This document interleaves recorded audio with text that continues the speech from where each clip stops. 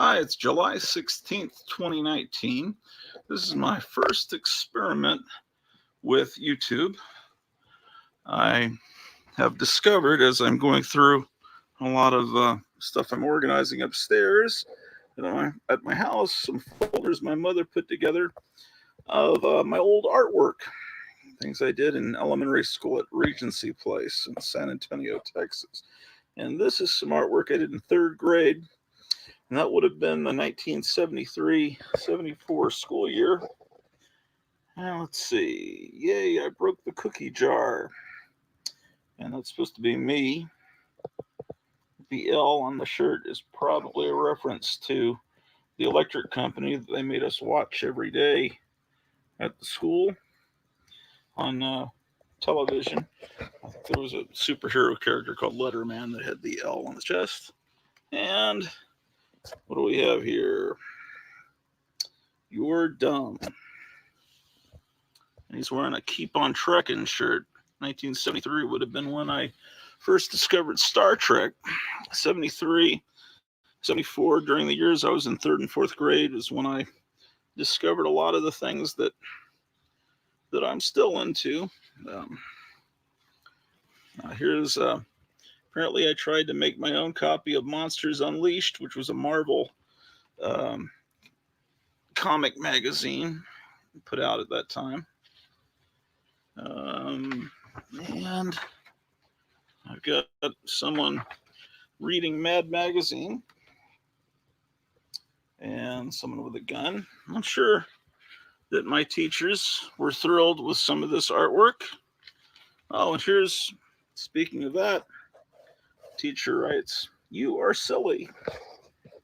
Let's see. I guess you've got some Eskimos here, and he's fishing. And down below the ice, help. Hum-de-dum, he's building his igloo. Oh my gosh, what is this? A clown.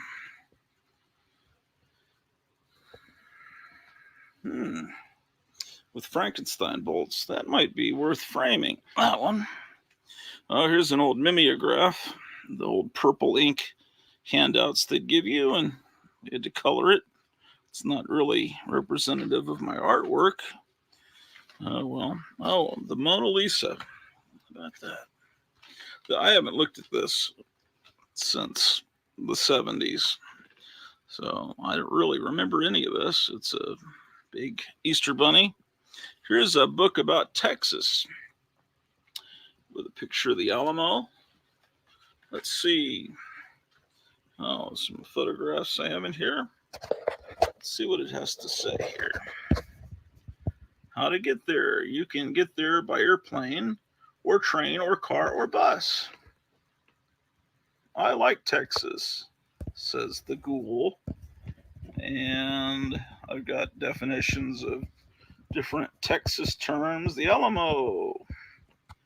This was a school project, apparently. Oh, the Battle of the Alamo. Ouch, bang. Wow. This would be page 2. Texas State Capitol. And Judge Roy Bean. There's his salon where you drink Coke, apparently. Cities: Dallas, San Antonio, Austin, Amarillo, Corpus Christi. State flower. The weather, hot. And interesting people of Texas. Why, there's Lyndon Baines Johnson. Later, he was president of the USA. Sam Houston, excellent portrait. And Davy Crockett, who has fangs. I had to get monster stuff into everything I drew at that time. And that was that project. And that's a man. More of this horrible, oh wow, they were teaching us metaphors and idioms in third grade. Interesting. fascinating. I didn't know they taught that at that age.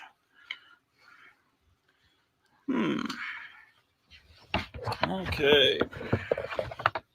Alfred Hitchcock's Mystery Hands. That's another thing that would be worth framing. It's Dr. Frankenstein, of course, with a portrait of his creation. I'm kooky. Let's see. Poems. Oh, that's a friend of mine that did this. And we had a comic book club that my friends and I would make our own comic books. And,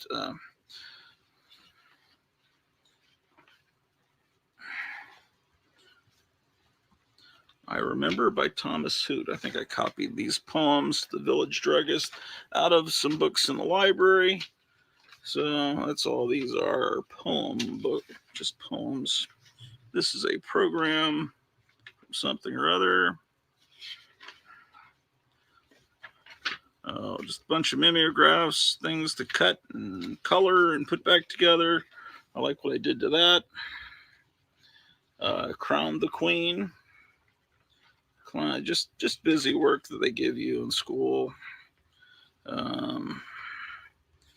Wow, amazing.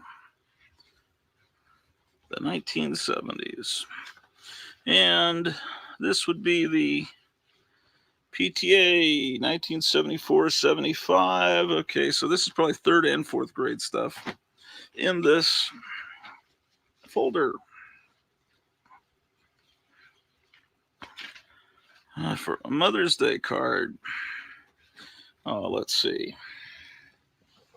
It has to say, Happy Mother's Day, I love you, from Kenneth. Okay, what are we going to find here? Now, this is worthy of the Modern Art Museum. It's apparently a Star Trek picture, maybe an experiment with watercolors. Star Trek. Wow. That is something. Cookie Monster. Apparently this is supposed to be a magazine because it was 10 cents. Now it's 25 cents. Cats. And that's supposed to be a fall picture, but it's pretty horrifying. That might be something to frame and put in the restroom. So that is a one folder.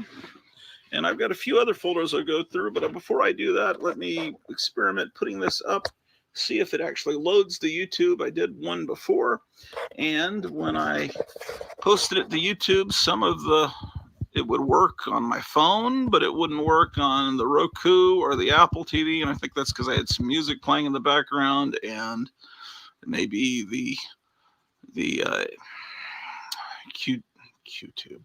YouTube must have thought this is copywritten music, and they made my video unavailable.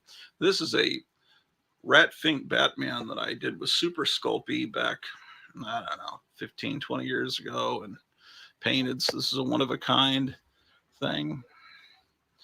I was showing it on Instagram earlier, so I have it out. But anyway, let me sign out, and I'll be back later. I'm going to start doing a lot of YouTube videos. I've been inspired by some various people online, and I'd like to get in and try this out. See you later. A healthy beginning is essential for developing lifelong mental well-being. As you grow, you may struggle with different feelings, such as depression, anxiety, disordered eating, or sleeping. At Cross, we help when you're at your lowest by guiding you to community resources that promote a healthy mind and inspire hope when you need it the most. For assistance and support, contact Cross at the number below or on our website. Welcome to the Waverhood. With Wayfair, finding your style is fun. Again, when the music stops, grabbing the chair. Doesn't matter if it's your outdoor style or not. I'm sorry, Carl. This is me in chair form. I don't see it. Oh, come on. This one's perfect for you. But you love it. I told you we should have done a piñata. I explained it so many times. Mm-hmm. They're not sitting. Rocks? You need to sit down. Wayfair, every style, every home. Hey, it's July 16th, 2019, and this is my second attempt to do a YouTube blog. I'm going through these various folders, finding artwork that I haven't seen in 40 years that I did in elementary school, and these were put together, and my mother seemed to save all the artwork I did as a child, so I'm looking through it. And I would say that we're probably in third grade here. It's a frog. It's a pig. And looks like we did a silhouette. Over here, I just pulled this bunny rabbit out that has seen some better days. Here comes Pete, the cat. Pete is a cat I've had for over 10 years. One day, it was a super cold morning, and Pete just showed up. He was a kitten, and he just walked in the door when I came in, and he's been here ever since. So I have Pete, and I also have another cat named Alan, and we adopted a beagle last year named Drusilla, and I had another beloved cat named Princess who passed away a little over a year ago, and my first, and also had another beagle that passed away named Daisy, and they're both still in my heart. Those never had any pets until 2006, so it's all kind of new to me. My ABC book. Oh, okay. Sorry, Pete. Apparently, this looks more like first grade. Maybe, let's see. A is apple. Let's see. B is a bird. C is, I assume that's a cat. Pete, what do you think? Does that look like a cat? D is a door. E is something, I don't know what that is. Egg, that's what that was. F is, oh, it's a fire. Wow. G is a gondola. Wow. Who would have thought of that? H. Man, help me with that. I don't know what that is. I, well, that would be an Indian. J is a jar. And K, well, that would be a kite. Yeah. L, a lamp. M.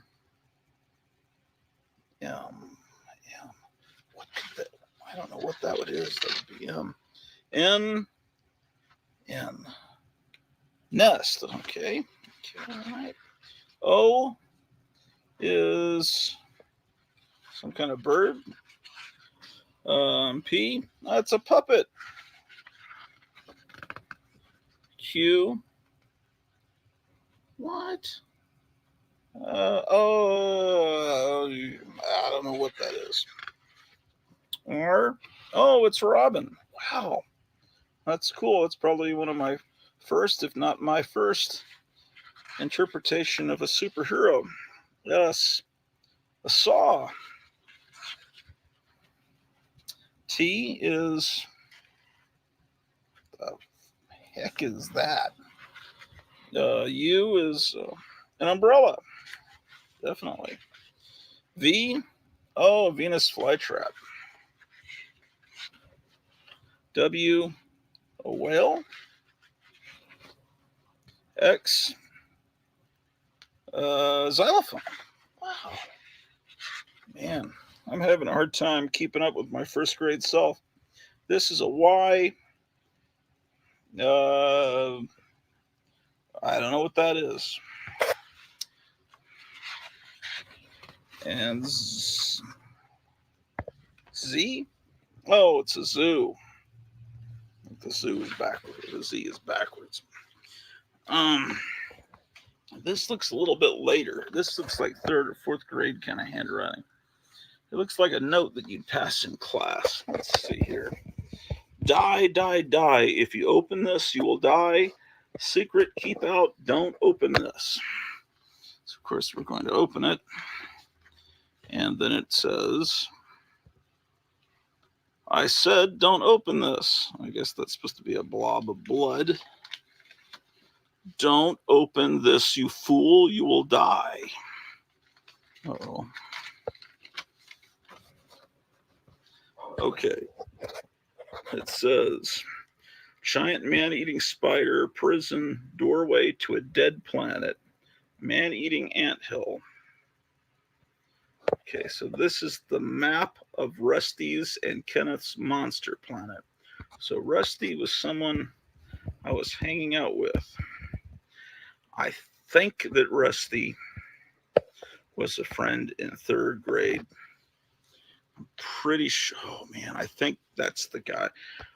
My memory's bad, but I remember I had a friend that passed away. I think that's him. He was flying a kite, and he wasn't using string. He was using some kind of wire, and it hit a high tension wire and killed him. Palace, where you get monsters' powers. Evil rock, to go here is to die. Scarecrows made of dead bodies. Oh, I misspelled bodies. Deadly force field. Another misspelling. Time doorway to Earth. Dead human bodies kept here. So it kind of looks like Epstein's Island a little bit. Been watching a lot of drone footage of that the last few days. This is kind of a... Maybe I should upload this on Instagram and tell people I found out the true secrets of Epstein's Island. Let's see, what else are we going to find here? Why, this seems to be an old-fashioned lady with frilly skirt. What is this? No, this is actually my older brother's. Got mixed up here, and looks like this is a book review of Mr. Pudgeon's. This is from 1967 at Wilshire, which is a school in San Antonio. So I'll put that in a different pile. The stuff that got mixed together from my older brothers, I'm putting. Oh my gosh, this looks like 2nd grade here for sure. I can kind of identify my artwork from my grade level. Please walk on the sidewalk. So this must have been some kind of contest to create a safety poster. Imagine this hung in the hallway at the school. So this kid is dumb enough to walk right in front of a car, and this person there's laughing at the fool that's about to be hit by the car. Meanwhile, the son is not paying attention. And more stuff. Let's just pull it all out here. Okay, the snowman. This paper is a little bit brittle. It's like handling old pulp magazines. It's they gave us the cheapest paper imaginable to draw on, but still, it's hard to fathom how many years it's been that the paper I drew on as a kid is now turning brown and falling apart. This is a spring picture. So you've got these people out flying kites, and the sun is a lunatic, obviously. Oh, wow, now this is interesting. It's the Transylvania football team. Wow. I wonder, I guess we were having to draw everything in squares or shapes. That must have been some assignment. This isn't my normal art style, but the mouth of the sun is a triangle and everything's squares and rectangles. So that must have been the assignment from whatever teacher I had at the time. And boy, I never picked up on all the music. I never learned how to read music, but here's some old mimeograph. if you're old enough to remember the days before photocopies, they had mimeograph machines with this purple ink. And when you got a copy fresh off the mimeograph machine, it had this great smell. I think there's a John Waters movie where you see the kids in the 60s as they get handed the mimeograph sheets. Each one of them holds it up to their nose and breathes in. It was just a wonderful smell. I actually remember this picture, and I remember this night. This was Christmas Eve, 1972. And I have great memories of this day, and I thought deeply that night. There was something, I had this this deep moment of thought that night where I still kind of connect right back to that evening today. And then the next day, I got all kinds of wonderful gifts. But I remember just thinking about life that night as I lay in bed waiting for Santa Claus to come. And I guess that's kind of a disrespectful picture of the reindeer and Santa Claus. But yeah, I kind of remember drawing this picture. I drew this at home. When it's on notebook paper, you can just tell that you did it at home and not in school. Let's see. Circle the word which tells how each child felt. She felt happy, proud. Yes. And of course. Oh boy. It's the reptile report. And I must have used an entire blue crayon coloring this cover. Oh, I remember how I did these reports. I would copy word for word out of the World Book Encyclopedia, and then I'd get a great grade. I guess nowadays people just print Wikipedia and claim it as their own work. But in those days, we actually looked up our stuff in the encyclopedia and copied it. Okay, Noel. Germany. Yes, for kindergarten, first grade, we lived in Germany. We lived in Landstuhl and Heidelberg. My father was in the army and helped run hospitals. And so I have a lot of memories of Germany and going to see castles and things like this. Time report. An early caveman would not have any. Okay, wonderful. Dinosaur report. Oh my gosh, what do we have here?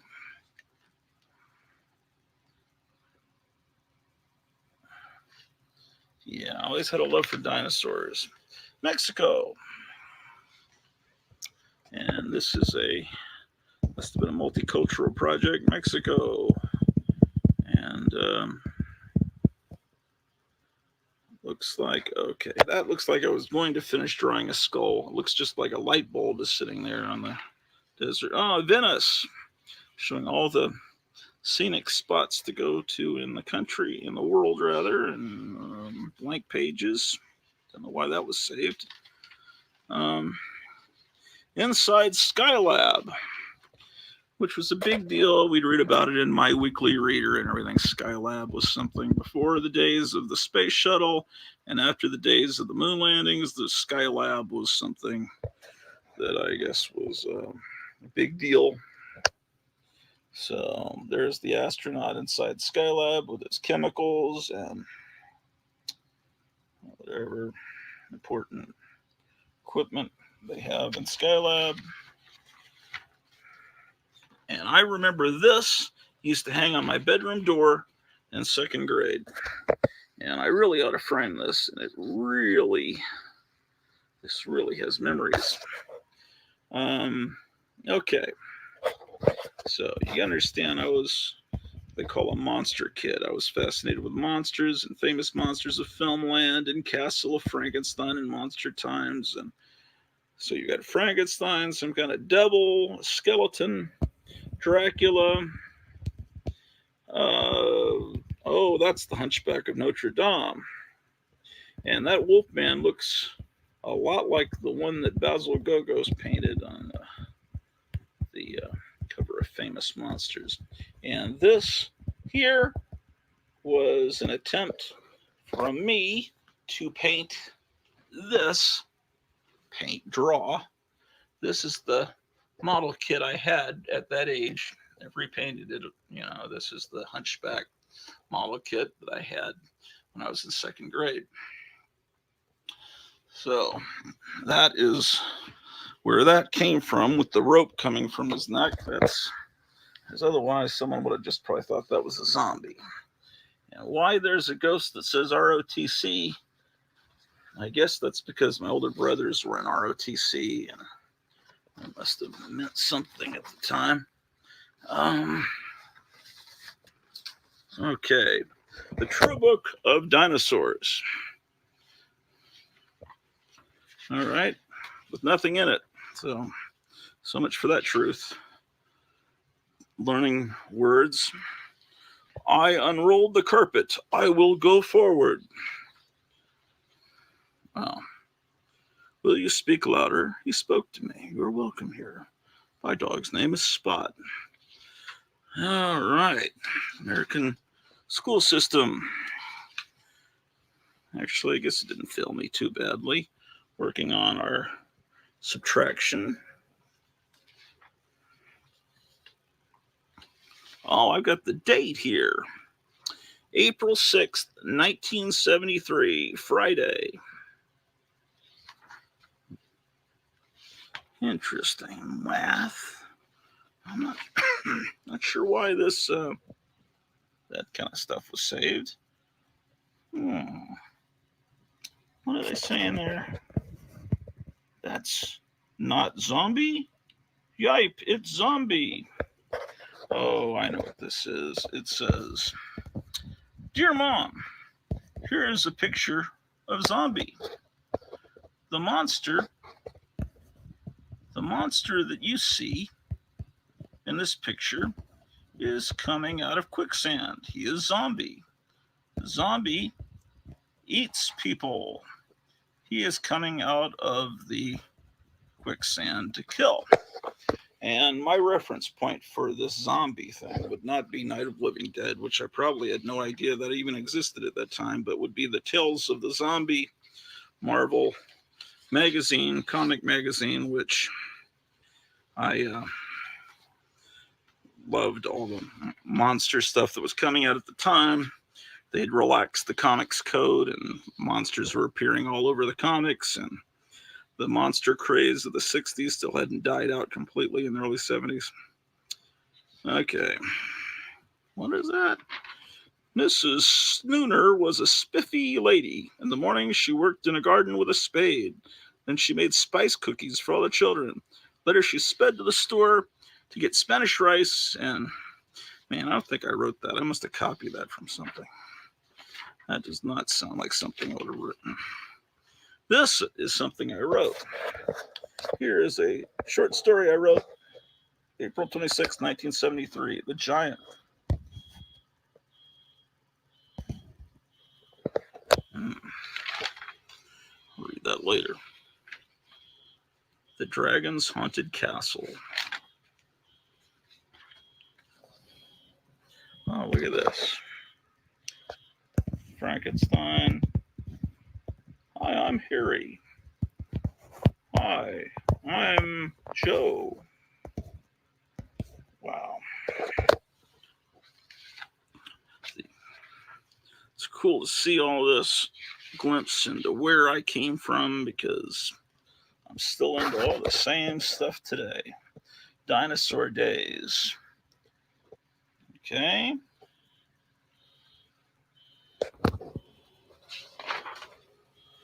Oh, wow, they had this testing stuff going on back then, too.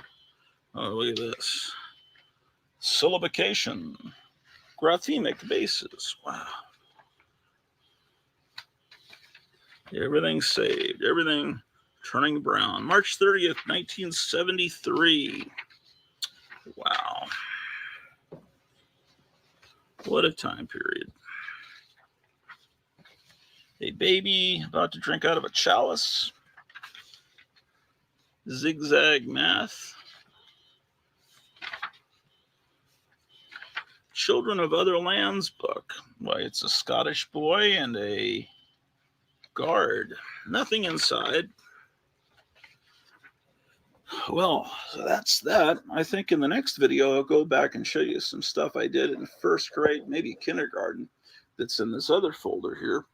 And that might be interesting as well. I will sign out and see if this video works. And see you soon. Hi, this is video blog number 3. It's the morning of July 17th, 2019. And the last 2 blog entries, I was going through some of my childhood artwork that I have found in these folders, saved by my mother in the early 1970s. And this is the third and last one, although I know I have a bunch of boxes of my attempts to do my own comic books from 3rd and 4th and 5th grade, and I can find those later and show you those. This here, let me see. Okay, this looks more like 1st grade. And here's my cat Pete investigating again. Let's see what we've got here. Wow, this is a pretty spectacular effort. It looks like a giant, oh, let's get off of that, Pete. A giant poster, and it appears to be a Civil War. Here, hold on 1 minute while I move some things around.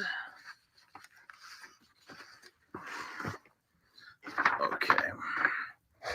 All right, so it looks like, I don't think this was a school project. This looks like something I was doing for fun. It says, Men in the War, Civil War. So I guess that's me. That would be my brother Mike, Happy Face, and Dum Dum.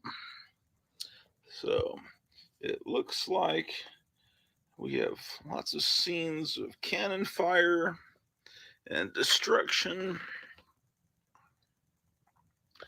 Here's a burning building, lots of explosions, cannon fire.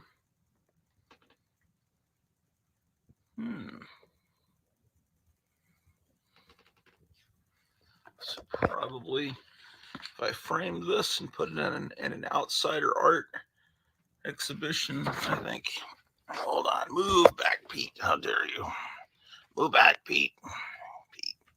No, Pete, you can't go onto this masterpiece. Let's see what else we've got here. We've got a hot air balloon being shot by this cannon. Hot air balloons. I think in 1st grade, which would have been 1971, which is, I guess, when I did this, I was really into the Civil War. I think I had I have a Civil War playset, still do.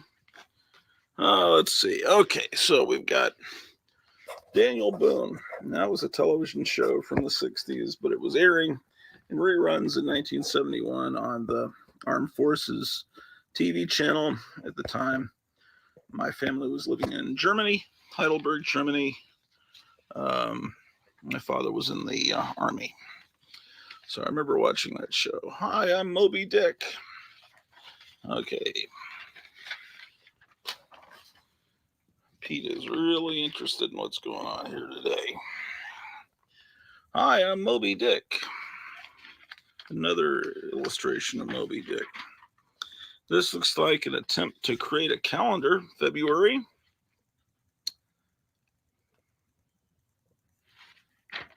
And more illustrations on the back.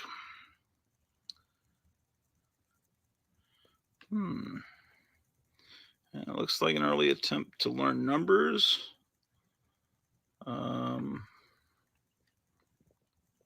That looks like my mother's handwriting. What? This is stuff I have not seen in well over 40 years. It must be a self-portrait. These are surfing mice. How about that? Now, in 1971, that was the early years of my fascination with monsters. After discovering famous monsters of Filmland magazine on the rack and desperately wanting to buy copies of it, I became obsessed with monsters, and that hasn't changed today. Let's see, here's probably one of my earliest attempts at doing a comic strip. Airman is on air.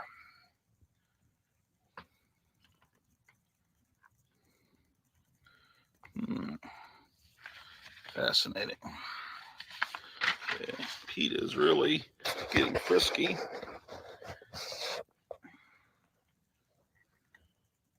What's up, Pete?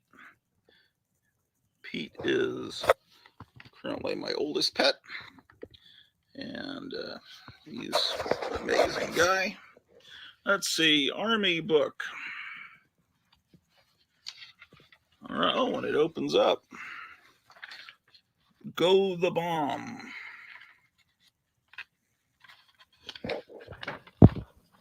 This book is good for kids. Is the book exciting? Boom. Okay, and on the back, some guy with a flag, something, I don't know what that is. It says, I don't. No, I don't. I don't.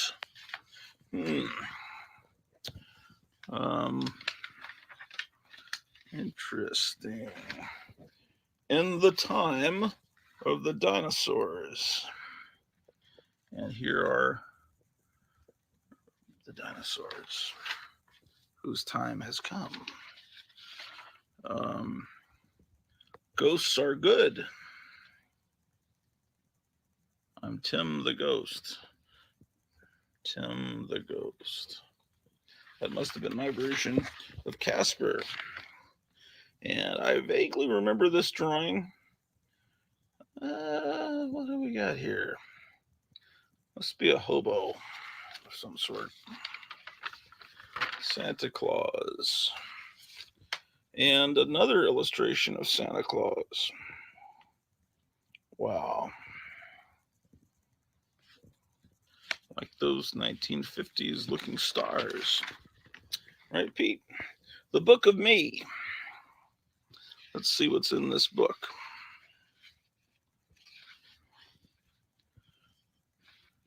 Hi, boy.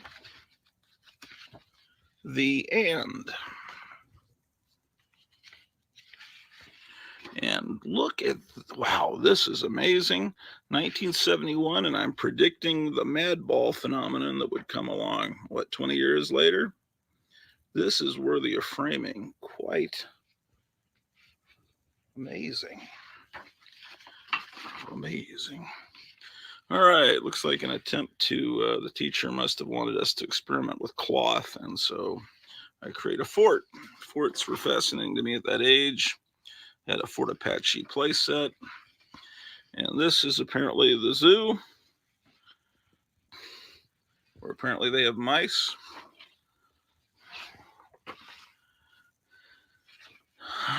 Okay, this looks like a very goth looking, depressing looking Tim Burton kind of, some maybe Robert Smith would have done as a 5-year-old.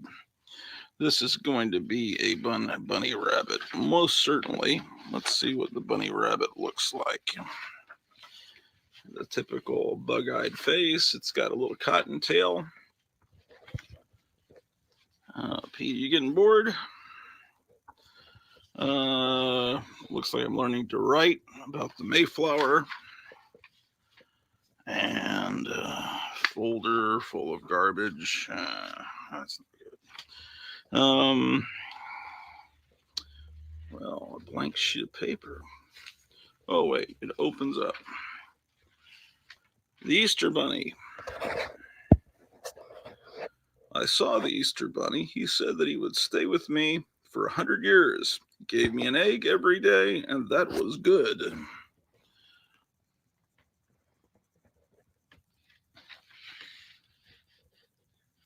That's actually pretty good. That is good. Let's see.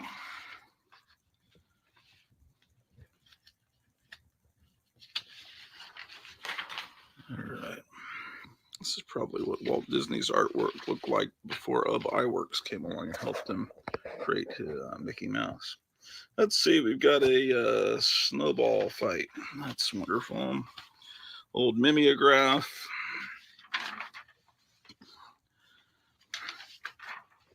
There are many kinds of animals, like cats. Animals are many sizes. They move in many ways, like trying to crawl into the shot. Okay. What is this going to be? Oh, an attempt at... Oh, this is when they made us finger paint. Disgusting practice. Finger painting. And here is some kind of animal that's floating or jumping. Don't ask me what. A boat. And here is Fort Apache. I had a Fort Apache playset that was given to me for Christmas about that time, so I must have been fascinated with it. It came from the Sears Wish Book catalog. A ghost. Oh, and obviously this would have been Halloween time. Very good Dracula, actually. Yeah, my early fascination with monsters. This is where it all began. My fascination with monsters that led to, later Aurora models, and about a year after that, and all the other monster insanity that has filled my life, as you see. But this is where it all began, back in the early 1970s. Families are different. They need different clothes. They need different houses. That looks like a fascinating piece. All right. That's kind of okay. Looks like a... All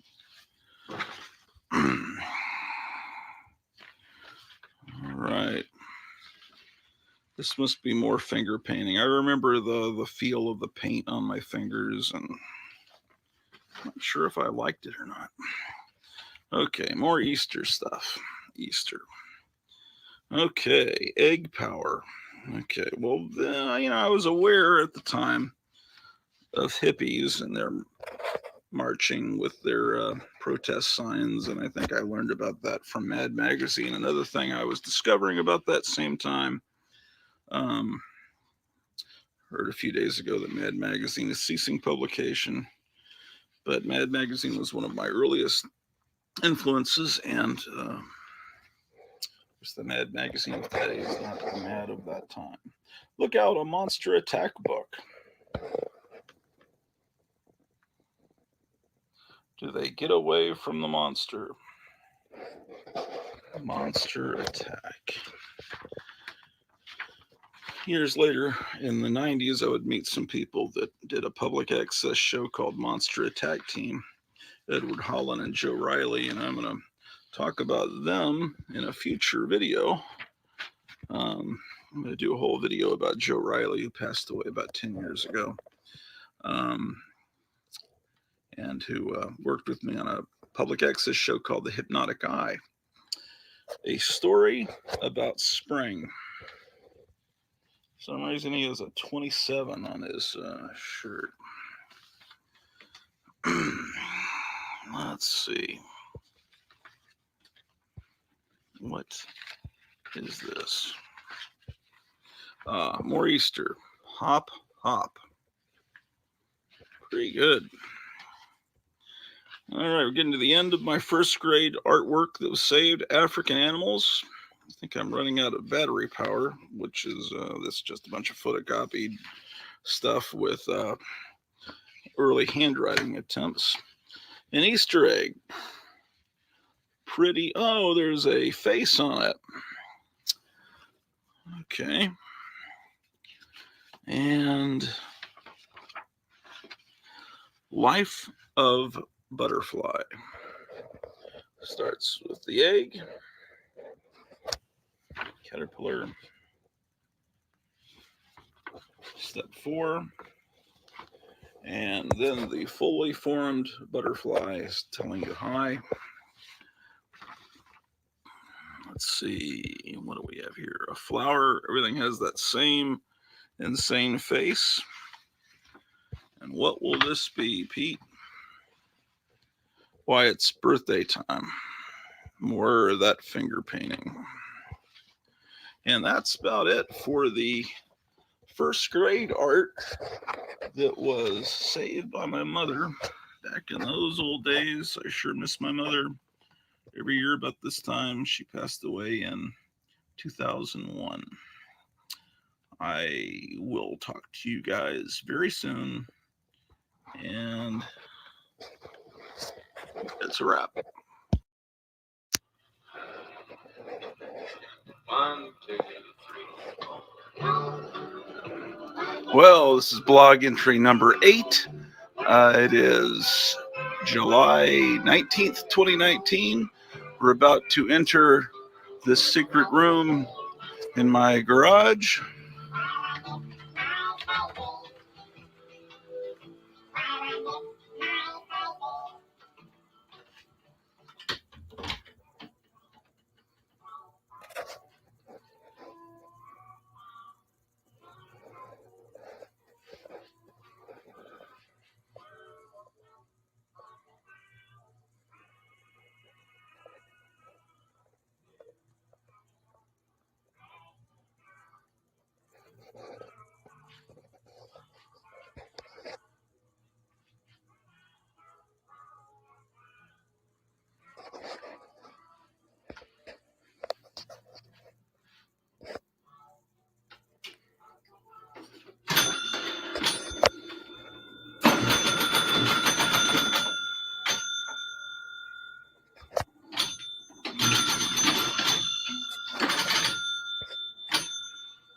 Can't really play while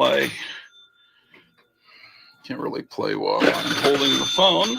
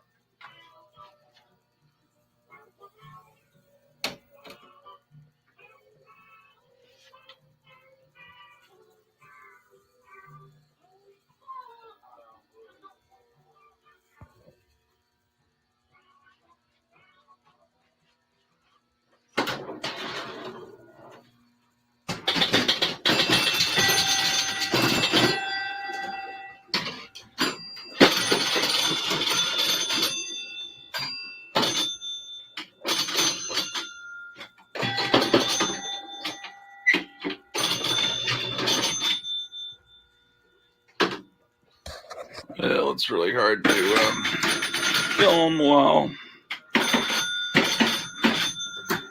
holding the phone.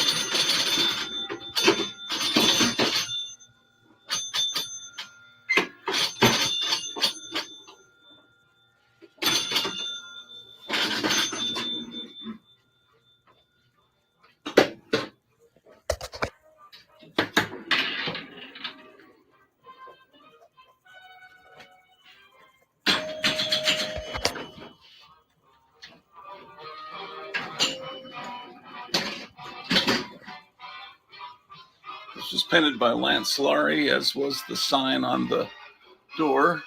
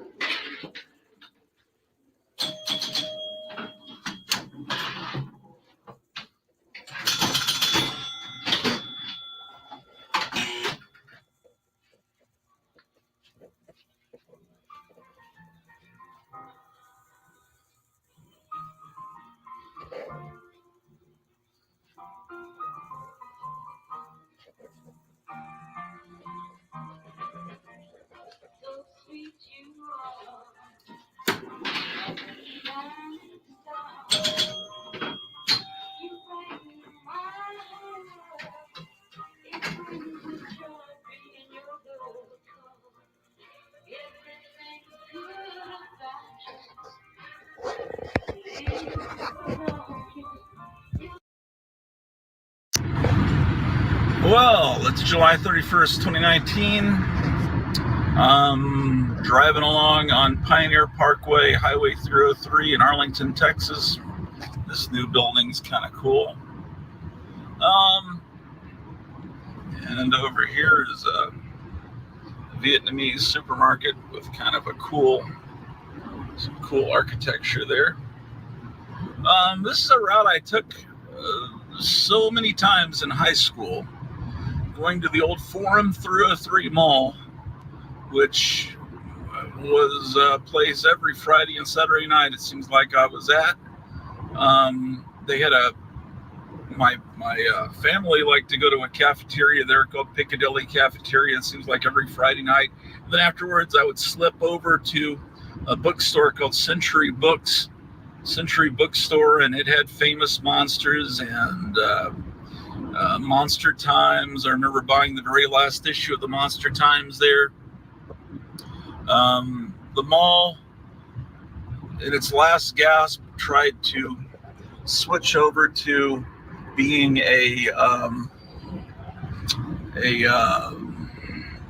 a bazaar, like a flea market, and then it finally was just bulldozed, and it's now a big, big giant warehouse of some sort. But that was a great mall. It had a movie theater with 6 screens, and every weekend they ran midnight movies. They always had the Rocky Horror Picture Show and Dawn of the Dead and Flesh Gordon and whatever else. Some of the movies rotated, but Dawn of the Dead and Rocky Horror Picture Show were there every Friday and Saturday night. Right over this bridge is where the mall used to be. And now it just lives in memories of people that grew up in this area. Oh, they had a great arcade there called Forum Fair with Carousel and all the great games. So that would be a place we would hang out in the early 80s. And the mall was kind of neat. Right now I'm on my way to Cosmic Comics, which is in Grand Prairie. Grand Prairie starts on the other side of this bridge.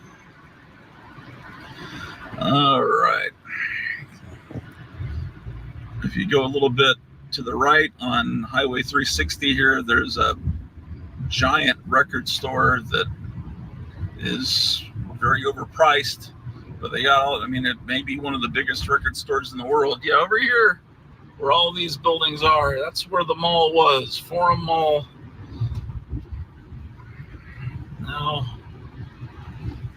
long gone. Can't even find many photographs of it online. If someone has pictures or video of that mall, it would be great. They had some comic cons, or at least one that was in the mall, and it was kind of neat. There was a great gift store in there called Helen Gallagher's that had all kinds of gag gifts, and all in here was the mall. Oh yeah, it's gone.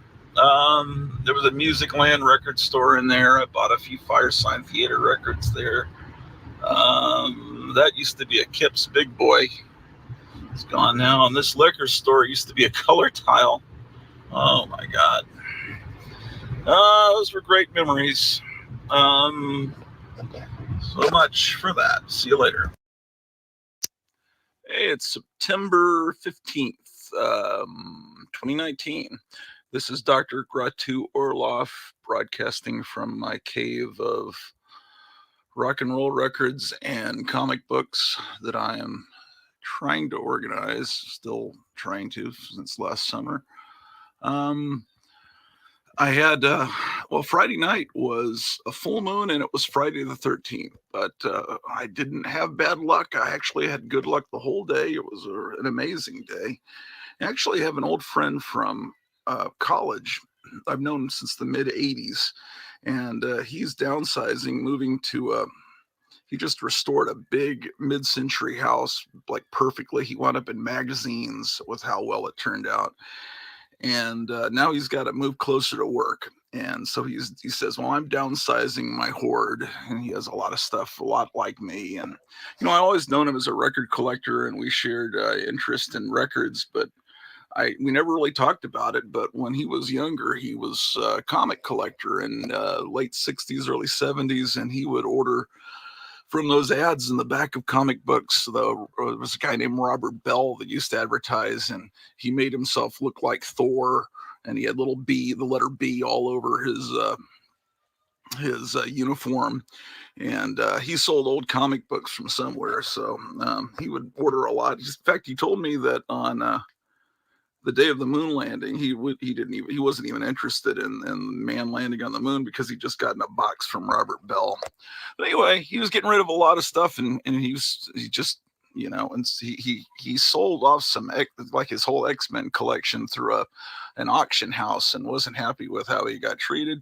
And he said, "Here, I'm just going to give you, here, you can just have my whole Avengers collection because I know it's going to go to a good home." So I was going to do one of those unboxing YouTube videos here, and this is the box he gave me, and I'm going through it for the first time, and let's see what we've got. So the bags are old. I'm gonna have to rebag these. It looks like we've got Avengers 13,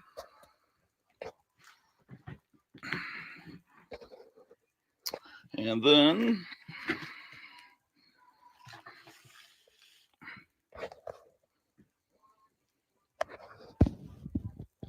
we got Avengers 14.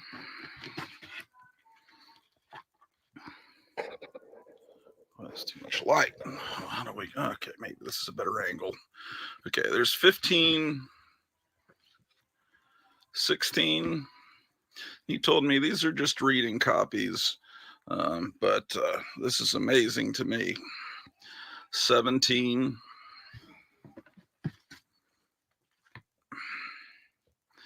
There's 18. 19. And it's actually in its Robert Bell bag. Let's see, is this Robert Bell? Let's see. Yeah, Robert Bell, box 18, Plage. I don't know how to pronounce that in New York. I read an interview with him, I think in the Comics Journal years ago. He was kind of notorious, and people made fun of him because he said that having tape on a comic book was not considered a flaw. Here's a beautiful cover. That was when Marvel briefly was Marvel Pop Art Productions. And we've got 21. Looks like this is a complete run up through the early 70s.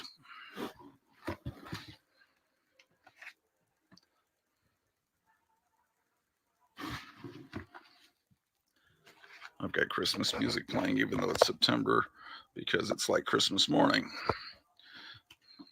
Well, that's not really the reason, but it sounds good. Okay. Let's see, running out of power on my phone.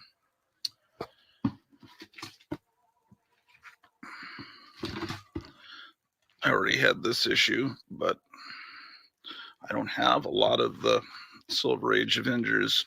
I started collecting in the early 70s, but I guess I do now. This is such a wonderful gift. Okay, we're up to issue 30 now.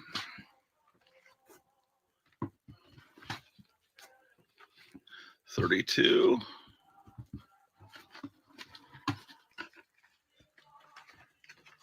33, 34,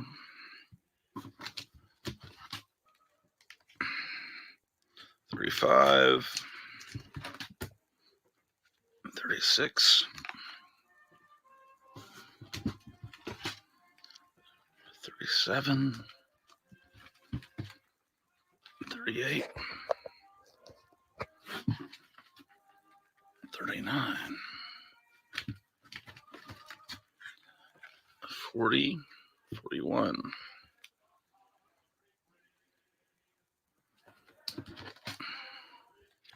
42, 43, 44,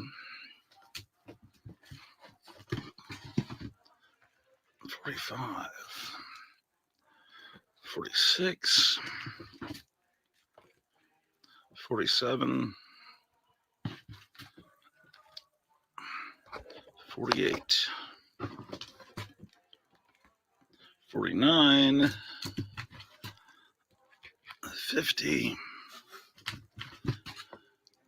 51, 52. You know, in the early 70s, The only way to get older comics was garage sales, used bookstores, or mail order. It wasn't here locally in the summer of '77.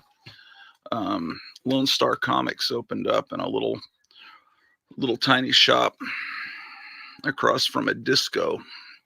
There's the first vision. And then I was able to get older comics, but before then it was, and my mother, when I was real little, I would have had a much better collection, but my mother did not. She grew up in the Depression, and she frowned on me buying anything used. That was like not a good thing. And she said, if you buy something used books, you'll bring book lice into the home, and then they'll eat all your books. That's what she told me, and I don't know. So she didn't want me buying old books, or I would have been able to amass an amazing collection at that time period. Okay, now the books at this point aren't bagged. Looks like for a ways here. So we got 66, 67. I'm going to spend part of the afternoon rebagging these and bagging some of them for the first time and boarding them. Okay, up to issue 70, 71, 72, 73, 74, 75, 76, 77, 78,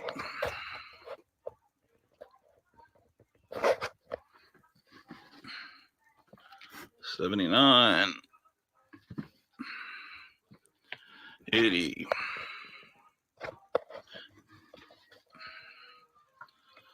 81,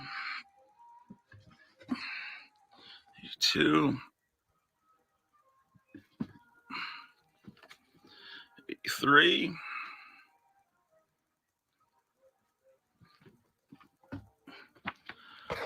84, 85. It's hard on the back. Okay. Okay, it was 86, so we've got 87. Black Panther Origin, 88. 89. Yeah, my friend kept his Spider-Man collection, and he kept his Captain Marvel collection, and he was in his adventure comics with the Legion of Superheroes in the 60s. Those are the ones he's keeping. But yeah, he just gave me this completely. This is just an amazing gift. This is okay, so we move into the 20-cent era, which is when I really started to buy superhero comics. I was born in 1965, and I was mainly as a little kid. I started with Harvey Comics, and then I moved to horror. I'd buy Tomb of Dracula, anything horror related. And then I think my mom bought me a Spider-Man comic as a gift when I was sick one day, and I didn't really read it. I wasn't really into superhero comics. And then I bought the Marvel Treasury edition of Fantastic Four, I think the second Marvel Treasury edition, and was so amazed by it. I went back and read the Spider-Man comic that I had, and then I started buying Marvel like unbelievable quantities and joined that Foom club, and which I still have the poster here. That's my original poster I had framed. So anyway, my friend's about 8 years older than me, so he was aware in the 60s and buying comics. So we're up to 106, and we're coming up to when I started to buy Avengers comics. I think, let's see, I think my first issue of the Avengers must have been around a 120 or something. I remember getting that when my dad took me to the PX at Fort Sam Houston in San Antonio. 112, 113. I remember the cover, it was purple cover. 114, 115, 116, 117. 118, 119, 120, 121, 122, 123. Okay. Now they're bagged again. 124, 125, 126, 127. Ah, yes, this is the first issue of the Avengers I ever bought. So I have another copy of that. 128. So here's 129, which I don't have. 130, 131. I have that issue. It had Frankenstein monster on it. 132, 133, 134. 135, 136. I have that issue. I remember buying that in Tacoma, Washington. 137, 138, 139, 140, 141. I have that. 142. And last but not least, 143. So that was the amazing gift that I received Friday night. I'm going to ring off simply because my battery's about to die, but let me charge it. I'll be back with more videos this afternoon. Take care. Bye. Listen up. I devised a plan to find better home internet, guys. Madison, you scout the web for the best deals. Peggy, you monitor our projected data usage. And Ellen... Avoid that hassle and go with US Cellular Home Internet. No more guesswork, and it is faster than ever. All right, new plan. You sign us up for US Cellular Home Internet. Clipper and I will try it out by streaming the game in our new sports theater. Is that a grill? And a hot tub for you. US Cellular new and improved home internet. Just $34.99 when bundled with a wireless plan. The gods have spoken. You need a new, clean, heavenly body wash with Native. In the late 1970s, these started appearing on newsstand racks. And it's the superhero catalog of games, books, toys, and puzzles. And I picked this up. And it was put together by Joe Kubert's art school, the students there. So if you look through it, it has ads for all the toys, the Mego. Well, today people call them Mego action figures, but in all honesty, back in the 70s, they were called Mego dolls. And that's something people don't tell you. But somewhere in here, and let's see if I can't find it, there's an ad for all the Marvel Treasury editions. The one that, do they have it? No, they don't. Oh, yes, they do. This one here is the one that really got me into Marvel Comics. Number 2, the issue that reprinted the Galactus trilogy, the DC Treasury. Here it is. This book here I ordered from either this catalog or the one after it. Comics by Les Daniels. It was $7.95. It says, tells you how the comic book industry came to be and where it is going. Only $7.95. So that was one of the best investments I'd ever made. That book by Les Daniels just changed my life. Now, before I show you that, let me show you the complete run. I don't know if it's the complete run, but this was the second issue. So I picked that up too. And, you know, it was Heroes World, which was a big comic store, I think in New Jersey. I don't know if they're still around. I don't think they are. So they just kept putting out issues, and I've seen other people do retrospectives of this. But, because I ordered that from them, I kept getting issues, I think, past what most people are even aware that, they kept publishing. So, because this one I don't see very often, and this was mailed to me. It has the address label on the back with my childhood home, and so that's the complete run, at least my run, of these Heroes World catalogs that came out in the late 70s. And this is the book, Comics, History of Comic Books in America. Now, the illustration isn't quite what you would expect. It looks like a golden age hero, but one that never existed. Thing about it that was so great, one of the things that was so great about this book, the author is a great writer, but the graphics were done by Mad Peck Studios. And Mad Peck was this great underground cartoonist that just did this insane graphic design for this book. Before this, the only real history I knew about comics came from, Stan Lee's Origins of Marvel Comics and all that. But in 1975, I got, it was about 75, 76, probably 75. We were living in Tacoma, Washington. This giant, it's about the size of a Treasury edition book, came into my hands, and it's The History of Comics by Jim Steranko. It has this wonderful artwork, and has the whole history of comics with these great illustrations from Alex Raymond. It starts with the pulps. It has, pictures of pulp covers. And trust me, myself in 5th grade, I pored over this book and read every word and looked at all the little covers. This is the first drawing of Superman sketch. I mean, it just was great. So this taught me a lot about the golden age of comics.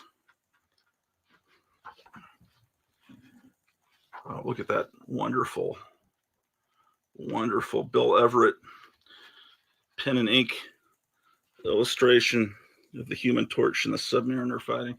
There was a second volume. That one cost $4. This one cost $6. And this one goes more, it goes into the Fawcett, it goes into Captain Marvel, it goes into Blackhawk, Airboy, Plastic Man, Uncle Sam, the Spirit, reprints the whole Spirit story. So that's what I knew about comics. But then this book falls into my hands that I ordered from that catalog I just showed you, Comics. Now this book really is amazing. It goes through and it actually reprints whole stories, early Superman story. An old Crime Does Not Pay story. It talks about, it goes into a lot of areas of comic book history that the other books don't, like funny animal comics, which was a huge genre. And as it goes through, there's a whole chapter about EC. And as it gets into the EC chapter, that's when I really became fascinated, and it reprints some whole EC stories. A story from Mad, Julius Caesar. It goes into the Comics Code controversy. And this is where I learned a lot about the Comics Code and how it had banned monsters, and then was relaxed in the early 70s. And anyway, as you keep going, it gets into the new comic books. which is a big part. And then what they're doing here is they're talking about the underground comics. And I need to be careful flipping through it because there's some probably inappropriate, there was one, illustrations, whole chapter on underground comics. And I think when they're talking about the new comics here, they're actually talking about Help and eerie and creepy, the mid-60s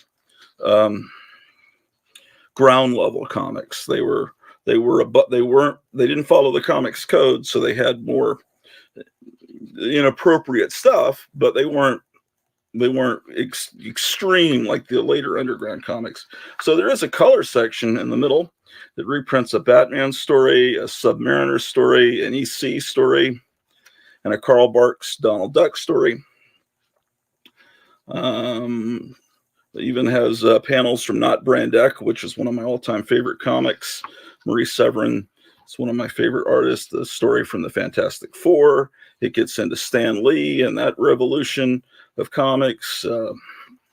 But when it gets into the underground comics, it really blows your mind. And the weird thing is, this was in my junior high school library. And so I was able to check this out, carry it around with me to my classes. Later on, I think I was in 9th grade, that's 79. I think they pulled it from the library. Someone must have realized some of the inappropriate stuff that was in it. So I would find that book if you want to look around on Amazon, eBay. It shouldn't be too expensive, but it's got a wealth of information, and it's extremely well written, and it just I love the layout of it. I love that Mad Peck artist. You can look him up on the internet. This is a picture of my mom when she was in high school. She was wearing a kind of cowboy hat. She must have been in some kind of drill team or something. This would have been in the early 40s. I show you that because I wanted to show you some of the comics she bought for me when I was a little kid. And I will show you that in the next video, or one of the next videos. When I was homesick, she would go out and usually pick up about 2 or 3 comic books and bring them home to me. So it's because I was sick one day in 74, 75. She brought me home the Hulk issue with the very first appearance of the Wolverine, which is what, 181? The one which is valuable, but the one that people really prize is the next issue where he's on the cover. And even though that's not technically his first appearance, I don't own that. If I had just been sick that next month, or maybe if it had, I gotten sick again, like a recurring flu or something, if I had just been sick the next month, maybe she would have picked up the issue of the Hulk that would, be an unbelievable value. Even though I don't sell, I'm not looking for key issues. I don't slab stuff. I just want to have what I love. I buy what I like. I always have. Honestly, I probably wouldn't have picked up that issue of the Hulk if I had been in the store. I would have bought something else that's now completely valueless. I was really into the Fantastic Four and Spider-Man at that time, and the Hulk I was kind of lukewarm to. I later, and Thor, I later became really more, especially Thor, got into those characters. But she's the reason I've got that issue of the Hulk, and it's in great condition, and I'll show that to you sometime. I'm just still trying to go through organizing. I just jumped out of the shower, so my hair is wet. I want to jump on before I go to work, and going to work means going down to the living room and opening up my laptop and doing Zoom meetings, because my work is being done from home now. But between certain hours, I'm supposed to be constantly on call. So I can't really goof around during the day and upload videos during the day. So anyway, I'll be back around this evening. Maybe I'll put up another video. I'm starting to get a little bit more comfortable talking on camera. it's a little unnerving at first. I hope people enjoy the videos. I'm going to start showing off as I go through and organize the collection. I'll show you.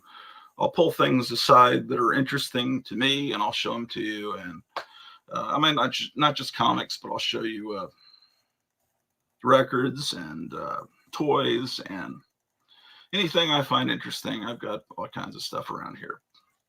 But I guess I need to run and eat some breakfast, and I will talk to you soon. Take care.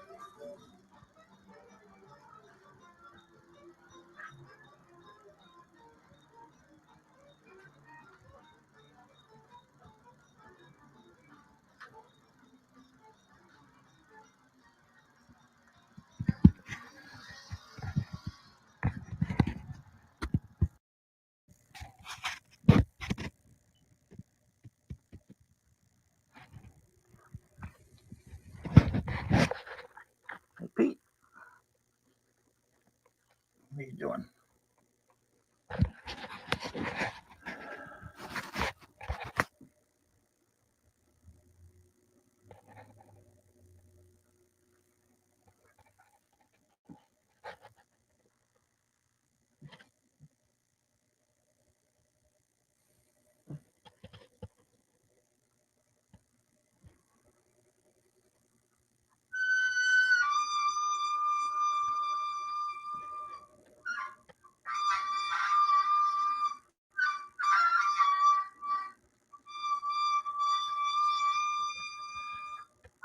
This is my version of ASMR. For those who know, this is your ASMR sound.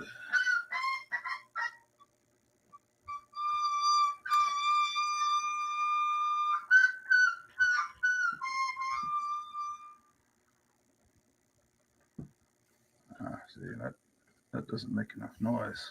This is the sound.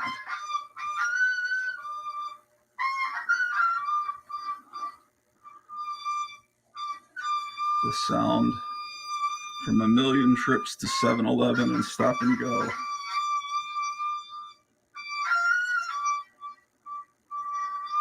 I could oil it, but then I wouldn't hear this sound. And they never oiled them in 7-Eleven.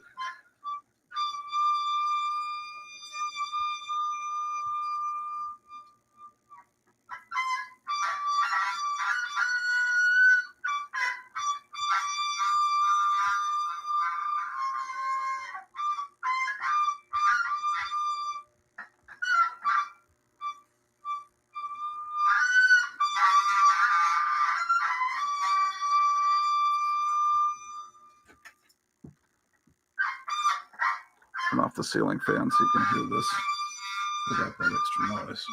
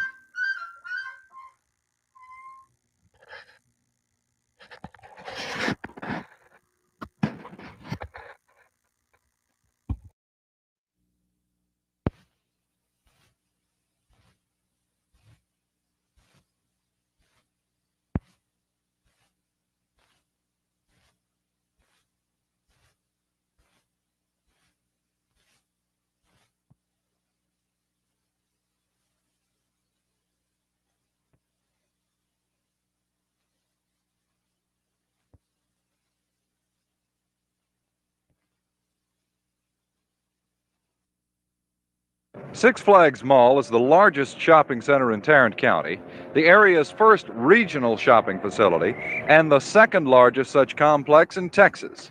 20 years ago, it wouldn't have been possible to construct the facility. There were barely that many businesses between Dallas and Fort Worth. The mall has almost 100 different stores and businesses now. More than just a shopping facility, the mall is also an economic indicator. It seems to refute the contention that the Mid-Cities area is being severely affected by the national economic slump. Despite that slump, Six Flags Mall was crowded today as soon as the doors opened. People have money to spend, and if the mall is any adequate indication, they're eager to spend it. Jay Lewis, Channel 8 News on the Move at Six Flags Mall.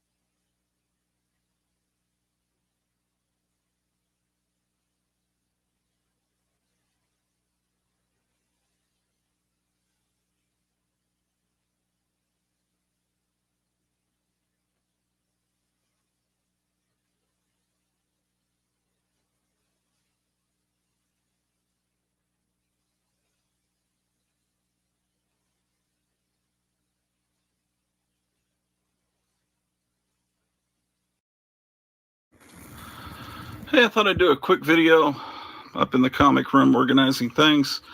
Wanted to tell a little quick story. I think I've told it before.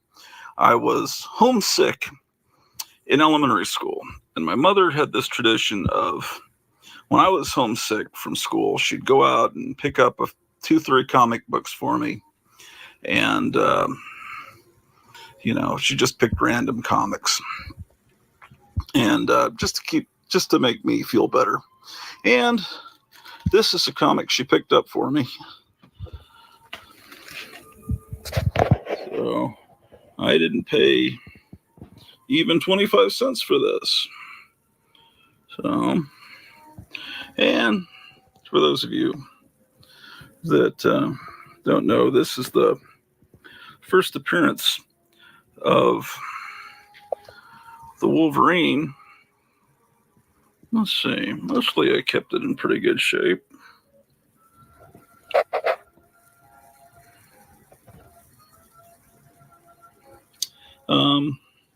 Although issue 181, if I was just sick a month later, it would have been much better, because that's the one that has Wolverine on the cover fighting the Hulk, and that's the one that's worth many thousands.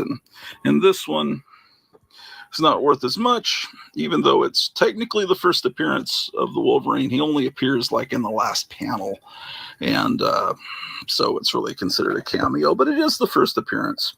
But the second appearance of the Wolverine is the one that's worth the big money, but I'm not selling it, so it doesn't really matter. But it's a neat story that I have that issue, and I didn't pay anything for it. There's Groot, late period Kirby. He couldn't see too well.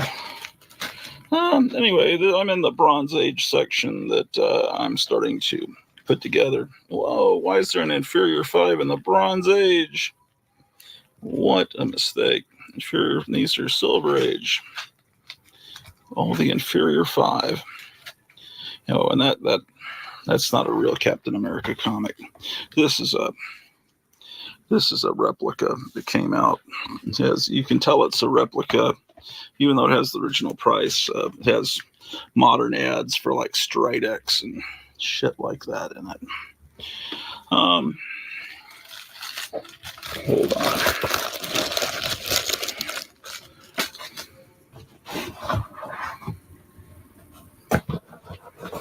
Let me move a few things around.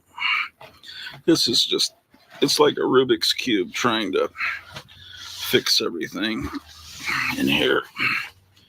And I never could do the Rubik's Cube. Okay. So, Sugar and Spike. I have to tell you, this is a great comic. I think I've mentioned it before.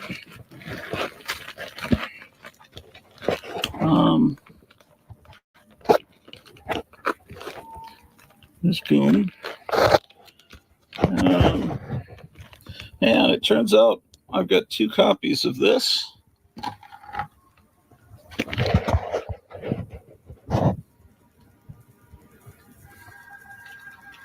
And the significance is that it's the first appearance of the Black Widow. And I just discovered today that I own 2 copies. I knew I bought one from Jason Cohen at his store a few years back, but apparently I already owned it. And it looks like I have 2 copies of 72 as well. And that's a problem. I keep going several decades and forgetting what comics I own, and then going crazy in comic stores and buying the same things over again instead of the issues that I really need. So for that purpose, I'm going to make this quick video. So if I'm ever in a store and need to buy some comics, some Journey into Mystery, I can put this video on my phone and see what I already own. So I already own 98. So this is a note to my future self. I really should be showing these covers a little better. 101. Tell you what, I'll do another video here in a little bit this evening where I'll lay out all the Thor covers where you can actually see them. That's I'm doing it in a half-assed way, and I'm about to go pick up some Mexican food, so I don't want to rush it and make a half-assed video.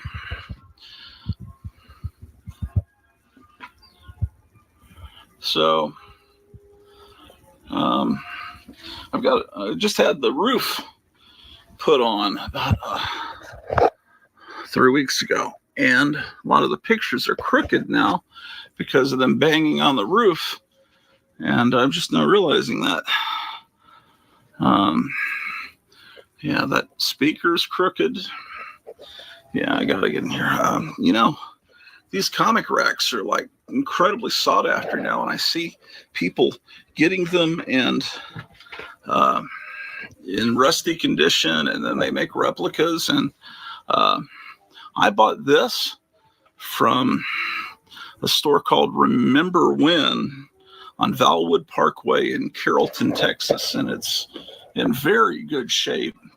And it was run by a little old lady with her hair in a bun like Aunt Bee in the Andy Griffith Show.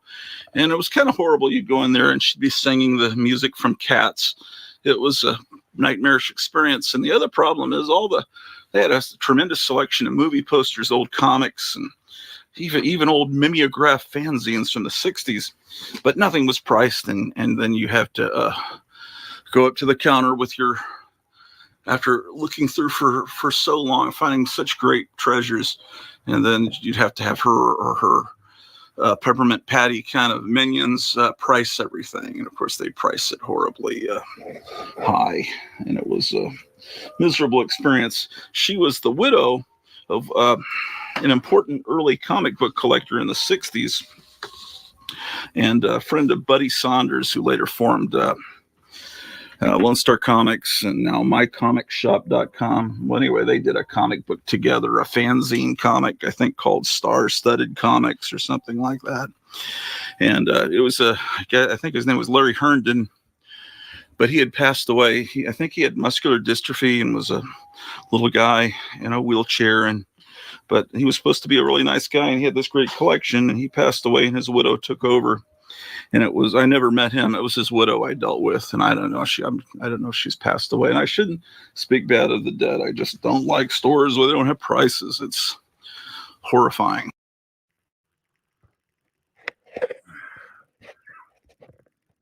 Well, as promised, I'm going to go through my Thor comics. More just so I don't accidentally rebuy the same issues.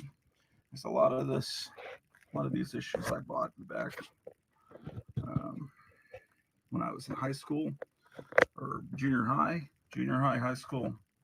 So, and I'm 55 now, so I've got to, sometimes I'll forget what I own and I'll buy the issue again. So I'm going to commit it to video. So whenever I'm in a comic store, I can look and see what I've got. So again, I don't have a world-class collection, but let's see. We start with Journey into Mystery number 98.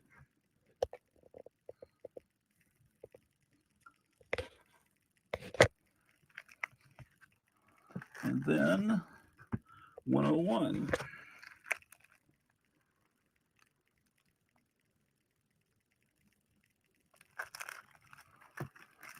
$102.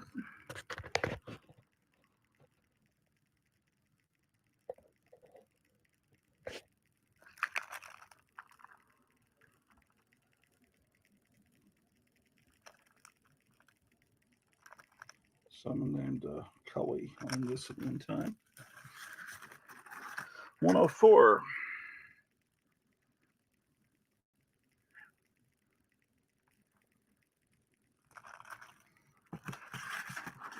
Okay, so then I jumped to 107.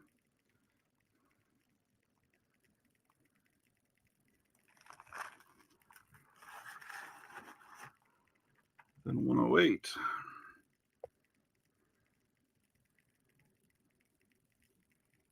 This says Doctor Strange in it. And here's the classic cover.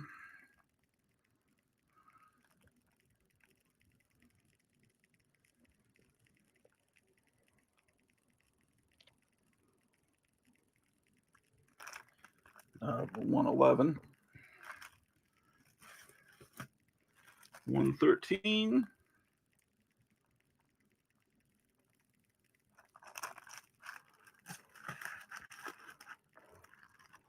this issue, they must have run out of time, or a cover that Kirby drew was rejected because they just used panels from inside the comic. 119, this is when Marvel started calling themselves Marvel Pop Art Productions for a few months, trying to cash in on the Andy Warhol stuff and the Liechtenstein stuff. Okay, and that was issue 120, sorry. And then 121.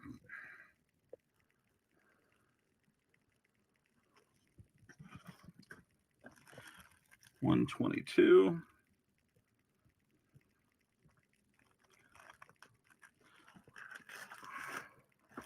123. These were pretty affordable back in the 80s if you just stuck to copies that were very good, but 124. Enter Hercules. 125. Not sure what this total price 15-cent sticker. Maybe someone has an explanation for that.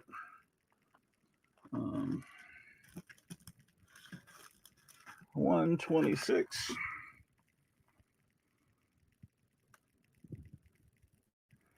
There are some folds. This one is not in the best of shape, but it's fun to read. 127.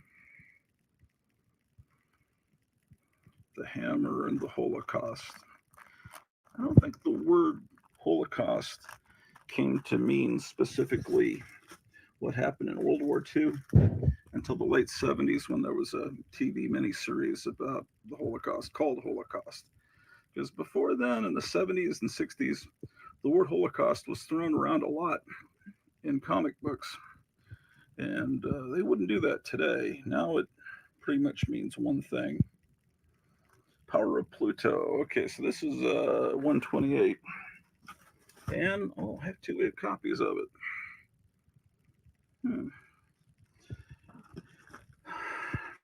129. By this point, Journey into Mystery had changed its name to Thor. 130.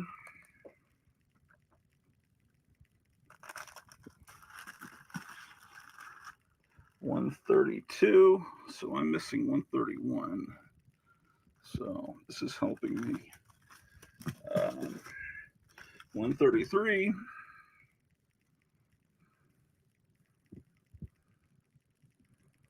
I don't know if you count that as a date stamp. When it's done in grease pencil, it's not exactly a stamp. What a beautiful cover, though. All right.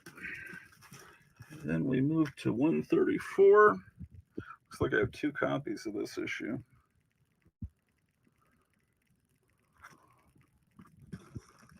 All right. I'm missing 135.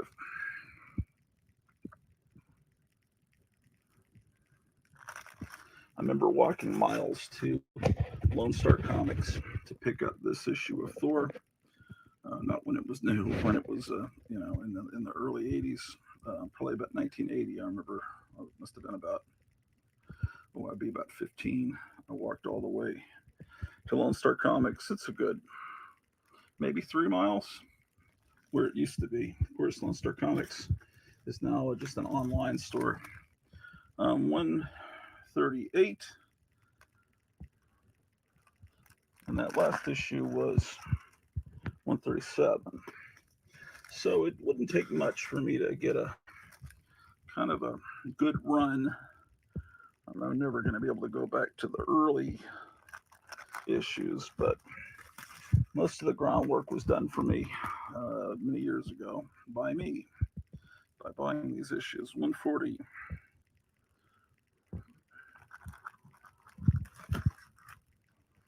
141. I've got 2 copies of this. Who is Replicas? And this one looks like it was a subscription copy. They used to fold them and send them in the mail. 142. Someone did a takeoff on this cover for Hellboy in the last few years. This is a great cover. 143. They're all great covers. What am I talking about? 144.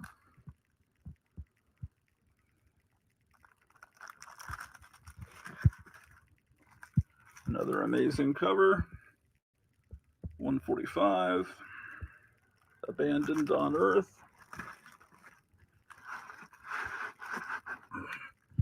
146. If the thunder be gone. 147. The Wrath of Odin. And 150. With Hela. And I have 2 copies of this, and she was done magnificently in that last Thor movie. 152. Yeah, looks like I have doubles of this one too.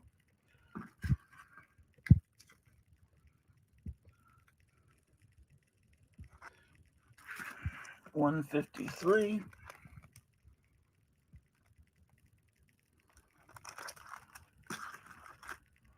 154.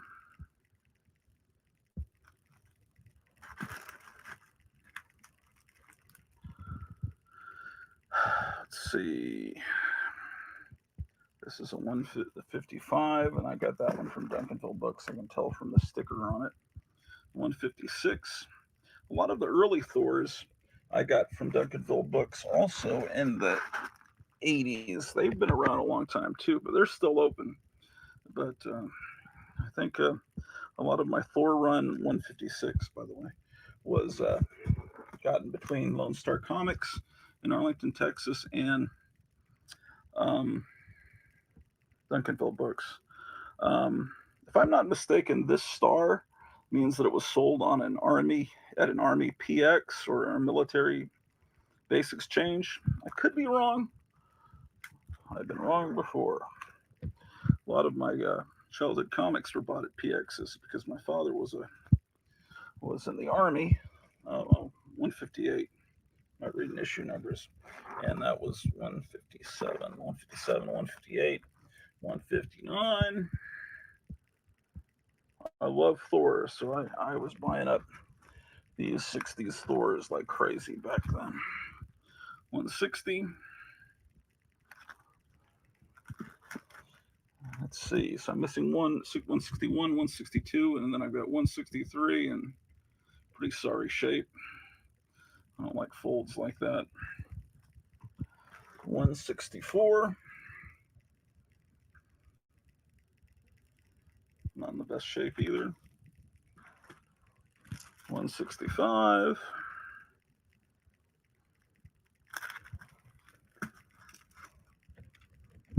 166. I'm sorry, 168. So I'm missing a few there. Then it goes to 172. By this point, everybody was on autopilot. Kirby was getting real close to leaving Marvel. And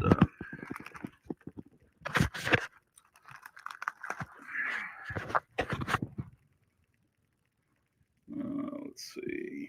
This is 174, and it looks like I have 2 copies of it. And then 182, and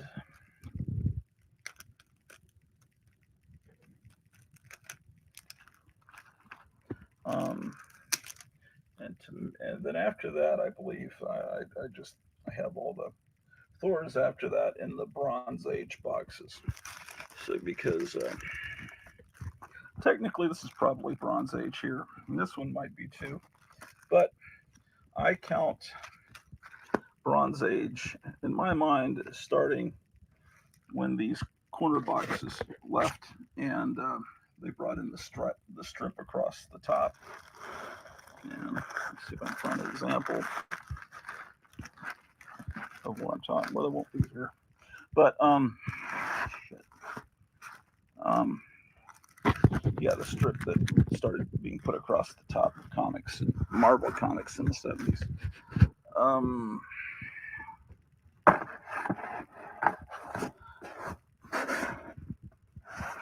These are my 60s Thors, and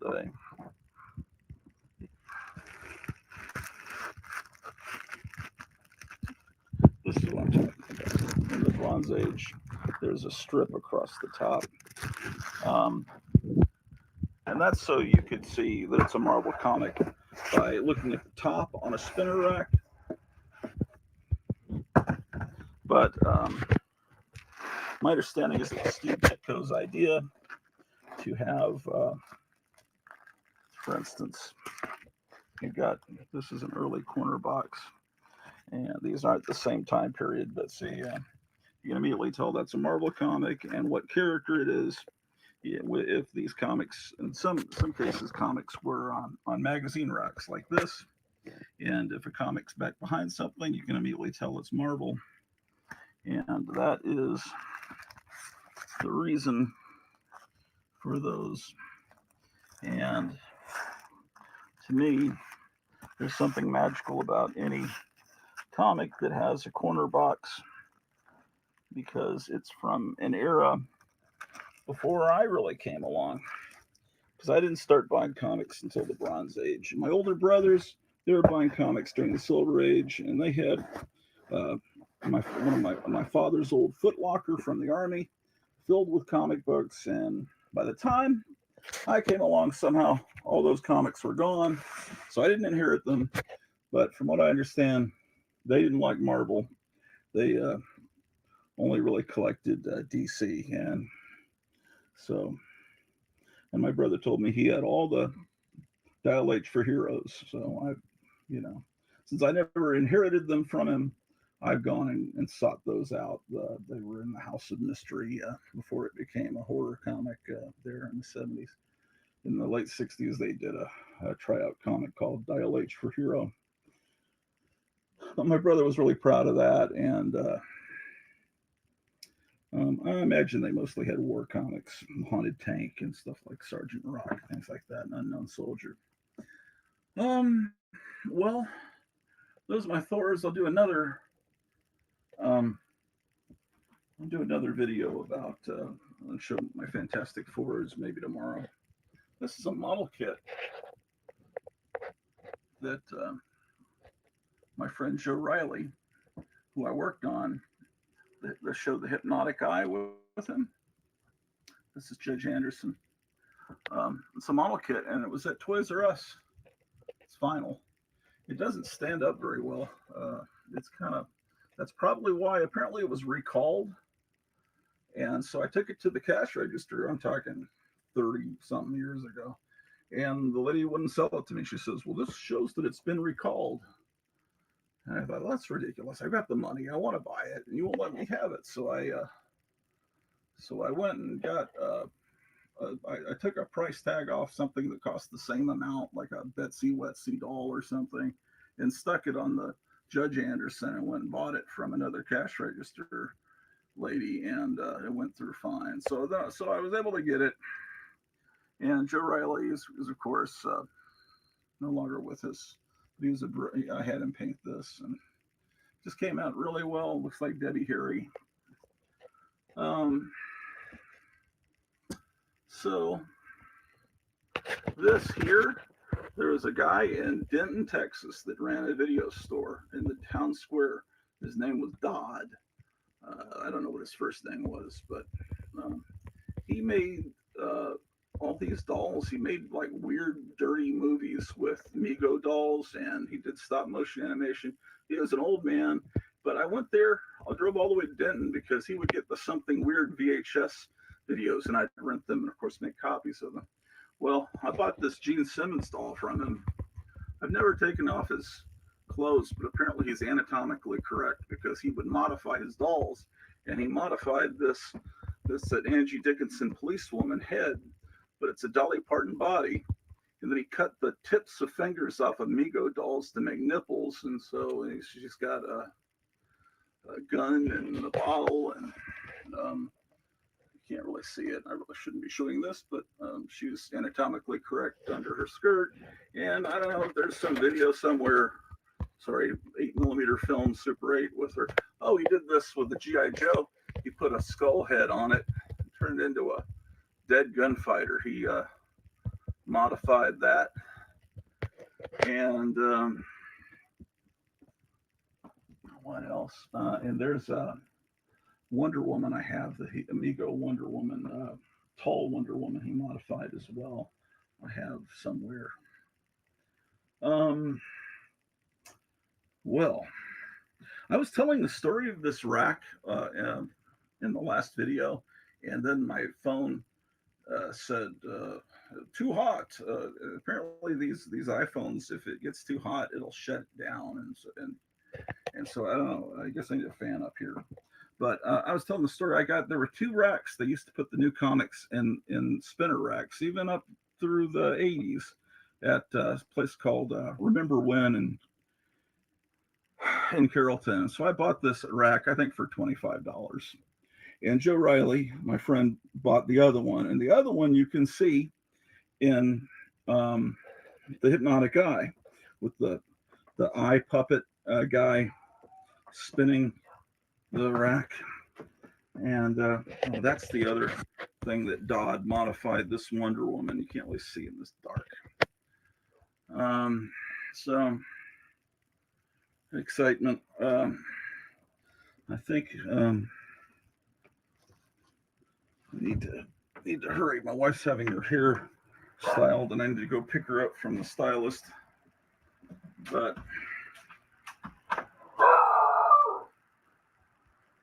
my dog is barking about something, so I will see you soon. July 21st, 2020.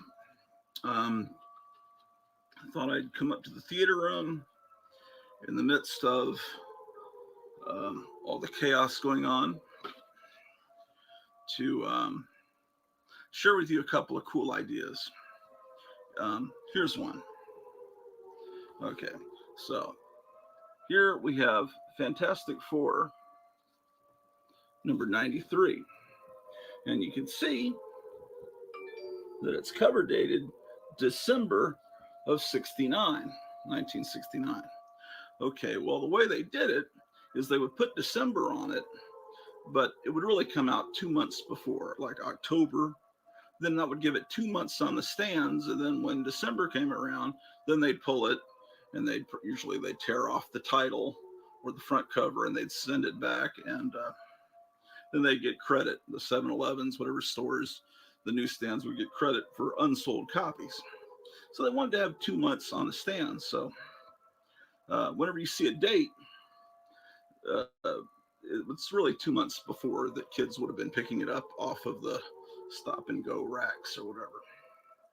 Now, okay. So having said that, reading a comic book to me is more than just, picking up a comic and reading it. It's immersing myself in that time period. And see, I don't just collect comic books. I collect pop culture, and I'm fascinated by time periods. So if I want to read that comic dated December 69, I want to immerse myself in the world of October 69. And yeah, you can go to the internet and find out what were the top songs in October of 69 and play them on a list, a little loop while you read that. And that would be fun. And that would give you the feeling that you were a kid on a fall day, leaves coming down, reading that issue of Fantastic Four. But there's something else you can do. And you may not know about this. I'll use my wife's tablet here. So let me sign in. Okay, so I went to YouTube, and I typed in radio air check October 1969. Now, what a radio air check is well, if you're a radio DJ, how are you going to get, if you want to get another job, you could write out a resume and someone could read your resume, but it doesn't tell them anything of what you would sound like on the air. How do you get across to someone if you're in Dallas and you want to move to New York, what you sound like on the radio? So you would record yourself.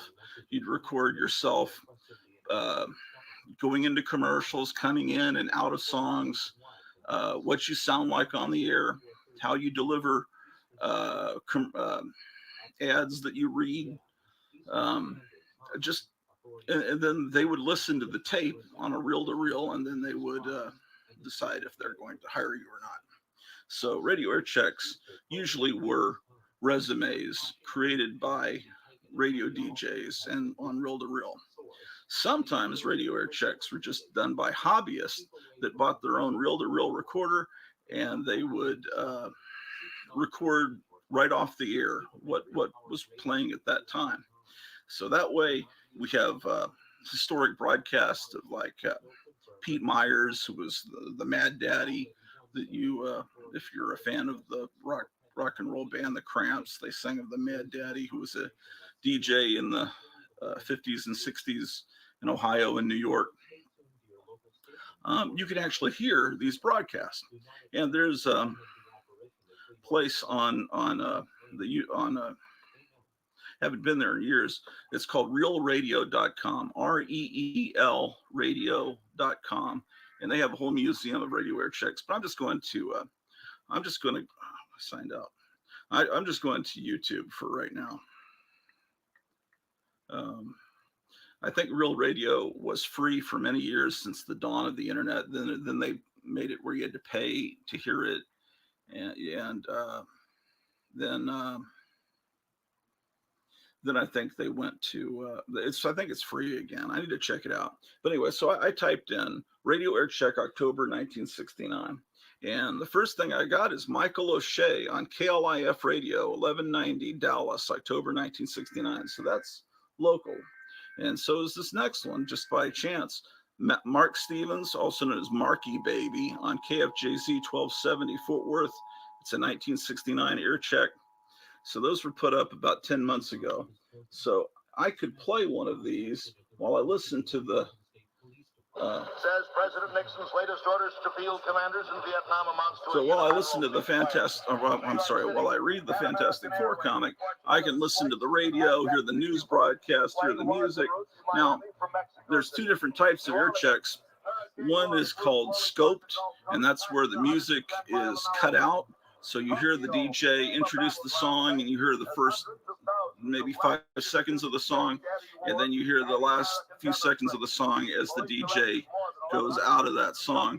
And then there's unscoped air checks where they play all the way through the song. Scoped air checks are normally done by DJs because they didn't need the music. They needed their potential people that might hire them to know what they would sound like. They know what the songs sound like. So the ones that are unscoped are usually done by hobbyists who are recording off the air, and that way they can get free music and don't have to go out and buy the records.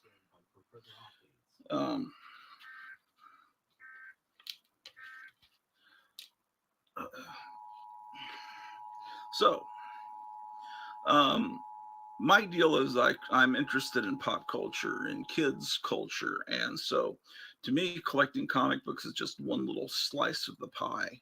There's also rock and roll, anything that kids would have been into, toys, comic books, rock and roll, cars. I wish I could have an old vintage car, but I don't. I'm not mechanically inclined. Old record players, model kits, everything that a kid would have been into in that time period. Now, see, old comics have a place in history. There's an issue of Herbie, the Fat Fury. And I'm fascinated with that time. So these people that want to read comics out of context of the time they're in, and then say, well, Silver Age comics are boring. Well, they're not getting it. They're not, in my opinion. But you can read your 90s comics and put on Nirvana. You could do, then there's air checks from the 90s that you can find too. But I'm more interested in the ones from the 50s, 60s, and 70s. That's the eras that I'm more interested in. And if you're reading Golden Age comics, you can find tons of old time radio, the broadcast of The Shadow, and all kinds of old shows that would have been airing, and you could put those on your stereo, and then you can read your Golden Age comics. Because I like to read comics. I don't like to get them and immediately send them off to be slabbed forever. I kind of admire Buddy Saunders, the owner of Lone Star Comics and mycomicshop.com. I saw an interview with him, and he said he doesn't have a single comic book that's been graded, by CGC. And I went, well, that's cool. And then I always thought, and I think someone's already done this, thought it would be cool to have a channel where people would have to be someone that's kind of rich. They buy slabbed comics, and then they just cut them open. And I saw someone doing that online. I thought that was kind of neat. There's a couple of, I'm showing you a few comics that I've recently acquired. Some of them I've recently acquired, and some I'm just digging out of old boxes to put into new boxes. Here's a wild cover.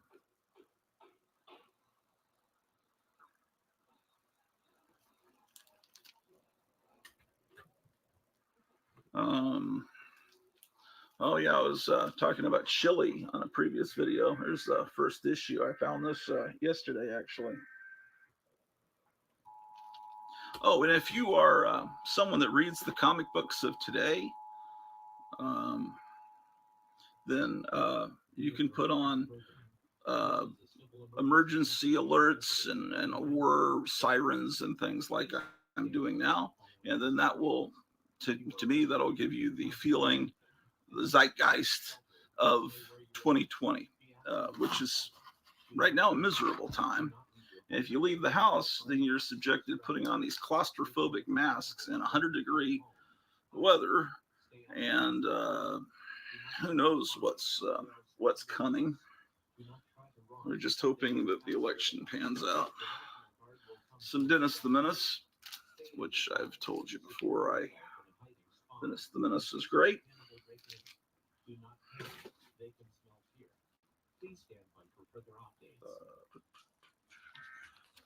Here's a copy of Justice League.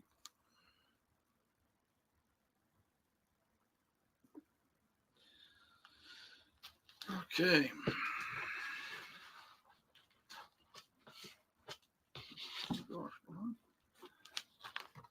Another Dr. Solar.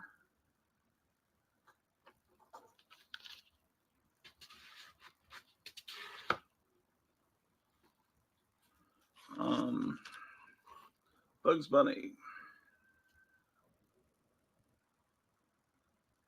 I guess he's stealing Porky's girlfriend.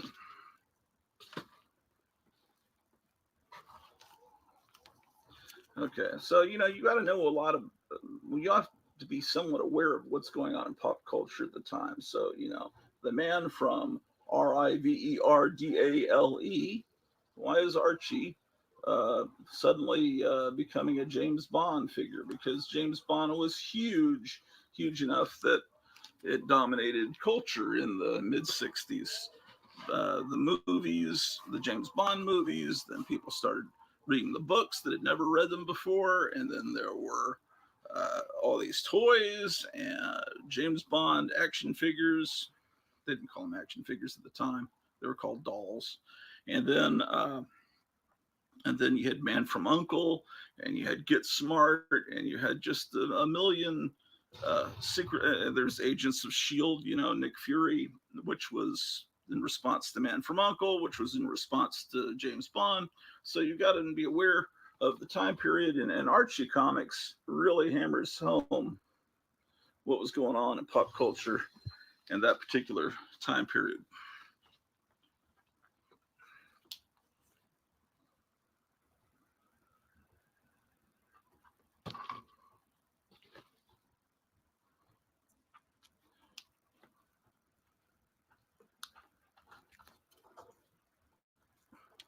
I've changed the lighting a little bit in here. Hopefully it's a little better. Some more comics. I've got a file.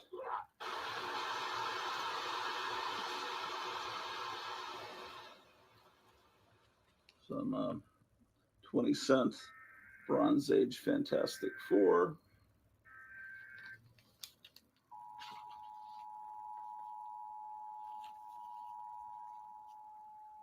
We interrupt this program.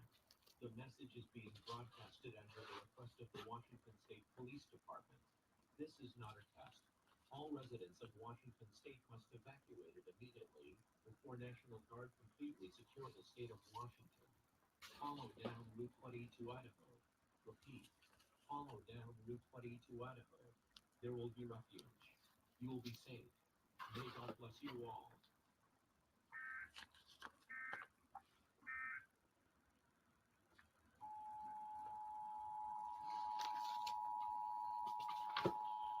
Okay. Betty and Veronica.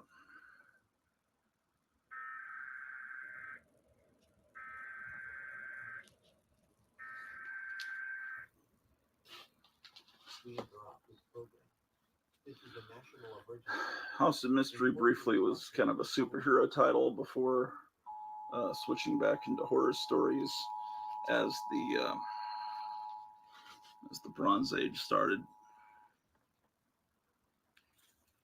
The Eternals, a comic that was in 50-cent bargain bins for at least a generation or more. And now I guess people are becoming interested in it because there's a movie coming out that will be in theaters at some undetermined time. Who knows when. Here's an Atlas comic that I actually didn't own. Don't think I owned it. I don't know if I'd ever read it. If I did. Yeah, so you have to be aware of the time period this came out to understand why they put Night Stalker in big print, because of the Darren McGavin movies and TV series. Check the Night Stalker. This is interesting. Man. It's all right. I thought someone had written on it. My eyes aren't too good, but it's actually just the wheels of the plane. Yeah, it's just like, what has he been doing with that glue? I don't think they thought of that when they drew this. They were just thinking he's daydreaming, but the airplane glue makes you think something else. I promised to go through my Treasury editions, and I should do that now. But should I do that on another video? Yeah, I think I should. So let me come back in a moment. I'll show you my lighting setup, just in case you're curious. So I've got these fluorescent lights here. There's Pete the cat. And I've got this light here, which has got a little bit too much yellow light, but it's cool. And then I got this light down here. And so it's a cool 50s lamp. I got it in an estate sale. In a future video, I'm going to be playing some records for you on this phonograph. This is some of my DVDs.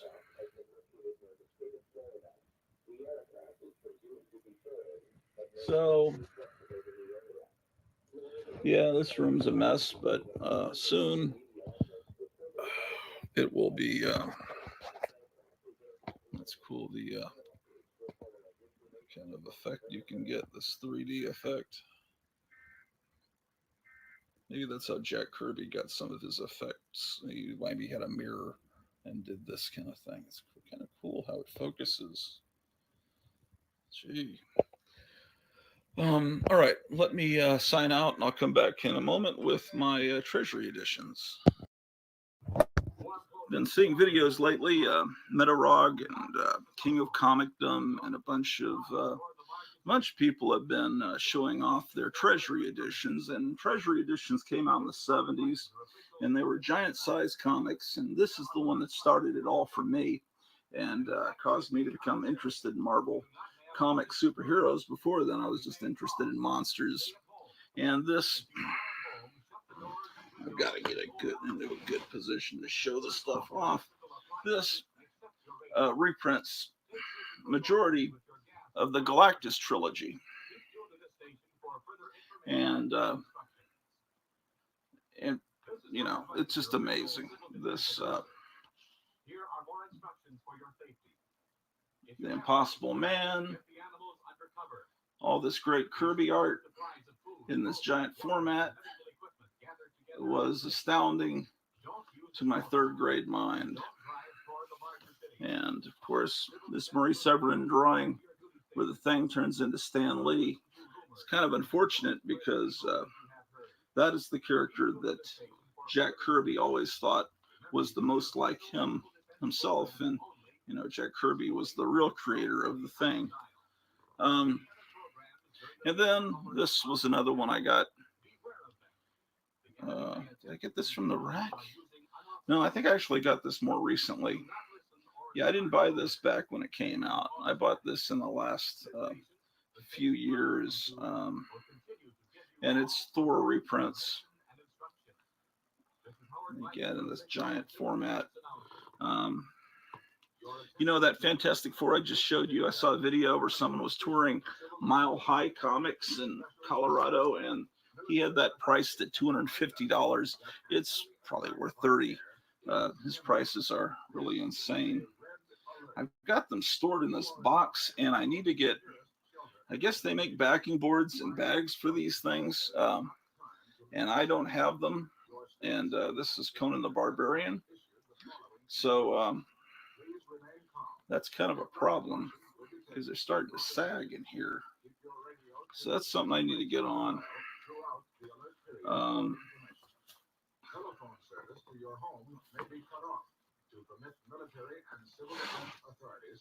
Yeah, I'm going to put these in a different kind of box. I made the decision. I should be showing you back covers because they're kind of amazing. That's the Conan one. And Thor. And of course the Fantastic Four one. Use a portable radio set if you have one. Otherwise, turn up the volume of your radio so that you can in the basement. This is more recent and it's in the Treasury size, but obviously it's not really a Treasury. Okay.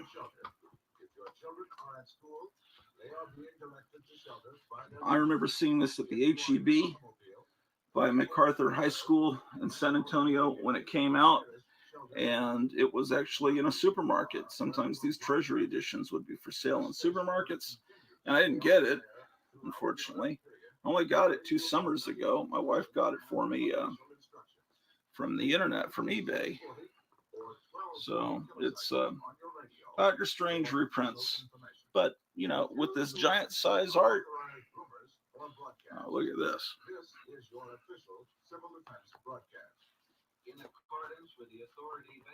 It's just spectacular stuff. This one I bought as a 4th grader, I believe. They're coming at you and leaving. And it's Christmas themed reprints from different Marvel comics. Daredevil, you got a Marvel team up, Black Widow,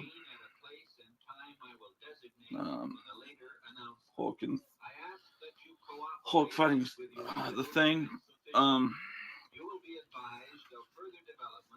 Savage Fists of Kung Fu.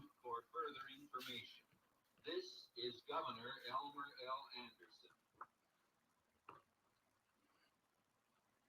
So these are the Marvel martial arts comics. And then this was the 75 issue for Christmas. 1961. The annual civil defense exercise, of which this broadcast is a Oh, and this was great. Captain America's Bicentennial Battles. program of peaceful preparedness. We do not expect war.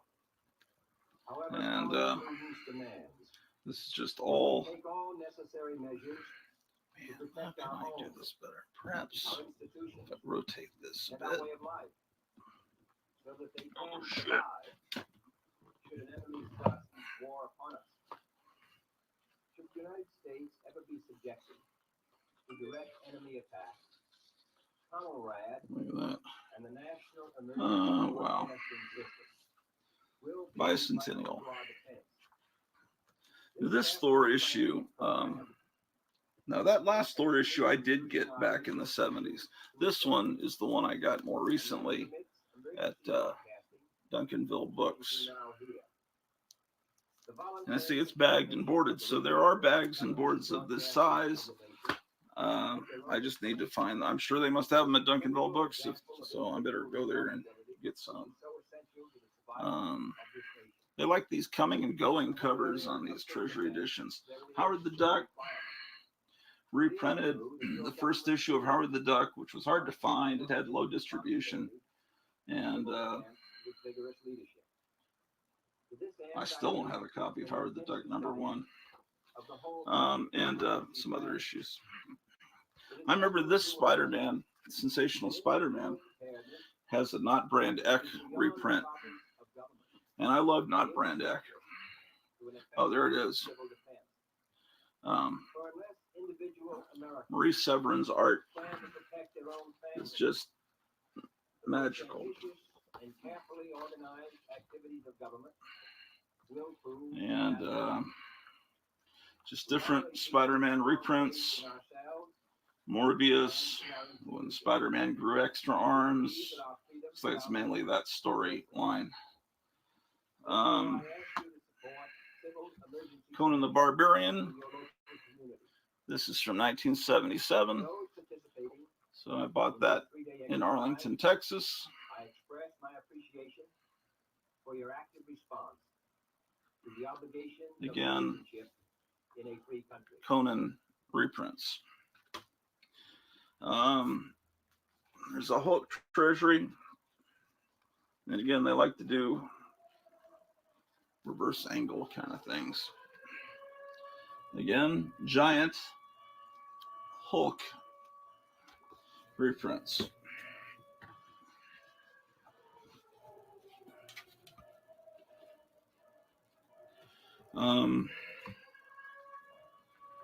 Don't worry, I'm in the bunker, and all is well here. There won't be any, there's no need for alarm. The Astonishing Spider-Man. And here's some villains being astonished. Oh, they have a photo album from that miserable TV series. And puzzle fun. Oh, it's Marie Severin's art. Much in the style of the old Not Brand Eck. I think that was newly done. I don't think that was actually a reprint from Not Brand Eck. All right, so another Conan.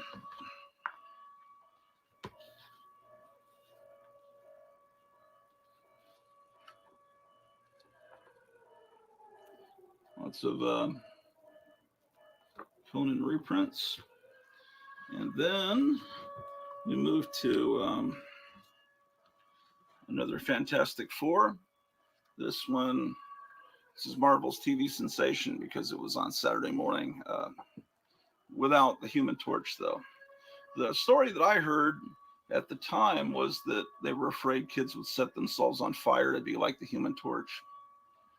And but then later I heard no, it was because Human Torch was under option to some movie studio. And why would someone want to just make a Human Torch movie without the rest of the Fantastic Four? It's a Battlestar Galactica. Everyone was so excited about that TV show, thinking we were going to have Star Wars on television. And then it came, and after a few weeks, the excitement was kind of over. It wasn't wasn't Star Wars. It was years later. Someone told me that it has a lot of Mormon symbolism in it. That Glenn Larson was a member of the LDS Church, and that if you're a Mormon, you get a whole lot out of Battlestar Galactica. Oh boy! So lots of great Fantastic Four reprints. Damn, great stuff. All right, so we're in 1977, the sensational Spider-Man. Wait, didn't I already show you this one? Maybe I have 2 copies of this. Still, I have the frick. Let me figure this out. Well, look at that. I have 2 copies of the same issue. I don't know how that happened. Probably I found something at, for sale at Half Price Books, and I had to get it and didn't realize I already had it, or maybe it was just a couple of bucks, and I figured, who cares if I already have it? It says first time in color, so these are reprints from either Savage Tales or Savage Sword of Conan, and they've colored them. Great stuff. Now, this is probably the rarest of all the treasuries, and I actually got it from the newsstand in 1972, I believe, in Hampton, Virginia. And I think this was the first of all the Treasury editions. I mean, the first really giant comic was put out by Whammo, the company that makes the Hula Hoop and the Water Wiggle and the Slip and Slide. They put out a comic that was probably maybe double this size in '66. And then a few years ago, I got some more Rudolph treasuries. These aren't as rare, from Half Price Books.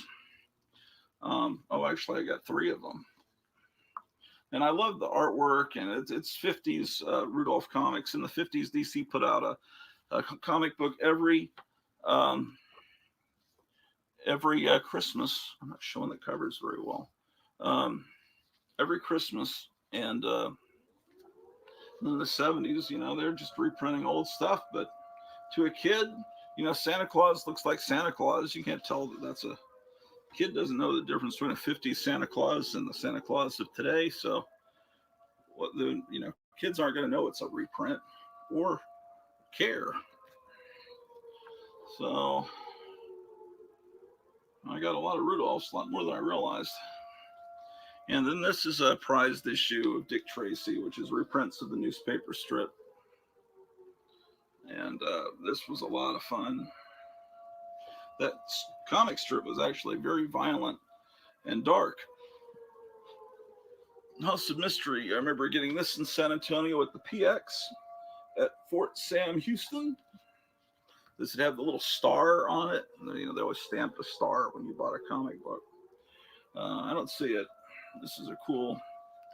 Oh, don't mess with the cat's messing with the fluorescent light. I don't want her to break the fluorescent light tubes because we'll have mercury everywhere, and that isn't too healthy. I'm going through making sure I never. Oh, I always love this. I don't think I filled out any of the puzzles in here. I hope that I didn't. Yeah. Oh yeah, Shazam, the World's Mightiest Mortal, was the Captain Marvel TV show Saturday mornings. There was a revival. After DC shut down Captain Marvel and ran the company out of business. 20 years later, DC's publishing the comic, and they bring back the original artist and creator, and that's kind of ironic. But things are never the same, and the original artist was bitter, C.C. Beck, and was not really thrilled with working for DC after how they treated him.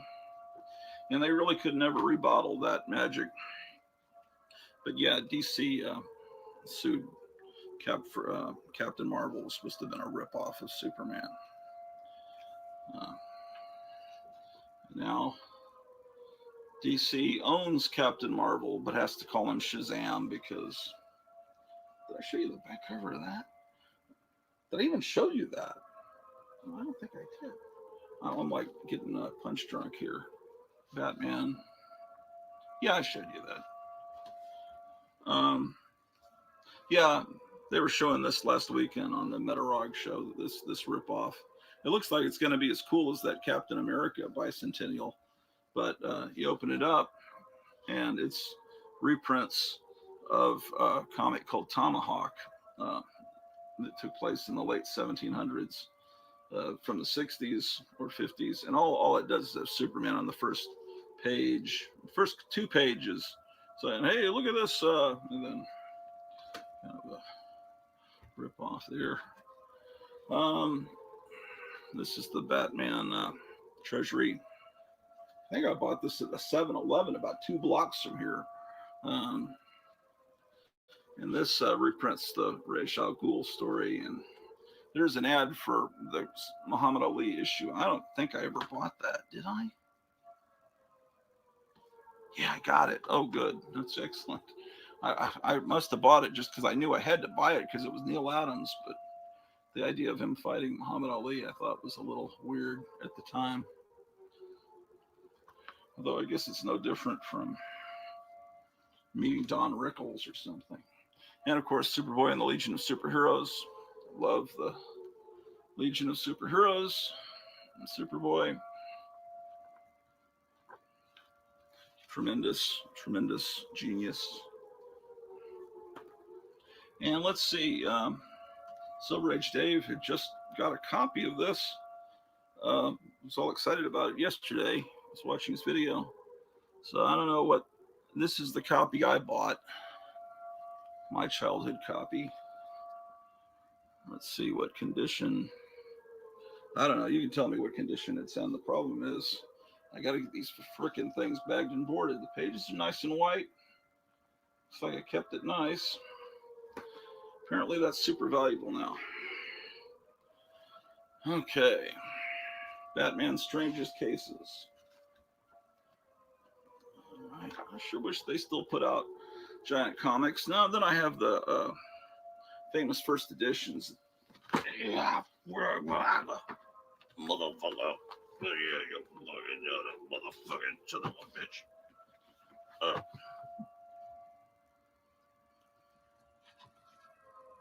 You didn't hear that. Anyway, so what the deal is, they reprinted the first issue of Superman exactly as it, inside the cover, it's exactly as it appeared, right down to the cool ads from Johnson Smith and everything. So my father told me that he remembers having a Superman comic. He remembers this image of the spaceship leaving Krypton. And so I wonder if he actually owned this issue. Even the back cover is the same. And, the ads are the same, the house ads. And there are idiots that, there are people that take this cardboard cover off and they've actually sold it to idiots that think it's Superman #1, even though it's almost twice the size, or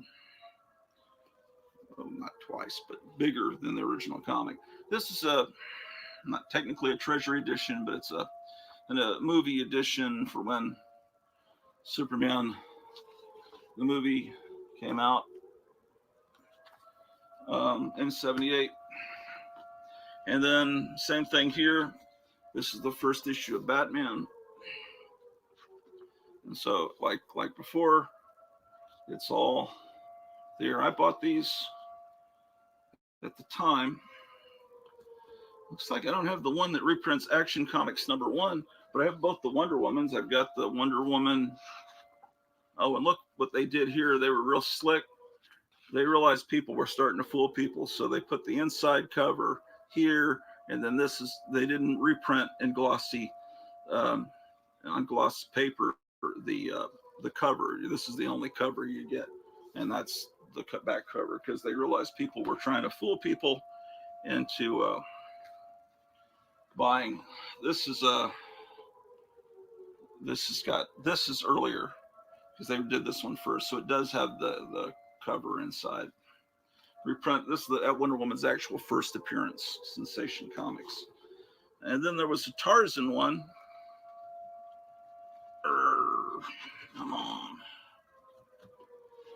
This is hard on the arms. Leaning forward and showing you this stuff. Tarzan with the Joe Kubert art.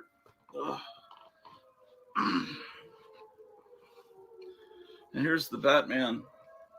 And Silver Age Dave actually made this. You know, if you don't want to cut up an actual copy of this, what you can do is go to what is Kinko's now called, FedEx or something, and you get on cardstock, you reprint the back cover of one of these Treasury editions, then you can cut it and build your own diorama without actually damaging one of these original copies. And this is Super Friends. And it's Justice League reprints, so it's not, so it's, you know, yeah, it's just, this is not a Treasury edition, but it's in my box because it fits there. We Fly for the Navy. It's a giant coloring book, which I think is really neat. Yeah, from World War II. And then here's Hedy Lamarr on this. And is that Yvonne de Carlo? Anyway, that's Hedy Lamarr. And for those of you who don't know it, she was a brilliant genius, and she is actually responsible for what you're probably watching this on right now, cell phones. She pretty much invented the cell phone in a way, and helped win the war. Yeah, that's about all I got in that box. Oh yeah, let's see what else. I picked this up yesterday, Strange Tales with the Watcher from 1963. But other than that, man, I really need to get some, that's what I ought to do today is get on getting some backing boards and plastic for these, damn, it's hot, for these freaking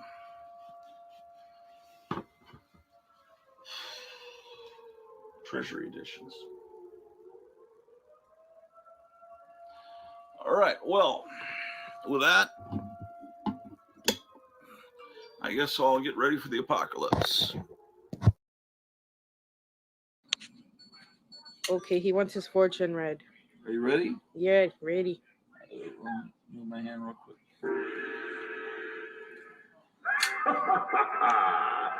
The greatness of the all-seeing Zoltan is once again required. I delve deeply into your future. What lies ahead?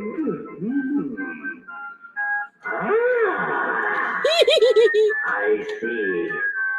Victory. Celebration. Success. You are a lucky soul. The great Zoltan invites you to visit again soon.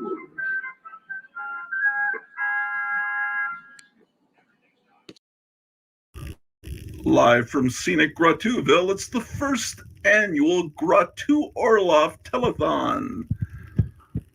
And now, another boring video for my 62 subscribers. This is a magazine that came out in the 70s that some of you may be aware of. This is called Dynamite. And it covered popular culture for elementary school kids in the 70s. This is the first issue that I ever got. It was new for today's kids. Well, the thing about this magazine is there's a free poster in the back. There always had this Count Morbida. It was a purple vampire. Took you into doing puzzles and all this kind of stuff. Well, your teachers would bring a little pamphlet and hand it out to the class. The little pamphlet for Scholastic books, and you'd pick out books that you wanted, and you'd take it home, and your mother or father would write you a check, and you'd take it back to your teacher. November '74, I was in 4th grade, and you'd bring it back. My mom was always very generous because she wanted me reading, and I was a reader. And a few weeks later, your teacher would order all the students' books, and you would get your order in. And Dynamite was a magazine that Scholastic put out. Yeah, and they always had comic book stuff in it. And here they have a recap, recolored, of Captain America's origin. And then all his secrets spilled. And this is something that maybe a lot of comic collectors really aren't aware of. Little niche that maybe if you've collected everything, maybe this is one thing you can get into and find. Here they have a recap of Daredevil's origin in the next issue that I got.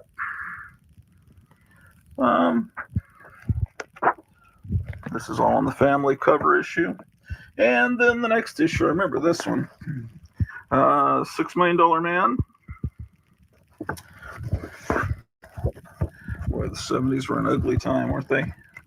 This one, I think I took the poster out. I still have it somewhere, but yeah, I took the poster out and had it on my wall with the $6 Million Man. I think it had a cutaway view that showed all inside of his body. It's kind of a comical poster.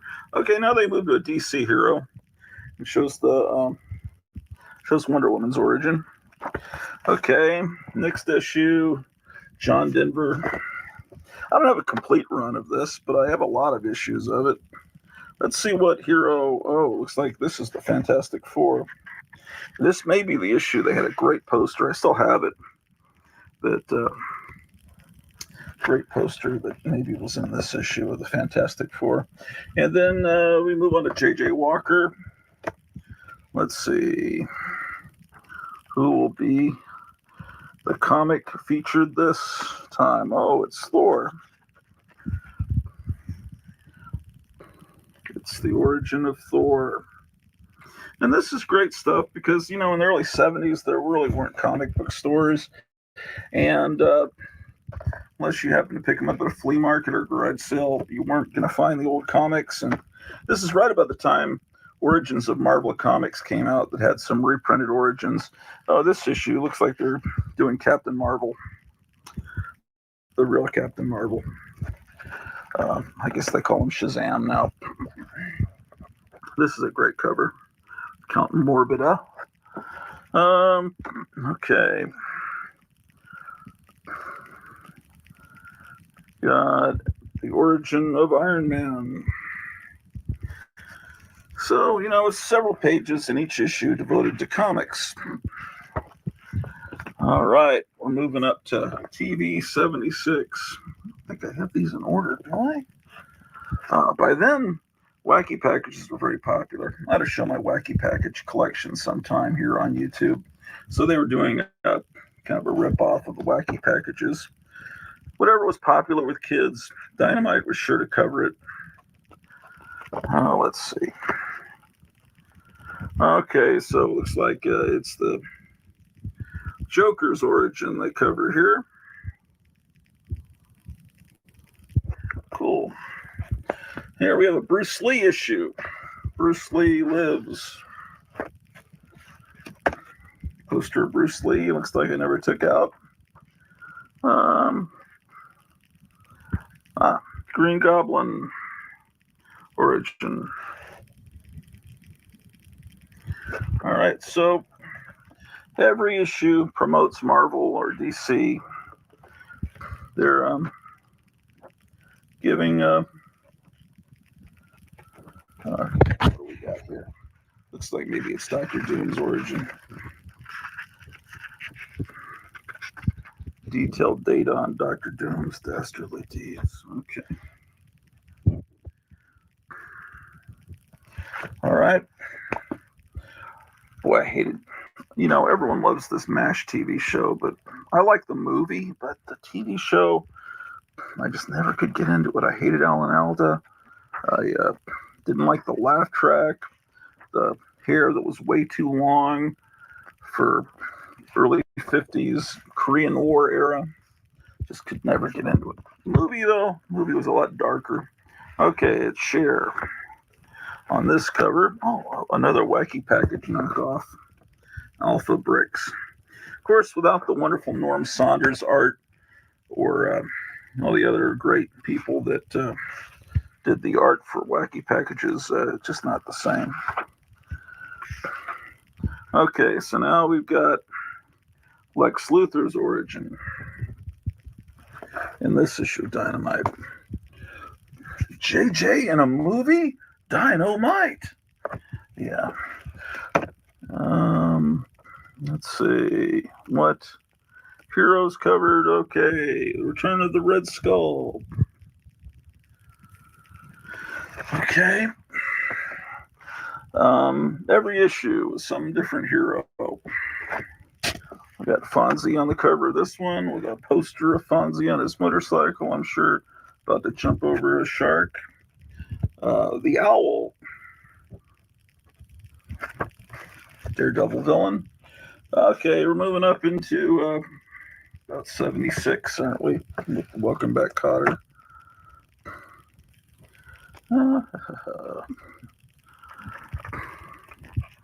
What will be the hero in this issue?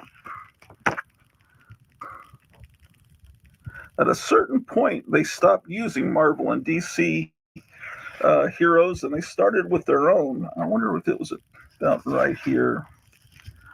May 1976.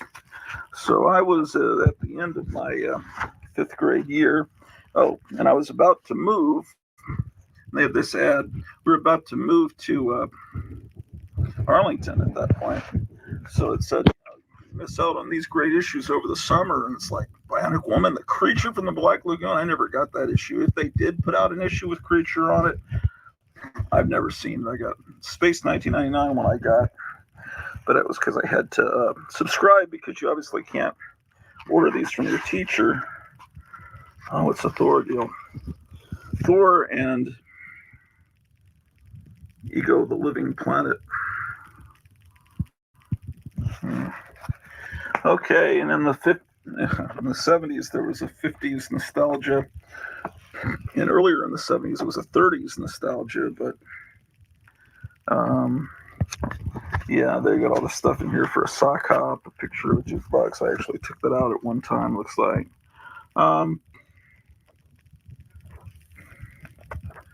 Yeah, I don't know. This has got Iron Man, it looks like.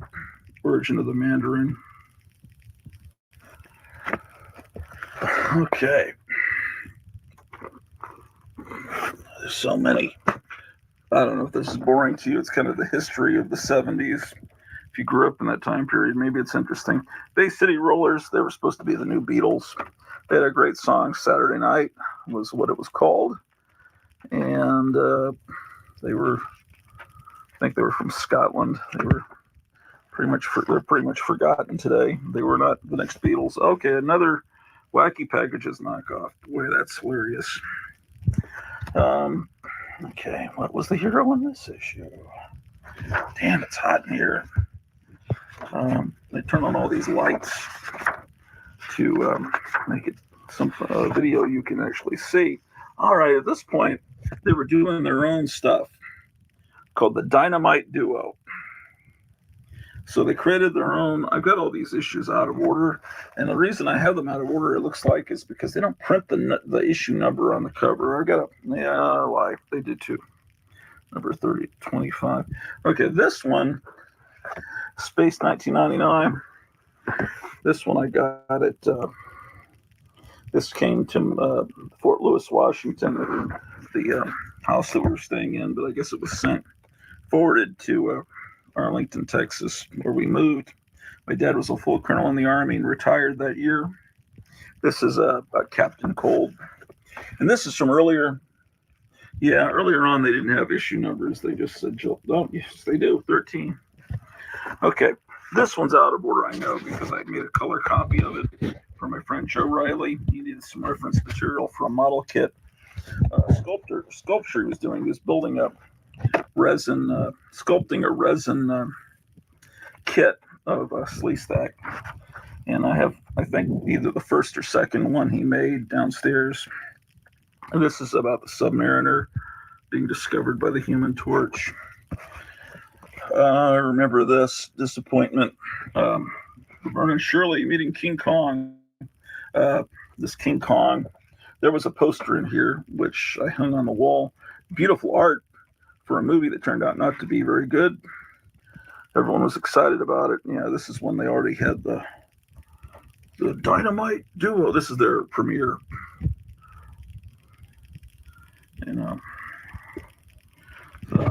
But yeah, this Jessica Lange King Kong movie had good music, but the ape was,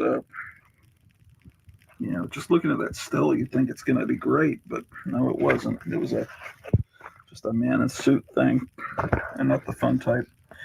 Okay, so by then they stopped using Marvel and DC, and they started using their own. So basically, you get the idea. I have to keep. And here's Donny Osmond. Right over here, where these comic boxes are, there used to be a little bar there, and that's where Donny Osmond was interviewed. This room here is where Donny's rehab, the room in the rehab was for the Hypnotic Eye episode number 7. So if you go on your Roku and type in Hypnotic Eye episode 7, there's 19 channels that have it up because, there's no copyright in it. And you can watch it. It was right about here that Donny Osmond was dancing around. And that was my voice, although my voice has changed a little bit in 25 years. That was done in the mid-90s. So, Captain and Tennille. All right. A few more. Vinnie Barbarino. It just takes you through the whole 70s, whatever was popular with kids. This was What's Happening, which was a TV version of Cooley High. God, I hated those guys. Kate Jackson, Charlie's Angels, also Dark Shadows. And this issue actually I bought in a store at Six Flags Mall. It was actually, like a Walden's Books or something. So it's the first, I guess they started to actually sell Scholastic books in stores, but everything else I had to order from teachers. Well, of course, since that was popular, there were imitations. There was an imitation called Bananas, and there was an imitation called Smash.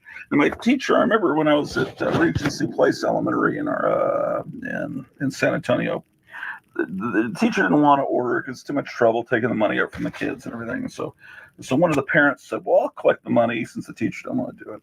And so this has Marvel Comics in it. And this is a rival to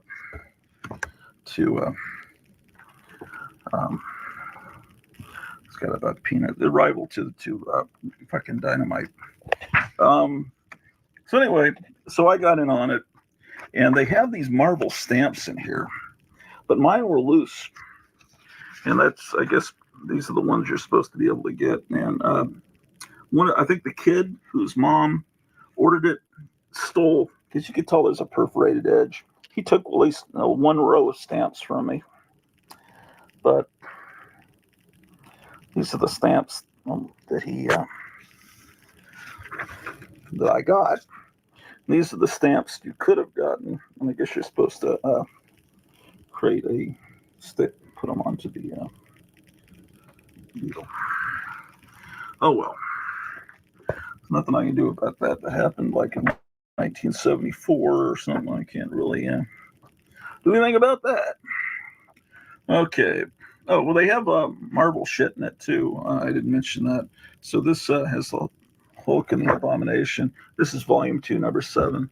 I guess I didn't get many copies. I guess not many teachers. Whatever company put out Smash, which is an unfortunate name because now it's taken on a different colloquial meaning. Okay. Who put out Smash? Man, I can't see close up. I've done a number during this stupid pandemic. I've looked at way too much blue light on tablets and phones and TVs and computers, and I can just feel my eyes going. I filmed this video earlier today about Dynamite, and my camera just stopped in the middle of it. It's got like a whole profile on Mighty Marvel. Okay, excitement. So I better not let this video go too long. Bananas was another rival publication. This one, I forget who put this out. I think Smash was put out by Arrow. Who put out Bananas? And did they have comic book stuff in it? Let me see. Bananas. There's a... Actually, that might be kind of cool. It's a whole class picture of Rydell High from Greece.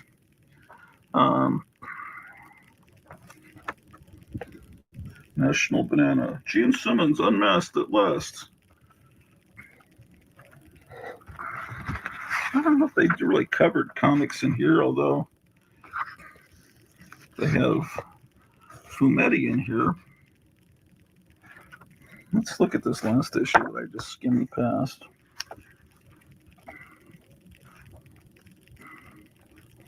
I mean, they're all very similar, but some of them have different... the art directors are what make and break them. And it's like this has artwork that almost make it look kind of looks a little this art direction's interesting. It almost looks like you're looking at a juvenile clean version of National Lampoon or some kind of underground thing. Let's see.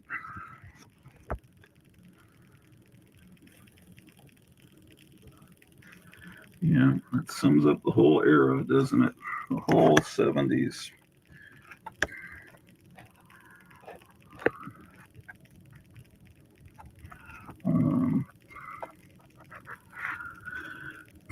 Yeah, it doesn't use... oh, this is the artist that worked for Punk magazine. What is his name? That did the Ramones art. Yeah, this... whoever did this, I think there's some common... Yeah, see the fact that they cover Deborah Harry, and I think one of them... Excuse me, putting the camera down. One of these issues of Bananas covers CBGBs, so I'm thinking it might be the same people. Is it still dropped my camera? God damn fuck! Oh, God damn it!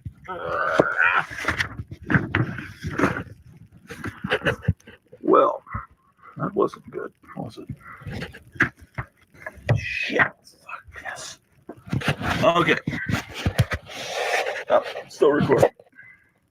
Dropped the camera on the floor, and then I dropped one of the magazines down. Not good.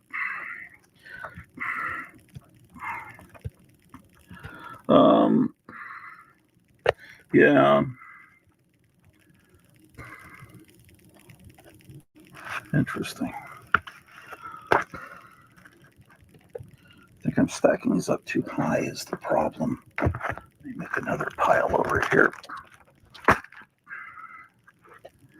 Okay. Hello, Shelley. Goodbye, Kate. Wow, it has a poster of Billy Joel. Amazing. Oh, they have parodies here. Mad Magazine style. Parodies. Ugly. Huh.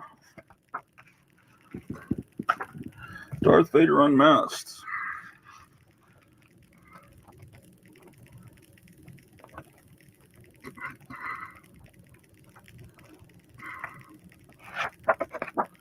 Bananas yearbook. Rock and roll. Kiss Elton Elvis.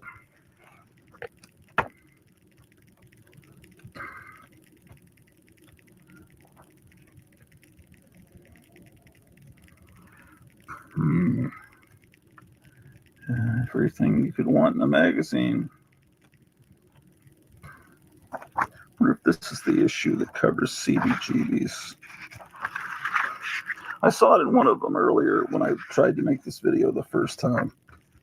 No, it isn't. Well, anyway, the whole point is, this brings me to kind of why. I don't know, it's something that may interest you, may not. So Stan Lee realized that people are making money with these ad magazines aimed at tweens. So he put out his own. And this one this was sold on newsstands, and this one came out in November of '77. And they even had magazines, they even had commercials on television for this magazine.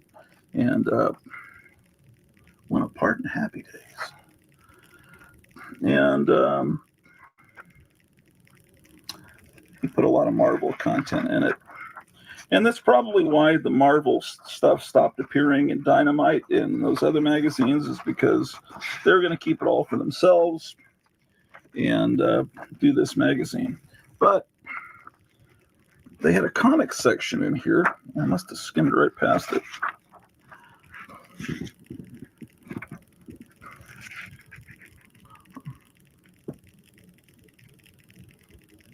Collector's items now available on newsstands. I never bought those collector's item big Treasury editions because I bought the comic off the newsstands, and I knew it was just reprinted. So I was actually, and the comic started coming out months before the actual movie was released on May 25th, 1977. So they have young Tarzan, drawn by John Buscema and Artie Chan. But then they also have the Star Wars comic. For those of you that are Star Wars completists, this exists. Pizzazz magazine. You're gonna have to seek this out. It's about three pages in every issue. And let's see, in this issue,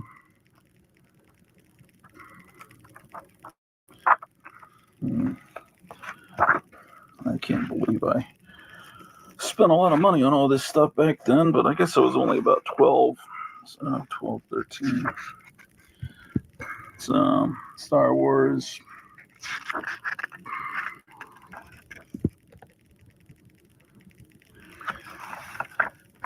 So, if you think you've got it all, you don't quite until you get Pizzazz magazine. I don't know if there's a collector's market for this. I kind of doubt it. Hurry, don't miss a single issue of Pizzazz.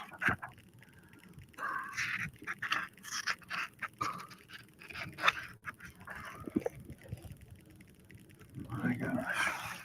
And of course, the UFOs Kiss, Peter Frampton. Everything you could possibly want. April '78. Kiss wants you to wear their pendant. Young Tarzan, Caverns of Mystery. Continuing the adventures. Oh God, the Sergeant Pepper movie. What a nightmare.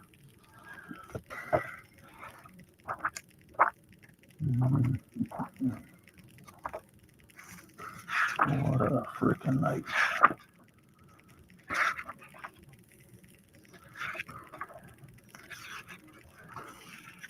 Oh, this kind of predicts The Empire Strikes Back with an ice planet, huh? A terrible, terrible Star Wars, Spider-Man TV show. Hulk with Sean Cassidy. Yeah, man, it's I had, I was a Marvel completist kind of, so I bought this magazine, and even though it's kind of embarrassing, to buy a magazine with that on the cover.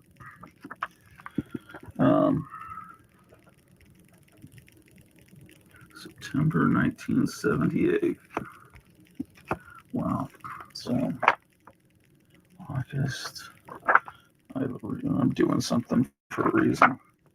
Yeah, May of '78. That's the month my wife was born. She's about 13 years younger than me. Okay, so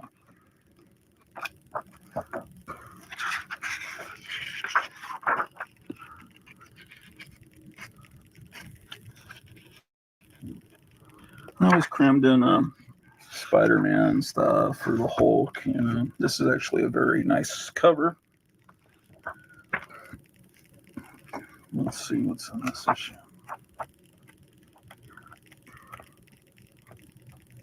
Shit. Wow, Meatloaf. Oh, you know, the one thing that was cool is whoever was putting this together used these old 1950s Harvey Kurtzman Hey Look comics on the back page.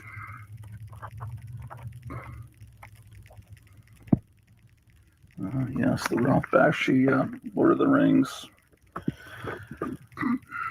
Commander, the Cylons have destroyed the entire human race. I wonder how that's going to affect the Nielsen ratings. Well, I think we all know that answer. That show didn't only lasted one season. Oh.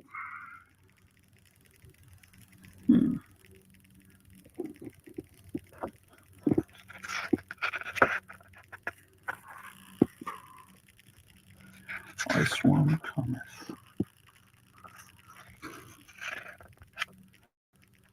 Weird stuff. I consider it the greatest honor of my long career to be on the cover of a Marvel magazine. Yes. Oh, look at that. That's kind of wild, huh? Oh, well, you know, you find these for a few dollars. I guess they're worth your money. The money. But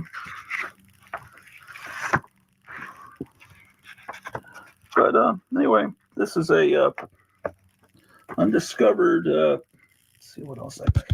Oh, I've got to. I need to put things back together. The Electric Company was a TV show that when you graduated from Sesame Street, and your teachers would force you to watch it. This magazine had great art direction.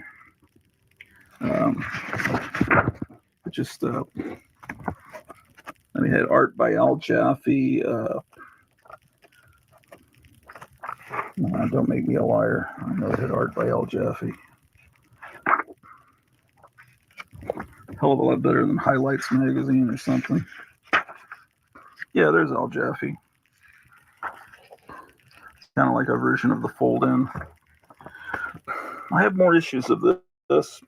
There's I just don't know where they are. And there's a Sesame Street magazine too that's pretty good. Oh, this has Spidey Super Stories in it. So it's sort of is that just taken from the actual? Yeah, so if you think you're a Spider-Man completist, you may have to send down the Electric Company magazine. Oh, I'll sign off because I'm worried about whether this video will just disappear. And then I will come back again with the next hour of the 2020 Grottu or Loft Telethon. Hey Spidey, isn't Marvel's new Pizzazz magazine fantastic? Fantastic, but not perfect. But Pizzazz has the lowdown on Jaws too, and more Sean Cassidy picks than his mother. It's sensational. Sensational, but not perfect. How about Pizzazz's Goofy Guide to TV? It's wild look at sci-fi movies. It's games, puzzles, comics. What could be more perfect? Me on the cover. Not the Hulk. Pizzazz, the almost perfect new monthly from the off-the-wall gang at Marvel Comics.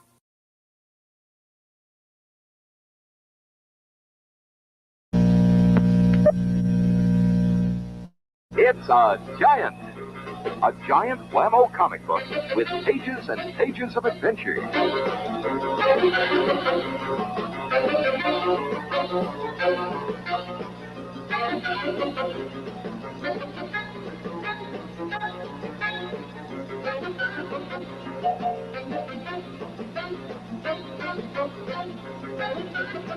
And pages of science fiction.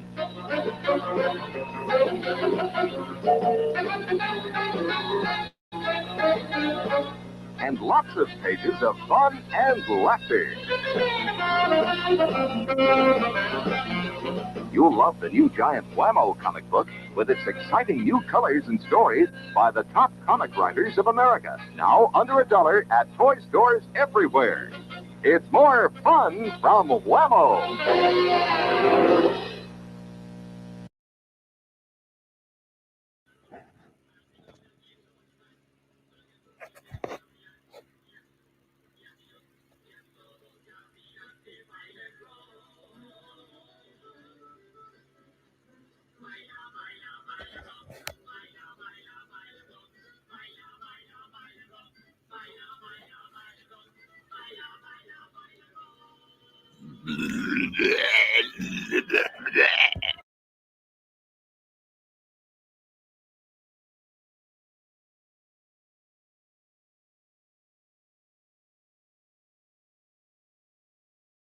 Hey, it's Grottu Orloff here, September 14th, 2020. A little bit of background about Grottu Orloff.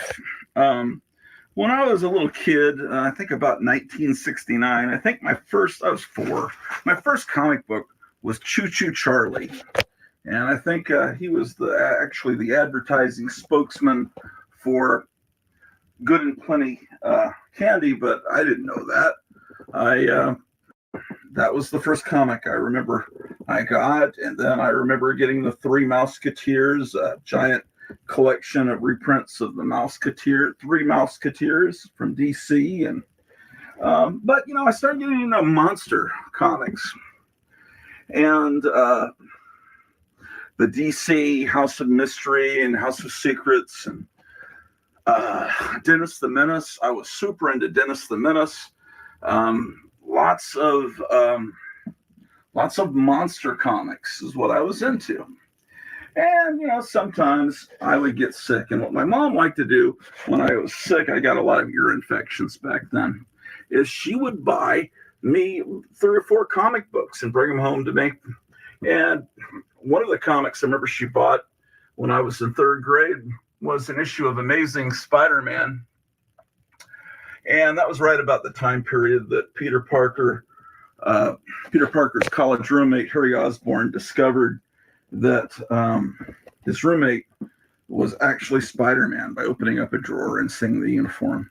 But I didn't read the Spider-Man comic, because I wasn't really into that. I was into the monster stuff. And I had seen the Captain America and the Hulk cartoons a few years before when we lived in Germany, and they were played on Armed Forces television, and they played those. I remember in Felix the Cat and stuff, and the Flintstones. So I was familiar with Captain America and the Hulk. And anyway, at some point, I bought the second Treasury edition that Marvel put out, and it was the Fantastic Four. And I read that, and it was the Galactus trilogy and the Impossible Man and all this wonderful stuff. And I really fell in love with that stuff. And then I went back and read that Spider-Man comic, and it was great too. And then I started buying Fantastic Four, and then before long I joined the Marvel fan club. Here's my original poster over here for FOOM, Friends of Old Marvel. And I just began, then Origins of Marvel Comics came out, and by then I was really into Marvel and DC superhero stuff. Well, anyway, in 3rd and 4th grade, I was in San Antonio at this is when I still lived in Hampton, Virginia, and I was going to Merrimack Elementary. Looks like I started making a calendar, and it looks like that was going to be Frankenstein. I didn't finish it, though. These are actual illustrations done by Dr. Grottu Orloff as a youngster. This is definitely 2nd grade, because I know I drew arms and legs like that at that time. And this is a Christmas picture done on, I think I did this on Christmas Eve. That would have been December 24th, 1972. Santa Claus is on fire. Anyway, and so this was also done around that same time period. Actually, is that backwards? Yeah, this is the way it's supposed to be. Yeah, Dracula, born in 1880, died in 1973. I think I'm heavily inspired by Monsters Unleashed, a Marvel magazine that I bought at that time. And let's see what we got here. Yeah, Davy Jones Locker and Restaurant. Yeah, there's Davy Jones Locker. 10 cents with mustard. There's Aquaman. Oh, and the Submariner. Looks like I'm very influenced by the early PC Mad here that I'd seen in reprints. I am Aquaman, so I'm the Submariner. Yeah, this looks like this was done. We moved from Hampton, Virginia, to San Antonio, which was my birthplace and my mom's birthplace. And my father was stationed at Fort Sam Houston, where I was born. And we lived on Portrait Court, a house that my father had built in San Antonio. And I went to Regency Place Elementary. And let's see, this fish is bleeding all over the place. Yipes, the 1-ton thing is fallen. Oh, okay. So he cut the weight and it hurt the fish. And that's why blood got on the word balloon of Aquaman. Okay, so here it looks like I've already been exposed to wacky packages, which were stickers put out by the Topps bubblegum company that made fun of products in supermarkets. And that was one of my big thrills. I mean, I love them and I still love them. This reflects my interest in monsters. Second grade is when my life changed in Hampton, and I saw on television one Saturday evening The Seventh Voyage of Sinbad, so I became obsessed with Cyclops, and of course that Cyclops has a horn in his head. Definitely Sinbad influenced. Amazing. Yeah, this is Dr. Frankenstein's laboratory. You know, the very first video I did on YouTube, I think last summer, I was showing my artwork from around this time period. So this is kind of a sequel to my very first video. Since then, I now have 65 subscribers. This used to be on my door in second grade. I'm pretty sure I had this on the door to my bedroom. But what I started to do is draw comic books. And this is when comic books cost 20 cents. So this is my original art for War. Probably the best title ever for a war comic, just to call it War. I don't know if anyone's ever really thought to do that. You'd had Weird War and Warfront and Blazing Combat and all that, but did anyone ever just call a comic War? It's like calling a comic Love. Yeah, very brutal. Looks like a very pre-code. Yes, see, it doesn't have a code, comics code on it.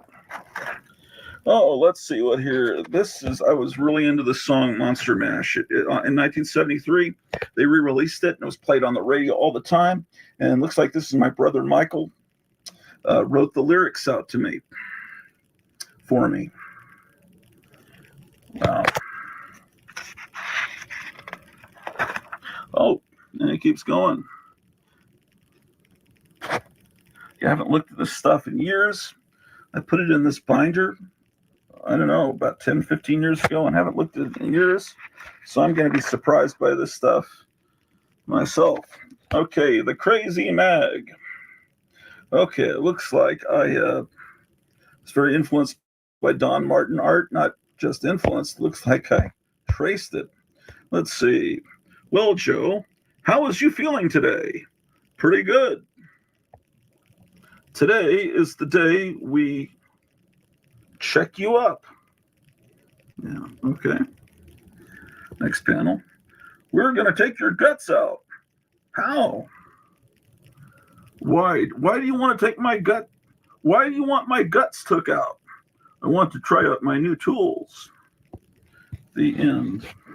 I remember laughing so hard at my humor here when the doctor says we were going to take your guts out. I thought that was so funny. I remember that. Okay. Give you a true picture of this artwork here. Looks like you've got a bridge. Okay. Okay. Uh-oh. Bam! The bridge is broken. He fell. Oh, I misspelled through. I was in third grade. What do you want of me? He fell through the bridge. Oh, I misspelled bridge too. Oh, I'm sorry. That's the school teacher in me. He fell through the bridge, and there is sea monsters down there. And the moon is saying, "You get out of here!" And then he's cursing. I've learned how to do cursing and comic book speak. Me no want to.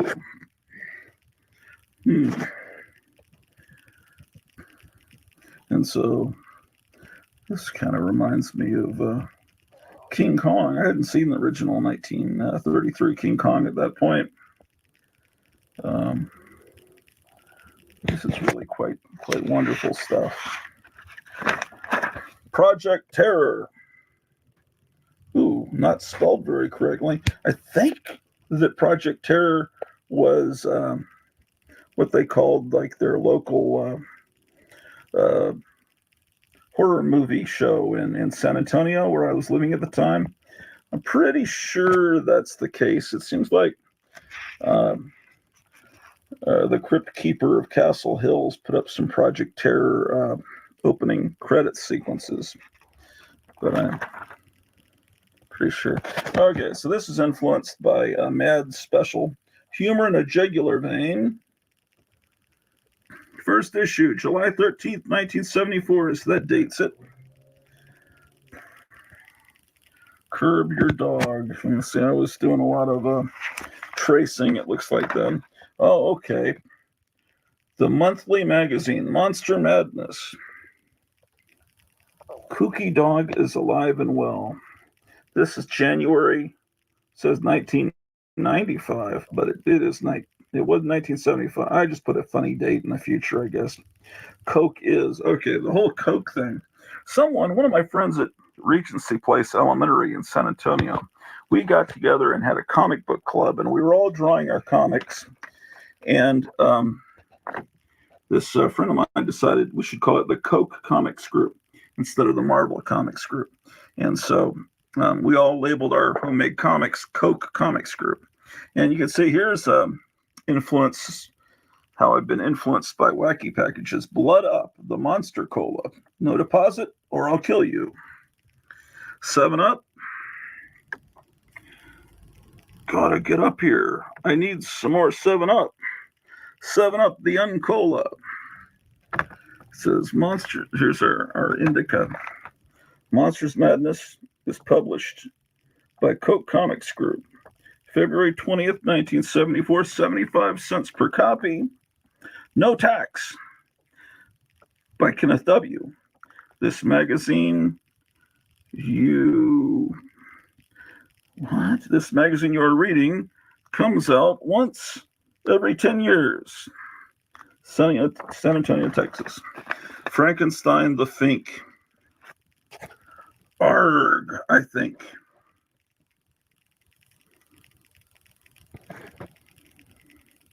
Hello, Frankenstein. I am Kooky Dog, and this is my sister, Kooky Cat. Wow, Kooky Cat was one of the characters one of my friends created, and this is a crossover appearance by Kooky Cat, as I recall. Oh, full moon. Okay, so they're kissing. Don't you want to marry? As soon as I read my monster magazine. Reading Dracula Lives?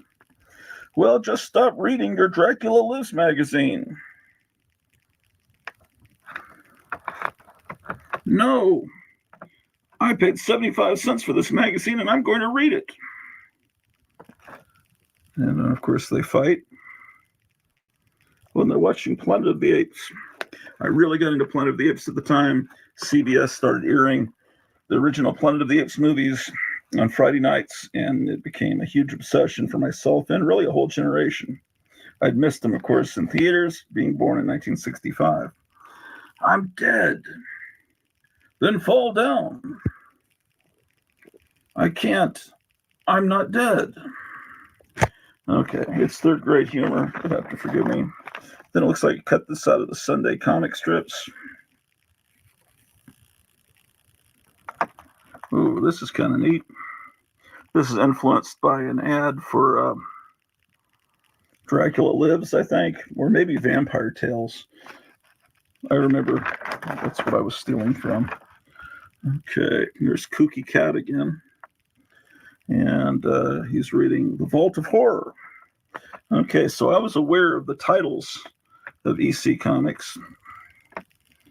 That was not drawn by me. I'm wondering if that was drawn by my older brother. Nothing much on this planet. Let's see what we got here. Ear, other ear. Smile while you kill. Imagine if I actually created a t-shirt that looked exactly like that. And you just, I wonder who would wear that. It's like early punk rock. Smile. Yeah, I had some very violent, I wonder what a psychoanalyst would think of this. Splat. On sale now is Dracula Lives. Cool, man, cool. Second issue. I knew the old beatnik talk from probably reading old Mad reprints. Dracula will not live, but Kooky Cat will. No, don't kill me, please, Kooky Cat. I will too. I want to. Ag, ouch, yeah. Oh, Mr. Moon, looks like he got shot through the nose. Why did you kill him? Who, me? Yeah, you. Why, sure I did. But now I'm going to kill you. The end. This is almost written as good as the modern comic books. Let's see. On sale now is Dracula Meets Frankenstein. Kill, crush, destroy. That's based on that robot. That evil robot in Lost in Space went around saying, crush, kill, destroy. The one that had kind of the Superman uniform outfit. Okay, look at this. Now this is certainly worthy of framing.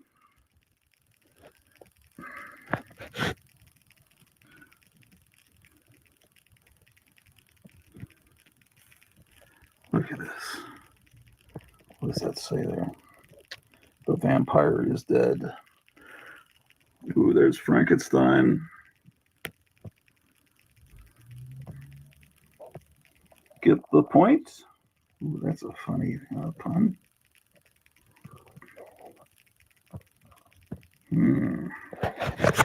Excellent, excellent, outstanding. Okay, I was influenced by a magazine called Spoof. A comic book called Spoof that nobody remembers, but I made my own edition of it. It's the funniest issue ever, but that's all there exists is just a cover. Let's see what we got here. What does it say on the tombstone? John Blood died July 19th, 1973. I made my own Dennis the Menace comic book.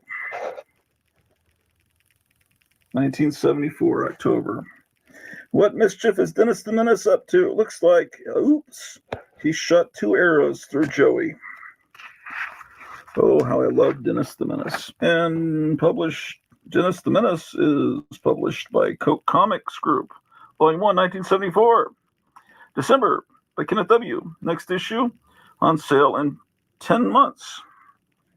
20 cents per copy, San Antonio, Texas. It looks like I just cut out the Sunday strips, posted them in here, and I have an ad for the 7th Voyage of Sinbad. And that's cut out of a newspaper movie ad. More Dennis the Menace. This is just how I saved Dennis the Menace out of the San Antonio Express News by making a comic book for it. On sale is War is Guts, the Headless Army Man. That's a good name, War is Guts. On sale now, Beware. There was a comic that Marvel put out called Beware. The Monsters Are Coming by Mark. This comic has vampires, cyclops, werewolves, zombies. Okay, so I guess my friend Mark is going to put this out now. Mark There was Sammy Glass, who was a good friend of mine that was in the Coke Comics group. And there was Mark Kusenberger, that was also part of the group.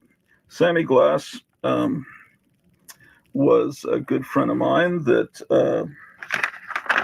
I ran across, because I lost touch with them in 1975 when we moved to Tacoma, Washington. And then about 3 or 4 years ago, I found Mark on Facebook and sent him a friend request. And he now does like play-by-play announcing for the San Antonio School District down there.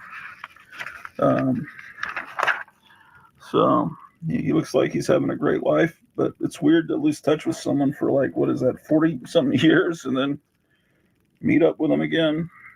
The Letterman, it was a character on the Electric Company, a television show that taught you phonics. It was like the version for the older brothers and sisters of the people that watch Sesame Street. Let's see. We don't have enough people to waste money, so we have no tax. Okay. The Adventures of Letterman. Letterman was a cartoon character on that Electric Company show. Looks like we stole the idea for the name. A, B, C, D, E, F, G, H, I, J, K, L, M, A, A. What comes next?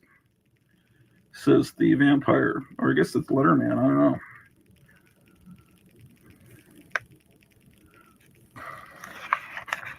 What will happen next? Oh no, Mommy, never fear, the spellbinder is here. I don't want you here. So what? I will kill you. Mommy, I told you I would kill you. Ha ha. I am the ghost of Letterman. Help. I am going to kill you. Yike. Gulp. There's Kooky Cat again making a guest appearance. Want to fight? Sure, I think. Bam. Ouch. Haha, I beat you up. Now look, both of us are dead. So what will we do in the rest of the comic book? Well, anyway, we'll be alive next issue. Okay, now dig me a grave, Spellbinder. Okay, I think. Hey, you're doing it wrong. So? It's a toilet. Or a stupid head. The Letterman. And I am going to beat you up. Here we go again, the end. Okay, here's my version of the Stan Lee soapbox. Coke Comic Group's Bulletin. Interesting spelling. Hi, folks. Hi, folks out there. We have some more comic books for you this month, starting with Vault of Horror. First issue next month, starring Frankenstein and Monsters in the Deep. There is also Dennis the Menace, only 20 cents. Batman is also on sale, so run to your magazine rack and buy it. It has Frankenstein in it. Peter the Little Pest is also on sale for 20 cents. We really know how to spend your money. Don't miss it. Run up to your newsstand and start reading. Bye. That's Kooky Cat's phone there. There's the Coke Comics Group, the big stars. Kooky Cat, Letterman, and Batman. On sale is Vault of Horror. Frankenstein says buy it. More blood and guts than ever, only 20 cents. The end, special notice. Beat Kooky Cat, you will see me alter the comic. Oh, it's Batman. Published monthly, 1974. Looks like Batman is meeting Frankenstein. And this issue, Batman meets Frankenstein. Sure enough.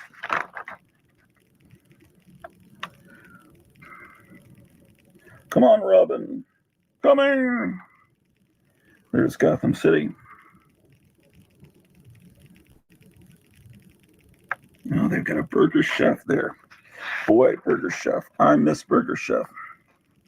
Eek, Batman, look, Frankenstein. Yeah, Robin. Arrgh. I'll beat you up. Huh? Ouch. Oh, look at the damage Batman did to Frankenstein's face. Bam. And then an ad. On sale now is Kooky Cat. The world's funniest cat. I misspelled Kooky, obviously. Oh, looks like I got tired of Batman. Ha ha! And then nothing. I was like an amateur Jim Steranko. I just didn't have time to finish. On sale soon is Letterman. Don't miss it, you Kooky Cat. The best in superhero comic books by Kenneth W. It's the real thing. Coke Comics Club is the best. Kenneth, Mark, and Sammy. Oh, yes, Sammy. We want letters. Sammy. Yeah, Sammy. I'm trying to remember. I hope he's not the one.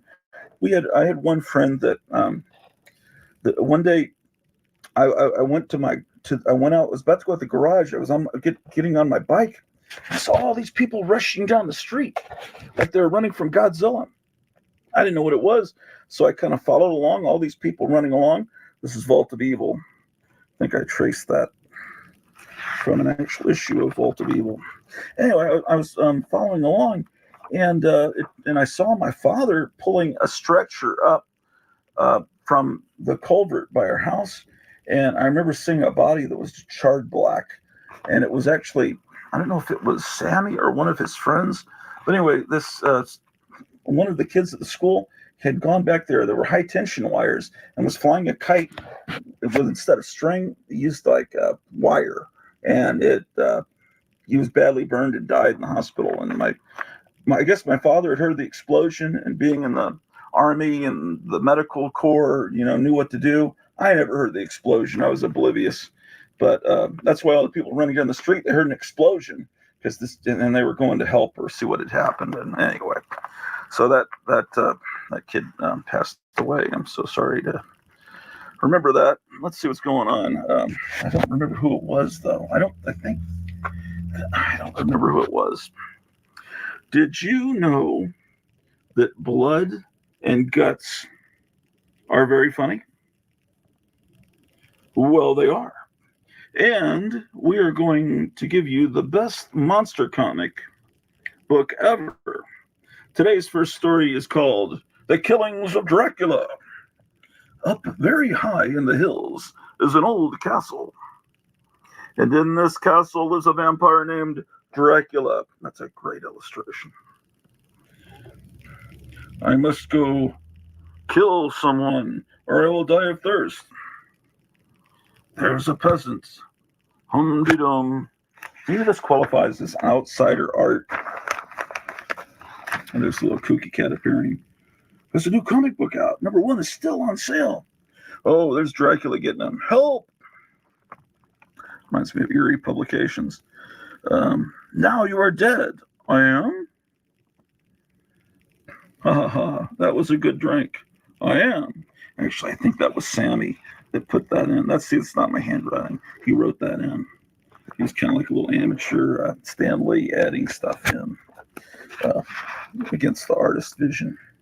Wait a minute. You can't kill him. Why?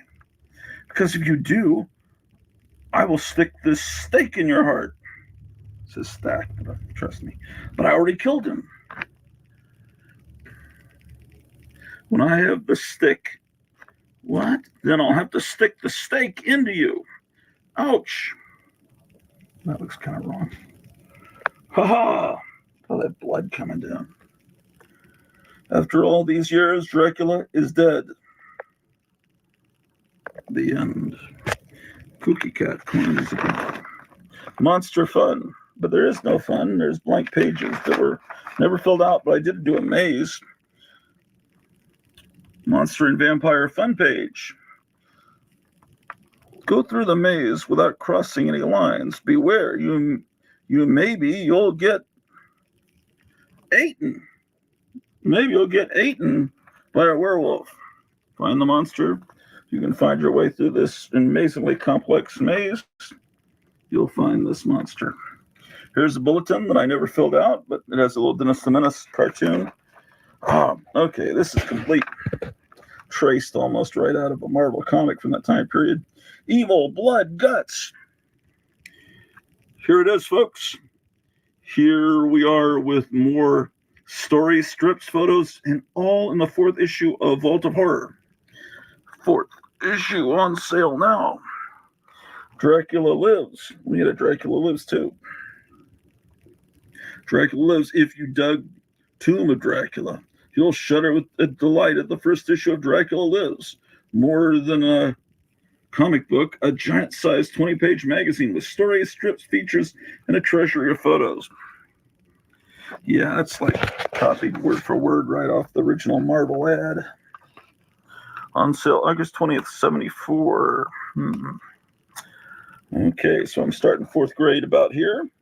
This was an issue of Supernatural Thrillers. It looks like I traced it right off the cover. Yes, my original copy of Supernatural Thrillers, which is in one of these boxes here, has the indentations where you can tell that someone traced. And Popeye is dead. Oh boy, this is getting hard on my neck. Maybe I can prop these up a little bit. No, I can't. Let's see. Boys, what a night. I think I'll go inside and watch TV. And here. And now it's the news. Good. The Headless Horseman just killed someone. Eek! That does it. Click. 100th time this week someone was killed by him.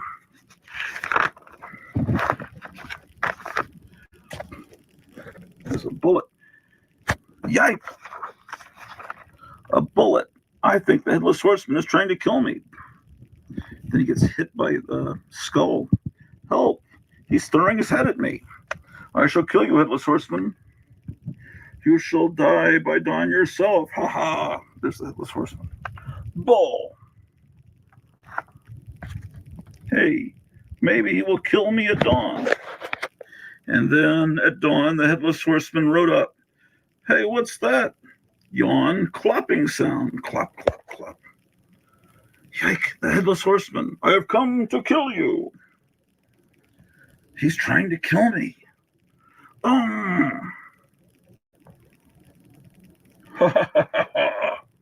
You shall never live again. Now, to kill someone else. Have you seen Joe lately? No. Let's go find him. Okay. Hey, there he is. It looks like the Headless Horseman killed him. Huh? The Headless Horseman? Ah, some people to kill. Yes, it's me. Continue next page. Page 5, an ad. A house ad. On sale now is the Haunt of Horror magazine. You'll never finish it alive. Well, I knew how to write advertising copy. Werewolves, monsters, vampires, cyclops, ghosts, and more on the thrill-packed pages of the Haunt of Horror. Only 15 cents, a real bargain. Oh, here I am being an amateur Stan Lee again. Hi, all you vampires and werewolves. Here's a list of Coke's newest comics.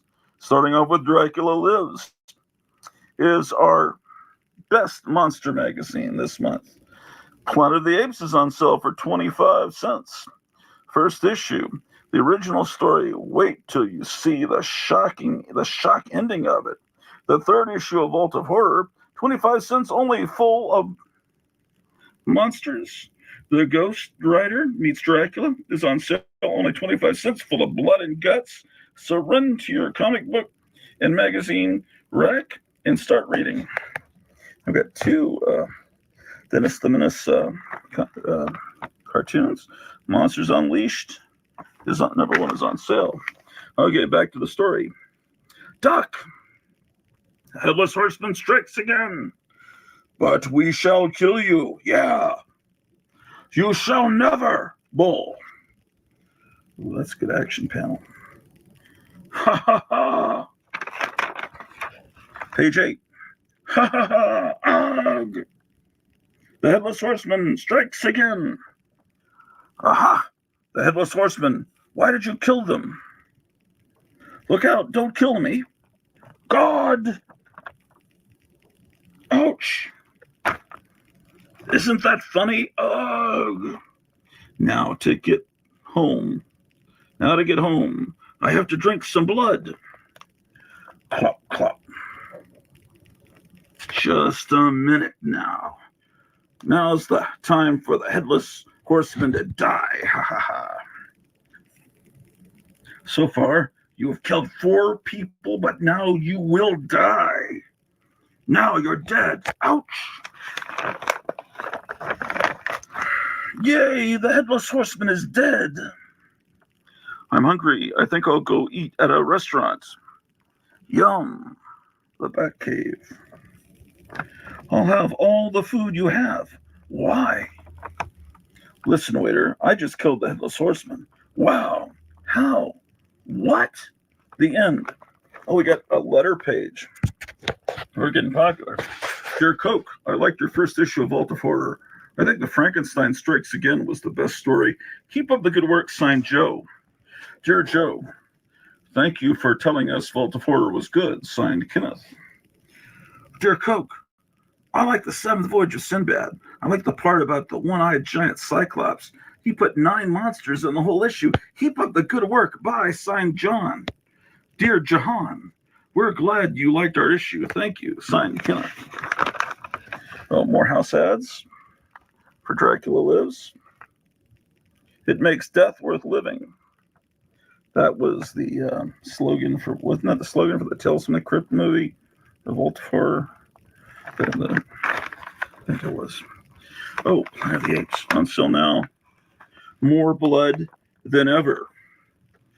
Planet of the Apes. Let's see what we got here. Oh, that's an ape.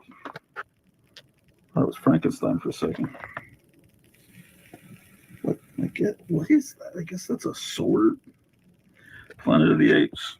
The original tale. Only 20 cents. Bulletin. Hi, folks. This pencil's hard to read.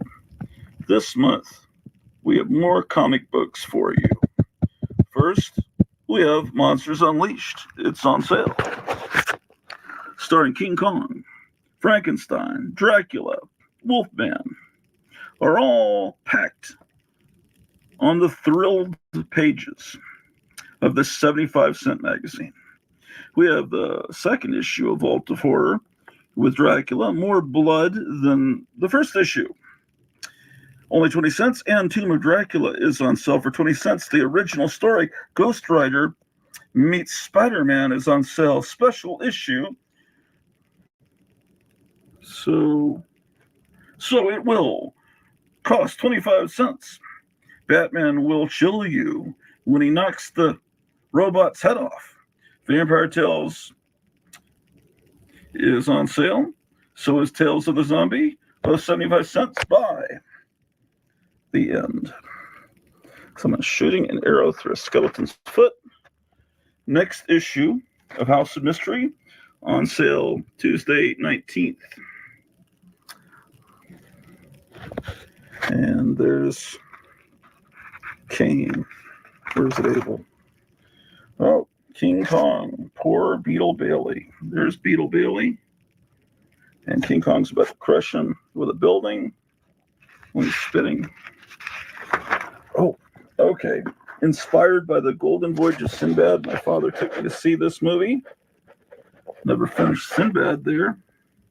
But there's the that Indian creature goddess that attacked him, whatever, Kali. And there's the centaur. Of course, there's a Cyclops. And here's an issue of Kooky Cat. The dinosaurs, of course, never was finished. I don't know what that was going to be. Oh, look at that. Into Lost in Space. I drew the Lost in Space robot. Model 39 robot. Crazy Magazine. Looks like it was going to be a Hulk parody. The magazine that lampoons Marvel's superheroes. Yeah, I discovered Crazy had come out and it was reprints of old Not Brandak. So that was just traced out of a book. That's the Jabberwocky creature, and this was traced out of Cracked magazine, where they were doing a parody of Planet of the Apes, where dogs were in charge instead of apes. And this is what I drew. This shows the different patches for Star Trek. And of course, now we have the Space Force that use the same symbol. So the past has become the future. You are ugly.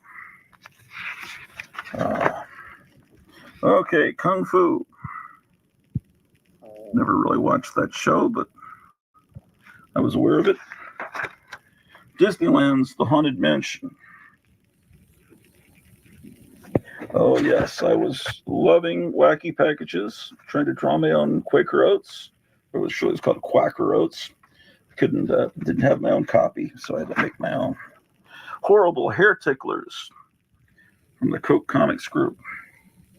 Free in this comic, a coupon you can get with your next comic free. Hugo the Teenage Monster. Igor, I've done it. Good. Now I pour it into the monster's mouth. We'll never know what happened because I never finished. On sale now, Tales from the Crypt. Cyclops attacks New York. Bloodiest issue ever. Most deadly issue ever. Ooh, the Empire Funnies. No more blood, Maria. I'm driving. Oh, that's funny. Blood bank. Darn, I don't know when I'm going to change into a vampire because the numbers on this clock are all mixed up. Looks like I started and didn't finish a lot of stuff. Oh, they have a checklist, and I did a checklist of all the Coke comics. Check off your comics on the list as you get them. So what did we have available? We had Star Trek 2, Tales from the Crypt 48. Most of these were never made. This is just an imaginary. Green Arrow 1, Superman 29. How about Vault of Death number 84 and Gushing Blood Tales number 16. Ooh, look at this. That was influenced by the way Frankenstein was drawn by Marvel. Zombie, Dracula, Phantom. We got your Ghost, you got your Cyclops. I learned how to spell Cyclops, didn't start with an S. Death, Godzilla, Morbius, and the Man-Thing. We did another robot. Ooh, look at those legs. N67, high-powered robot. I guess it can walk faster with those legs. Here's Rod Serling's Nut Gallery. Man, ooh, there's a lot of great stuff coming up, but my back is killing me. I just saw there's a Star Trek. Look, there's going to be a Star Trek one based on Gold Key's Star Trek. I'll do that in the next video because my neck's about to kill me. So I'll be back later today with a sequel. I've got all of this to go. So either you will never watch it or you can't wait. But with that, I will bid you a fond adieu. It's Grottu Orloff again, back with the second installment of Lost Homemade Bronze Age comic books made by myself, Dr. Grottu Orloff, back in 3rd and 4th grade. This looks like it's maybe 4th grade, I don't know. Looks like I was doing a parody of Night Gallery called Nut Gallery. Night Gallery being Rod Serling's 1970s swan song. So, says, hello, you clods out there who waste your money on shitty comic books like this one. Welcome to Nut Gallery. Okay, I'm starting to get braver with the bad language here. My name is, well, I forgot. Let's see, I've got an EC logo on a shirt. I'm starting to learn about the history of comics at this point. Hey, look over there. It's a monster. He's the toilet monster. Help. Very sophisticated humor in this magazine. If only a superhero was here. Kill, kill, kill. Don't worry, Spider-Man is here. Yay. Uh-oh. Let's look at this Spider-Man design. Want to fight? Yeah, you butt. Damn it, you tore out my tooth. Ha ha. The fight went on. Ink, bam, ouch. I'll step on you. There's Spider-Man getting squashed. Spider-Man is dead. Oh no. So what? Everyone, listen, damn it. Spider-Man is dead. Spider-Man is dead. Shit. He squashed Spider-Man. I ain't fibbing. He did? Yep. Kill him, folks. Ring around the rosy. We bashed in his nosy. The end. Well. Horror laughs. Okay, so you've got Frankenstein. Oh no, my monster has the wrong brain. He reads trash like Mad Magazine. Oh, this is some sophisticated humor. Voyage to the Bottom of the P. By Kenneth. Art Kenneth. Story Porky Pig. Idea Don Martin. Fart everyone. Hey, this sure is damn weird, sailing in the sub all around the toilet, looking for the bottom of the P. Anyway, it's stuffy in the stupid joint. And inside the sub, stop nagging me, you horrible fart. Shut up. You think you're smart. No, I don't. I think I'm dumb. You are. Really now, Captain. Poo-poo. Let's stop fighting. Hell no. Red alert. We're stuck in a piece of poo. Well, we reached the bottom of the P. Be quiet. Someone's flushing the toilet. Oh, no. Hell, bam, crush, the end. Will the real Mark Fart please lay down naked? My name is Mark. Is that a slob? Yes, that's Mark, who eats his boogers. He looks more like Frankenstein with his bolts too tight. This must have been born of some momentary childhood argument with someone else. Warning, this is what you will look like when you finish reading this comic book. Oh, you even have bullet holes. My goodness. America, the beautiful? What lays on the grass and goes ding-dong? A wounded Avon lady. Those are little stamps I got back in 4th grade. Smile, you're on candid camera. The Laughing Eye. Poison contains 50 ounces of chocolate. Oh, poison shit. Oh, that's a good brand. How many Aggies does it take to use the bathroom? 100. One to stand there and the rest to pee and spit on him. What you doing, eating chocolate? Where'd you get it? Doggy dropped it. Oh, I remember that. Roses are red, violets are blue. We make our bread on clods like you. Obviously traced from Don Martin. Oh, here's a racial slur about Puerto Ricans. Where do Puerto Ricans hide their money so no one can find it? Under the soap. That came from a Mad Magazine parody of All in the Family, and Archie Bunker said that. Guess I thought that was funny. I didn't even know what a Puerto Rican was. Please don't be offended by that. Don Martin will have his own tale of the Hunchback of Notre Dame. Plus, these other tales, The Fantastic Door, Fat Man, Planet of the Paste, Superman, Star Trash, on sale February 18th, 1974. Crazy #2, Nuff said Stanley. Crazy poster, cut a long line. Dr. Frankenstein, you let a fart, says the moon. How many Aggies does it take to flush a toilet? 3, 1 to flush it, and 2 to suck it all in. The Munsters. Well, looks like I never finished my version of a Munsters comic book. The tragedy. But this is what you're waiting for. I gave you a preview of this in the last video. It's Star Trek #1, March 1974. The only copy in the world. Journey where no man has gone before. Star Trek magazine. Oh, look at this action scene. Spock, you must rest. You know you're sick. No, Dr. McCoy. If I sleep, I will die. McCoy, Spock's trying to kill me. He's mad. Mr. Spock suffers from a Vulcan sickness, which could kill the Enterprise crew. Spock must die. Part 1. Jim, I just did a medical test on Spock, and he's got a Vulcan sickness. The only way for him to get over it is to kill everyone on this ship. Thank you, Bones.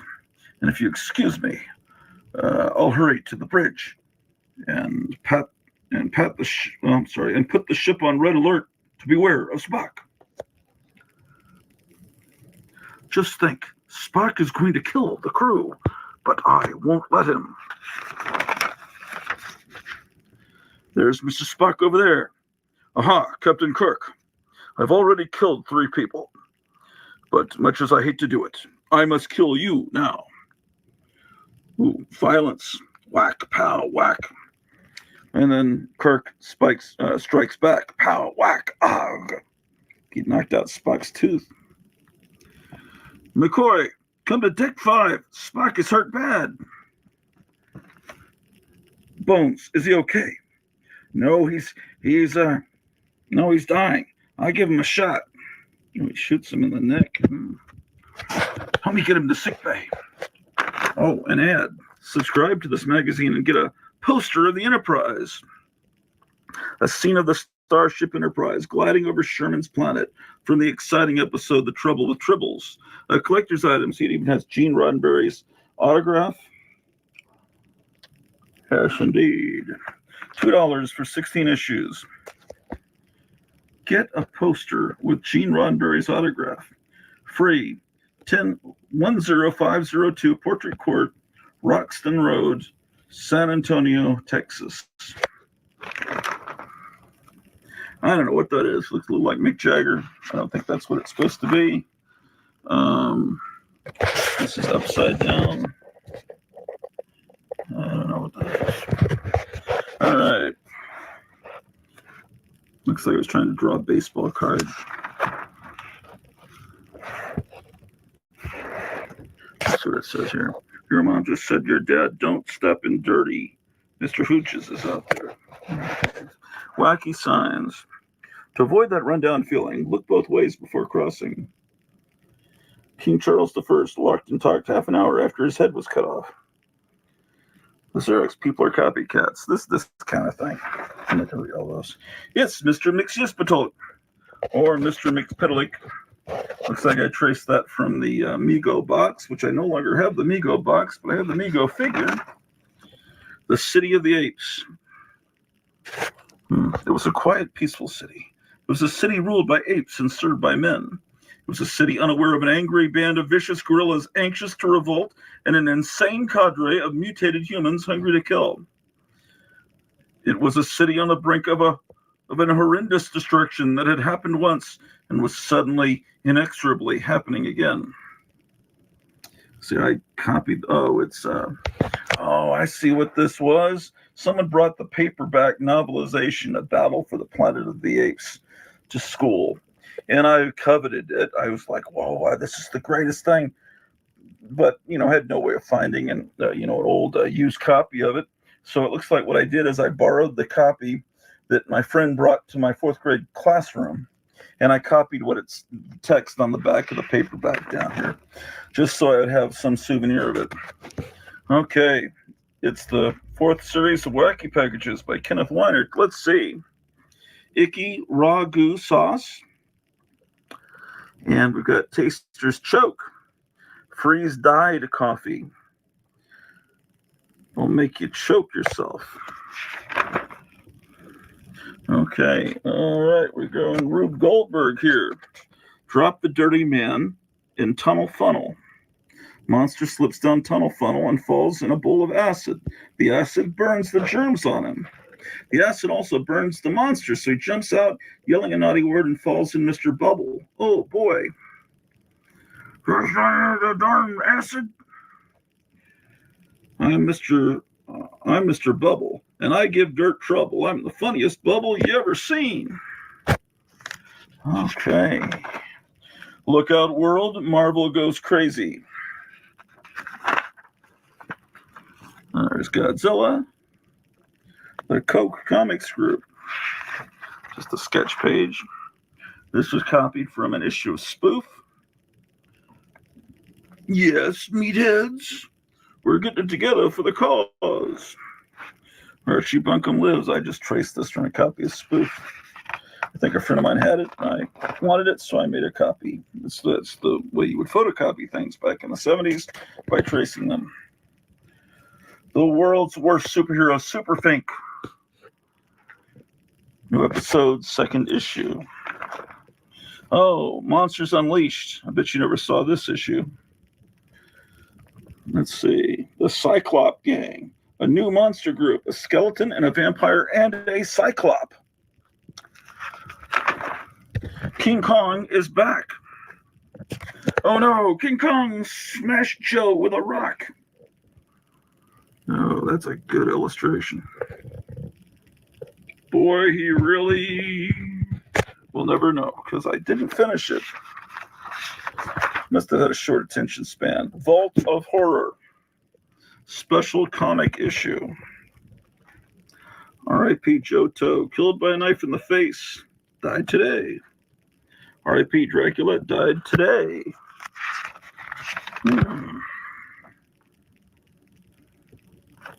The zombie meets the headless horseman. Wow, look at that full moon. Yeah. It sure is great. Yipe, it's the zombie. And look over here, the headless horseman. Gulp. Looks like they're going to fight.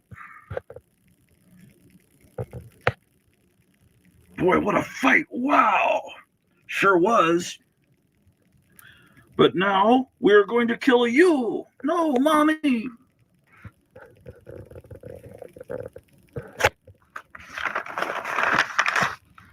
Bulletin. Let's see. Hi, folks. We have more comic books and magazines for you this year, starting off with Dracula Lives, with true ghost stories, and then there's Crypt of Terror. It is full of monsters and torture. See the bloody monster of Sarin. That's it. Run up to your comic book and magazine rack and start reading. On sale soon. Looks like Vault of Evil. This is it. Buy it before it's gone. On sale soon. The best in monster and blood and guts comics. The best of all. What? I don't know. Vault of Evil has 9 pages. My brother is a vampire? One night, the Robinson family were watching Bugs Bunny and Porky Pig cartoons when I don't feel so good. Are you sick? Yes, maybe you're turning into a vampire. I am. Help! Arg, crunch. I'll throw you on the ground. Plop. Ha ha! Then the ghost of the dead man came up, and they killed the vampire. The end. On sale later is Vault of Evil. Blood and guts and torn off heads. First issue. Only 25 cents. On sale now is Crypt of Terror. First issue.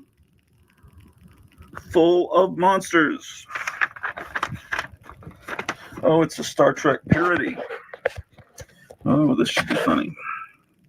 Captain Kook, the man from the planet, wants to know what we should do during the meteor shower. Tell him to put on his rubbers. Captain Kook, you're an asshole. Whenever you say something stupid, I can't believe my ears. I don't believe in your ears either, Mr. Spock. Damn it, I'm stuck I'm stuck on this whole voyage with a moron like you. Just for that, you have a court-martial. And he slips and farts. Funny. Star Black. This is the vomit of the Starship Booby Prize. A 1-minute trip to seek out toilets in space. To boldly go where no girl has gone before. The men's room. Created by Gene Strawberry. William Shatner as Captain Cook. Leonard P. Moy as Mr. Spook. Defrosted Smelly as Dr. Decoy. Walter Cooking as Pulu. And John Farter as Snotty. Third grade humor, ladies and gentlemen. The magazine for monsters, Blood Magazine. It's a full moon and the dead shall rise. It's the first issue. R.A.P. Mary Hellstone, 1890 to 1942, died by a vampire. King Kong is back to the screen. Arrgh. Yes, look in your newspaper. King Kong is back and he's playing at your local theater. King Kong, the King of Kongs. It's a fantastic movie and it's filled with blood and guts. You won't believe it's true, but your eyes will believe because of the great special effects in this movie. Thanks to Ray Harryhausen. Willis O'Brien. The man who did the special effects in The Seventh Voyage of Sinbad and the new movie, The Golden Voyage of Sinbad. So watch it. The original uncut version. Okay. Plop.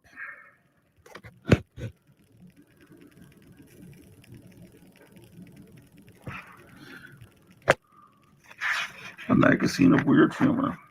Looks like it just did a bunch of covers here. Crazy Magazine. 1974. Another issue of Crazy. Look out, world. Coke goes crazy.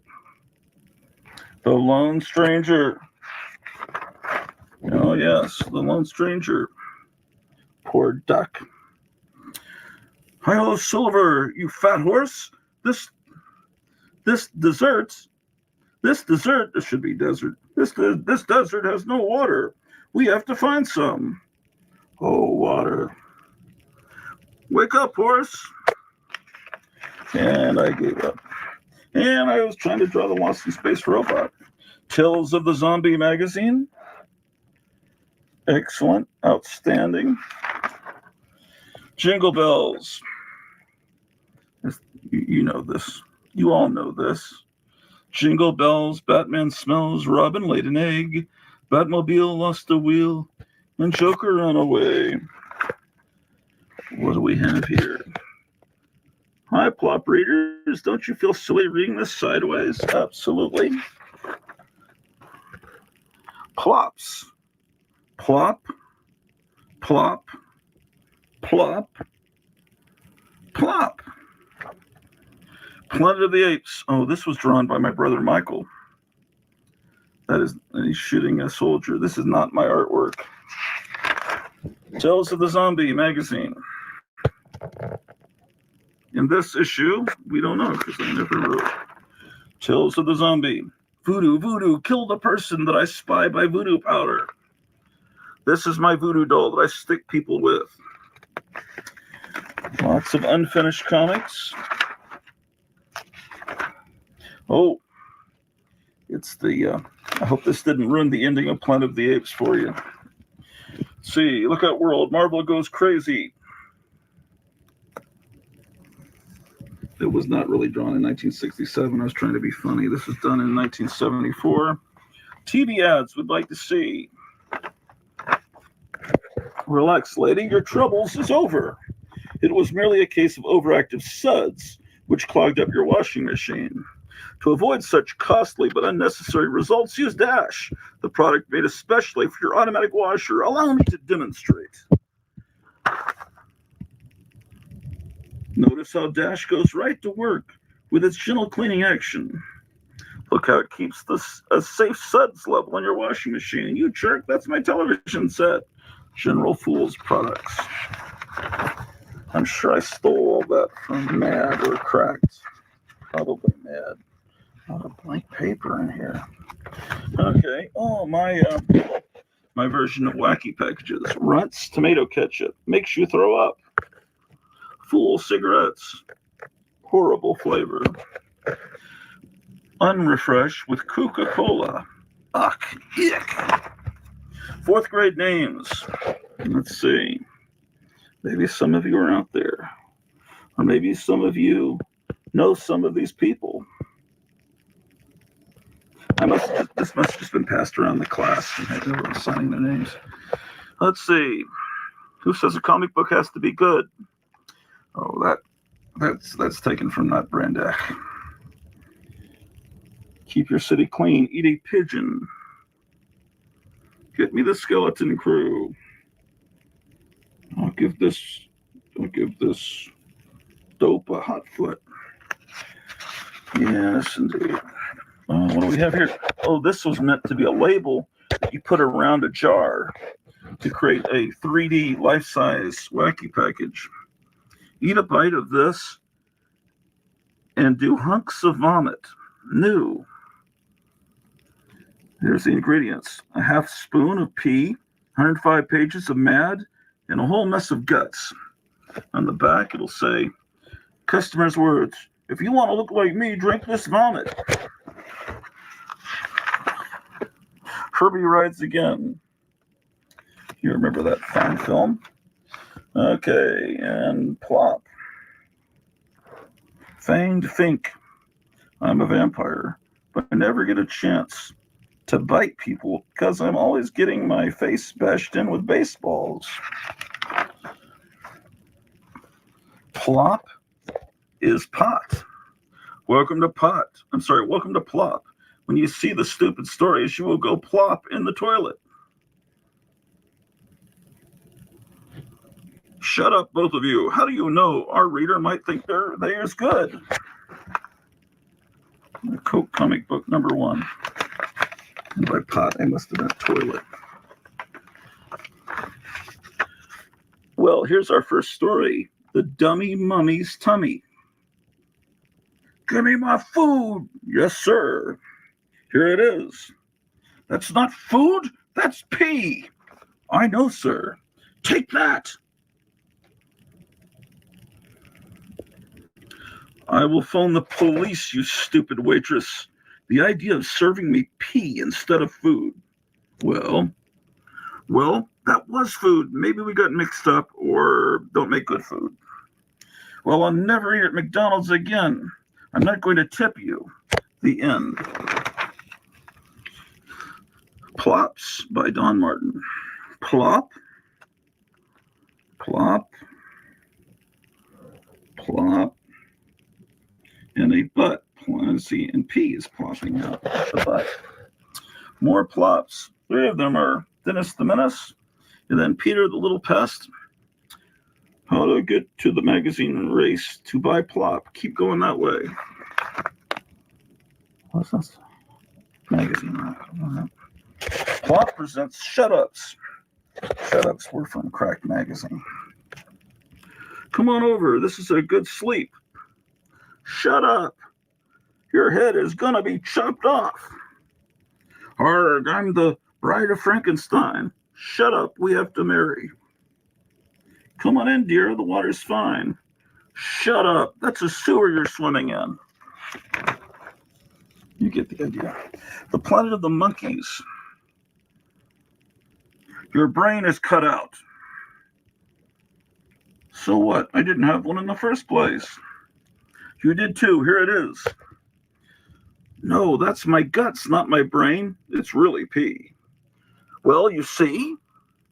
Want to fight? I sure do. Oh, wait. Where's the next panel? Oh, I guess this is. Now both of their brains were knocked out in the fight. Next page, special guts poster. The hang rope. Okay.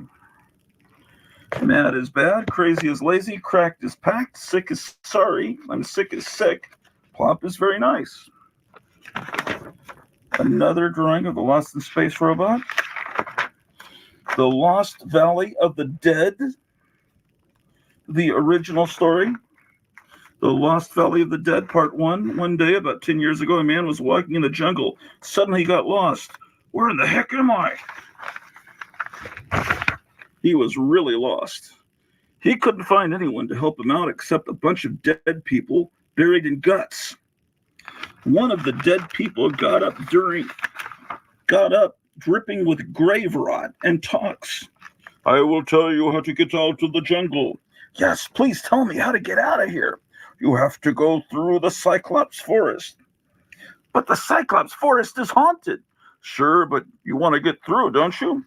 Yes, but what? I'm scared. Come on. I'll go with you so you won't be scared. But how could a dead man help me? Shut up. You'll see. Let's go. 10 more miles. Well, here we are. Arrgh. Arrgh. I am going to cook you. Mommy, don't worry, I'll save you. That's cool. Full page panel. Part 2. The one-eyed Cyclops tried to cook them. Inspired by the seventh voyage of Sinbad, but then I ran out of time, apparently. What have I done here?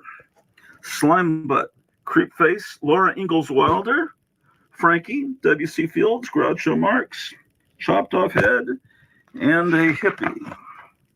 Oh, more. Mummy, Godzilla, Dracula, Blob, Wolfman, Creature from the Black Lagoon, Phantom of the Opera, Frankenstein, The Forgotten Prisoner of Castle Mere, and The Hunchback of Notre Dame.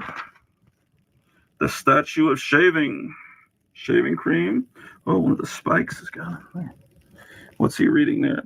How to Tell If You Need a Shave by Icy Hair. Wacky Packages. Shitta Soda, made out of shit. 7 App, the Uncola. Lose your teeth with Crest toothpaste, no fluoride. Joe's Delicious Blood, get ready to vomit for vampires. Jolly Mean Giant's peas of all colors. Hippie, peanut butter. And Cracker Jerk. No surprise inside. Oh, this is a pocket-sized magazine. The Haunt of Bloody Horror magazine. The Dead Hand That Crawls. The Dead Hand That Crawls, Kills, and Lives. The Dead Farmer. Oh, this is actually a text, pulp kind of magazine. Oh, boy. I guess I'll read the story to you. One day, 100 years ago, a farm burned down, and everyone in it died. Then 10 years after that, a man went into the burned down farmhouse. He saw spiderwebs and blood and jars everywhere. Then he heard some moaning and groaning. He followed the sound. He went upstairs and he went into a room and he saw the ghost of the farmer that once lived in that house. They started fighting. The man stuck a knife. Here's the illustration. The man stuck a knife into the ghost, but the ghost did not die. They kept fighting, and the man died. The ghost of the farmer was happy, jumped for joy. He jumped for joy and landed on spikes, and holes were in the ghost, and he died. The Dead Hand. Once upon a time, a man got his hand cut off. Then the hand came back alive and killed people. One day, the dead hand knocked on someone's door. The man opened the door, and to his surprise, he saw a dead hand. The dead hand had a gun in his hand and shot some bullets in him. Arrgh! The dead hand left to go kill someone. The dead hand left to go kill someone else. He went everywhere. When he got to New York City, he saw King Kong and Godzilla. King Kong and Godzilla saw the dead hand. They squashed the dead hand. Oh, there's the hand. Yes, doesn't have a chance against King Kong and Godzilla. On sale now is issue number 4 of Vault of Horror. Yeah, I see. You say a monster is loose in town. Yeah. Well, also this month you can can get Tomb of Dracula with all kinds of blood. All kinds of blood, only 25 cents. On sale soon is Conan the Barbarian. Oh, that's an interesting spelling. Barbarian. And notice the price has gone up 25 cents, so we know we're into about 1975 now. I think that's when the price went up. It's 25 cents. I'm going to read this and maybe do one more comic and then come back for a part 3 because my neck is killing me. Hi, folks. This month we have lots of comic books and magazines. Starting off with Dracula Lives with all kinds of bloody vampires. Eek! Then join Cookie Cat for 10,000 laughs, all packed in one magazine. Man, and it only costs 25 cents. Then Dennis the Menace #2 is on sale. Old Ruff is at it again with his old master, Dennis the Menace, but you can't miss the 7th Voyage of Sinbad. It is full of Cyclops, like the one-eyed one. Coke's at it again. Coke Team Up. Just remember, it's Coke Comics Group, not Marvel. Coke Team Up featuring Dracula meets the Ghost Rider. January 2nd, 1973. Well, I never did that. Daily News Magazine. Ooh, I have a new company, Clark Magazine. I must have decided to quit the Coke Comics Group. In this smashing issue, reviews on the great new hit Wacky Packs, reviews on the new TV series of the Planet of the Apes, monster cartoons, how ticks are dangerous, reviews on Star Trek and Lost in Space. There's, of course, the Enterprise. Star Trek has won the medal of being the best show on TV.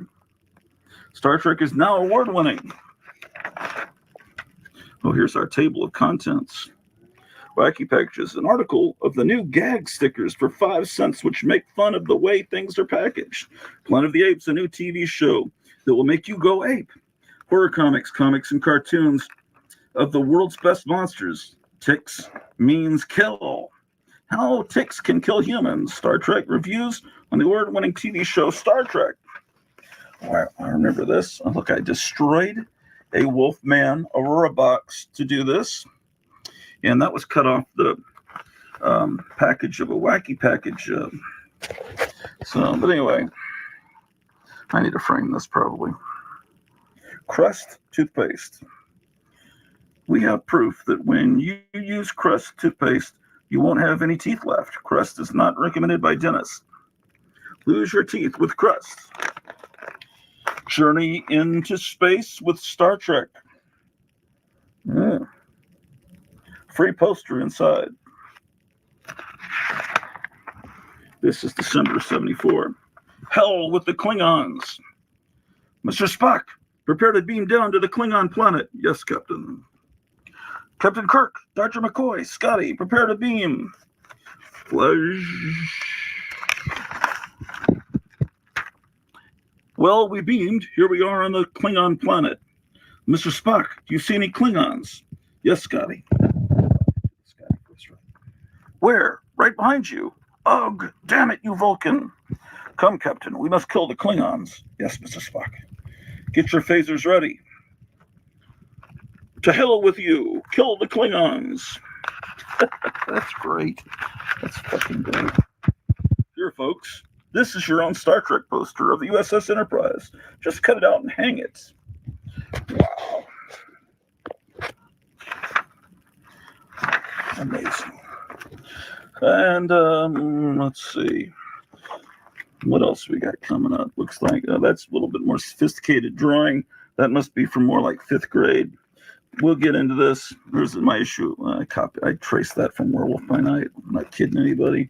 This is a preview of what's coming up soon. Courage, the Vampire Killer.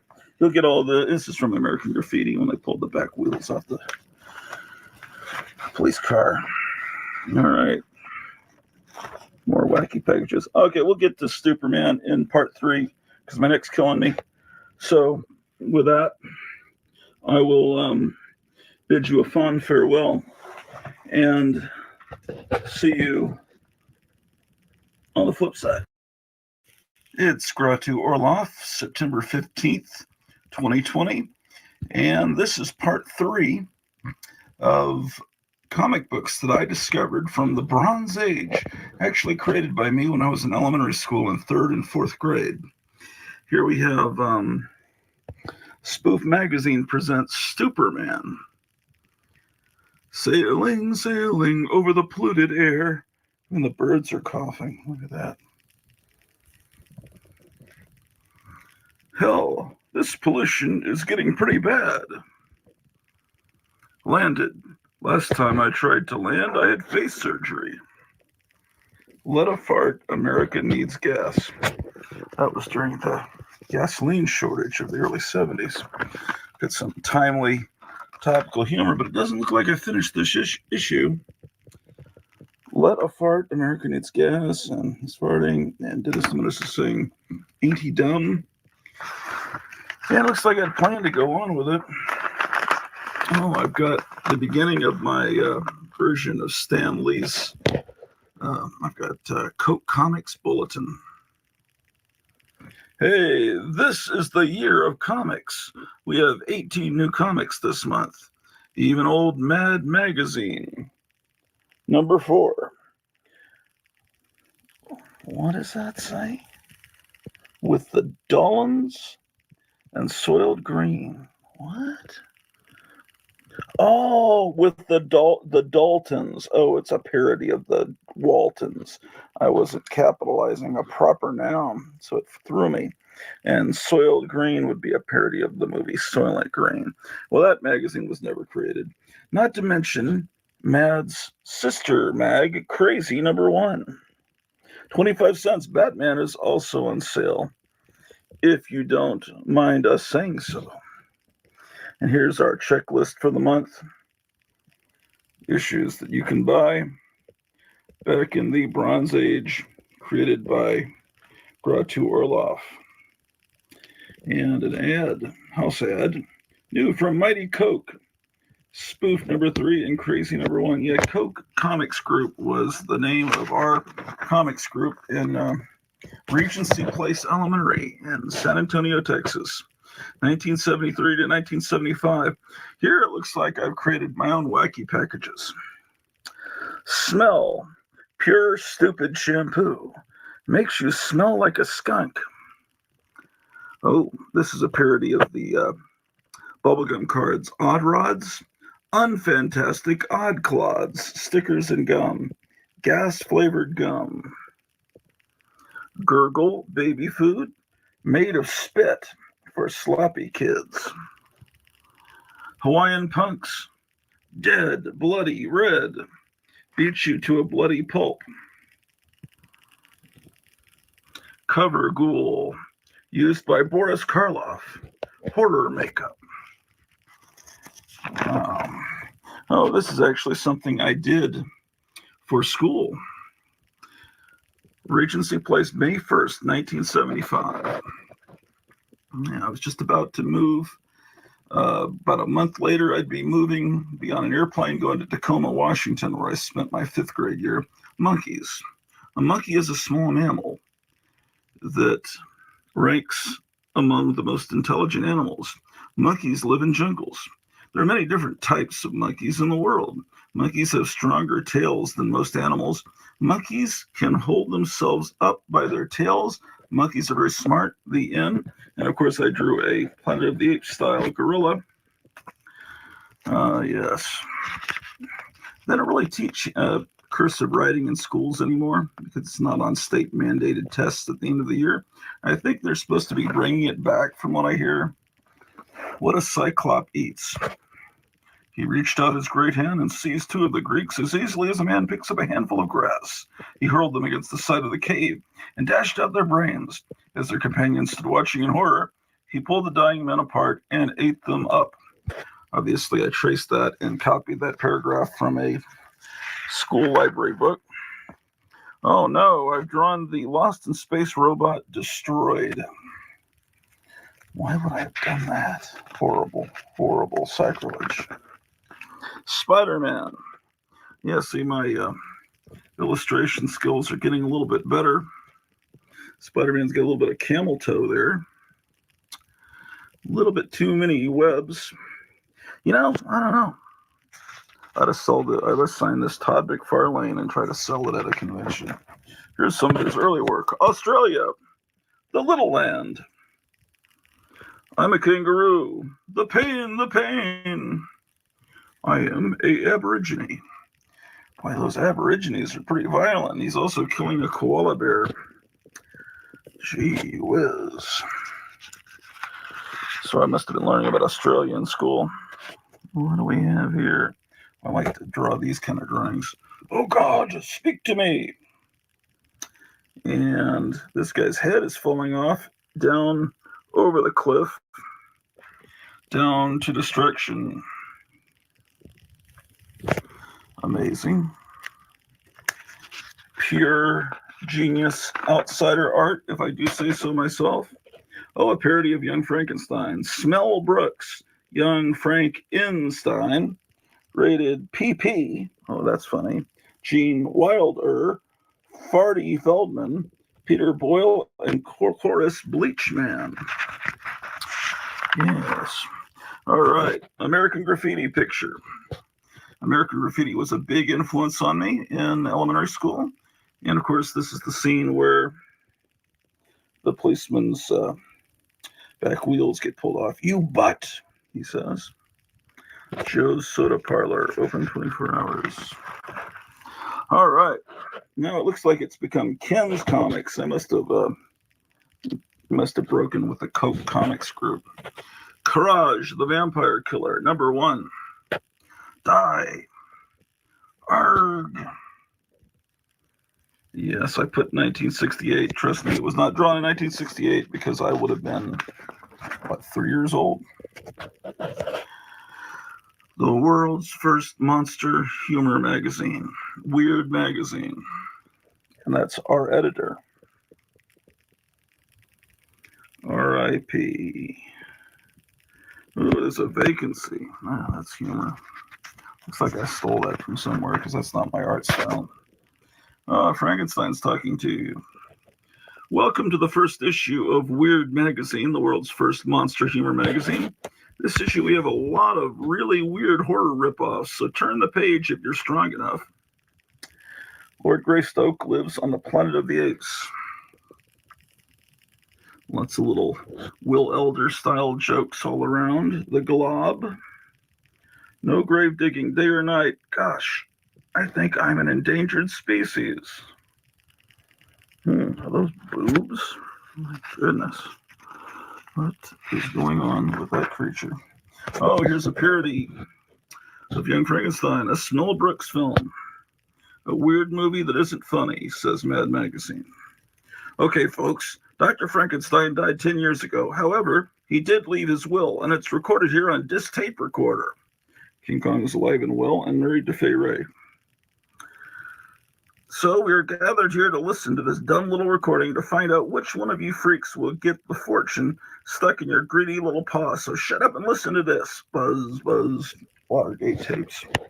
And I must have gotten bored. I was so into Young Frankenstein. I had a giant poster on my wall in my bedroom. And I even read the novelization, the paperback novelization. Still have it. Can you believe there was a novelization for Young Frankenstein? Okay. Nice, charming little illustration. Look at this, the Joker.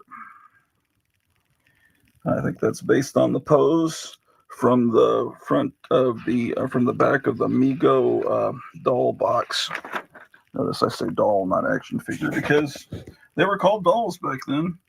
This is a list of wacky packages. Some of them are real, and some like blue vomit. I'm pretty sure I made that one up. Looks like I added some of my own with the real names. Maybe I made a checklist. Oh, there's more.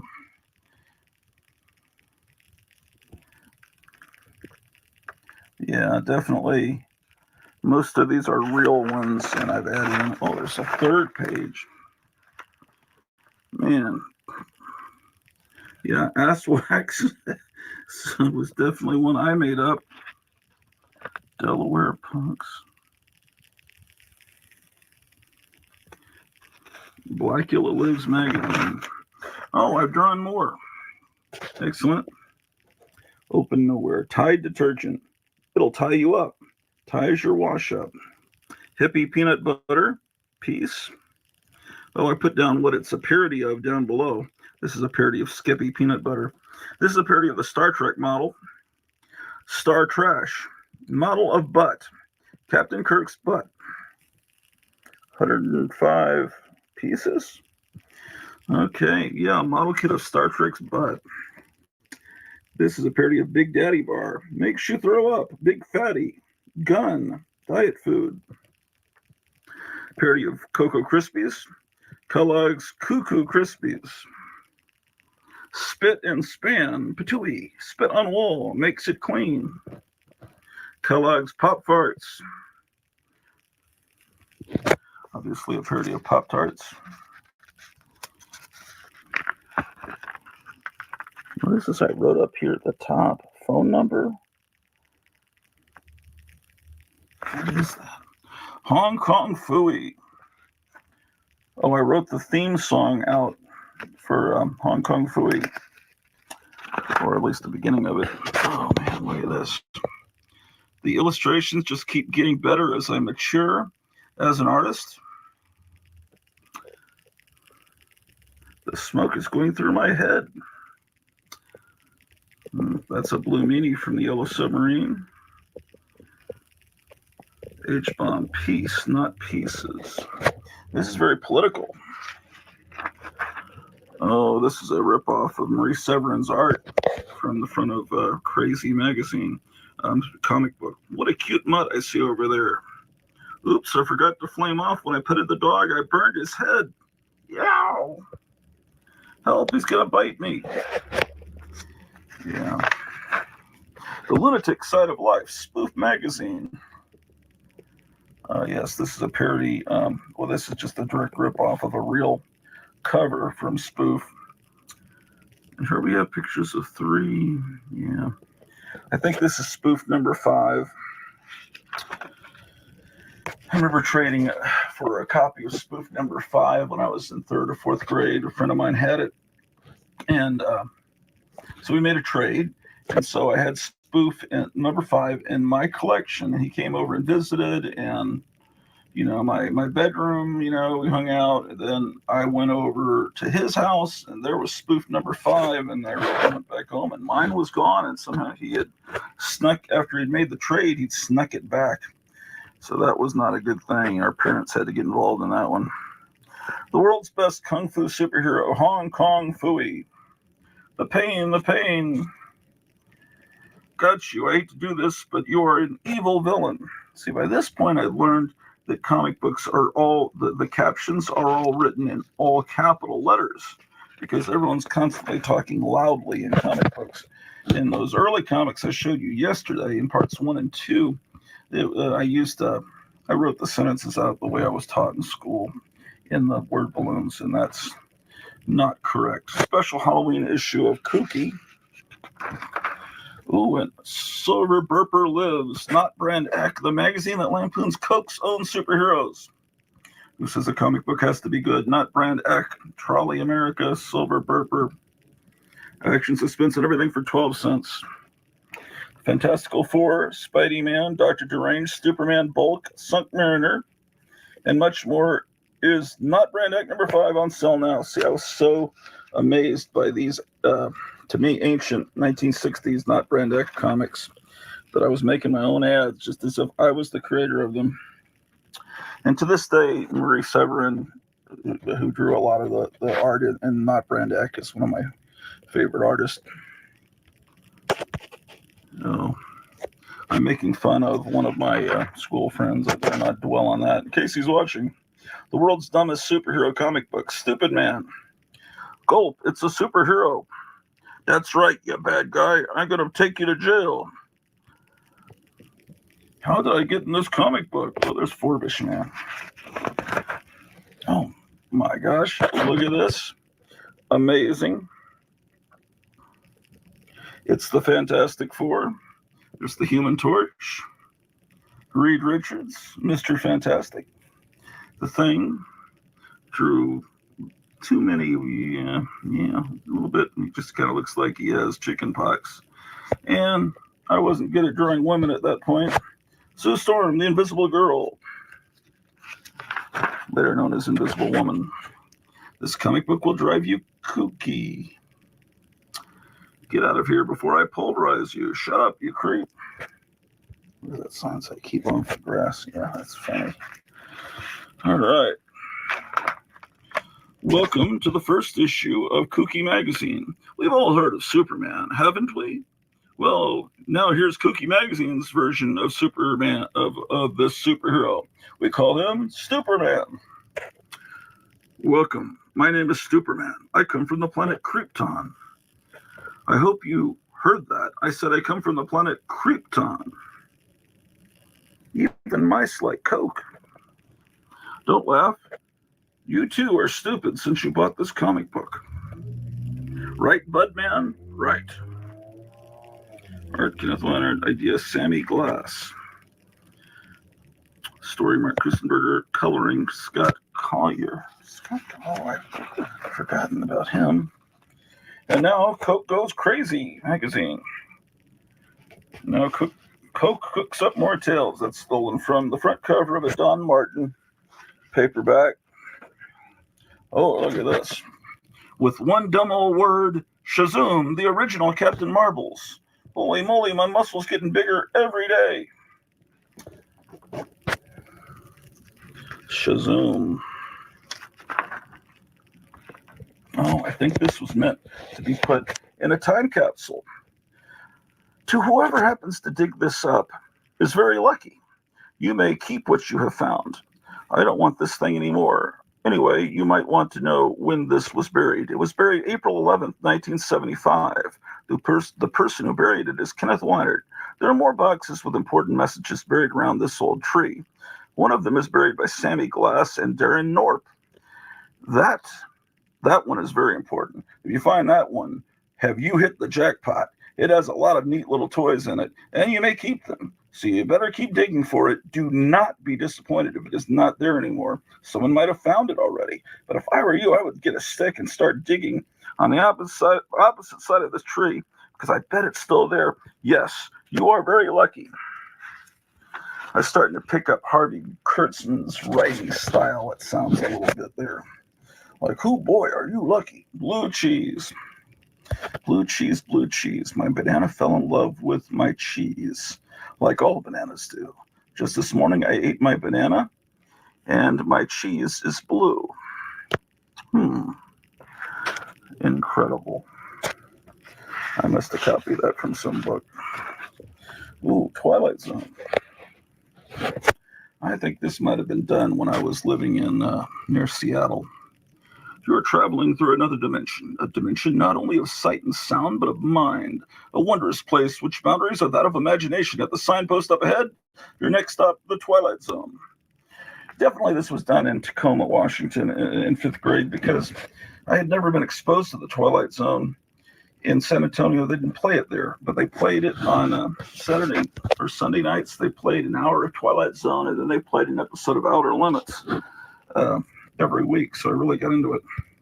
Sean Cummings, age 38, a poor, tired, lazy slob. He does not believe in the impossible, but maybe he will think twice about it next time after he enters the Twilight Zone.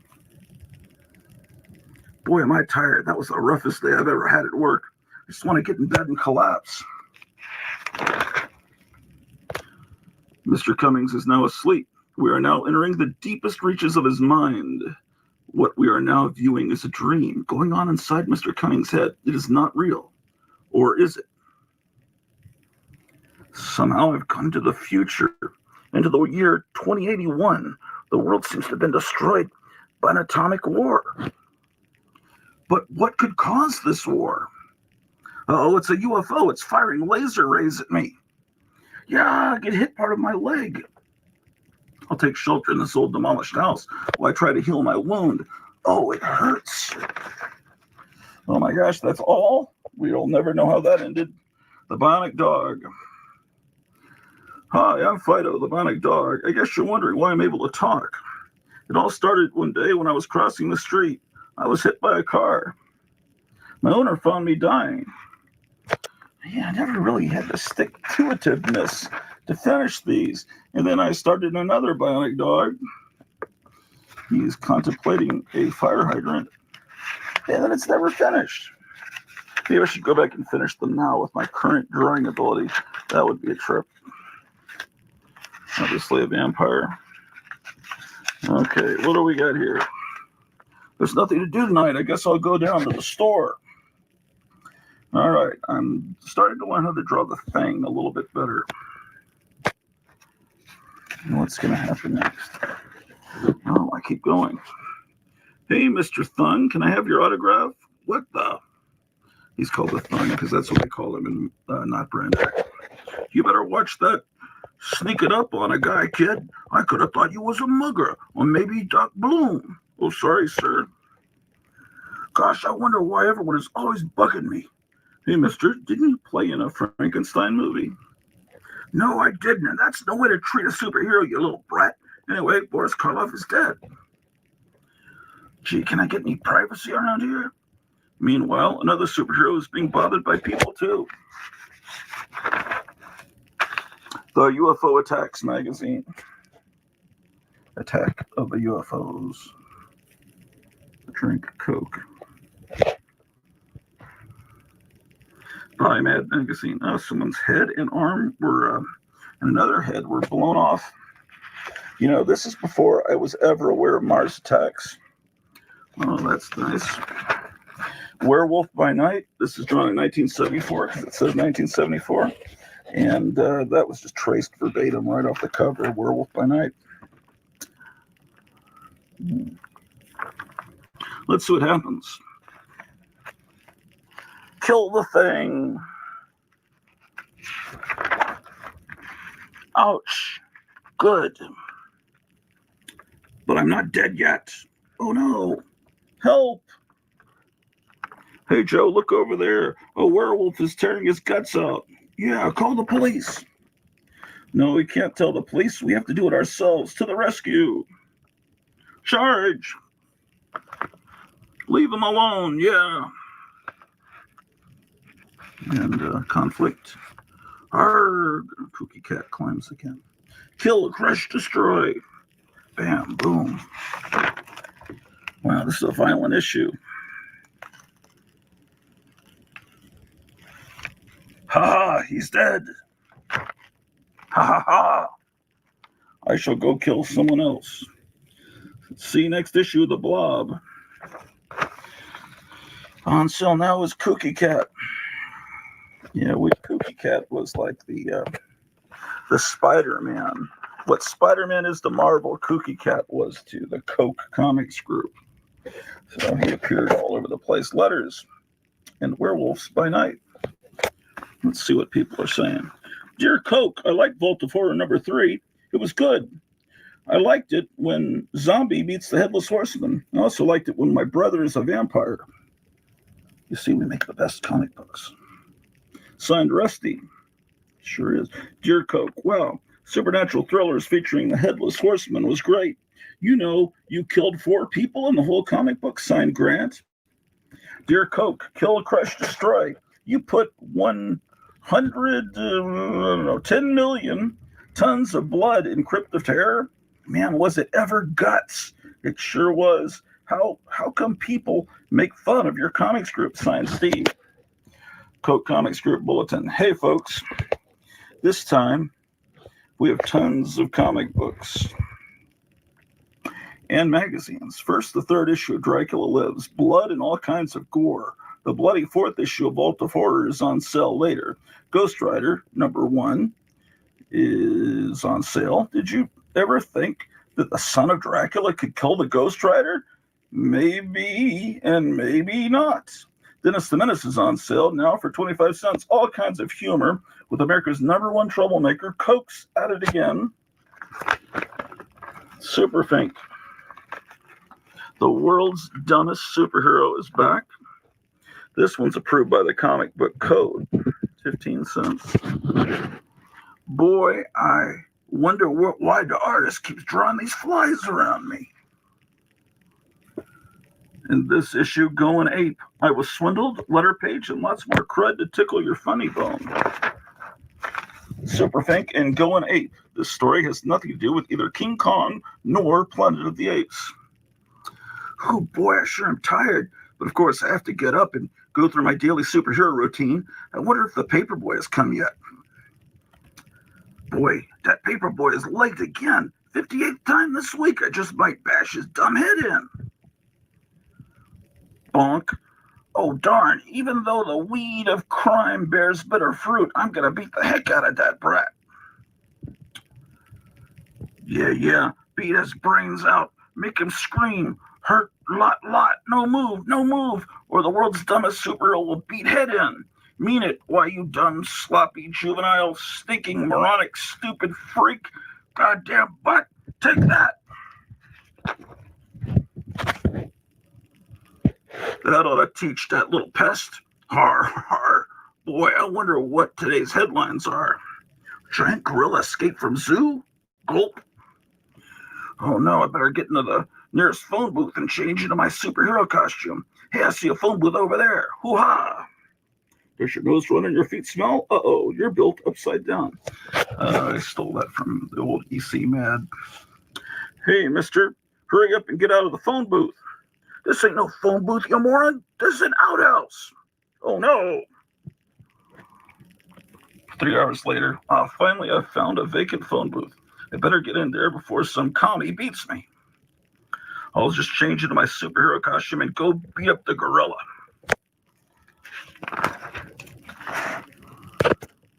And now, I step proudly out of the smelly low-class phone booth as the world's most smelly and low-class superhero. The name is, as if you didn't know, Superfink. Now to get on the track of that reject from Planet of the Apes. Make way, you weirdos, I'm coming through. You are now entering the zoo. Excuse me, kind sir, but is this the city zoo? No, it's a jail for animals. You see, they're all convicts. The kangaroo is a robber. He puts the money in his pouch. And the laughing hyena kills his victims with laughing gas. Tee hee, hardy har har. Oh, you really shatter me. Now give me the snappy Now give up the snappy answers, the stupid question bit. Now, is this the zoo? To tell you the truth, you're standing in the middle of the zoo. I am Joe Schmo. I'm the manager of the zoo. I thank you for coming to help us find this rare gorilla from the wilds of Africa. He got mad and broke out of his cage, and he's wild. Warning, this gorilla is armed with a monkey wrench. Why did he get mad? Huh? Well, I really don't know. Maybe some homely pig spit in his eye. Well, I better just fly away and capture that horrible gorilla. He might tear someone to a gory mess. Oh, no more. Oh, it's Freak Out Magazine. Guaranteed to blow what's left of your mind. Attention, bloodhounds, become a donor. A donor is probably what I meant. Well, Walt Disney's fan club. Walt Disney's fan club. In this issue, we rip off the Mickey Rat Club. That issue was never created. It was just a front cover, it looks like. But here comes the Monster Magazine. Horrible Tales of the Markberry. Oh, I said trouble with that word. The Man-Thing comic book. I'll destroy them. I will. Harry Harold, Martian, a Square, Jack Frost, Joe Schmo, Invisible Man, Prince Charming. Is this Lost in Space? We're crashing on some strange planet. Co-pilot, do you know what planet this is? I don't know. Our computer is shot. Probably it's Planet of the Apes. Or would have been. Another hippie. People are getting hairier. And I'm starting to draw more detail and cross-hatching as I'm in 5th grade. Yeah, this is definitely Planet of the Apes. And so, Taylor finally goes to sleep, but while the astronauts were asleep, a computer goes haywire and the ship goes off course, and the ship topples down only to splash down in the water. The astronauts wake up and find their ship is sinking in the water fast. We're sinking.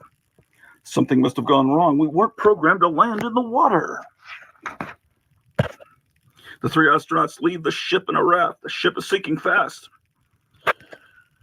When they come to the shore, the land is lush and green. They jump into the lake and swim. It feels good to wash off 2,000 years of sweat, eh, Dodge? Yeah, but where's Landon? He must be just as sweaty. Probably afraid if he washes his sweat off, he'll find nothing underneath. Hey, Taylor, Dodge, you better come over here and take a look at what I found. What is it? Footprints. It was made by a human or something close to it. So I'm kind of adopting the vocals of the way the people in the Power Records, Planet of the Apes comic book talked. If you've ever heard that, listen to it on YouTube. It's hilarious. Advertisement. Read this ad or your head will be blown off. What have you got to lose but your head? Buy the new improved, more gory GI Schmo. He's everything a real army guy does. Walks, talks, and blows GI Commie to fragments. Who knows who else this guy will kill? Your postman, your lawyer, or maybe even you. He's the real thing. No, he's not Coke. G.I. Joe after escaping from German prison camp. German Creep, also available at your local store. And if you don't buy him, he'll sneak in your house at night and shoot and beat your Barbie doll to a gory mess. He might even decide to what? He might even decide to do you, and how will this plastic, lifeless, crummy doll do it? Well, you mustn't forget he has a toss the blood-stained squirt gun, you stupid weirdo. Man, 5th grade was fucking with my mind, apparently. Oh, look at this. A space battle drawn 2 years before Star Wars was released. Oh, this is outstanding. Now playing Star Trek to save a dying planet. UFOs came to the planet Koron. They destroyed cities. Millions of people fled their homes. Look at this destruction in this cool space alien I created. Wow, look at what they did to that guy coming down in a parachute. They just blew him into pieces. This is another piece. Oh, there's the Enterprise, NC 1701. Yeah, absolutely. This is certainly worthy of framing. The Battle of Der Century. This is going to be Superman versus Captain Marbles, but you're going to have to come back for this fun for the next. Oh, that looks like the front cover for that Twilight Zone. No, this is a different Twilight Zone. Godzilla, even. This is all going to be in the next installment. Come back later in the day. I'd film more, but right now my neck is killing me. Take care. Sayonara. Well, Grottu Orloff back for the 4th installment of comic books created during the Bronze Age by Grottu Orloff himself. Back 3rd, 4th. Some of these are actually 5th grade. So that would have been like 1973 to 1975. This is the Battle of Der Century, Superman versus Captain Marbles. Hoo boy. In answer to your demands, oh, the heck with it, we were going to present it anyhow. In the office of the 2-bit paper, The Daily Platitude, Cluck Bent, mild-mannered meathead, is typing up a typical 2-bit story. Ah, crud, the typewriter broke. When he notices the headline on today's newspaper, Great Caesar's goat. Unknown monster strikes. Spidey-Man dies. He races toward the nearest phone booth. When I change into my Superman costume, hope I don't get arrested again. And out of the phone booth comes Superman, man of steam. Now to stop the unknown monster. Up, and I'm gone. Oh, that's all there was to that one. Look at this delightful. This is some good art. Great Horror Movies Magazine. Look at this. I've discovered some artistic skills there with the little bit of R. Crumb style there with the hatching. Twilight Zone, with your host, the late Rod Serling. Kenneth Comics, 10 cents.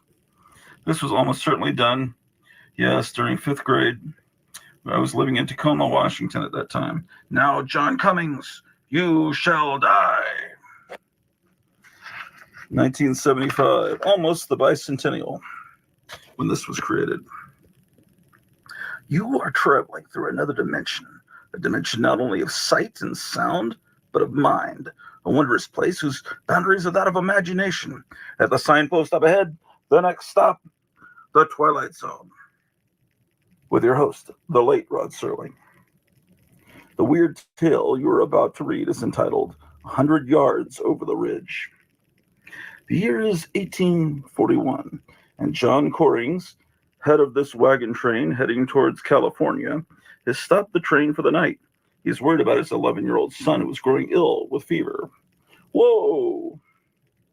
Interesting spelling of whoa. How's Jimmy doing? He's got bullet holes in his hat. How's Jimmy doing? And that was all. I never got past the first page. He flushed the toilet. It overflowed. He swam. The shark got him. Jaws from 19th Century Fox. I like flushing potties. Overflow. Now this I don't like. Yeah. I'm going to drown. Holy smokes. He was the first. I'll sue. Yum. We need salt. Who's the wise guy? Based on the novel by Peter Bloody, starring an all-star cast, rated PG. Godzilla, King of the Monsters. Yeah, man, look at this. Much better than Marvel's adaptation of Godzilla. You've got Grog in a spaceship, Grottu's cousin. Well, you got this other monster. Blood everywhere, fire, flame. And you even have the Cyclops from the Seventh Voyage of Sinbad wrecking the Tokyo insurance building. Looks like he's holding onto the Hulk. Nah. Amazing. Outstanding. Another bit worth framing. Crazy magazine. The people that make this magazine. Now this, I just traced out of a political advertisement that I think I ripped out of Time or Newsweek. And then I signed my name to it. Another Superman parody. Will they ever end? Faster than a speeding bulldog, able to leap tall billiard tables in a single bound, stronger than a loco motorboat, it's the origin of Superman, alias Clark Kent. Drawn, written, and edited by Kenneth M. Weinert. What is the secret origin of Superman, the man of steam? Why does he risk his life daily to save a bunch of weirdos? Huh? Huh? Huh? All right, you muscular meathead, stick them up. Ooh, boy. For the answer to these and many other questions, we go back a few light years, and even a few heavy ones, to a time when the planet Krypton was in trouble. Ooh, boy, was it ever in trouble. This here planet is going to blow to bits. You got to believe me on account I is an foremost scientist. Bullshit, Jor-El. This planet is in no danger. I don't know what makes you think doomsday is near. You are no longer a member of Der Royal Kryptonian Science Council and Easter Egg Painting Society. Oh, this even got a logo there. DC, Disgusting Comics. You must listen to me. We gotta build giant spaceships and evacuate all Der Kryptonians, please. Oh no, the planet will burst any minute. You was right. We should have listened to you. Gulp. Jor-El races home at an incredible speed no human could achieve. Put the baby in our spaceship and launch it to Earth. We will die, but at least our baby can live. Lucky we just happened to have a rocket lying around. Goo goo. Soon the rocket was launched, and on the way to Earth, the baby Twinkle said his first word, help! And then I go for it. No, maybe not. Here it continues on the next page. One day, I was punching my way through a mountain to catch a gang of international jewel thieves. Suddenly it hit me. Why am I punching my way through this mountain? I got talent. Not everyone can punch their way through a mountain, especially with their head. Oh, crap, my head hurts like shit. I bashed my head out of shape. So what was I doing punching my way through a mountain? Do I get pay? Time and a half for overtime? What about expenses for uniforms, cleaning, and pressing? What about Band-Aids? So I got a beard. I don't get paid for being a superhero, so I can't afford to buy a razor or even shaving cream for that matter. I think I plagiarized this. This is not fifth grade writing.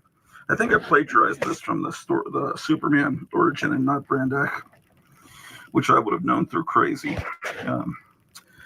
But I don't know. I have to go back and look. But it sounds very much, this is definitely plagiarism. To say nothing of talking people out, taking people out to lunches. To heck with this Captain Marvel's gimmick. The only important thing is good old do-re-mi, lettuce, kale, shekels. Get it? Cash. Yeah, definitely plagiarized. All right. I heard your tale and it stinks. And I think Captain Marbles has lost his marbles. Now we got to fight. Put him up. Who boy, you want to start something? The brutal war begins. Let's keep the fight clean, Captain. The comics code is very, very particular. That looks like Archie as Superman. Not much that's actually finished in these. Let's see what this is. Hold this for me. Yeah, sure. Holy cow, he handed me a hand grenade. He must be trying to kill me. Hey, kid, catch. Okay. It worked. I'm as strong as Superman. Big deal. Wow. Okay, America's favorite humor magazine, Crazy. Number 1, January 1977. This comic is not approved by the Comics Code. Okay, this is when the remake of King Kong came out, which disappointed just about everybody. Gee, this is the first time I've ever seen a magazine printed on notebook paper. Yeah, you big ape, you dropped me. Special King Kong issue. Everyone thought that it was going to be a huge hit, and there was all kinds of publicity, and it was on the cover of just about every magazine. Had toys everywhere, and it just turned out to be a dud. The Adventures of Superfink, with a guest appearance by King Kong. Here I am, Clark Creep, mild-mannered moron, secretly Superfink, walking my mild-mannered dog, secretly Creepto the Stupor Dog. Wow, a fire hydrant. He's my pet dog, and he's just as strong and smart as I am. Strong. Only problem is he's a show-off. Smart. Today's adventure? The Superhero Convention. Turn the page. Creepto, we've been invited to a superhero convention, and we're to be the guests of honor. Come on, let's get in our costumes and go. Superfink and Creepto. Millions of people stare at them as they fly over New York. Zowie. Let me shake your hands. Welcome to the 15th Annual Superhero Convention. I'm Natman. You are hurting my arm. I'm Superfink, the world's first bald superhero. I'll try to use this hair grower. Ooh, boy. I can't say it didn't work.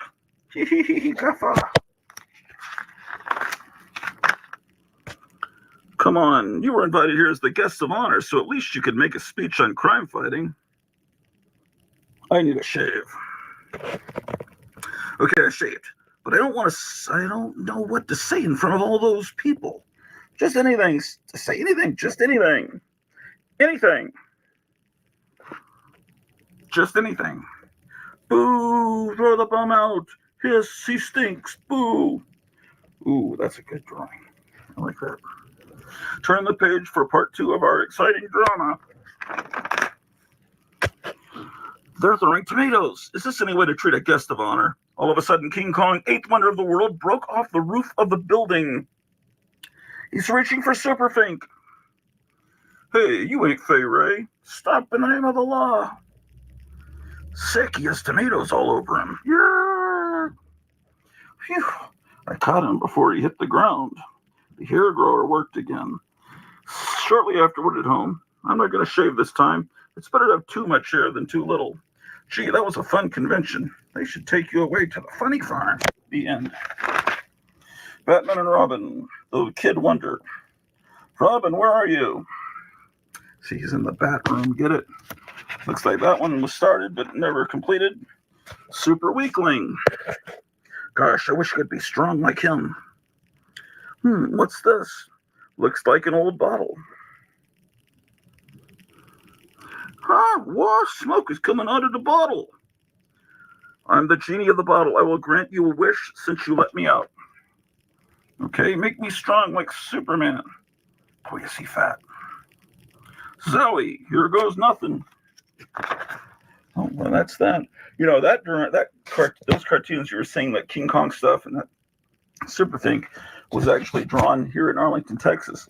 Actually, believe it or not, it was drawn in this room all those years ago. Okay, it looks like we got some kind of Conan-looking scenario here. Oh, I remember drawing this too. This is from June 1977. This was when Star Wars came out. This is the next one we'll go through. Boy, look at all these entertaining, wholesome comics for kids. And we've got, what, Massacre Comics, Violence, Mayhem Comics, Flesh Eaters, Crime, Guts, Blood, Gore, Murder, Killer, Destroy, Vomit. In this issue, we poke fun at comic books and other stuff. It's the first issue. It's a collector's item. Warning, this comic book is not for people with weak stomachs. I've even got a table of contents in this one. Page 1, a typical comic book. Page 5, what would happen if Dick Tracy was 80 years old? Page 6, one day in December. Page 9, Planet of the Freaks. Page 11, the insults of the month. Page 10, Dennis the Mutant Menace. Page 14, Batman and Robin. And page 18, Coming Attractions. Look on page 17. Okay, you open it up to the first page, and what do you find? Okay, this is supposed to be a typical comic book page. The Knife Massacre. In this issue, we present the Knife Massacre. Hey, bud, what time is it? I don't know. I ain't got no watch on. Aw, shucks. Why don't you have your watch on? Because I don't have a watch. You sure are nosy, mister. Nobody calls me nosy and lives. No, take this. Ooh, you turn the page, and you find an advertisement. Hey, kids, we've got a keen offer for you. Wow. Be the first on your block to get your very own swell torture chamber. You assemble it yourself. Gee whiz, imagine yourself putting your sister in a guillotine. Kerchop, pull your cat's tail off. Rip your dog apart. Gee willikers. What fun, gang. You can torture all your enemies. Use this handy coupon. Only $3 plus $8 for postage and handling. Please send my keen torture chamber quick. I've enclosed all the money. Put on dotted line. We turn to page 3, and our story continues. So I'm nosy, huh? Just because I have a big nose doesn't make me nosy. You got what you deserve, you dirty rat. You're under arrest. What are the charges? I have 2 charges. The first one is murder. What's the second one? Overacting. The end. Sure was an entertaining, wholesome comic, huh? Yeah, I had been influenced at this point by the book Comics, C-O-M-I-X, by Les Daniels, that showed the old gory EC-type crime comics from the 50s. And I had seen the EC Comics reprints. And, I'd also gotten my first copy of the comic book price guide, the 1976 Overstreet. So I was aware of what comics used to be like. That's what I was trying to do here. What would happen if Dick Tracy was 80 years old? Hi, folks. I'm Dick Tracy, the world's best detective. I'm going to shoot you, you dirty fink. Arrgh. Oops, I shot the wrong guy. The crook is over there. Sigh, I guess I'm getting nearsighted in my old age. I think I'd better retire. The end. One day in December, with a surprise ending. A snowman. I'll wreck it. I'll throw snowballs at him. Ha ha, snicker. Good, another snowman I can demolish. Leave me alone, you big bully. I saw what you did to that snowman over there, and I'm going to get revenge. I am a magic snowman, and I'm going to turn you into a snowman, and I'll turn myself into a boy, and we'll see how you like being decapitated by a snowball. No! Zap! Holy Toledo, he really did it. I'm a snowman. Oh, gosh, no, don't throw that snowball. Yeah, it's time you snowman records got taught a lesson. Surprise. Attention, all you science fiction freaks. You're about to read an incredible story that takes place in the year 3000. It's called The Planet of the Freaks. This is the spaceship called the USS Harrison. It has just landed on a strange planet. The reason that it is so strange is because everyone that lives on this planet is a comic strip character. I must explore this strange planet. This is John Galaxy. He's an astronaut who pilots this spaceship. That's me. But as we mentioned earlier, everyone who lives on this planet is a comic strip character. Holy smokes, what weird-looking characters. Hey, listen, bud, I may not be that handsome, but that ain't no reason to call me weird-looking. My name's Albert the Alligator. You're an alligator? What a laugh. Pardon me. But no matter how weird-looking I may be, the fact still remains that I am an alligator, and I'm going to bite your leg off if you insult me one more time. You said it. What? What's it say? Allie, you said it, Allie. I'm sorry for calling you weird-looking, but I've always thought you guys didn't exist. I thought you only existed in the funny papers. You was wrong. Well, I guess I'll just get in my spaceship and go back to Earth. I must leave this forsaken planet. What happened to your eyeballs? That's a good question. Your spaceship. You mean that shiny contraption over near the hills? We thought that was junk. We took it apart and made keychains out of it. You what? The insults of the month. They must be funny because he's laughing. He's full of brotherly love. He always stops anyone who's beating a donkey. He was so excited when he was promoted from 6th to 7th grade, he could hardly shave without cutting himself. He's nobody's fool. Poor guy. He couldn't get anyone to adopt him. He won't buy Webster's Dictionary until they make it into a movie. He doesn't see the need to buy toothpaste because his teeth aren't loose. He has an ironclad defense against the impact of new ideas, stupidity. He's brighter than he looks, but he has to be. Those are taken out of a book of insults that my older brother had. I had it in paperback. I don't know what happened to it. I think it fell apart. You've all heard of Dennis the Menace, but have you ever heard of Dennis the Mutant Menace? His name was Dennis Mitchell, a typical little kid who was always getting into mischief. That's me. But then there was a huge atomic war. And the radiation mutated everyone, including Dennis. That's me. It was bad enough having to wash 2 hands, but now I got to wash 4 hands. Not only that, but now you have more hands to break things with. Why don't you go out and play? Okay, outside. Tommy, I haven't seen you in days. Where have you been? Preparing our bomb shelter in case the commies drop more bombs. But World War III ended 2 years ago. But who knows when World War IV will start? Yeah, I guess you're right. What does this say? What? Oh, yeah, I guess you're right. Isn't it terrible living in this day and age when you're always living in fear that someone's going to start another atomic war? You said it. Look what the last war did to our city, if you can call that a city. To be continued next issue, page 13, unlucky. Okay. And now the adventures of these popular superheroes, Batman and Robin the Kid Wonder. Robin, where are you? I'm using the Bat Room. Commissioner Gordon just called on the Bat phone and he informed me that the Riddler, the Joker, and the Penguin have escaped from jail. Holy gosh, I'll be right out, Batman. I'm finished. Come on, Batman. We gotta go catch those evil supervillains. The Fonz was here. Hold it, Robin. First we must figure out a plan to capture the arch criminals. Gee, Batman, is there anything you don't know? Several things, in fact. Come on, let's go catch those dirty rats. Meanwhile, the Joker, Penguin, and Riddler are drawing their plans.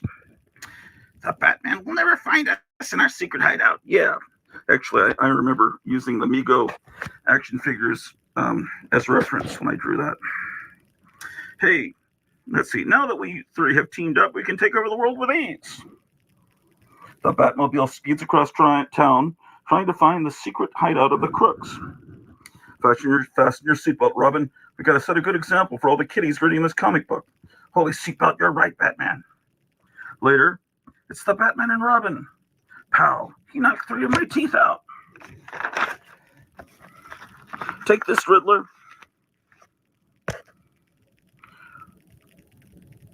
How did you find our hideout?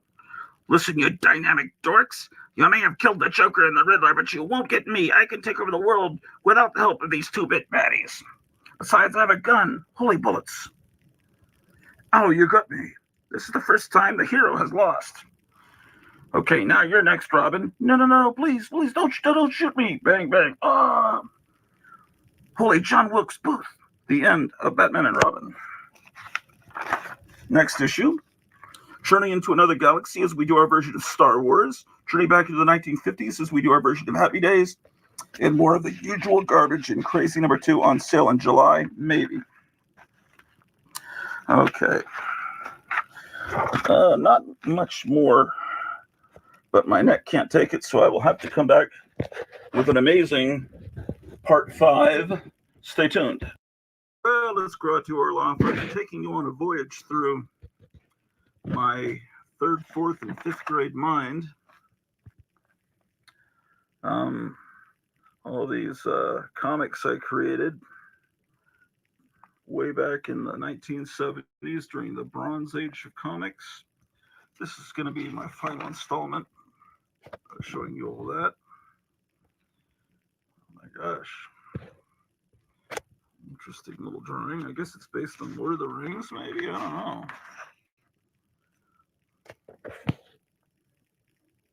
Where's my pants? What a strange drawing. He's reading Blood comics. That looks like a comic I want to read. Oh, a parody of The Untouchables. They were running that on Channel 11 in the mornings back when I was a kid. So this was done about 1977 in Arlington, Texas. Yarg, that hurts. In 1936, a series of gruesome murders committed by the Fleagle Gang. Eat hot lead. Same thing with 1937. Ha ha ha. Oof, gotcha. Fook. Good sound effect. And in 1938, zoom. When I said, let's bury the hatchet, I didn't mean in my head.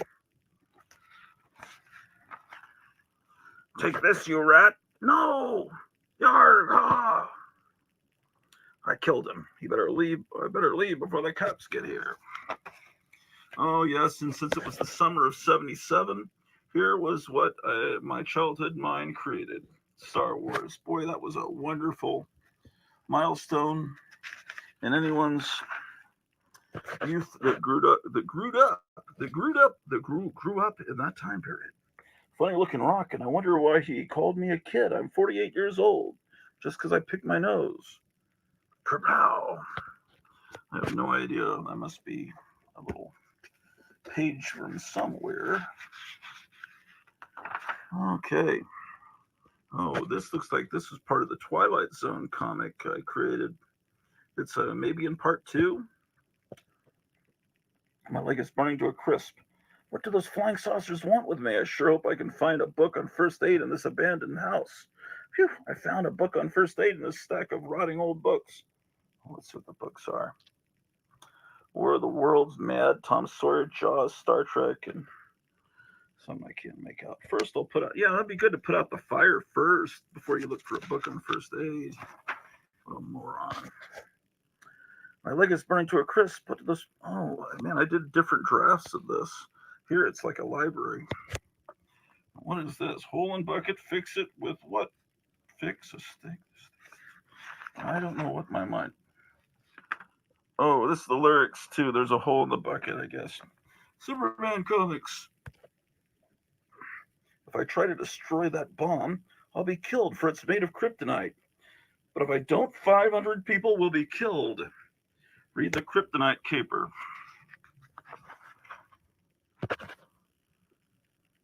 He must have known the bomb was made of kryptonite.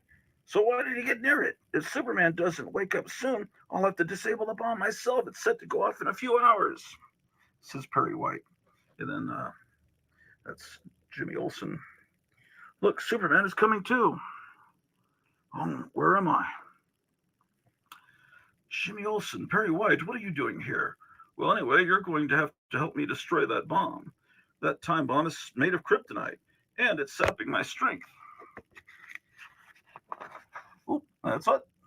And we move to Iron Man. That looks like that was done earlier in elementary school. I'm not sure. This one is dated March of 1979. The Thrill of Violence. By 1979, my humor is going to be probably a little bit more perverse because I'd been exposed to the National Lampoon. Good Lord, shrunken heads. Your head shall soon join the others, Moana. Good Lord, some butt-face stole my clothes. Beware the death drums. This comic is for adults only. And I never did the comic, it just the cover. The Adventures of Fantastic Man, June 1977. Take this, you filthy Nazi. Interesting. And it's from EC Comics. The Deadly Bomb.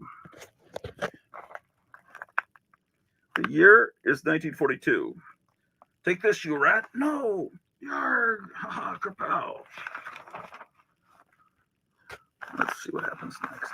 Okay, fork the money over. You said you would pay $5,000 to kill that guy. Are you sure he's dead? Here's his body. Fine. Just fine. But first, before I pay you, you must dispose of the body. Go down to the river and drop him in. The cops will never find the body there. Later. That takes care of that. Splash. Oh no, it's Fantastic Man. But I didn't do anything. Don't lie. Why don't you confess that Adolf Hitler hired you to kill General Stacy? Will never pin that rap on me? Want to bet, you dirty un-American commie? Oh, that will teach you. Splash. Help, I can't swim. Back at Nazi headquarters. That's the third man that Fantastic Man has killed this week. We must destroy Fantastic Man. With him out of the way, we can win this war for sure.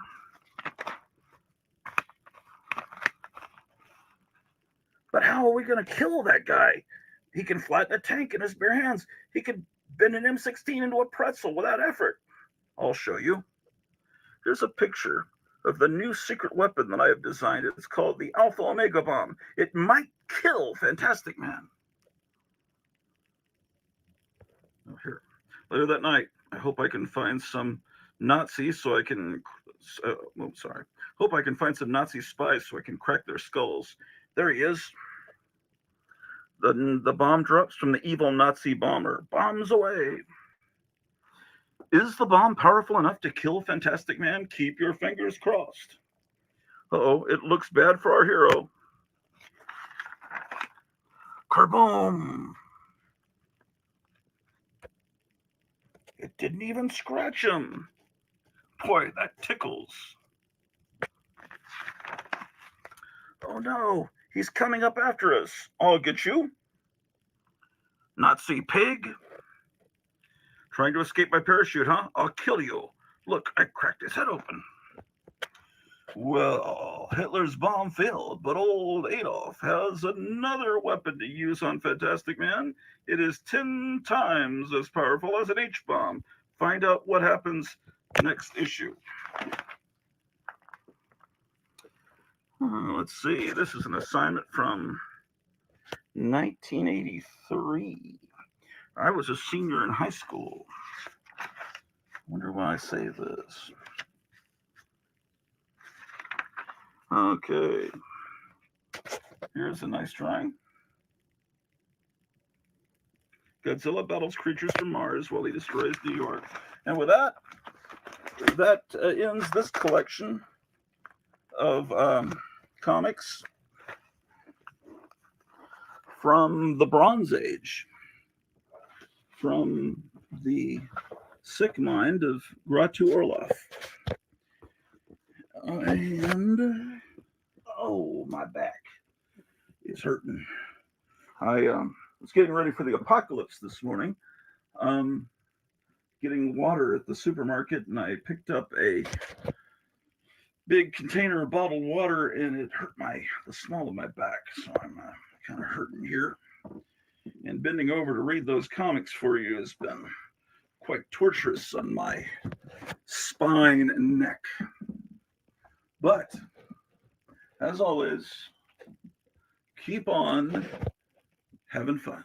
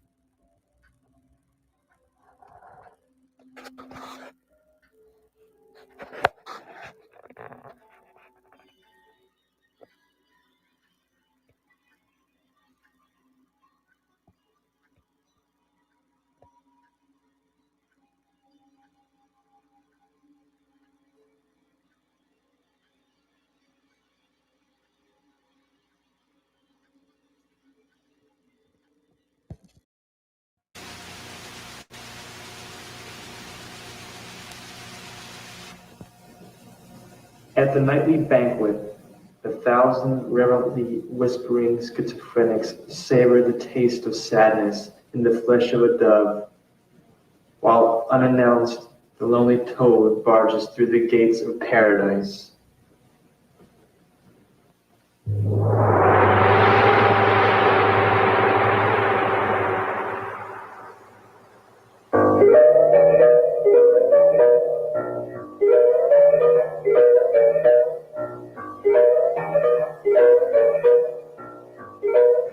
I don't know how long I've been here.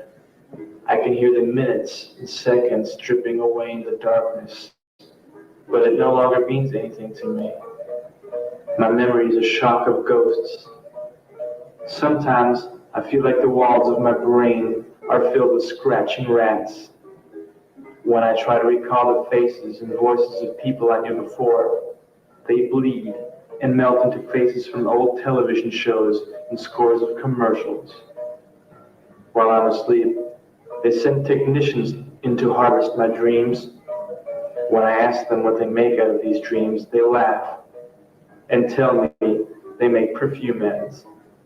One technician told me that they were working on a dream virus which would be used in the next war. Another one told me I was going to be famous. Then the nightmare started.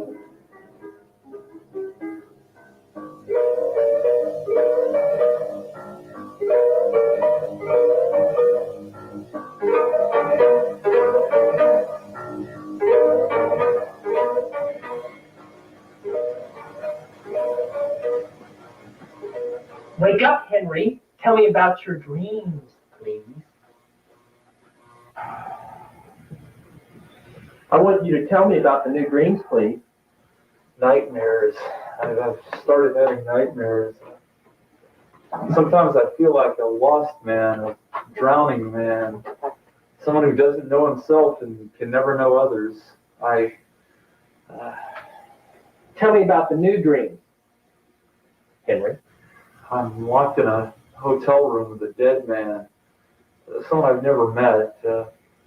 I look through the window and I can read their marquee. It says something like day and night rats. While I'm staring out the window, the dead man speaks to me. He says, the key to Freud is to bite it off. My mouth feels dry. I can taste old yellow stars. Well, those are certainly useless and disturbing dreams, Henry. It sounds like there's something loose rattling around in your skull.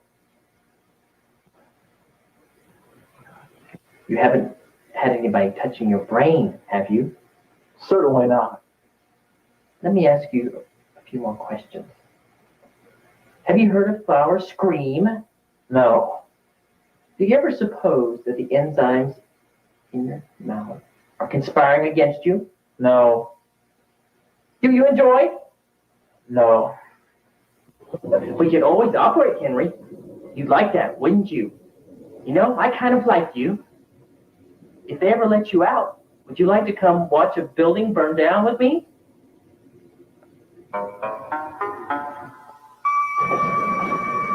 Perhaps my captors had poisoned my brain. To stay sane, I had to take action. I had been keeping the ghost of a former lover in my limbic region. She had been killed when her art terrorist group, Gothic Atrocious, was attempting to blow up the Metropolitan Museum of Marketing Art. She was a useful ally. She knew how to kill a man with low-frequency sound waves and how to make a delicious banana pudding. I was counting on her to take me to the Dream River so that I could protect my brain. It took a lot of effort, but I was able to summon her.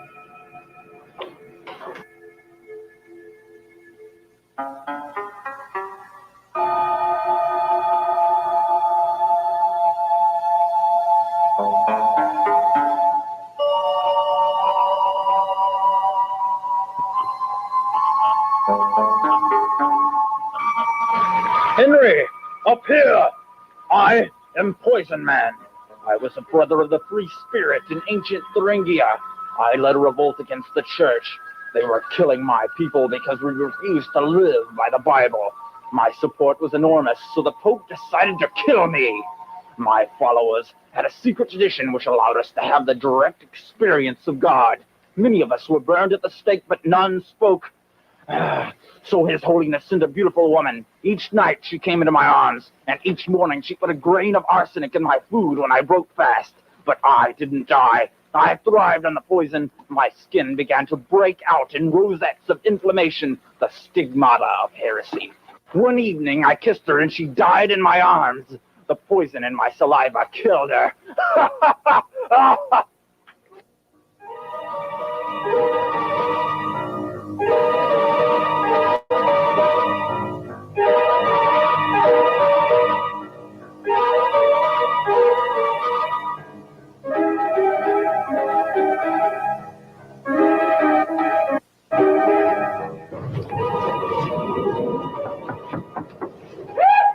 Hi, boys!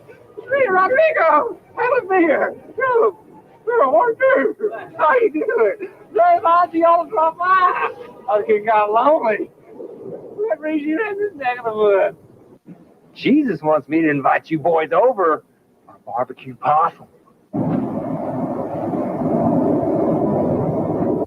Monitors, catheters, plungers and wheezers, angiogrammatical geezers with seizures, daily bacilli aloft in the air, gamma ray patients without any hair, hospital corridors back up with gurneys, starch colored pinstripe malpractice attorneys, rubber gloved interns with papillating nose, occupative nurses apply electrodes, odd looking specimens handled with tweezers, and sheets covered cadavers asleep in the freezers.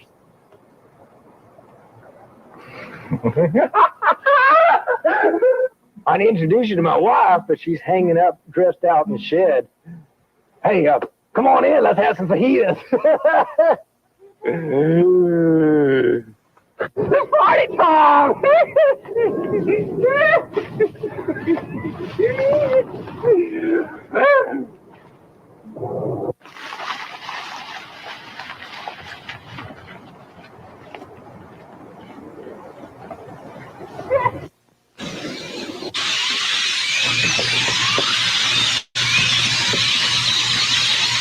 Henry, think of your brain for a moment. It's the only organ you have which can consider itself. Reality, as you understand it, is an elaborate joke. Your brain decodes neurochemical and neuroelectrical signals and creates a very convincing model to persuade you that everything is okay, but it's not. Your dreaming brain is the gateway to this place. Not everyone can come here, and the same people who once tried to kill me are using your skull to come here and change this place. Their agents are here already. If they catch us by surprise, they'll flush us like sick goldfish. They have knives and machines. They'll talk about heaven while they cook our corpses on a stick.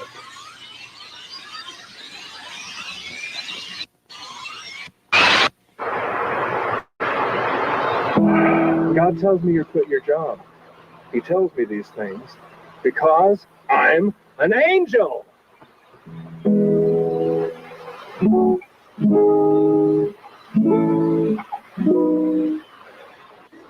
What job? Shut up, heretic! And don't try to tempt me with a pleasing assortment of cheeses. It won't work! What? What's all this then? Ah!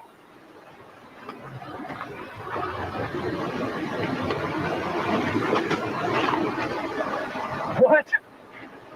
I can't hear you. These angels won't quit singing. Ah! Prepare to die! Ah!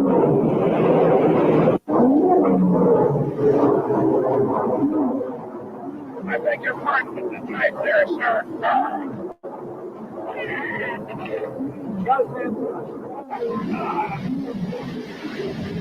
I think I'm thunder. You got it. Get out of here. Yeah. Knock at night, I'm telling God.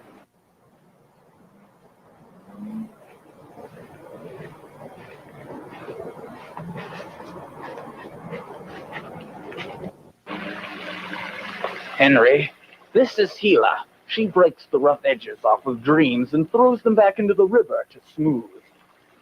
Hank, man, I'm digging your man with a dream scene. Like, you must be some technicolor cat with a television brain. Well, check your pixels at the door. This place is Moonville, man. Can you dance the chicken slash and spin like a top? I do the crazy mambo, too. If you hang with us, we can spin some Thelonious Monk and smoke tea with Jack the K. You mean Jack Kennedy? Kennedy? Shoot the brains to me, James. I'm talking about the gun, Jack. Jack Kerouac is an express train to heaven with the devil for a brakeman.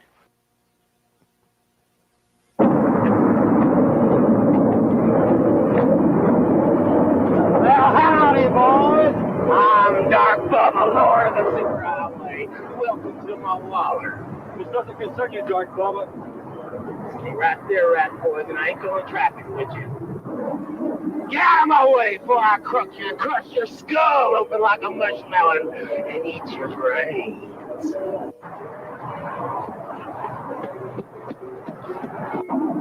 I'm the lord of the superhighways, the power lines, and the crickets.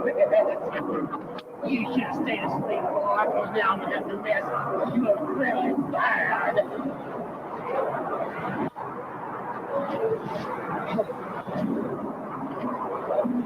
That was easier than picking ticks off a sick pig. Well, boys, I hate to break up the party, but I got a six-pack and a pint and a pile of dead critters waiting for me. I'll see you in hell, fellers. It was a pleasure kicking Atari. Who is Dark Bubba?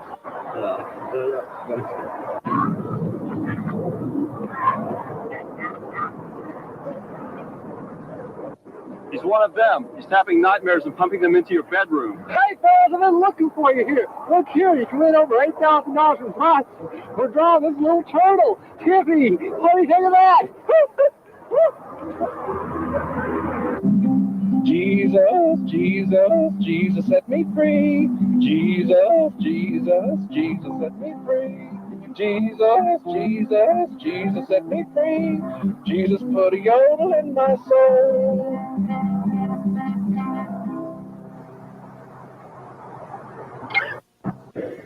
In certain Aboriginal cultures, a priest or shaman will confront the death of ego.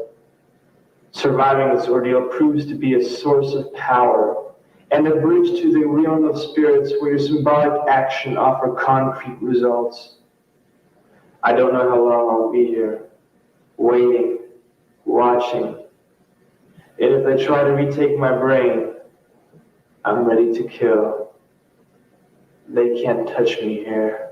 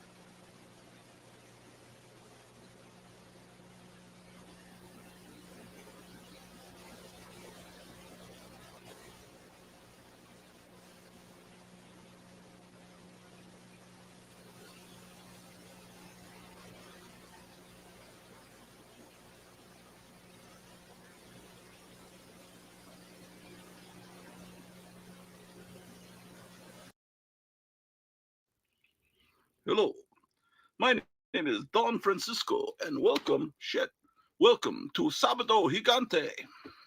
Actually, this is Grottu Orloff.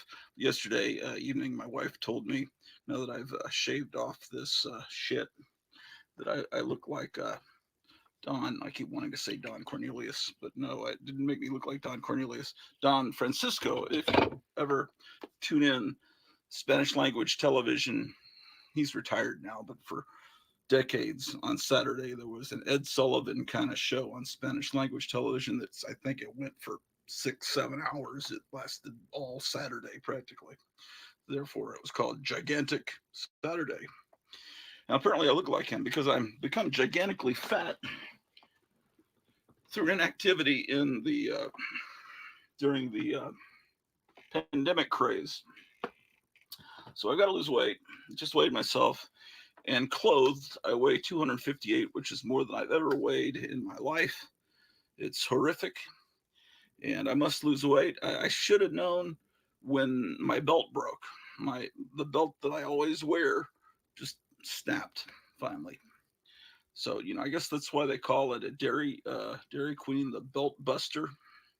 That's why, apparently.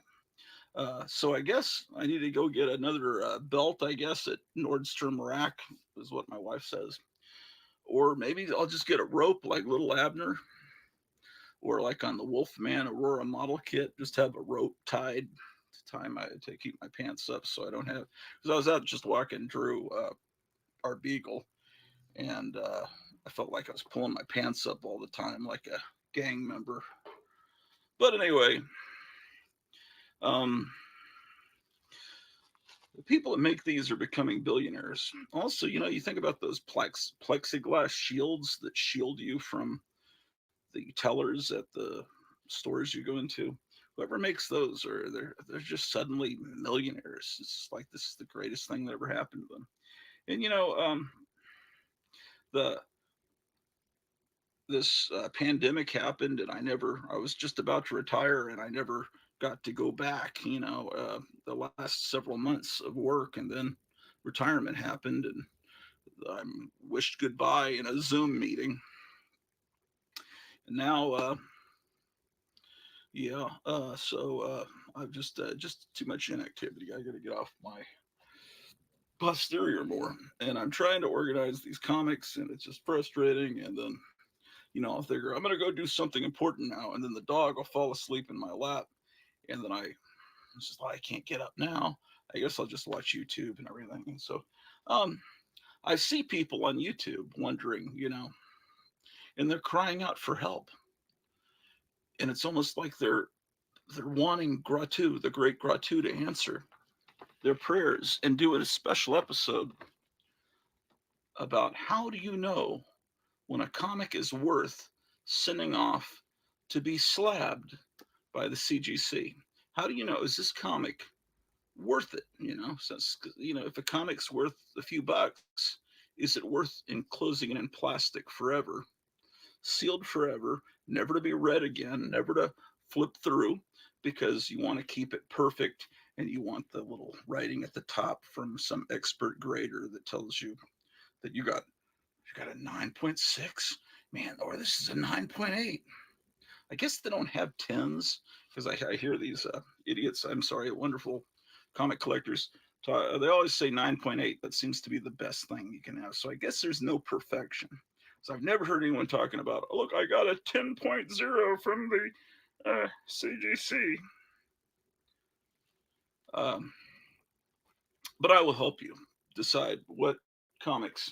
I'm going to train you this evening on what comics are worth. And I'm going to grow that fucking beard back, because the beard hides these fucking Godfather Richard Nixon folds of fat. And when you have that, people can't see it. And I don't know what I'm trying to do here. I guess I'm trying to be Isaac Asimov or some kind of fucking thing. But I'll grow it back. And okay, so first of all, if you want to send a comic off to be slabbed, it needs to have some value. If a comic's worth a couple of bucks, then I wouldn't send it off. But if it's worth maybe 20, and then you're going to pay about 20 to have it graded and enclosed in the plastic, and then it immediately shoots up in value once you've enclosed it in plastic, and then it will keep that value, and it'll always be worth more than a comic that is unslabbed. So when you've got an important key issue, if you look at the Key Collector app on your phone, you'll see that this issue is extremely rare. And you can see the corners. You've got to look at the corners first. See, the corners are undinged. And then you look for spine ticks, you know, and it's like, well, I see a little bit of stress like a couple of places, but it's not too bad. And that's, yeah, it's actually, I would say this is probably an 8.0. And because it is a key issue, it's a key issue because it has this special section in the middle, this color glossy section. This was not everybody that bought this comic got the color glossy section. Only people that bought this at army bases got the color glossy section. It's from a jeweler company. And the important thing here is this time travel story that sets up some important characters. It's the first appearance of this character here, Krang the Conqueror. Now, he would later go on to be an important character in the Avengers. See, this is put out by Marvel Comics Group, and he would later fight the Fantastic Four and the Avengers. And people are almost 78% sure that he's going to be in the Marvel Cinematic Universe, and they've already hired an actor to play him. He's going to be played by can't remember his name. Is Wesley Snipes' son is going to play that character. So he's been cast, and they're thinking he's going to appear probably in the new Doctor Strange movie. So this comic's going to shoot up in value. It's really sought after, or soon will be. So you got to get this slabbed. I would get that slabbed immediately. Now, what else? Now, this comic here, you see, you look at it, see the edges are pretty nice. Yeah. Yeah, a little bit of color break there. And then there's a color break here too. Not too bad. I would say this is near mint.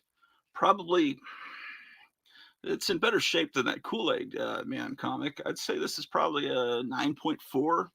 I would definitely get this slab. It's a little bit of moisture damage here, but it's not too bad. Very, very hard to notice. And I think the CGC graders would be very merciful with this. So, you know, it's the color, the pages are great condition. Sorry, I have no more DC comics. What a wonderful comic. Yes, indeed. Very valuable comic. I would definitely send this off to CGC. Definitely worth the $20. Here's another comic I would definitely send off to CGC. This one is also, let's see, let's first of all look at the corners. Yeah, a little bit of a color break there. And here, let's see, a little bit of moisture damage, but you know, it doesn't look too bad. It looks like maybe it was left out on the in the backyard on the grass for a few nights. Not too bad. Wonderful ad on the back for Aurora model kits. Astounding. A little bit of moisture damage at the bottom, but I still think this comic would probably grade at 9.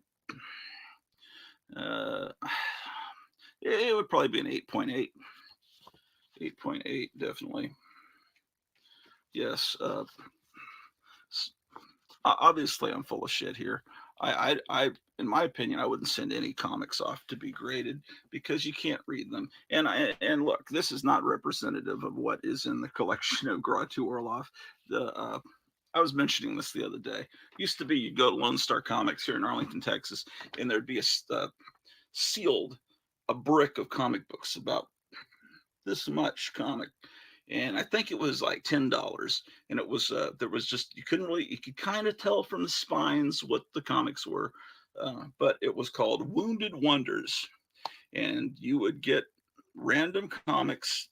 Most of them were Silver Age, but they were comics that really couldn't be sold in the store. Some didn't have covers, or they had just the title cut off so the news dealer could send off and get credit for an unsold comic, or they look, that these are about the worst that you would get in there. I mean, they didn't have comics with mold on them, but those are some of the most nasty comics. But there were some great stuff in there. There were great reading let me see what I can find here. Oh, like this was in the Wounded Wonders. It looks good on a spinner rack, but if you look carefully, some kid cut with the scissors all the way up here. And so you're actually seeing the inside front page. From a distance, though, it just kind of looks like Thor is standing there. It's because he's in kind of proportion with these characters, but a huge chunk is cut out of it. But if I'm just going to put it up here on the spinner rack, it just kind of looks good from a distance, and nobody knows. And things like that. And then one time I got a Wounded Wonders pack, and it had about 6 or 7 EC covers, and it's cool. It's just the cover, no comic. But I thought that was cool, and I framed them. I showed you that the other day in the hall, but I don't know how many people actually. I think there's about 3 or 4 people that actually watch these videos. I don't know. Like this, I recently got for free. It was from Cosmic Comics. This is actual cover, but it was they had used it. See, they had taped it on the front of a long box, where they had the collector comics, and it was just there so you could see, there are comics in this box, and it actually looks like it kind of went through a fire. But the cover itself, if you just slapped it in a cheap dollar store frame from Dollar Tree, it'll look kind of cool. You're not supposed to cough in your hand, by the way. Let me try that again. No, you're supposed to do it this. You're supposed to do the Dracula. Oh, I won't. Do that better. Oh, children of the night, what music they make. Holy shit. There's a siren going off. Can you hear that? I don't know how good. I don't know if you can hear that. It's a Wednesday, and it's must be about 1-2 o'clock. Every Wednesday, or is it every Wednesday? No, it's the first Wednesday of every month is what it is, I think. They test the sirens, which aren't that far from here. So I'm hearing what it would sound like if, we were at war. And apparently they're working. But that's an interesting thing to happen during my show. This is the Grottu Orloff show, by the way. This is going to be episode 1. I'm going to start numbering my shows so I can find them later. Yes, indeed.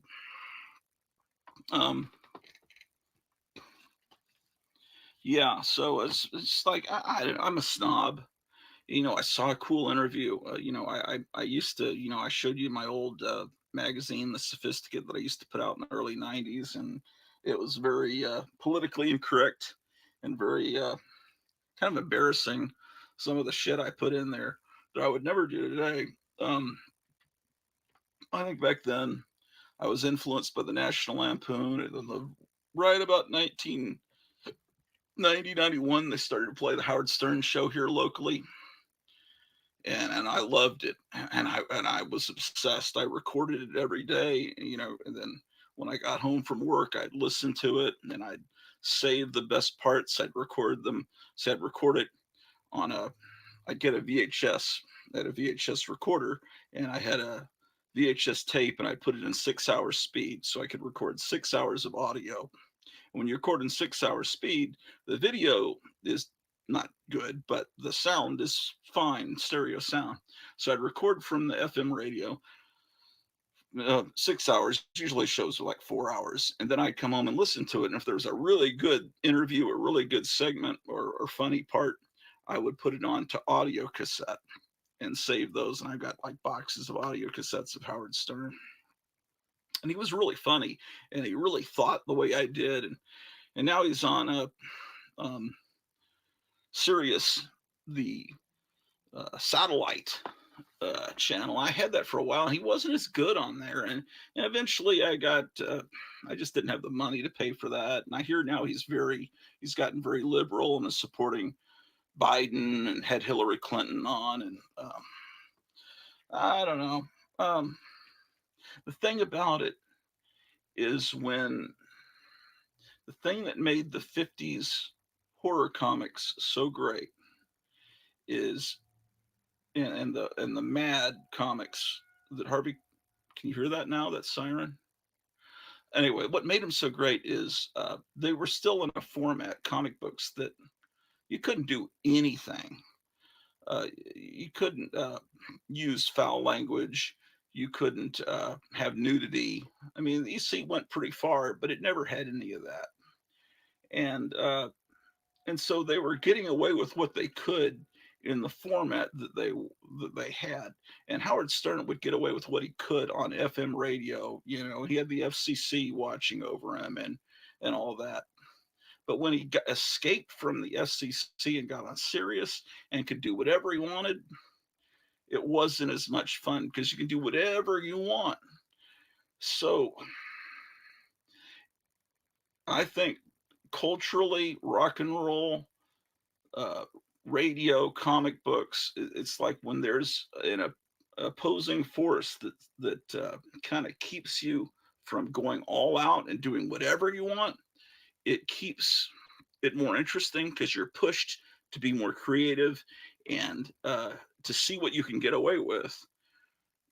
You have to do it in more creative ways. But when you're allowed to do whatever you want, it's sometimes gets a little gross. You know, when you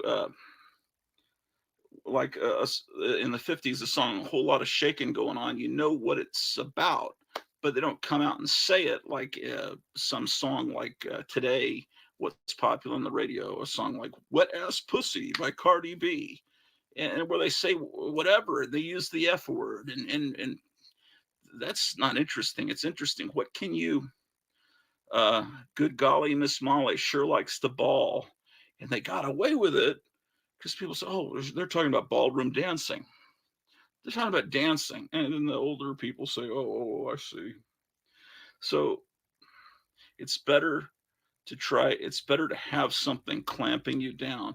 Because like, for instance, Creepy and Eerie, Vampirella, they were equivalent, I would say, PG-13, sometimes really kind of pushing into R-rated territory, but it's still stuff that, 13, 14-year-olds could read, maybe 12, maybe a little younger if they were not, depending on how sophisticated they were, because they had violence and they had nudity in these black and white newsstand magazine comics.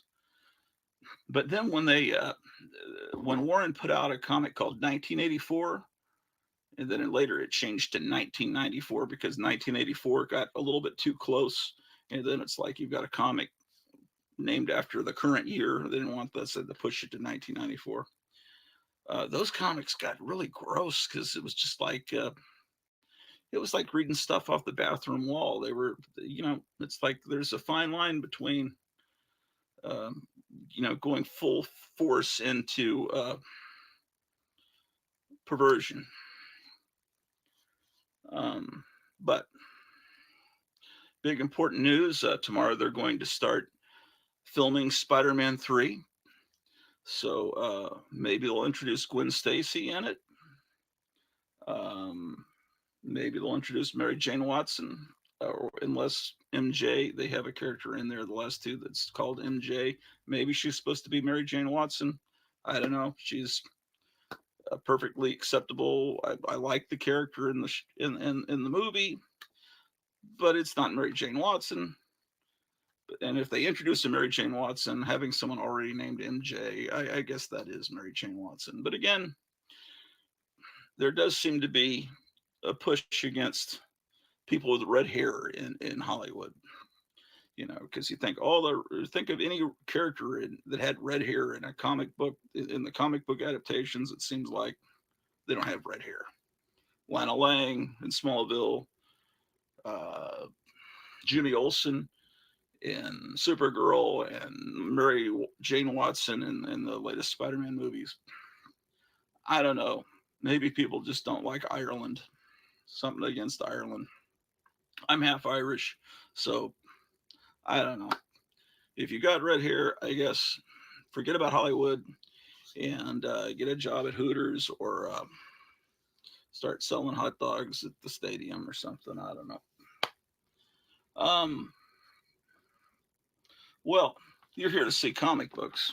Later, I promised to do a sequel to my tribute video to Metarog, and I think what I'm going to do is show off my Legion of Superhero comics, because he's a big fan of the Legion of Superheroes, as I am. And you know what I find fascinating on YouTube is just people showing off their comics, and not people saying, well, I got to slab this one. It's like, because if you slab it, you're never going to be able to open it again. And it's kind of nice to open a comic and look inside. In my humble opinion, or as the youngsters say, IMHO. That doesn't sound good. I'm whole. No, IMHO means in my humble opinion. God, I'm fat. It's horrifying looking in the mirror and seeing exactly how fat you really are. Not you, I mean me. For instance, if I had this slabbed, which is my childhood copy of Chilling Adventures in Sorcery, I could never look inside it and remember the wonderful feelings of picking up this comic on the spinner rack at a 7-Eleven in Hampton, Virginia, and being amazed by what's within, and the confusion in my 7-year-old mind of a comic that looks like an Archie comic. The style of art is Archie, but and it's hosted by Sabrina, who I see every Saturday morning on television. So it has to be, an innocent kiddie comic. But then there are pages like this, still in the Archie style, someone turning into this horrifying creature by reading a book on demonology. And when you see, look at this on the cover, look at that close up. This is a fantastic comic. And later in the run, and look at that picture of Sabrina. Isn't that a great picture of her face? Again, if this was slabbed, I'd never be able to open it and see it. I'd be able to see the front, and I'd be able to turn over on the back and see the back. And then I'd be able to read some cool words at the top written by some grader who's probably spent 20 seconds looking at the comic. They flip through it, make sure nothing's cut out of it. All the pages are there. They count pages, and they look at the page color, and they look at spine dings, and look, I've got spine dings because I've had this since I was 7, and that's almost 50 years. And there's even some color breaks, but pretty much this is pretty good condition for a comic purchased when I was 7, and it's moved around. It moved to San Antonio, then it moved to Tacoma, Washington, then it moved to scenic Arlington, Texas. Yeah, so and those of you that slab will never see the Venus flytrap ad. You'll never see the sea monkey ad. God damn, imagine if they really looked like that. Imagine if you could have a family of human-looking creatures, that would be amazing. And you wouldn't be able to see this Archie doll ad. Well, so Chilling Adventures in Sorcery, #1 from September of 72, I would imagine 72. It wouldn't have been that further, that far dated ahead, is because I was in. Oh yeah, this is what it looks like later in the run, you know. So it's just now called Sorcery, and then they've got this real serious looking Gray Morrow art. It wasn't Gray Morrow, great artist. What else I got in here? This is my. I've been sorting bronze. This is a Bronze Age box. I've been separating Silver Age from Bronze Age, and it's a real pain in the ass, but it's ultimately going to be very rewarding. Okay, so then after that, I've got Claw of the Unconquered, and there's all these other C. There's a whole box of C's over here I need to go through and put into here, but of what, according to what I put in here, this must be my earliest Conan, #4, and I know all of you like to look at the corners, you know, it's like a ridiculous. Yeah, isn't that just a beautiful cover? Yeah, I don't know, just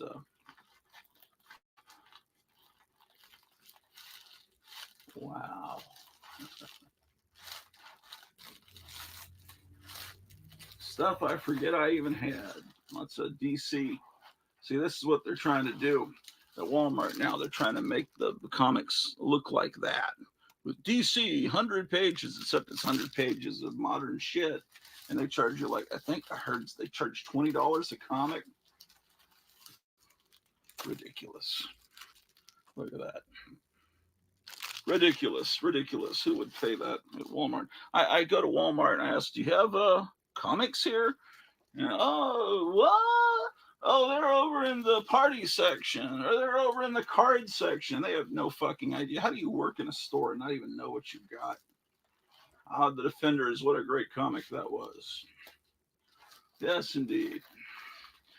Well, tonight I'm excited about watching the debate between the Vice President, Ray Spannon, and this hideous creature. Sometimes they call her Camel Toe Harris, or Heels Up Harris. I've heard all these degrading terms used for her. Yes, that debate, they apparently, Kamala, or Kamala, I don't remember how it's pronounced, but she wants a big plexiglass shield between her and Ray Spannon. I'm sorry, Pence, because she's afraid he'll give her the disease that cannot be named. But from what I understand, that it's little microparticles. It's smaller than, I mean, it's like subatomic almost, and this shit can go above and all around the plexiglass, and then it can get in the air conditioning system and then just infect everyone. It's kind of weird how the president and all the people around the president were suddenly infected after their first exposure to Democrats. It's like within days they all had it. And then if you go back a week or so before that, Nancy Pelosi saying, we have lots of arrows in our quiver, lots of arrows in our quiver. It's like, well, geez, is that one of the arrows in their quiver? Who knows? Conspiracy theories. You know, in fiction and comic books, they always talk about the bad guy in these comics, right? Let me pull a comic out at random. I'll get it out of this long box. I got these fucking long boxes everywhere. It seems like everybody's switched over to short boxes because it looks like, I think they just don't take up as much room. So I may need to do that. Okay, here we've got a comic where both the heroes of the comic are bad guys. All right, supervillain team up. Okay, so Dr. Doom, actually Submariner is not really a villain. He's kind of in between. Depends on what day of the week. The villain always tells the police or the good guy what they're going to do before they do it. Right? You think, what a silly trope. That's just ridiculous. Why does the bad guy always tell them? So James Bond is strapped down or whatever, and he's been captured, and the bad guy says, "So, Mr. Bond, I plan to infect the entire nation with a virus from Wuhan, China. And it will destroy the economy, and it will be right before the election. It will wreck the economy. And there's nothing you can do to stop me, Mr. Bond. And now, Mr. Bond, you will die." Okay, that kind of thing, right? They tell the whole, and of course, James Bond escapes and stops whatever that is. Or, in like Batman #1. I was just reading my original copy of Batman #1. It's mint condition, 9.8, from 1939. I don't have it. I've got the famous first edition replica of it. But anyway, I think that's where the Joker, he tells the police, "At exactly midnight, I plan to kill the governor," or whatever, and he will, and he dies with a big smile on his face, whatever. And they were warned, so they were all there watching the governor there, so that he couldn't, but they didn't know he'd already been infected with whatever. Okay, why did the Joker tell them that he was going to do that? Why does Nancy Pelosi say, "We have many things we can do before the election"? Why do bad people? And it's like, is it just in fiction? Is it just in comic books? Because Nancy Pelosi's not in a comic book. Well, what about the Zodiac Killer? He was just actually the Zodiac Killer based in San Francisco in the 60s was you may have seen a movie made based on it or read it. If I used to read all these true crime books, the Zodiac Killer was like a supervillain in a comic. He even had an emblem on his chest that looked like a gun sight and had a hood, and he went around and killed people in San Francisco and shot them. The movie Dirty Harry, the character Scorpio that Dirty Harry has to take out, played by Andy Robinson in the first Dirty Harry movie. He was based on the Zodiac Killer. That's why they call him Scorpio. He was never caught, by the way, and he'd send all these notes to the police, and it's like, on this day, I plan to do this. I plan to kill these people. Son of Sam did the same thing. So it is actually a thing in reality. And what it is whether you believe in Satan or not, there are people out there that do. And whether you believe that there is evil in the world. And there are people that worship evil, and they think that it's kind of part of their religion. They'll do fricked up things to you, but they will warn you first. And then if you're too stupid to pay attention to the warning, then they figure, well, they had it coming, because they only care about themselves. It's a very selfish religion. It's like, what's good for me is great, and I don't really care about other people unless they're people I love. It's like all that Crowleyan, do what thou wilt shall be the whole of the law. But they do it in reality. A lot of these fucking bad guys and women, I guess, but most criminals are guys, I guess. They do warn you in advance. So you got to pay attention to what people say. And these comic books that we read that seem so silly, these cliches where the villain always warns you first, and think, well, why are they doing it? Why tell the good guy what you're going to do? Just do it, and then you won't get caught.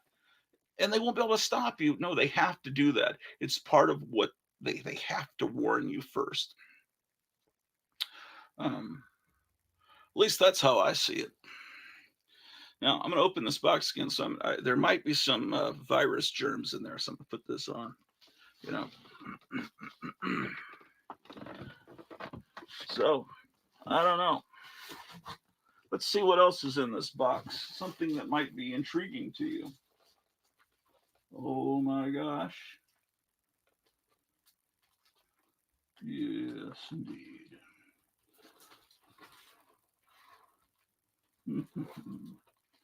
Now, this is a comic that I wouldn't bother grading.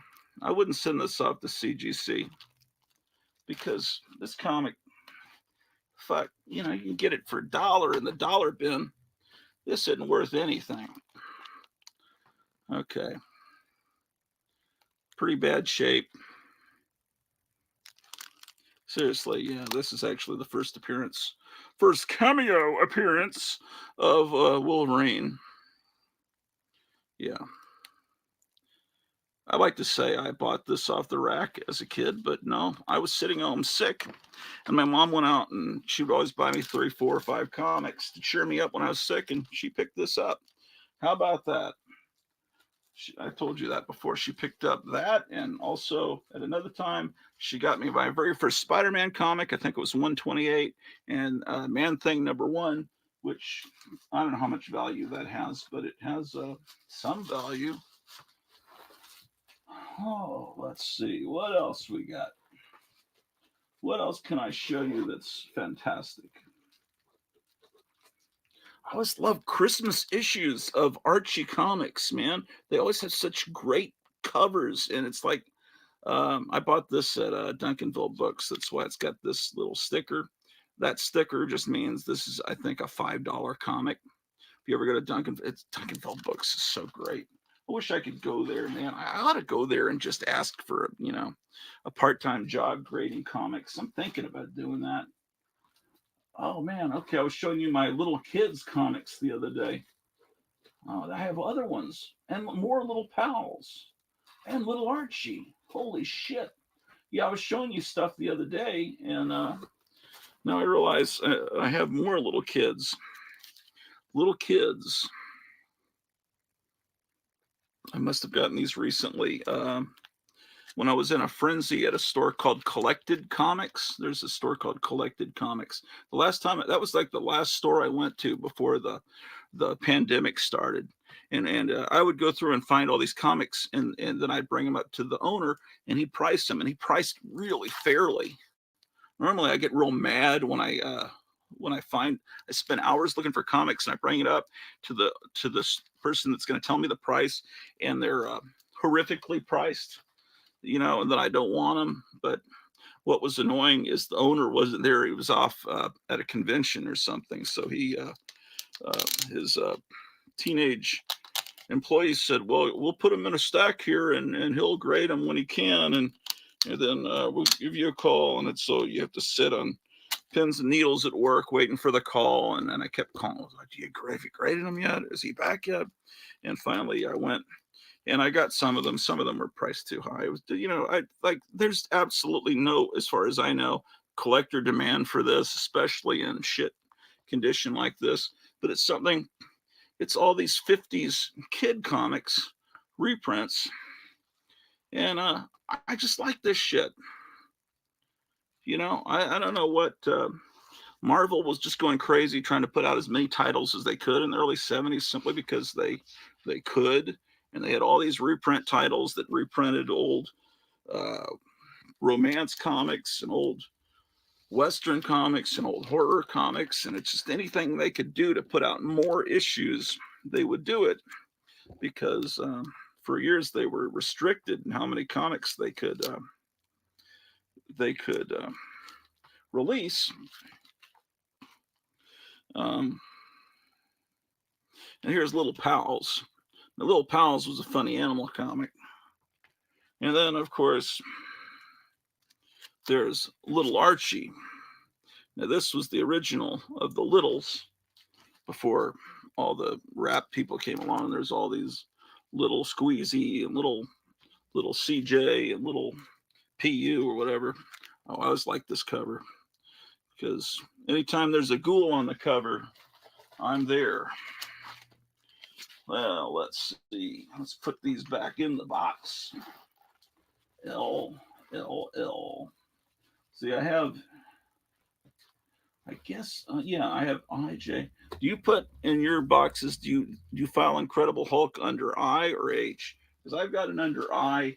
I don't know if that's correct protocol, but to me, what the fuck is that doing there?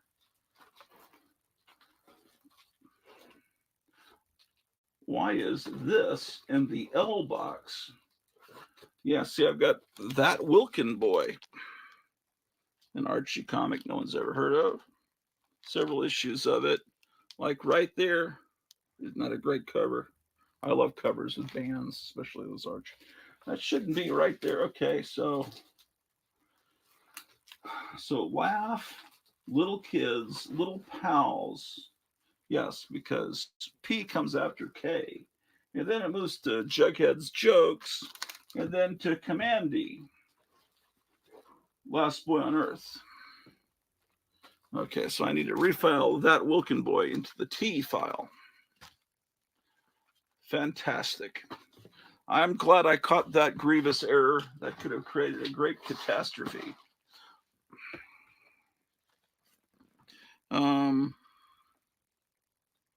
Oh, I just found something that old friend of mine from high school is a really great artist. In fact, he has his own commercial art firm, and he does all the advertising for Six Flags Over Texas.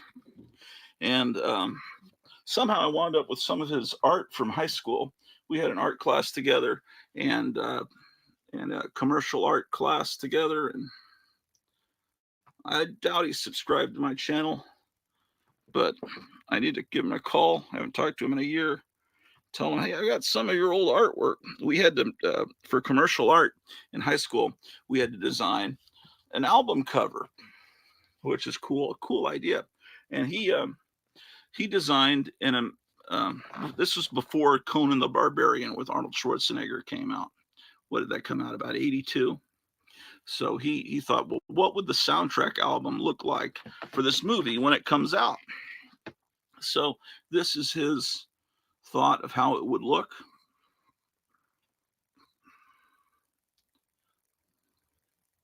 I told him to add the blood. He wasn't going to add the blood. My friend is a very religious guy. But I said, no, you got to put the blood in there. But this is high school amateur art. My friend George, actually, his name is Jorge. It's a Spanish name, but he always pronounced it George because people back in the 70s in United States didn't know how to pronounce that. I first met him in 1977 in junior high school because he was like the guy I could talk to about Star Wars, and it had just come out.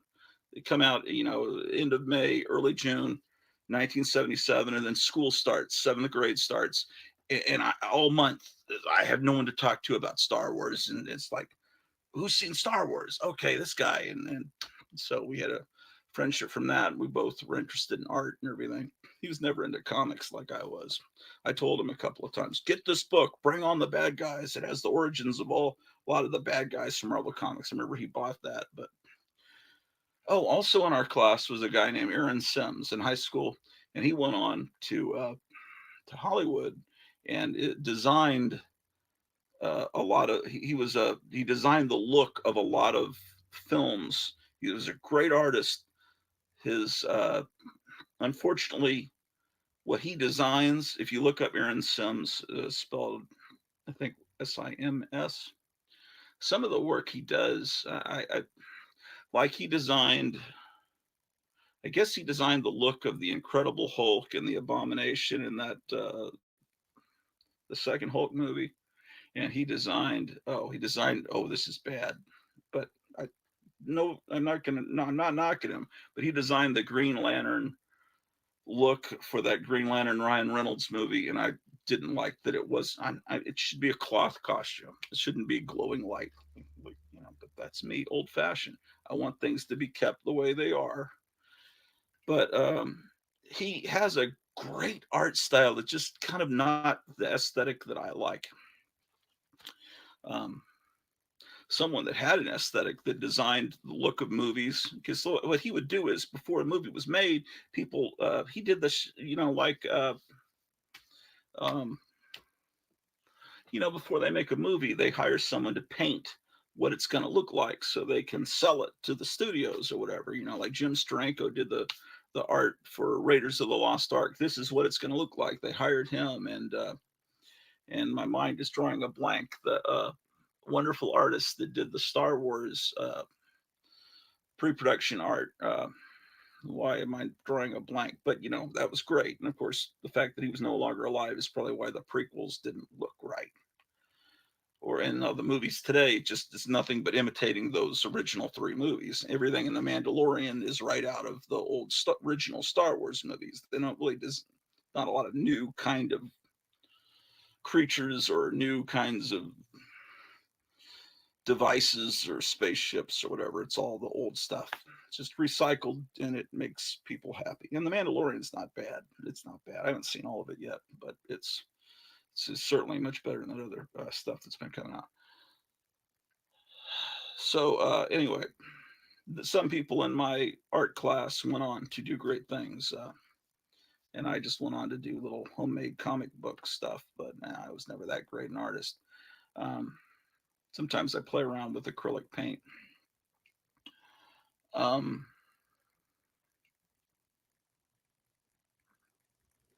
There's something I was wanting to say, and I've forgotten it. Oh, look at this. There was a nightclub in Los Angeles called the Haunted House, and the bands would play on a stage that looked like that. And you want to see that nightclub, you can get on YouTube and look up Sonny and Cher Haunted House. And Sonny and Cher actually go into that haunted house, and they have Frankenstein and Dracula like mannequins as you go in, and then you go past all the like a whole wax museum full of monsters. And then you get into the nightclub section, and that giant monster head blowing smoke and go-go girls and everything. You get to see that in that clip. Look that up. And look at this album cover here. This is Irish Macalla, Sheena. She didn't dress that skimpily on the Sheena TV show, but this is music for big dame hunters. I've been promising to show you through my record collection, and I still plan to do that possibly very soon. Very, very soon.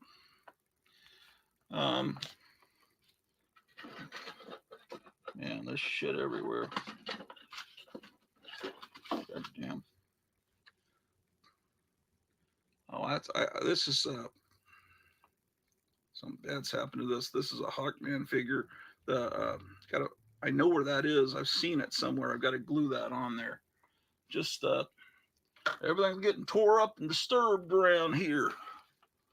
Well, I'd better go on down and see how my dog's doing, because she gets upset when I come upstairs. Yesterday I was filming. I was reading to you from the Monster Times, and the dog broke through the barrier at the bottom of the stairs and got upstairs. And when she gets upstairs, she's not going to hurt the cats, but the cats are terrorized by her. They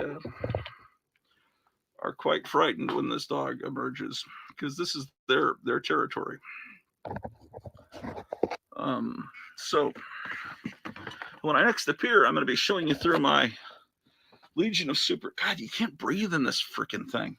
I'll be showing you through the Legion of Superheroes comics, and that'll be a special video intended for Metarog as part of his tribute.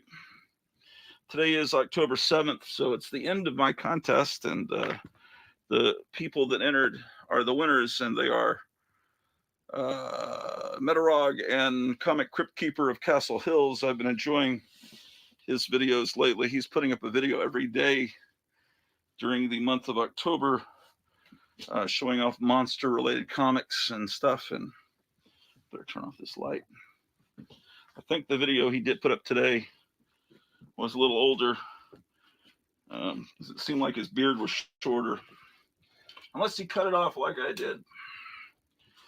But I'm gonna grow it back so I don't look like Don Cornelius or Don Francisco or whatever his name is.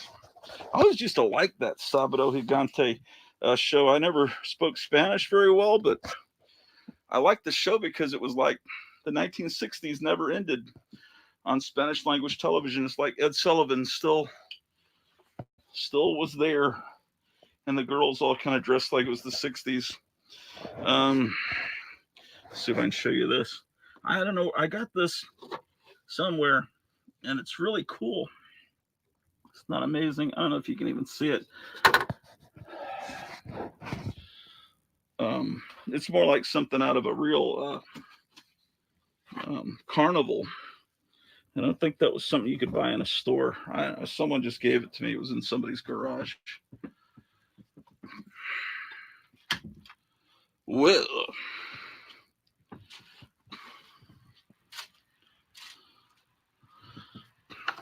you know, I just had to go to the dollar store to buy a real light bulb. And, you know, President Trump has made it where real light bulbs could be sold again. But, you know, when you use the LED bulbs, and I never liked those other curly Q bulbs, because if you break those, they have mercury in them and it becomes a toxic waste site. And I tend to break a lot of bulbs by accident, so I didn't like those. But then the LED bulbs seem cool, but they say that you can't put them in enclosed fixtures. And I didn't know why, because I didn't think they burn that hot. But so I got this light here, and I put a LED bulb in it because that was all I had. But I got to put it in this fixture, and I didn't want to do that, so I have to go to the dollar store to get a real human light bulb. Let me turn that off so that it's not super hot. I'll change it out. That's going to be a fascinating thing to do. I'm wearing this mask as a humor prop, but I can't fucking stand it. I can't wait for the election to be over and everyone says, oh, it's not so bad after all. Oh, look at this. I'm going to read this to you. Look at what I found here. I'm going to read this to you. Okay. So go back in time 10 years ago, more than 10 years ago, before I met my wife. There was a girl I was talking to online. You know, I thought this girl was really cool. She was much younger than me, you know, but I was like this fool talking to this girl on that was into monsters and comic books and all that shit, and records and all that shit. And I thought she was going to be the one, but it turned out not to be. And of course, I met my wonderful wife. But anyway, this girl was, I think she wanted to be like a mortician, you know, because like goth girls, they either work as veterinary assistants or they want to be morticians. So she was going to mortician school. But anyway, she went back to school, and she was in some kind of some class they made you take. Oh, I need my reading glasses. For some kind of sexuality class or something. And she wanted to be real postmodern and write some paper comparing the reproduction process to Star Wars, you know. And I said, well, okay, I'll write that paper for you. And I wrote it, and I sent it to her in an email. And she actually turned this in to her professor, and she got like an A+. So this is why. Hey, bro, it's Grottu, bro. I just got some comic books graded by the CGS or whatever the fuck, bro. And I'm going to unpack them, bro. I'm going to show them to you, bro, so you know what to invest in, bro. Then you'll be a cool comic book collector like me, bro. Actually, I'm supposed to, if I was one of those people, I'd wear it like this, right? Okay, bro, I'm going to tell you what variant covers to invest in, bro. The comics that are valuable, and then you're going to send them off to CGS or CGI or whatever the fuck it's called, and then they'll be more valuable because no one likes to read. You know, I was in a comic store in Grand Prairie. I'm kidding. You know that Grottu Orloff would never send any comics off to be graded, to be sealed in plastic forever. That is something that Grottu Orloff would never do.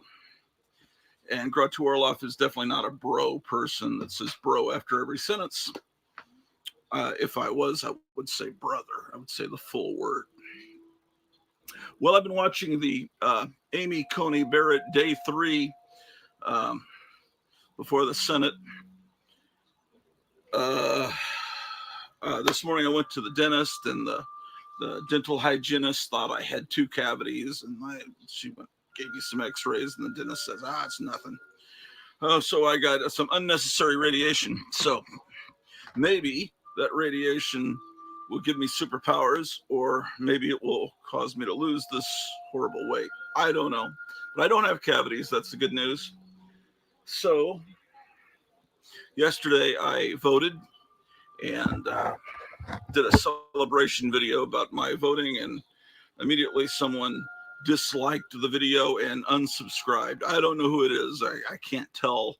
Maybe there's some secret way in the app to know who it is that's unsubscribing. And then I got like 2 more subscribers.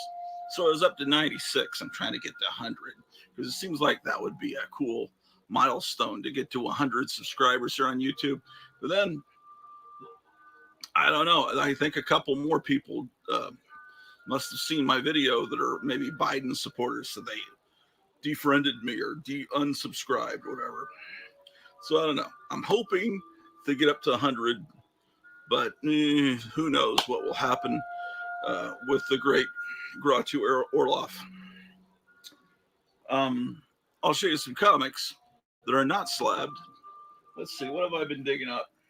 Here's some of my childhood comics bought in 2nd grade. Here's a copy of Worlds Unknown. Bought off the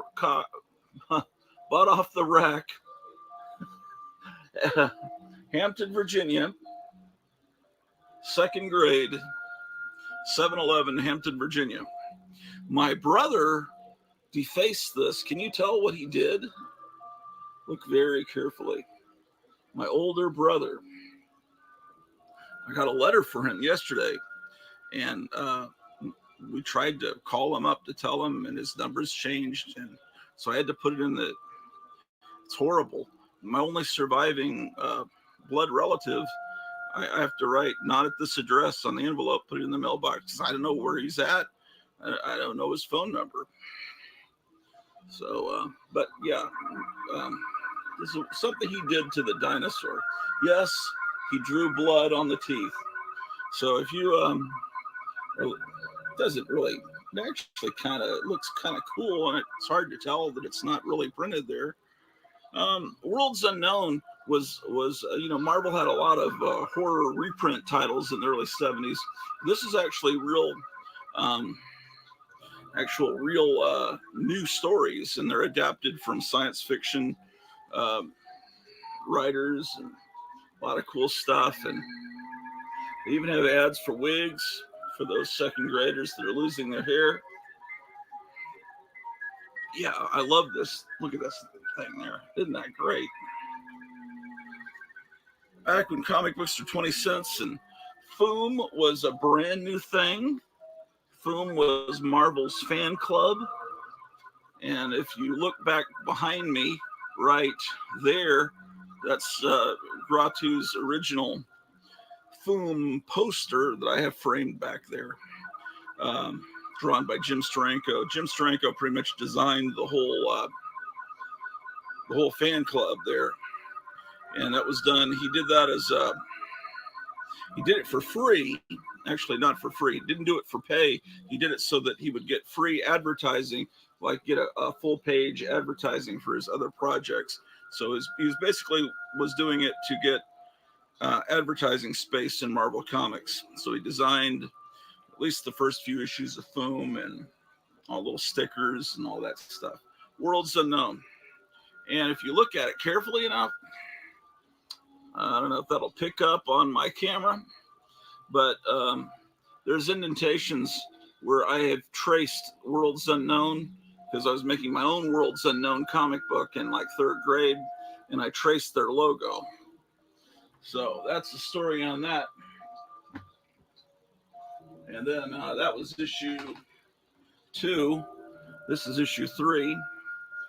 I guess I don't have issue 1. I'm gonna have to look into that. I've been enjoying the Crypt Keeper of Castle Hills all October. Every day he's putting up like an entire run of a horror title. This one is an adaptation of The Day the Earth Stood Still. Now, this one I didn't get as a kid. I got this at a later date. But there's Gort. But gotta love this ad. My brother, the same brother that drew that Blood, about a year before this came out, he actually ordered that Civil War play set, and the little soldiers were this big, and the battlefield was like a plastic tablecloth, a little mat, you know, it's like a piece of plastic about this big that you could roll up. I don't know. That's the way of the world. You got to be wary. Got to be careful. Yes, indeed. Day the Earth Stood Still. And then in the 4th issue, we've got an adaptation of Arena by Frederick Brown.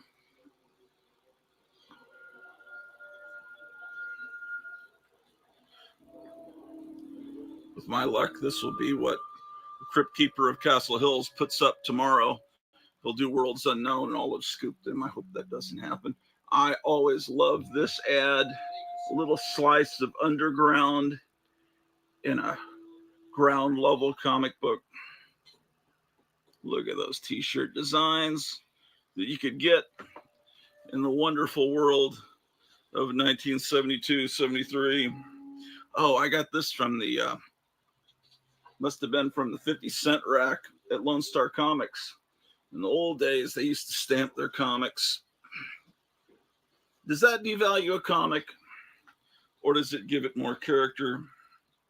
The ink doesn't bleed through to the next page, so in my opinion, it gives the comic a history. And but then I'm not a CGC. What was I saying earlier? CGS, CGI. I can't even. You know, guys, if I was to send this comic off to CGC, I'd pay what, $20, $25? Instead, I could spend $20, $25 and get more comic books, and then I'd still be able to read this. Now, I know a lot of people don't like to read anymore. I was about to start a story, and I got sidetracked by something. Anyway, I was in a comic store in Grand Prairie, right? And I'm looking at the old comics, and this kid, I don't know, 13-ish, comes up to me and says, You read these? And I said, yeah. He says, I don't like reading for nothing. You know, he was in the store because they sold the little Yu-Gi-Oh! Pokemon cards, which are so popular with our nation's youth. But you know, I'm thinking, dumbass, you're in a bookstore and you're asking me why. But, you know, to him, it wasn't a bookstore. These books were just taking up space in his Yu-Gi-Oh store. Look at this here. Boy, I need my glasses on. Boy, it's fucked up. I was scared going to the dentist because I think the last time I went to the dentist, they fricked me up. They deep cleaned this side of my mouth, right? So they shot a needle in here, and then 2 needles in my bottom jaw. And then the next day I'm driving, and all of a sudden I see the asphyx wiggling around in my fucking, and it's like all this blood was in my eye. I had broken a blood vessel in the eye the next day, and I'm still having trouble because, you know, I still have this floater, and I kind of move my eye from one place to another, and it kind of moves, and it's doing it now, and it's driving me crazy. So emergency, my wife and I, we go to this ophthalmologist, this guy that's specialist in retina stuff, and he told me it couldn't have been from the dentist. He just said it's something that happens, but I'm pretty sure it's because I have high blood pressure because I'm so fucking fat. And then they took my blood pressure, but they still did the procedure of cleaning my teeth. And I think it had something to do with that. But I don't think the ophthalmologist wanted to tell me it could be that because he doesn't want a lawsuit. He doesn't have to be showing up in court to testify against the dentist or whatever. But I think. Oh, and then as far the dentist, ophthalmologist, I had to go for 3 visits, and he said that's nothing to worry about. But he said that there's a simple surgery to get rid of this floater, but then it will increase the likeliness of glaucoma in that eye. And I'm thinking, oh fuck, shit. Anyway, I was reaching for my reading glasses, which really have nothing to do with that. Those look like there's usually reading glasses everywhere, except when I need them, like right now. Anyway, I wanted to read that to you, but I'll just let you read it. It's trying to sell it in the very early days of the revival, Star Trek coming back into syndication. They're trying to remind you, hey, this is like Star Trek. It's an A.E. Van Gogh story. Yeah, these World's Unknown comics are great. Then later, Marvel did a black and white magazine that adapted science fiction stories from noted science fiction authors. And of course, here's the World's Unknown that adapted Killdozer, Theodore Sturgeon. And look at that, as seen on TV. I actually have 2 copies of this. There's a pretty good band back in the 90s called Killdozer, based on the movie. Yeah. Movie wasn't as cool as that, with the thing talking. I don't think it talks. But yeah, there it is, Killdozer. Gotta dig Killdozer. And you gotta dig these ads, these house ads for Dracula Lives and Tales of the Zombie. I think Comic Crypt Keeper this morning did his retrospective on Tales of the Zombie. I haven't watched it yet because I was waiting in a dentist's office. Look at that. The TV movie definitely didn't show this kind of Terminator style battle on the home planet of the Killdozer. And no, they didn't. And then, of course, by the time I was back in I was living in San Antonio when Killdozer came out. And then I was definitely in San Antonio when they did their adaptation of the Ray Harryhausen Golden Voyage of Sinbad. Boy, I was all over this. This is my childhood copy. Boy, I'm fascinated by these house ads. There it is, Crazy and Savage Sort of Conan. Looks like the testimony's back going with Amy Coney Barrett. It's got a Red Skull Marvel value stamp. Can't get better than that. And if you're starving during the next pandemic, maybe you could trade in your I'm sure they're solid gold coins so you can live on to the next pandemic. And the second part of the Golden Voyage of Sinbad. And later they did a 7th Voyage of Sinbad adaptation in some, I don't know, Marvel Spotlight or something. Oh, you gotta love Wonder Warthog. Gilbert Shelton, he's a fellow Texan out of Austin. And as you know, Grottu Orloff is a 6th generation Texan. What else can I show you? I'm just bagging and boarding shit. That's what I've been doing. I'm taking naps and watching Amy Coney Barrett. Oh, I remember buying this back as a little wee lad. Remember, it's midnight, the witching hour. It was, this comic was hosted by 3 witches. One is kind of a fat Antifa looking, howling in the night when Trump wins kind of witch. And then there's this hideous looking traditional witch. But then they also had, I don't even see her on this page, there's also this blonde mod witch.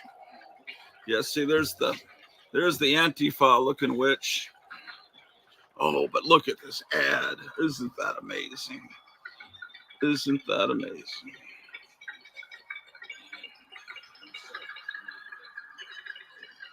Indeed. Gotta show you the mod witch. Where is she? Oh, look at the DC house ads. 100-page spectaculars.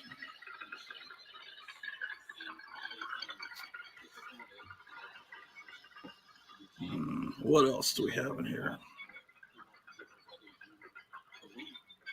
I don't know. I'll find another issue where you can see her. Here's a Satan worshiping cover. I should give you numbers. This is issue 31. Look at this drug, the hit that ended the ball game. Score in sports. Husky Shoes puts this ad with a hypodermic on the back of my wholesome Satan worshiping comic book. How dare they? What do they think I am? Some kind of drug person? Okay, well, it's a fun comic. Yes, indeed, indeed, indeed. Remember 8-tracks? Oh, here we go. That's the other witch. There's a beautiful witch. There's the Antifa witch. And the traditional EC-looking old witch. I keep telling you guys, if you're into EC comics, check out an old radio show, old time radio.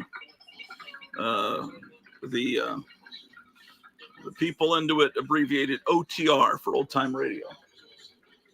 And it used to be people would collect old time radio shows back in the 70s, and they'd have to mail order, and they'd get audio cassettes, and they'd have whole walls of old time radio shows, or they'd collect records, and you'd have one episode on one side, you'd flip it, hear the episode on the other.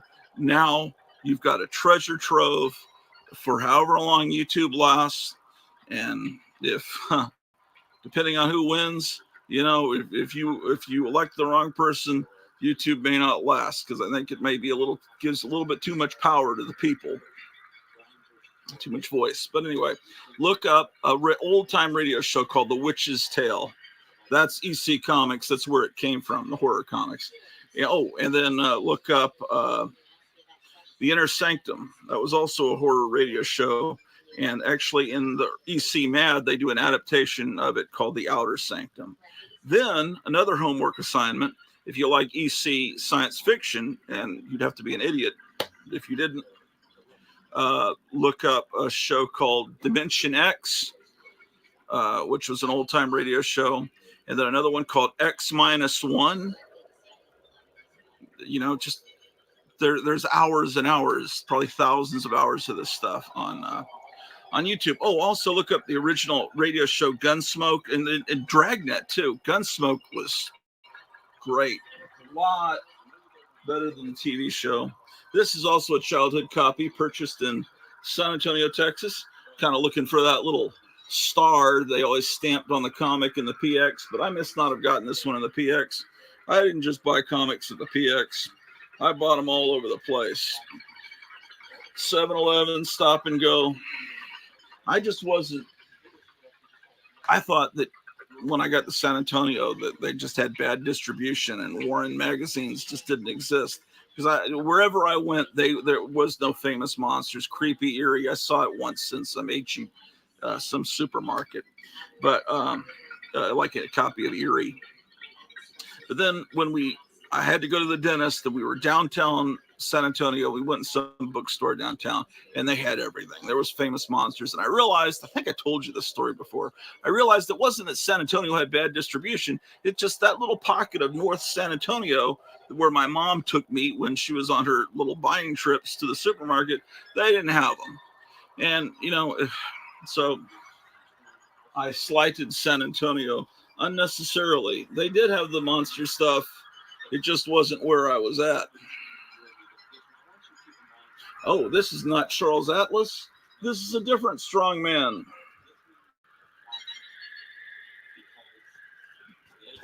I don't remember this ad. Why be skinny?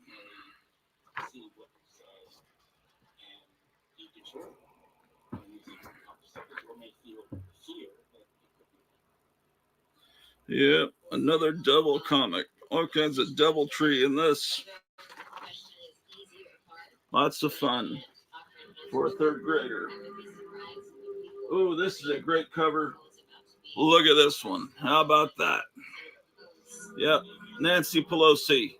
Yes, today you got to look up Nancy Pelosi and Wolf Blitzer, which is the greatest name ever. It's better than the name Grottu Orloff. Wolf Blitzer. And the other name that's great is Krauthammer. Those are just names that are so great. But anyway, Wolf Blitzer is hammering Nancy Pelosi over why she won't accept the deal and allow us to have our stimulus checks. And she says, no, I don't want his checks to go out with his name on them. And she doesn't want any stimulus to happen before the election because it'll help Trump. And anyway, how about those glamour pictures that came out of Hunter Biden today? I posted one of them on my Instagram page. I don't know if any of you follow my Instagram. I have like almost 400 people on Instagram, but I can't get people to follow me here on YouTube.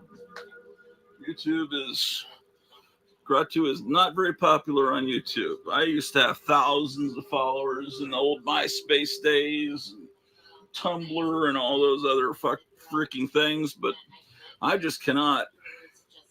I can't break 100. But that's all right. Here's an underground comic.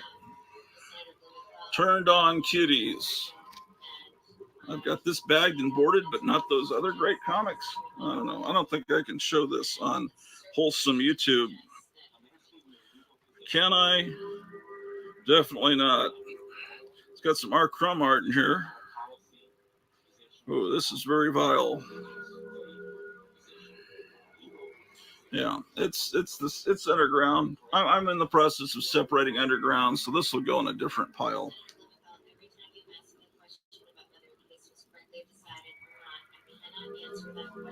Oh, Amy Coney's like tearing them a new asshole. She's so brilliant. Let's see, what else do I have here? Why, it's a copy of Scream, number 7 from July 1974.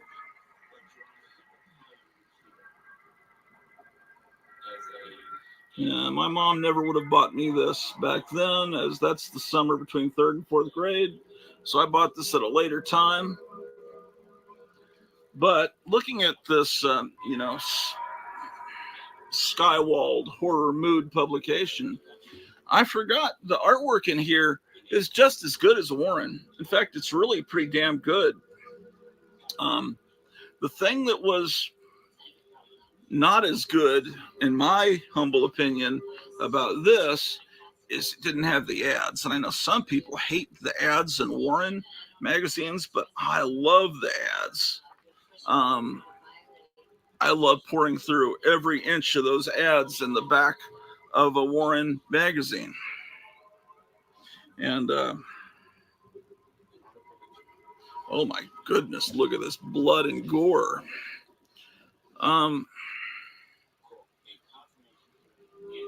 Well, they do have a couple of pages of ads, back issues of their, and you can even get these slip covers to make your magazines look like this, elegant in your bachelor pad. But yeah, here are all the back issues you can get.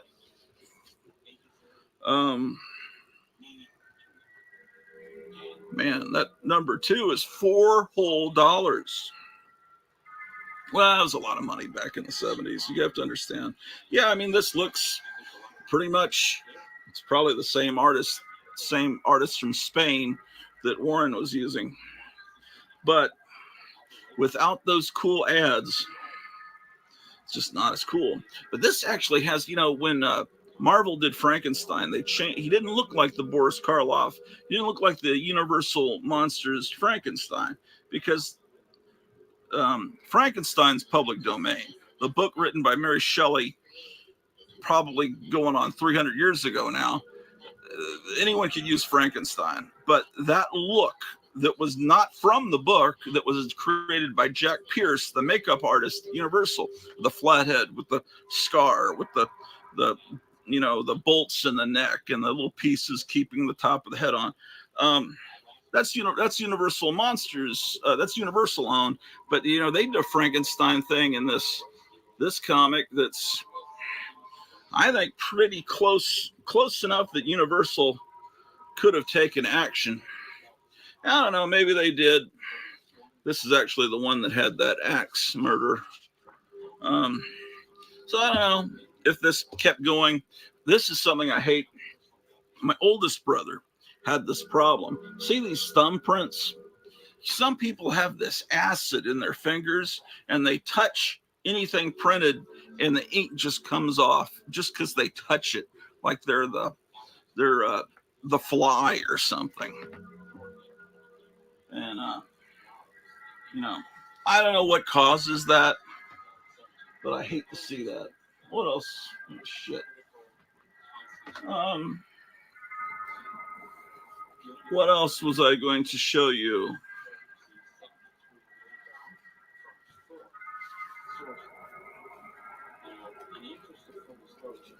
Oh, these are some little fanzines I did. You know, I showed you the Sophisticate. Before it was the Sophisticate, it was this. And I published this in college.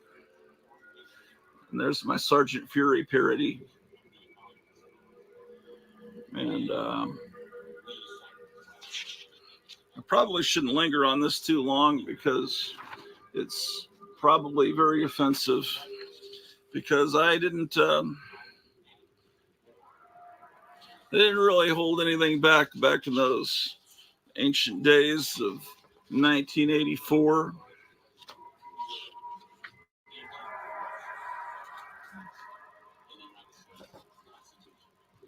No, not much.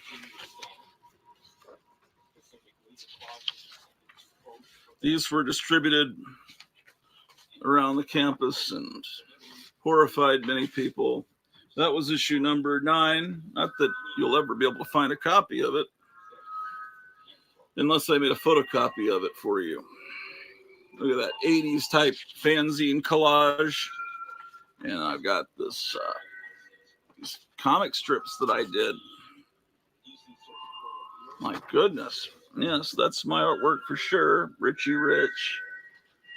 One at the bottom is my artwork. Oh, I had an Ask Batman column. Look at this ad. Torturing lost souls brings me up to $1,200 a day cash. Little collage things that... Oh, here's my version of those Charles Atlas ads. Are you a pussy? Of course you are. What are you going to do about it, you motherfucker? Now fear no man.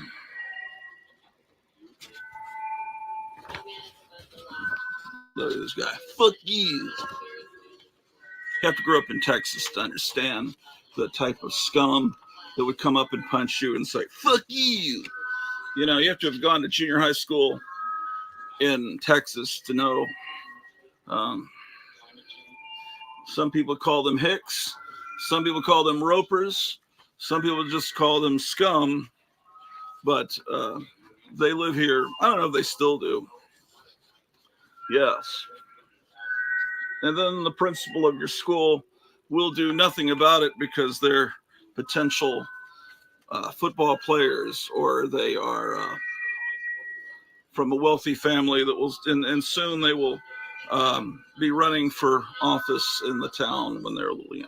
I see all these names around when I drive around on these signs on the street corner. All these names of assholes I remember from high school, and I guess it's the same asshole or from the same asshole family, and they're running for city council or whatever. And it's like, okay, these are all the same vermin that made my life miserable because I wasn't from Arlington. You know, I came here in 6th grade. I didn't grow up here.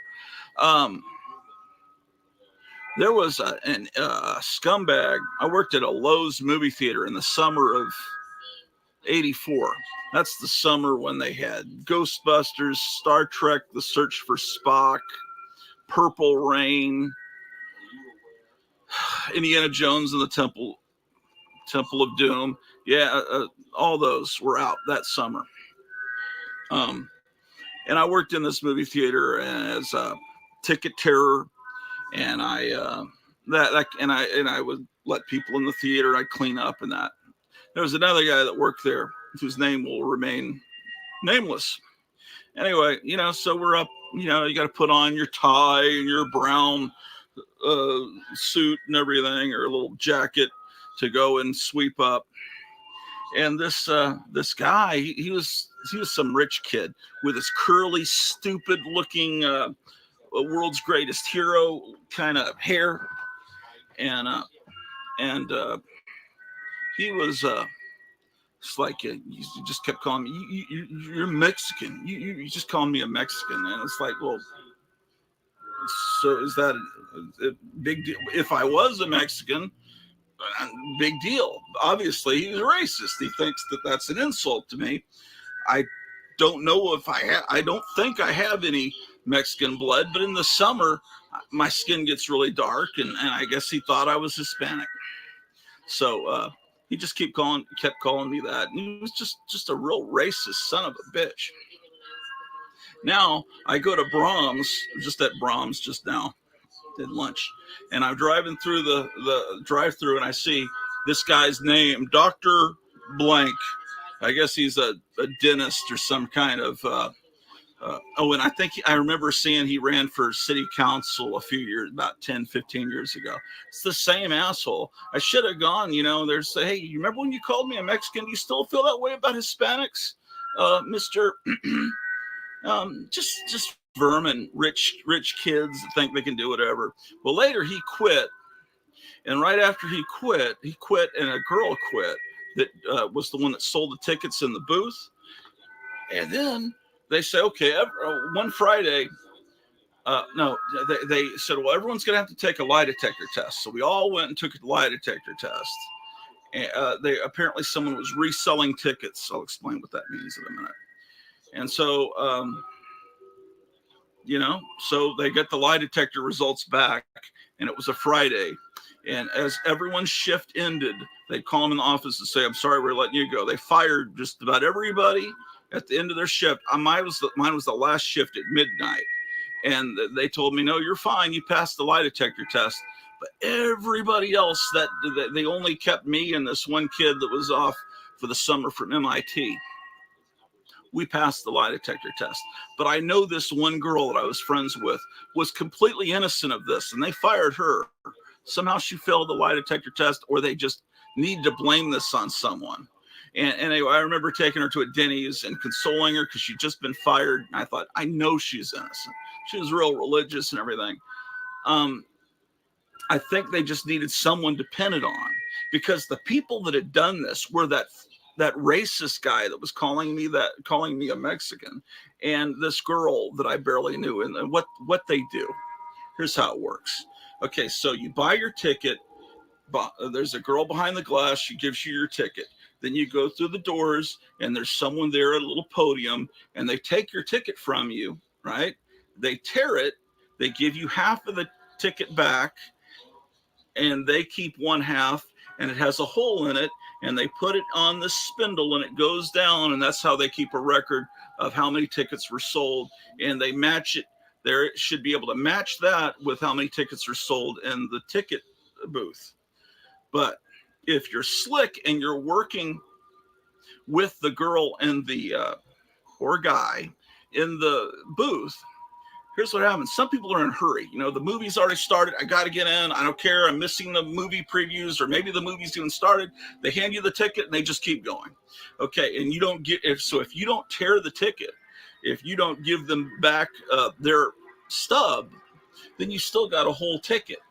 And then you slip around and give it to the girl in the ticket booth, and she resells the ticket. She sells it for a second time. And then you split the money. And that's what they were doing. And I guess they had enough money, or they figured someone was onto them, and then they both quit. And then right after that, they start testing all of us. And they fired a bunch of innocent people, and the two guilty people got away with it. Sounds a little bit like politics, doesn't it? But anyway, this is what happened. And it's bothered me for these last, how long has that been? 40 years? Horrible. Maybe not quite that. I don't know. 84, 94. 36 years ago, that was. Really a horrible thing. But you're here to see comic books, not to hear about my horrible life. This looks like kind of a cool comic. Anything called Thrillerama. The Man in Black, Johnny Cash, called Fate. It's got little weird cherubs floating around. Let's look at this comic. It's from Harvey. Yeah. Ticket reselling.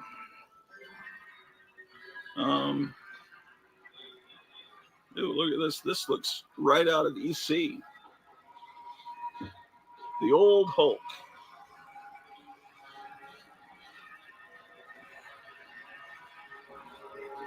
In fact, that looks so much like EC. I'm wondering if it's an actual 50s reprint there. Could be. And they have, they're really trying to look like Marvel with these house ads. It just never worked for Harvey, so they stuck with their with this stuff, which I dearly love. And some people hate it. I know I share that love with Captain Strangelove. Oh, this is actually very. I forgot about how cool this comic is. Wow. Artwork is tremendous.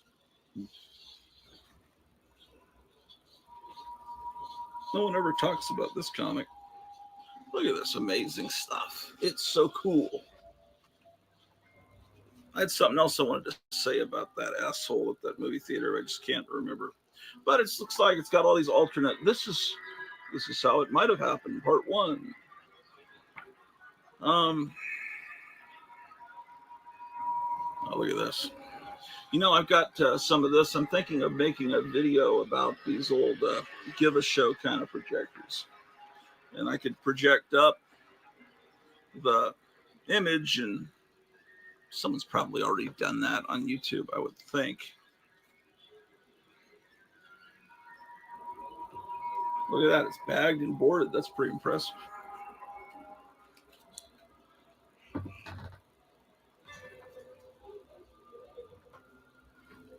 What else do I have that's amazing to show you?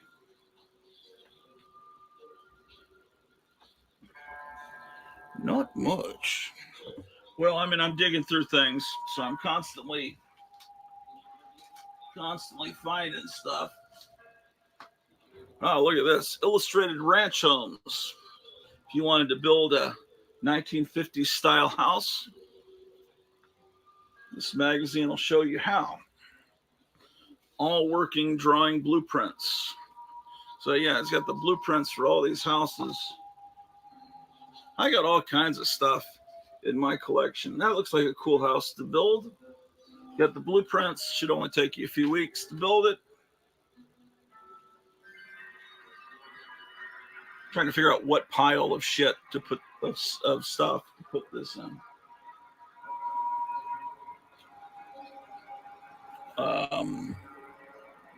Yes, and I didn't tell you at the beginning that this is the Grottu Orlov show. I'm still kind of bothered by that Lowe's story. There was something else I wanted to tell you. What was it about that incident? Can't think. I'll think of it later, and I will make a follow-up video. It's just, shit still hurts from decades ago, and it still sticks in you, and it creates all of this. Maybe Scientology could exercise all these alien demons inside your head, but people are cruel in this world. And you know that because you're a comic book collector, unless you're like a really young one and this is a cool hobby, because this didn't used to be a cool hobby before Marvel Studios came along. This was like, I don't imagine it is. I don't know.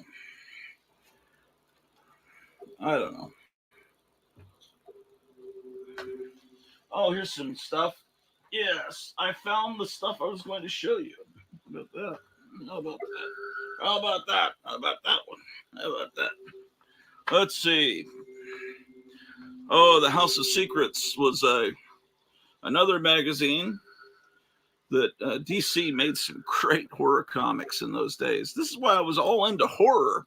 And then it took an act of God to get me into superhero comics. And that act really came from my mother buying me, I asked her for it, was Marvel Treasury Edition #2, the Fantastic Four. And then I realized these superheroes are great too. And I still kept buying all this monster horror stuff. Oh, look at that. Oh, I have this problem, growing up treated like shit and bullied, and you develop this tendency to just hate, and you got to get past that, because that is the worst thing for you. And I'll watch YouTube videos of other comic collectors, and it's like I'll realize this person doesn't collect like I do, and then it starts to well up. It's like, you're wrong, you're doing it wrong. That's why I have this hatred towards this CGC slabbing. It's like, no, fools, don't slab your comics, read them.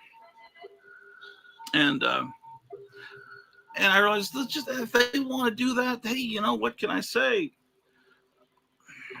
But I guess I was watching a fellow YouTuber, and I enjoy his videos, but he's been going through, he likes to resell comics, and he's trying to reduce his comic collection to a core 500 comics. He doesn't want to have more than 500 comics, which I think is less than 2 long boxes, I think.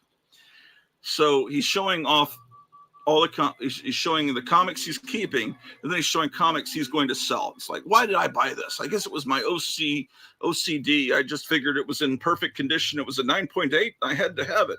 I had to have all of them. And now I realize this is the worst comic ever. And the comics he's showing are like my favorite comics ever. He's like showing, he has a complete run of Not Brand Ech. And he just starts, this is just terrible. And he's talking about how he's going to sell it. And then he shows his complete line of Plop. And this is terrible. And it's like, no, you fool. Those are some of because that's the stuff that changed my life as a kid. And it's not his thing. So I just have this problem, it's like, my wife tells me she doesn't like the Beach Boys. What? How do you not like the Beach Boys? The Brian Wilson era Beach Boys. You don't hear what I hear? It sounds like angels singing. How do you not like the Beach Boys? And I can't get past, you all have to think the way I do. You don't want me to take over the United States, because you might if you think like I do, but all the plastic signs would be gone. All the signs, by law, you'd have to have neon flashing signs. And there'd be drive-in movie theaters in every town. We would control the radio stations. There'd be no more Cardi B. There'd be nothing but cool surf music. I would change the culture and the architecture and turn it into my world. And you probably don't want to live in that dictatorship. This is my childhood comic, House of Secrets 109. These covers were amazing, incredible, astounding. And one of my favorite things was the 4-page Pirates of the Caribbean before Johnny Depp came along and tainted it. Doesn't he look so much cooler than Johnny Depp? They should have knocked a few teeth out of Johnny Depp so he'd look more like, maybe that's kind of what Johnny Depp's based on. I don't know. Sometimes people that you used to admire turn out to be kind of horrible. These are model kits that moved. The only one I ever got was this one.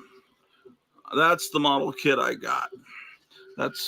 He just moves his arm basically like he's drawing on you.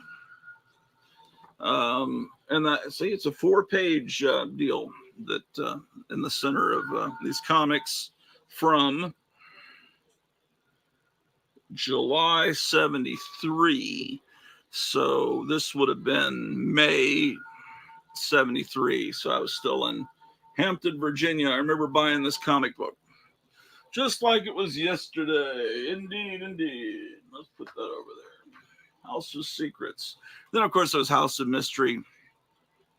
And there's The Secrets of Sinister House. And then there was another more gothic girl aimed one for the Forbidden Mansion, or forget what it was called. But it was kind of a knockoff of, it's trying to get to the Dark Shadows crowd, you know, it's for gothic romance. And there were some others. Oh, of course, there were Ghosts. Ghosts, I love Ghosts, because anytime there was a skeleton on the cover or a skull, I had to get that. Looks like they're taking a break in the Amy Coney Barrett hearing. Don't know what's going on there. Tonight, there's another Trump rally. That'll be fun to watch. I'm just celebrating no cavities. That was a great thing.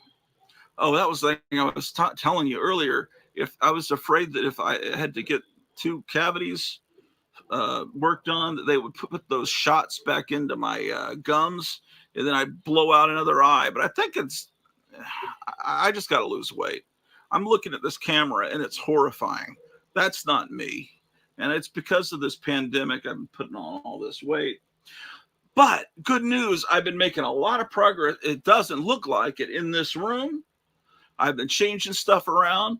I keep saying in every video, I see the light at the end of the tunnel, and now I almost see the train ready to hit me. Because, well, I moved the comic rack there next to the paperback rack, and let's see if you can tell. Then I have this this recessed area here, and this is the spot where some of the scenes in the Hypnotic Eye TV show were filmed. And I've got all these boxes down here, and then I've got the television back here. All right.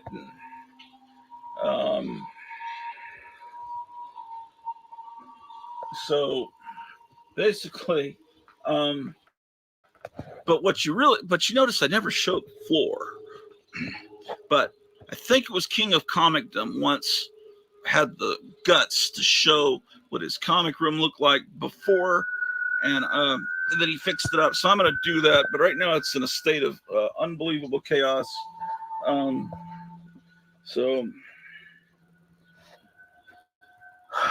So yes, I've got to organize all this. Oh, and then back here, I've got all this.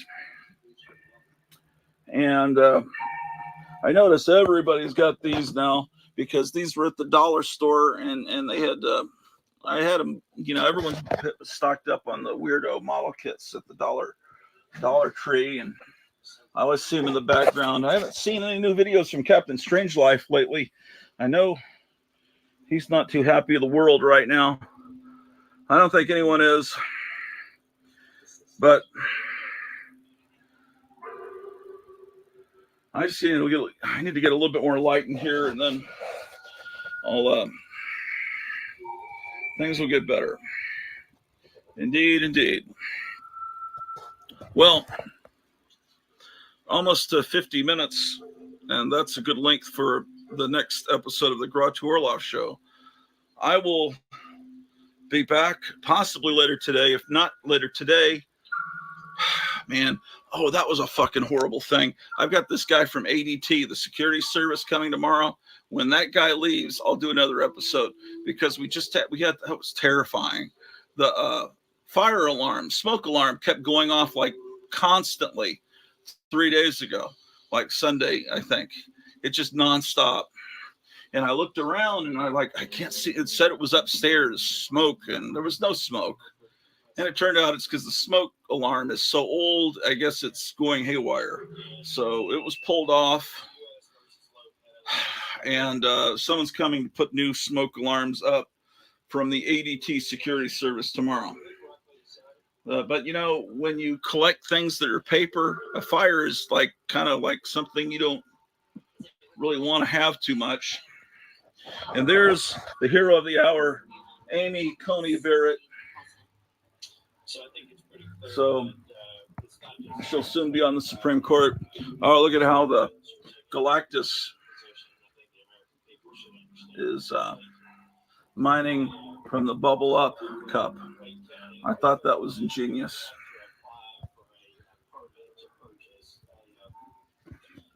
Well, I better get going.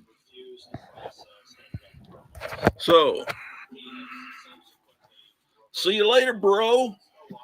See you later, bro. We're going to do an unboxing next time, bro. You're going to see all my new CGC comics, bro. And I'm going to tell you what comics to invest in. There's going to be 25 alternate covers, variant covers. I need to learn the proper terminology to be. And then I need to get a chain with a little like dollar symbol, something.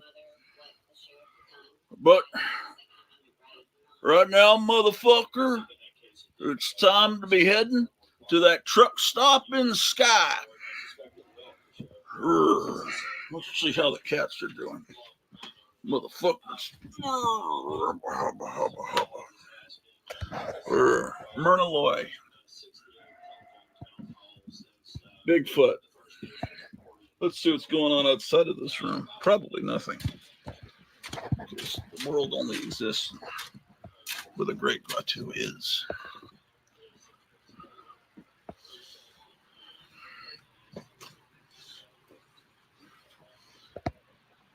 Here's a painting once painted by Grottu Orloff. No date on it. At least 10 years ago.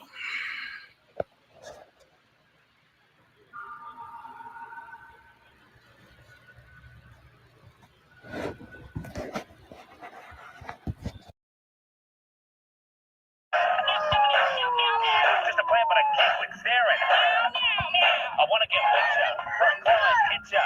Them alley cats trying to warn me. I can't miss you, gonna make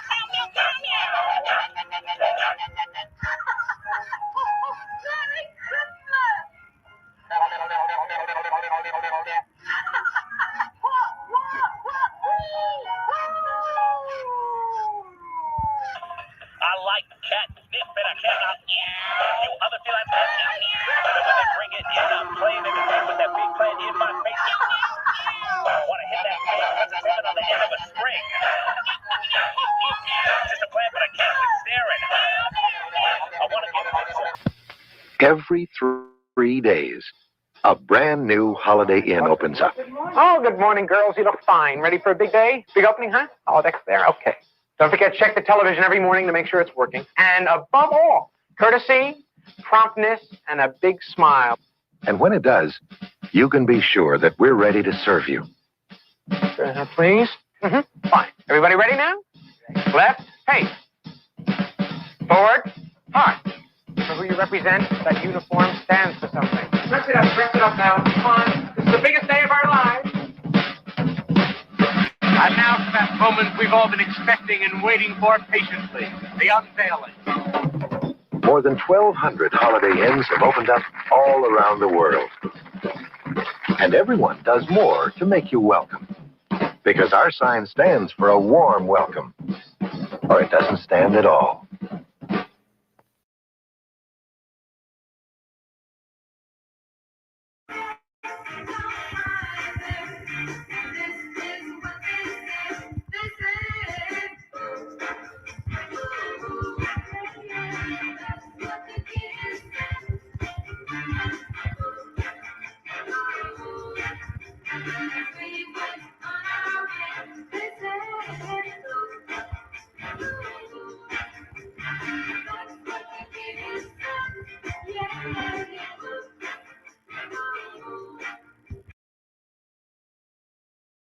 Tell you people, you don't understand. Once you come forward in this, that's when the threats start. Not just from the progressive, crazy left, but all around. People, in your businesses and everything say, hey, isn't it just easier to let Leah go? Isn't it just easier not to promote Leah? Isn't it just, not to have them around? Because of this intense pressure. This is a profound courage. This is what's contagious. She stepped forward at Gettysburg on the 25th of November. And that is why we have some momentum. Because of an American citizen like Leah Hoops. This is what the fourth turning is all about. Remember, all these people that are totally obscure all now start to come onto the world stage, right? Because when it's your moment, you're going to have a decision. I can either wave off, or I can step forward. And fortune favors boldness. That was the motto of the Romans, of the Republic. Fortune favors the bold. I want to bring in now Leah Hoops from Bethel Township in Pennsylvania. Thank you. We're very honored to have you on. Tell us about what you saw and what happened that day. Well, first and foremost, it's quite humbling just to hear those words from you. So thank you so very much for bringing me on today. By no means is this easy. So where it all started was I was a poll watcher in my precinct, and from 7 o'clock in the morning and then on, there was nothing but issues with our scanners. One of them was actually broken down, and the other one, it would take 4 or 5 times to actually scan a ballot. And what had transpired was I was getting phone calls all day from my watchdog group and others in the county that they too were also having issues with their scanners as well across the county. And we couldn't get a hold of anyone on the election board to come and help us for hours. And then finally, when they did come, the problems were not resolved, and their statement from the voting warehouse supervisor was that there was an issue with the barcode, and that the barcodes were deformed. So it was never resolved, and they actually had a sheriff show up to our precinct with a new stack of ballots. It was about 500 ballots. And then from then on, it was craziness all day long. And then later on, there was a few of the other poll watchers who ended up at the counting center in Chester, Pennsylvania, and that's where it really just went downhill from there. When you say went downhill, what do you mean? So there's so much more for me to tell you.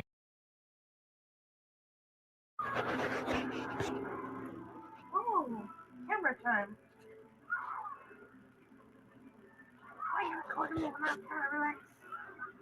Get my tummy rub.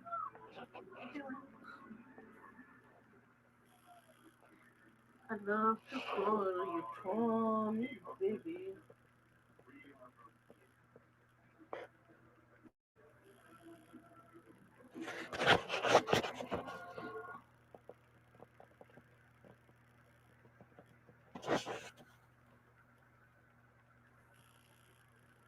Why did the TV go silent? That's odd. There was music a second ago.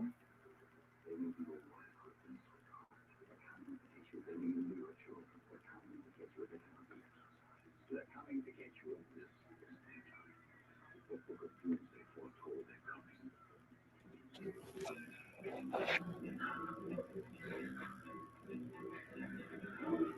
house. Wow.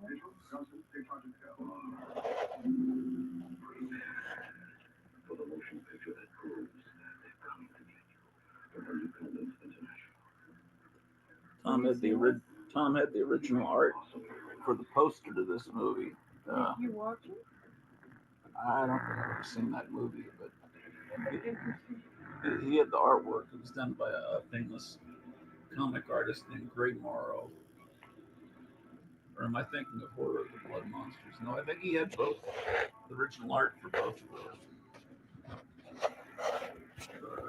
Yeah, I don't know. They're probably still on. Oh, honey. Why are you mad at the phone? You mad at the phone, baby? You mad at the phone? Who you mad at? Who you mad at? Who you mad at? Who you mad at? Who you mad at? Who you mad at? Who you mad at?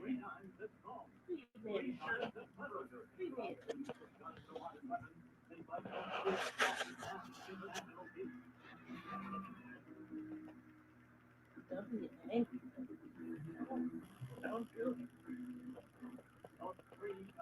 Did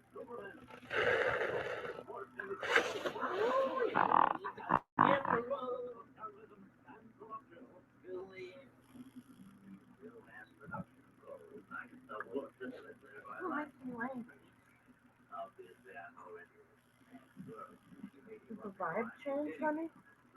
Did the vibe change?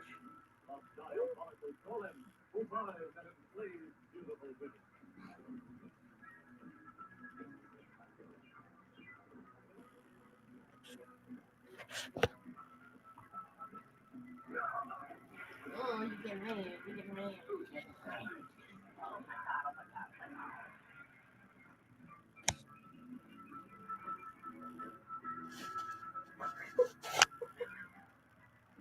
Teeth look so big. Might be radioactive. Ooh. Universal reproduce. Ooh.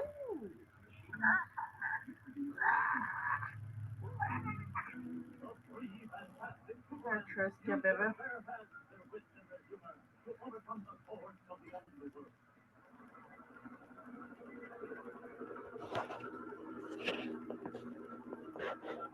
Hey, hey, hey, hey. She just needs the phone cord.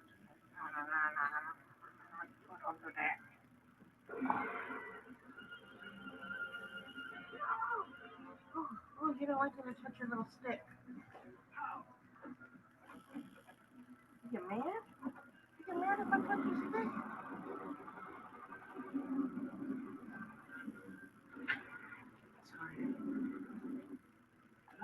How much longer do these go on for? Oh, this will be finished in about a minute. I was listening to this guy about levels of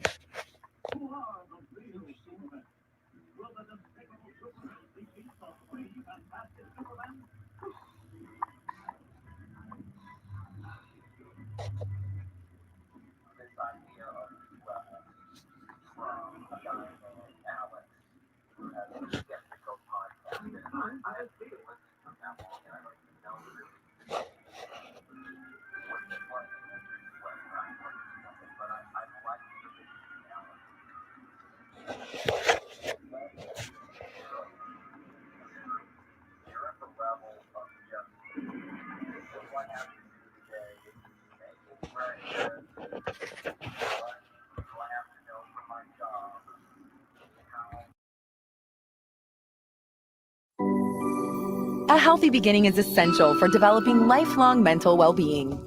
As you grow, you may struggle with different feelings, such as depression, anxiety, disordered eating, or sleeping.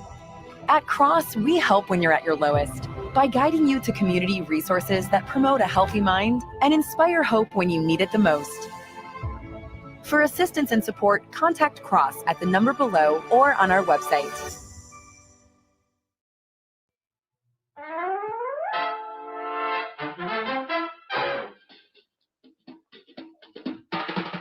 Oh, the time is now, the time is here. Now's the time for a bite of cheer. A tasty light where the price is right. Well, look at here, you'll dig this sight. The moment's handy for a piece of candy. Just name your brand, they're all so grand. Hey, what do you think of a nice cool drink? Or a big box filled with a popcorn thrill? Let's taste buds meet with an ice cream treat. Refresh yourselves, it's time to eat. So come on, folks, let's join the band as we all head for the refreshment stand. Well, welcome back to the Grottu Orloff program. It is December 15th, 2020. Up here in the comic book room. Well, is this the comic book room? No, the comic book room's back here. This is the room where I organize the comics, and I'm starting to bring more in, and thus the boxes are getting up higher here. And I'm doing something kind of, I've started a project. Some of you may be new. I got a bunch of new subscribers yesterday, and then last night, overnight, I lost 5 subscribers. So I guess people thought, wow, this might be kind of neat. And then they watched a few minutes of the video, and they decided, this guy is terrible. He's horrible. I don't know. I don't know who's watching. I don't really know who subscribes, except for those of you that comment down below in the comment section. I was telling you that you can blow up things at Kinko's or FedEx or whatever they call themselves these days. But this was a little tiny promotional postcard about this big that was sent out in the 60s by ABC. And I blew it up to this big poster size. And I used to have this hanging in my classroom. And this was just a little card. This Morticia was just a little card in the Addams Family board game, and I blew it up to giant size.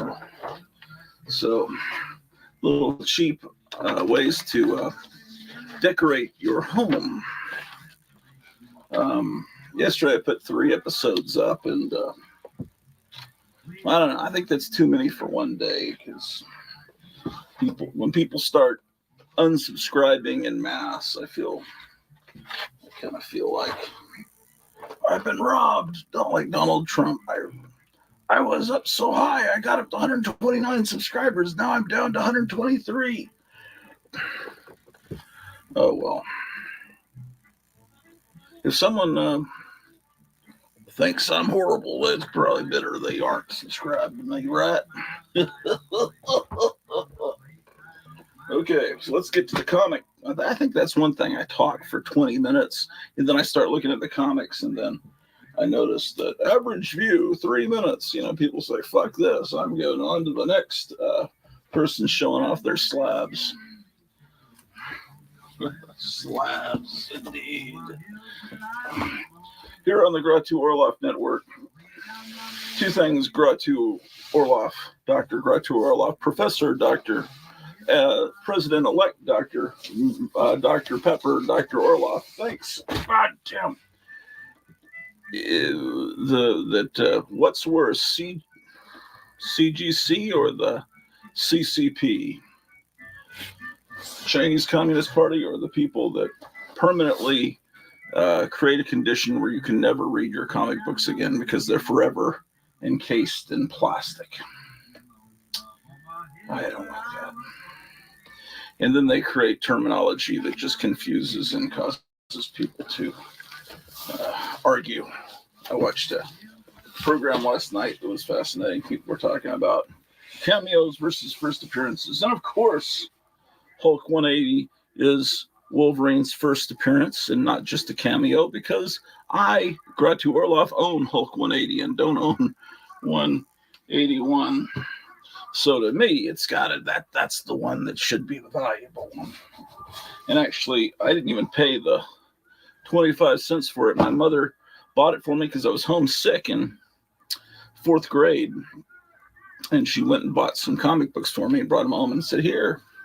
And one was Hulk 180, the first appearance or cameo, depending on what side of the argument you're on, of Hulk. Of Wolverine. Oh, my goodness. Well, I've run out of boards, and I'm going to have to, when I get paid, buy some more boards. But for right now, I guess I'll throw bags on some of these, because I got like a whole box here that's pretty much unbagged. And I see there's some Silver Age in here that need to be pulled, because I'm trying to put all my Silver Age somewhere in these other boxes and separate it from Bronze Age. And it was something I thought it would be a great idea. And, a year and a half later, I realized that's harder than I thought. Look at this beautiful cover.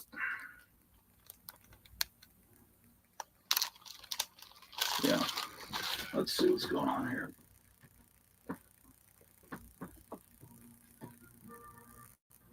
Oh, shit. That's what that is. Okay, so make a Silver Age pile here. This was voted by the Monster Times back in 1973 as one of the worst comic books of all time, kind of like the Plan 9 from outer space of comics. And yes, this is Dracula, the origin of the new Dracula, but he's a superhero. And the the idea on its face sounds great. It's like Dracula is a superhero. What are you talking about? That sounds amazing. In a cheesy way, yeah. But the problem is it's drawn by my archenemy, Tony Tallarico. In 6th grade, my mother bought me a book at the General, what was it called? I think it was called the General, no. What was the bookstore at the Forum Mall called? I think it was called either G. Sanders Books or General. I think it was the General Bookstore. She buys me this little soft cover book about how to draw comic books. And, I thought, well, that's great. But unfortunately, it was put together by Tony Tallarico. And the artwork in there, he's showing me as a 6th grader how to draw comic books. But I could outdraw the guy even as a 6th grader. So it's like, here, we'll start the comic strip. And he does the first couple of panels. And then you finish it. And then I finished it with the most god-awful explosion of stuff that would make R. Crumb blush. I may have done that a little bit later. I don't think I did that. I may have done that later. And that book is somewhere on these shelves. And when I find it, I'm going to show it to you because you'll find it amusing. But anyway, I've opened up Dracula for you. It was from Dell Comics. I'm wondering if I'm going to, maybe I will remount this camera in a new location here. Maybe, so I'll use this little guy as backing for the camera. I'm going to experiment because I keep using the same camera angle. It may be, use this poodle. I'll use this poodle, I think. Will this help? Okay, yeah. I think this will be a better angle. A little bit more light. Okay, so Dracula. It needs to be closer, doesn't it? It's always experimentation here on the Grottu Orloff 24-hour-a-day network. Okay, that'll be better. So Dracula. You can see a little bit of the box, can't you?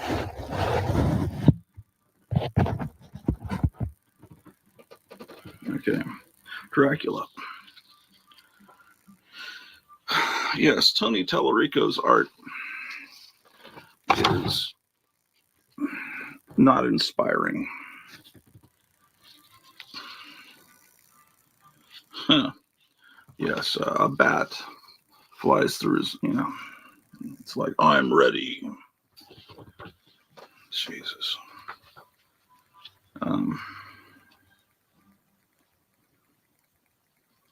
We find some particularly egregious, yeah. Pow. Anyway, let's look at the splash page.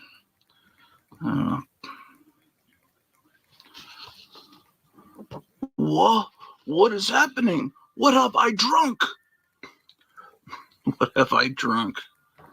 That's almost as bad as Build Back Better. I need to be quiet with that because I think that's why people are unsubscribing from me, because it's quite obvious that I find Joe Biden to be a degenerate scumbag that offends people. So I won't mention Jim. Well, Jim is pretty bad too. That's his brother. But the worst, Hunter Biden. Boy, that guy. Yay. Okay, let's see what else we can find here. I'll find stuff to entertain you. Never fear.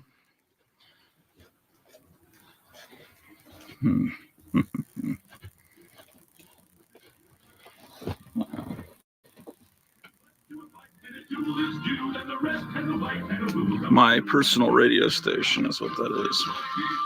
Okay. So this is one of my. Let's see.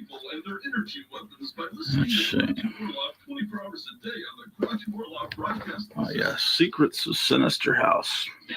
This is my childhood copy, I'll have you know. Yeah. Oh, wow. Look at this. There was a big, I don't know if I have that one or not. Rudolph appeared in Treasury.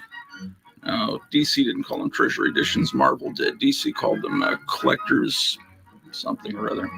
Anyway, they were giant comic books. And those Rudolph ones were reprints of comics from the 50s. In the 50s, DC put out a Rudolph comic every Christmas. Oh. Well, I guess I'll put a bag on it, but I don't have any boards. Unfortunately. Yeah. So I'll leave it unsealed, and then I'll come back with boards in a few days. I'll make a run to either Cosmic Comics in Grand Prairie or Duncanville Books in Duncanville, Texas. Yeah, I think this is a much better lighting situation. I wasn't happy with the other one. Secrets of Sinister House.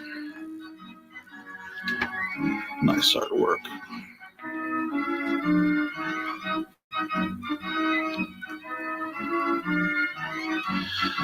Yeah. Well,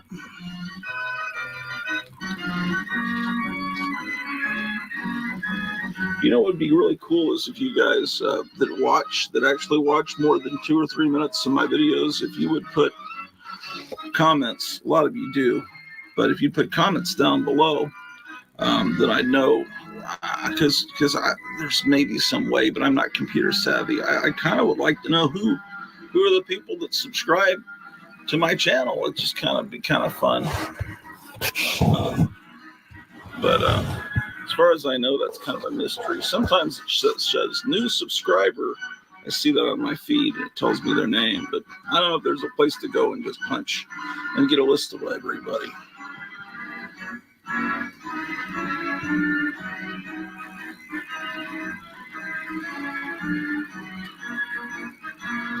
Forgive these glasses. I got them for $1 at Dollar Tree. And they help me see things. Remember this ad? Get in here, Bill. I want to talk to you. You punched in 7 minutes late. I'm docking you an hour's pay, and it better not happen again, or else. Oh yeah, I've got news for you, fucker, Mr. Bemis. I've got a new job with a real future at twice the money. How about that? Ha! Anybody be crazy to pay you that much? That's what you think. I've been learning electronics in my spare time at home from CIE. Now I can take my pick of good jobs. Yes. So the people that read this comic went on to become great electronic engineers. And it's John Wayne talking. Okay, so that's bagged. Let's see. Any other precious little jewels that need to be bagged? Well, reviews for Wonder Woman 1984 are starting to come out online, and the reviews seem to be good. But I saw this clip. It had some Japanese subtitles on it, so it must have been a clip released in Japan where Wonder Woman's in a mall and she's saving some little girl from some kidnappers or someone that's trying to drop her from the second level of the mall down to the food court or something, off the ledge. And it seems so silly and I don't know if that clip is actually in the movie, because then I saw this other clip that looked pretty cool. So and I want to trust Patty Jenkins because the first Wonder Woman movie was so good. And I've got 2 copies of this. So maybe I'll even forgive her for, obviously the main villain is apparently not Cheetah, but this Donald Trump figure, people got to always, knock Donald Trump and everything. Yeah, Spider-Man. because these are all my childhood comics. This is not stuff that I picked up later. And the reason these aren't bagged and boarded is I bagged them, probably in junior high school. And then I come back and the bags are all turning yellow and buckling. So I remove the bags, and then now I'm finally putting them back in bags. And now boards. And when I was in junior high, people didn't really use boards. As I recall, some people did. They put them in the middle of the comic so you could see the front and back of the cover. I remember buying this just like it was yesterday, and we bought it at the PX. See, there's a stamp there. It's a circular stamp that says AAFES. It's American. Army Air Force Exchange Service, I think. Yeah. So if you buy it at the PX, PX is like a big store, kind of like Target. It has everything, electronics, it's just everything, clothes, everything you could want. And it's on Army bases, and it's there for the soldiers and their wives or husbands and their children. And you don't have to pay tax and everything. And they always had comic books, back in the old days, and huge magazine racks. My parents went there all the time because my dad was in the Army. And then there's another store on the Army bases called the Commissary, and that's like a grocery store, and that's where everything's real cheap. These aren't in the proper order.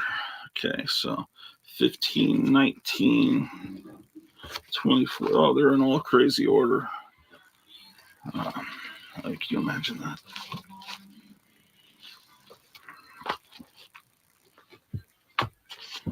Oh man, it's the same songs that were playing yesterday when I was up here.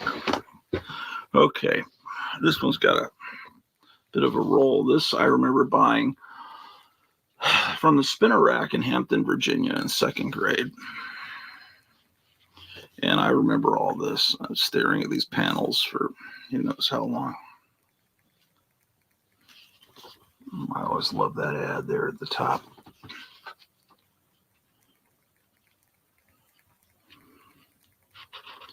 Werewolf by Night. Yeah. This actually may be the first time I bought a Spider-Man comic, but I was buying it for the werewolf. I didn't really realize how great Spider-Man was. I was buying horror comics when I wasn't buying Dennis the Menace, and I was buying horror comics, and so it wasn't until I guess it was third grade that Marvel Treasury edition #2 came out, big giant sized comic, and it was Fantastic Four, and it had the Galactus trilogy in it, and a lot of cool stuff like that, and reading that made me realize that these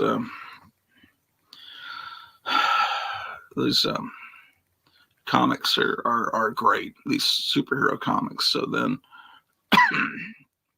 another time that I was sick, I remember my mom bought me a Spider-Man comic because she just buy random comics off the newsstand. She didn't really know what I was into, and she bought me Man-Thing #1, and I would know it by the cover, Spider-Man 120 something, and so once I saw how great the Fantastic Four were, I went back and read the superhero comics, the few that I had, and then I started buying Marvel superheroes and got Origins of Marvel comics for Christmas and started getting all the Mego dolls and all that. King the Conqueror is becoming sought after because he will be in the Marvel Cinematic Universe coming up soon. So I better send this off to CGC and get it slabbed. Welcome to the Grottu Orlov Show, episode 473. It's Thursday, October something, 2021. I'm here with Forrest Jackson, a noted pulp collector and authority, and We just did a live stream showing all these pulps, but I thought I'd do one with my phone where I could get really close in detail of all these great covers. So we'll be telling a few stories while we look at some of these fantastic covers close up. So we're just join us. Kind of do them a little bit randomly, but here we go with the Wolf Girl of Jocelyn. Turn it this way. Let's turn the whole box. Yeah. Well, I don't know if that's feasible. Yeah, it is. I see. Yeah. All right. You getting some light on that? Oh yeah, it looks good. Raise up some. I'm trying to avoid my shadow. That light could be adjusted possibly. Oh yeah, I mean if you want to hold the light the whole time, but yeah, excellent. And then you were talking about the little writing on there was done by the person you bought this from? Well, it was Clarence John Laughlin who owned that in 1938 and made notes. And then I bought them from Roger Nelson of Remember When Nostalgia Shop. Yeah. On Decatur Street, I think, in New Orleans. I was already interested in pulps and had bought a few. And in 1991, for Mardi Gras, walked past his shop. And I was like, oh, man, I want to go in there. And so I was with friends, so I could always just see what was going on and knew that I had to be back. So the Wolf Girl of Jocelyn. This is amazing. Yeah, the way you held the light is probably perfect for each one, if it's possible. What year is this one from? Oh, 1938. Yeah. So what I'm going to do is I'm going to start putting them back into the box here. Yeah, that makes sense. As I move along. It's like a reverse Christmas where Santa's putting all the gifts back in the box one by one. So this is a real beauty. This Children of the Bat. And see, this is also a Yellow Peril cover because you have a dragon in the back. And yeah, the eyes rolling back. Yeah. Very Betty Boop looking eyes. And then her braids are just covering up her pink parts. Oh yeah. We weren't getting all this detail on StreamYard.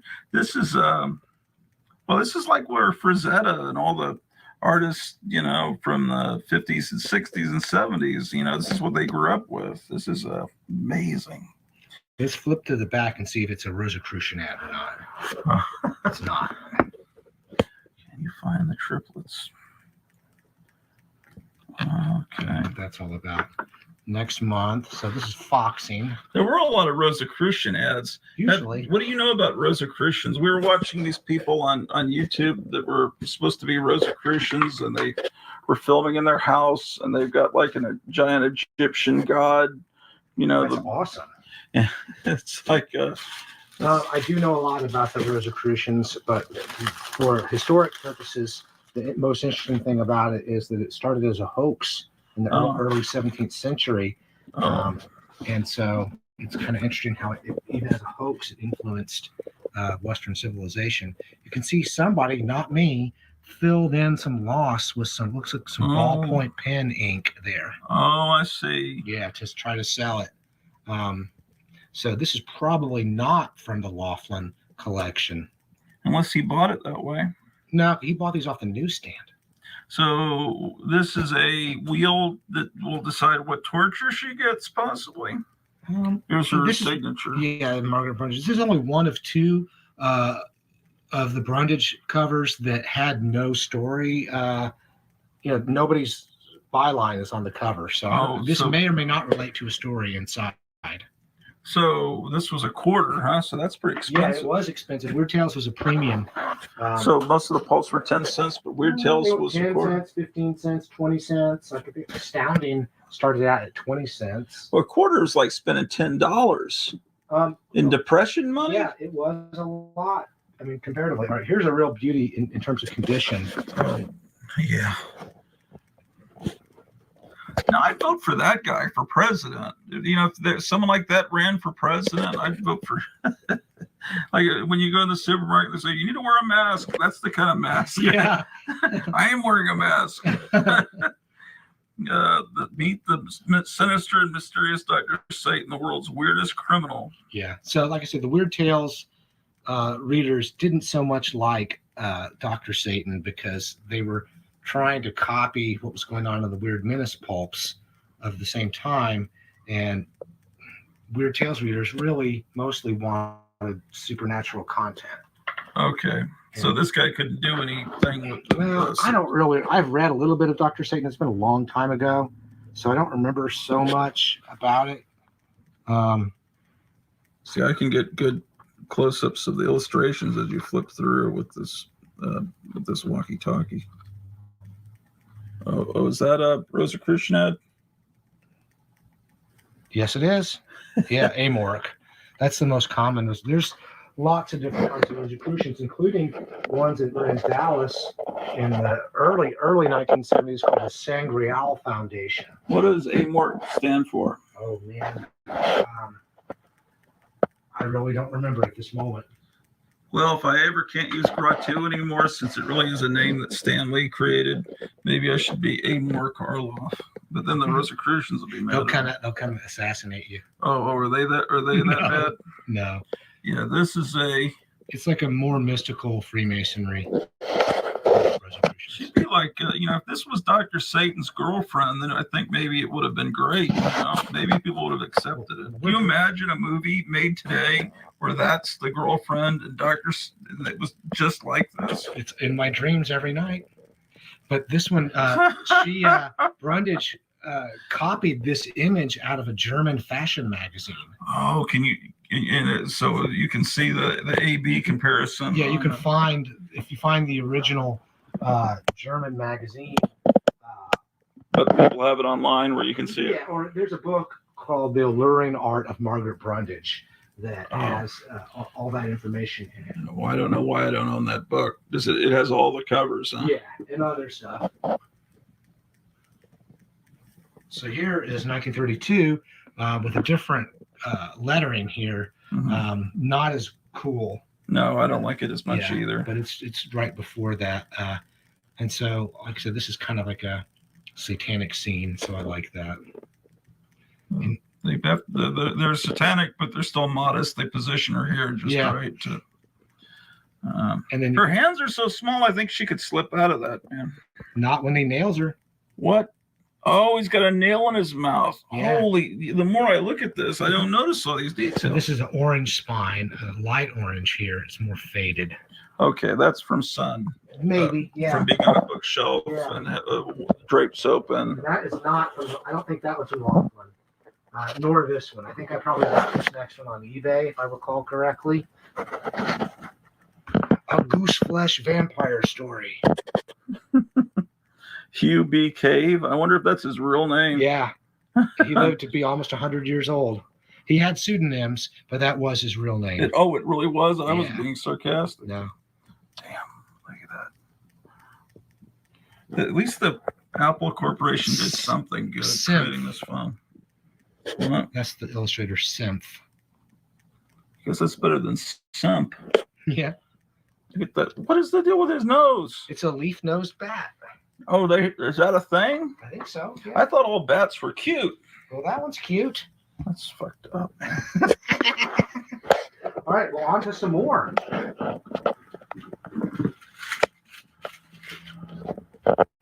Here is I think this is a Virgil Finlay cover. He was not as good in color as he was in black and white. Okay. Yeah, Finlay. So while it's interesting, it's not as cool as these other covers. It looks like my friend Meyer Greenblatt is about to take out Alfred Hitchcock and Joe Biden and maybe Olivia de Havilland there. If I was casting this movie, The Spawn of Dagon, is this a... Okay, so Lovecraft is already dead, but he had been in correspondence with Henry Kuttner, and so they were epistolary friends, and so he kind of. But Lovecraft left it open. He didn't mind people using all of his gods. Yeah, he encouraged that. He had fun with it, and so here we are with Robert Bloch and Robert E. Howard. So it's really an all-star lineup. Robert Bloch must have been a little kid compared to everyone else. He was a teenager. Right. Okay. Because he was still around much later. Yeah. Like I said, I got to meet him in 1993, and he was really a gentleman. At least that he was nice to his fans.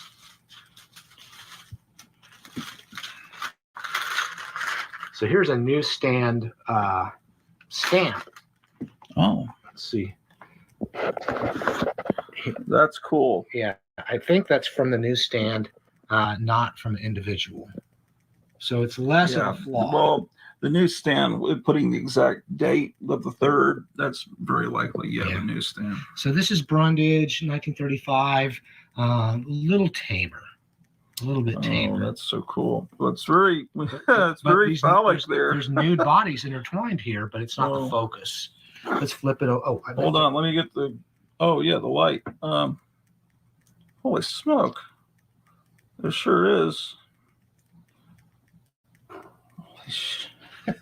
That reminds me of Richard Corbin, and they got the date. Like they were happy with that stamp, man. It was like a little kid had it. They probably had their grandson. Here, stamp these books. Yeah, he stamped it everywhere. Yeah, maybe it's not the newsstand. Sometimes people would stamp things like that's the day that they received it. I know, but I think some retailer, their kid went nuts with the stamp. I want to find a New Orleans stamp on one of them to see if it has it. All right, but we're still going with weird tales. You ever see a little star stamp? I know on comics the star was stamped by the basic changes when they were bought on a military base. I'll have to keep an eye out for that. I'm not sure. Here's a real beauty.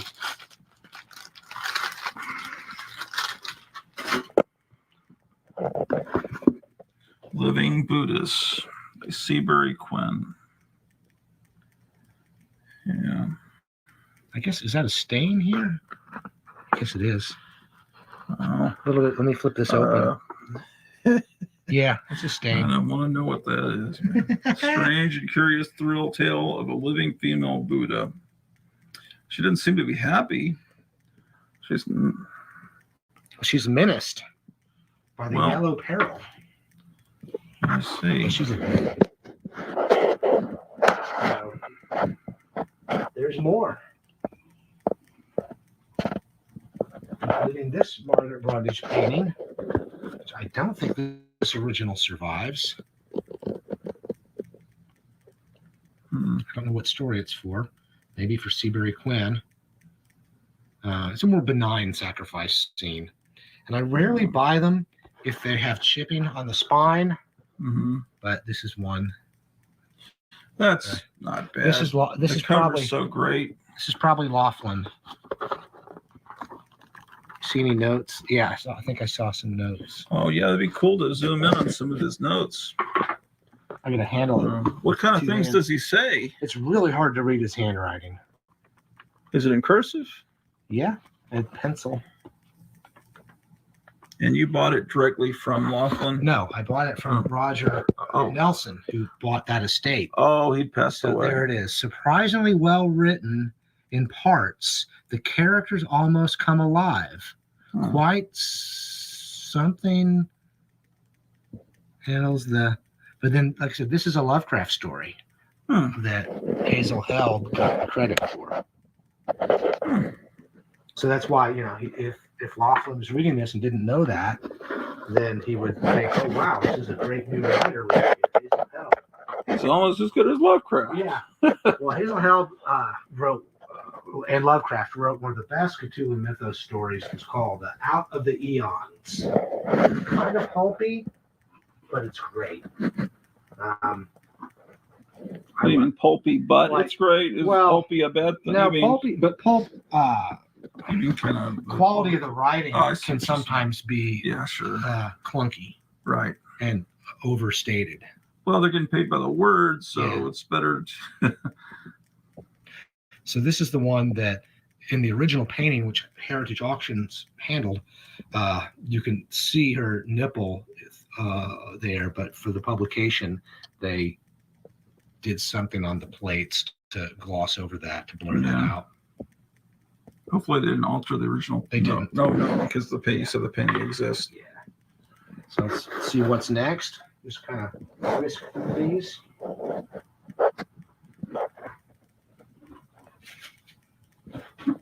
Look at the poster, like over there on the wall, and the girl on the poster there menaced by the snake, and you realize this poster from the 50s, early 60s, how much it was influenced by what we're looking at in the pulps from 20 years before. And look at this great one. And I saw this original painting in Santa Monica, and it does have this little border on the original painting. Yeah, wow. Kind of a golden look, kind of bright for a weird fiction pulp. Yeah.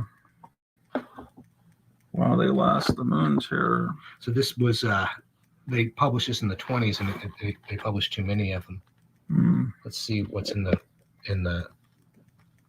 Erie back here. An unfillable void. The passing of that outstanding author, Howard Phillips Lovecraft, leads a void which can never be filled. He was nothing less than a genius. Yeah, he died. Okay, so this is a very historic page here. Let me zoom in. People can freeze frame their TVs and read it. A little more still.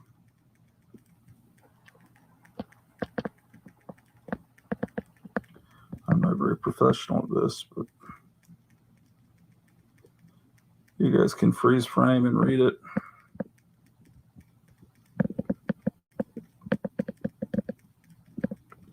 Everyone's going to complain about how jerky I am.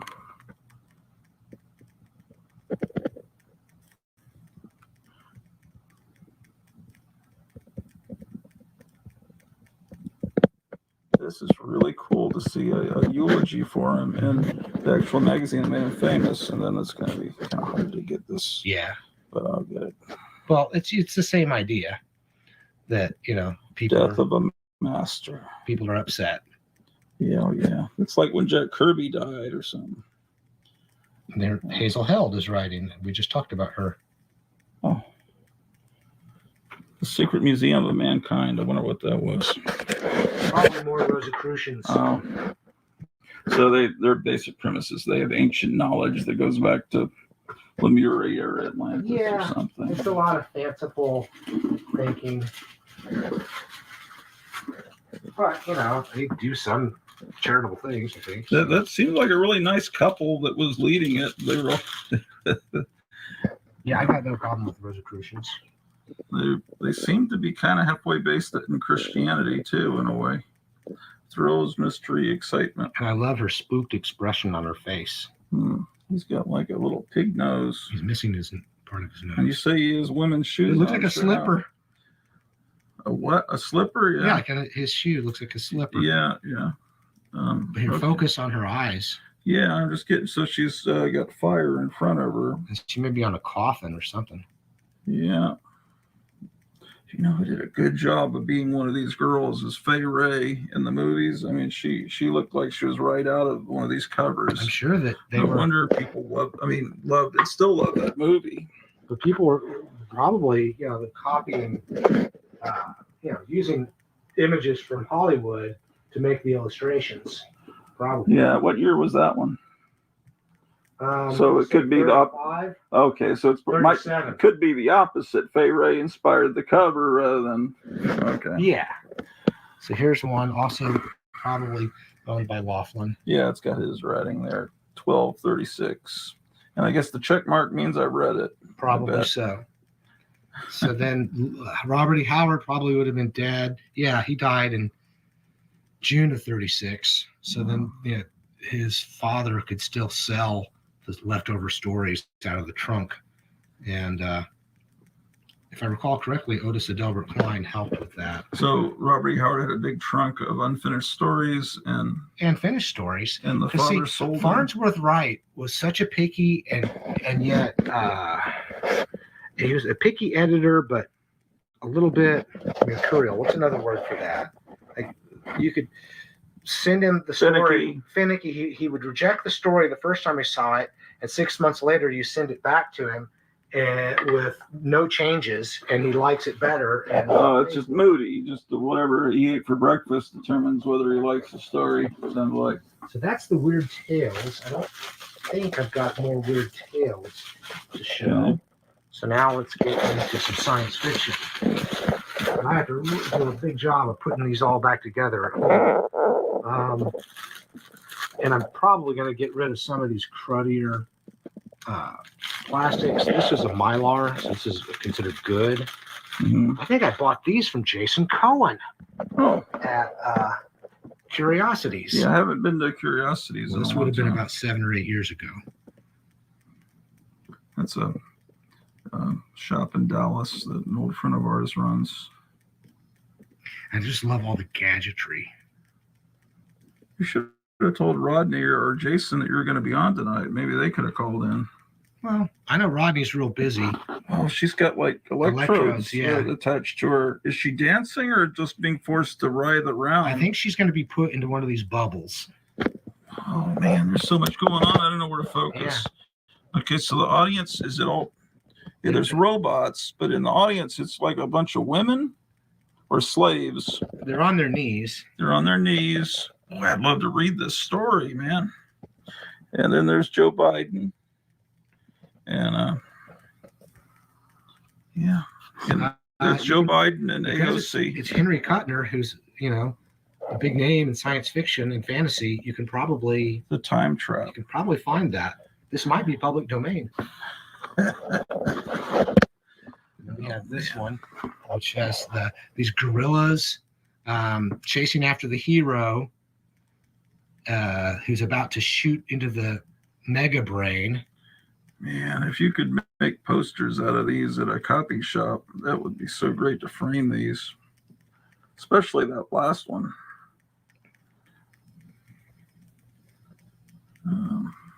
The perspective's way off here, or that's a tiny little automobile. But you can forget, these are all online. You can find pictures of all these, I'm sure. With the internet, someone must have photographed these. All right, so I don't know what you want to do about this. If you don't want to take them out of the Mylar, you don't have to. That's going to create a big headache for you to put them all back in. This one's a rather tight squeeze, so then don't worry about it. Yeah, because you might catch. No, don't do it. And it's not as interesting of a tile. Like we'll just get it with the light. Yeah. We can avoid the reflection. And this is a case where you can see I probably got 20% off of $90. That's what I paid for this. And I've seen a higher asking price on eBay, but it's not selling at a higher asking price. Yeah, what you have to do is look at completed sales. Oh yeah, I do. But you know, somebody would think they can ask $300 for that, and that's fine. But I don't know who's paying $300 for that. Not. I think as the prices of everything go up and the gas prices, it's going to be harder to sell collectibles. But the flip side of that, it's a hard asset and a collectible. So if I was Elon Musk, I'd build that instead of that stupid penis spaceship he's got. Oh, I love they're keeping all the people back. Yeah. With bayonets from getting on the spaceship. And then this is a reprint of A Martian Odyssey, which is a very famous science fiction story. I think it may be the first science fiction story where the alien is a good guy. Really? Yeah. Tweet. Now there might be bad aliens in it as well. Well, there's a good guy in Edgar Rice Burroughs' Martian stories. You know, Tartarus. Yeah. You're probably right. Then I don't know. What do I know? No, I think you're probably right that. But maybe it was a certain way that this story was written. So they should build architecture with this new infrastructure plan. They should build everything to look like this.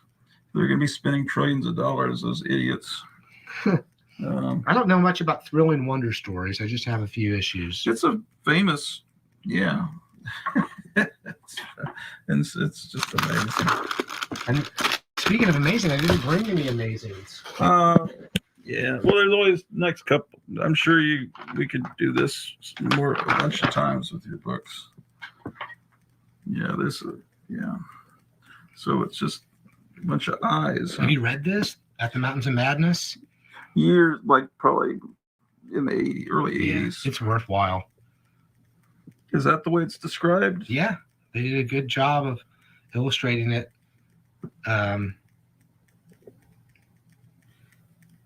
It's reasonably portrayed.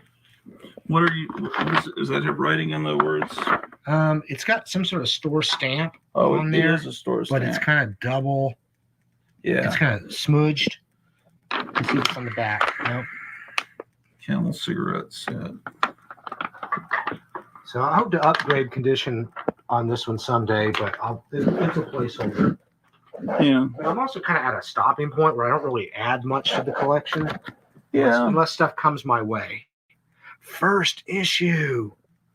And it's good to have the pulp appearance of the Moon Pool because I understand that he rewrote it and expanded it, and it's not as concise. Is that anti-Semitic? Could be. Yeah. You don't see stuff like that on mixing covers. This might be anti-witch for all we know. Well, more than likely. Yeah. Wonderful. And what are the Wimpuses going to do? All complete. I guess instead of being serialized. Well, they were a reprint house. So that's not considered usually as collectible. Okay, so this is a scarce one. He's lighting the fuse. This guy. Well, he looks mad. He's crazy. So that's going to be burning her all down the way until. In fact, wouldn't the fuse like set her on fire before it blows her up? Oh, and it ultimately goes to where's the explosive?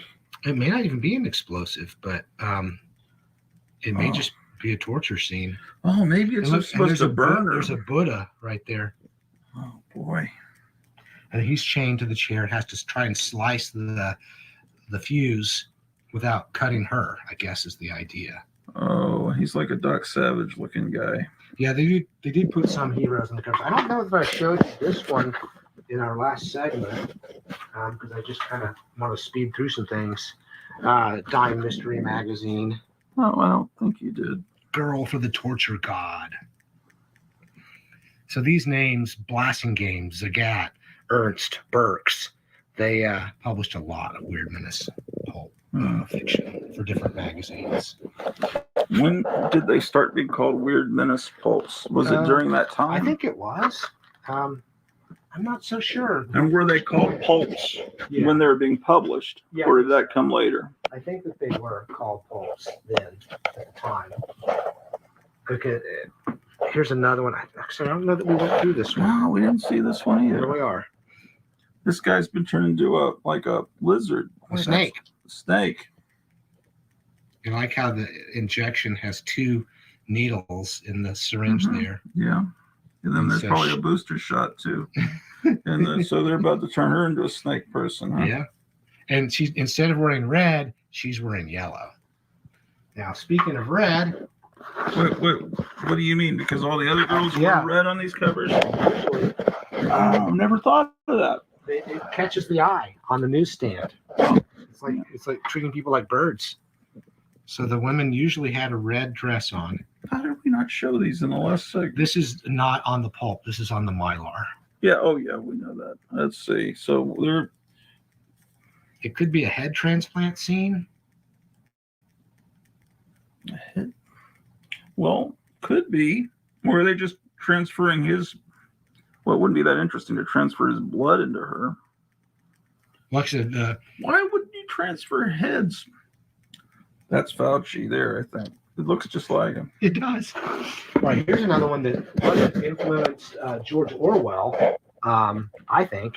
Okay. Because there's a scene in 1984 where there's a cage that goes over Winston's face. It has these rats. So here on this side, you have a candle that's burning down the string that's going to release the rats, and the bad guy has a stopwatch to see when it's going to happen. Mm-hmm. And then there's a hero. Well, it could have influenced Orwell, or it just that Orwell, or it could be that's a torture that's actually used by the different Secret Service. Because Orwell was tied in with all that. Yeah, and I don't know that he was reading Dime Mystery Magazine. Well, yeah, he and Ian Fleming were actually in the Secret Service and were aware of all the weird shit that goes on in real life. Okay, yeah, this one is another great one. Test tube Frankenstein. So if you bid on these on eBay and it's a mad scientist, it's usually cheaper than, for example, outright torture scene. Really? Why? To me, they're just as fascinating, the mad scientist ones. Well, people want the extremes. And you're so right about how this was directly an influence on those men's magazines with the Nazis on the covers. Oh, yeah, definitely. Yeah. What does that say on her?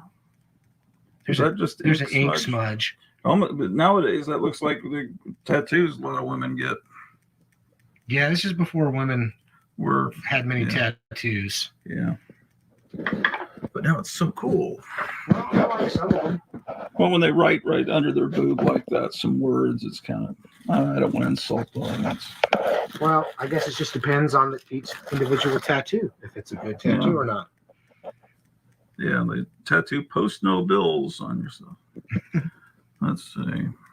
History's Gallery of Monsters. Okay, so he's trying to get her free. And well-positioned smoke. And what is he trying to do? Burn her with a torch, I guess? It looks like he's coming down on him with the torch, to me. Oh, yeah. It looks like she may already be on fire there. What? You know, with the smoke. Yeah, she's not. Oh, wow. Another Chesterfield wins. So here's well, let me set this like that. So even though they're not calling this a first issue, let's see what it says on the title page before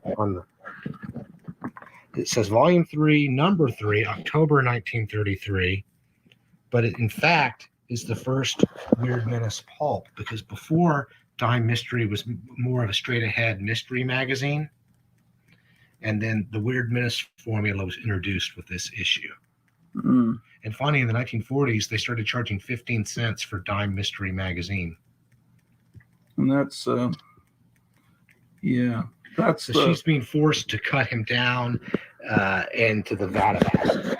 This is the label that I thought was Fiction House. Yeah, popular publication. Maybe I don't know. Something's telling me that maybe that grows into Fiction House, but I could be wrong. Yeah, so he's already being eaten by piranha, I guess. Blood from his foot. Okay, and then instead of acids. Oh, it could be acid. Yeah. Yeah, but it's acid.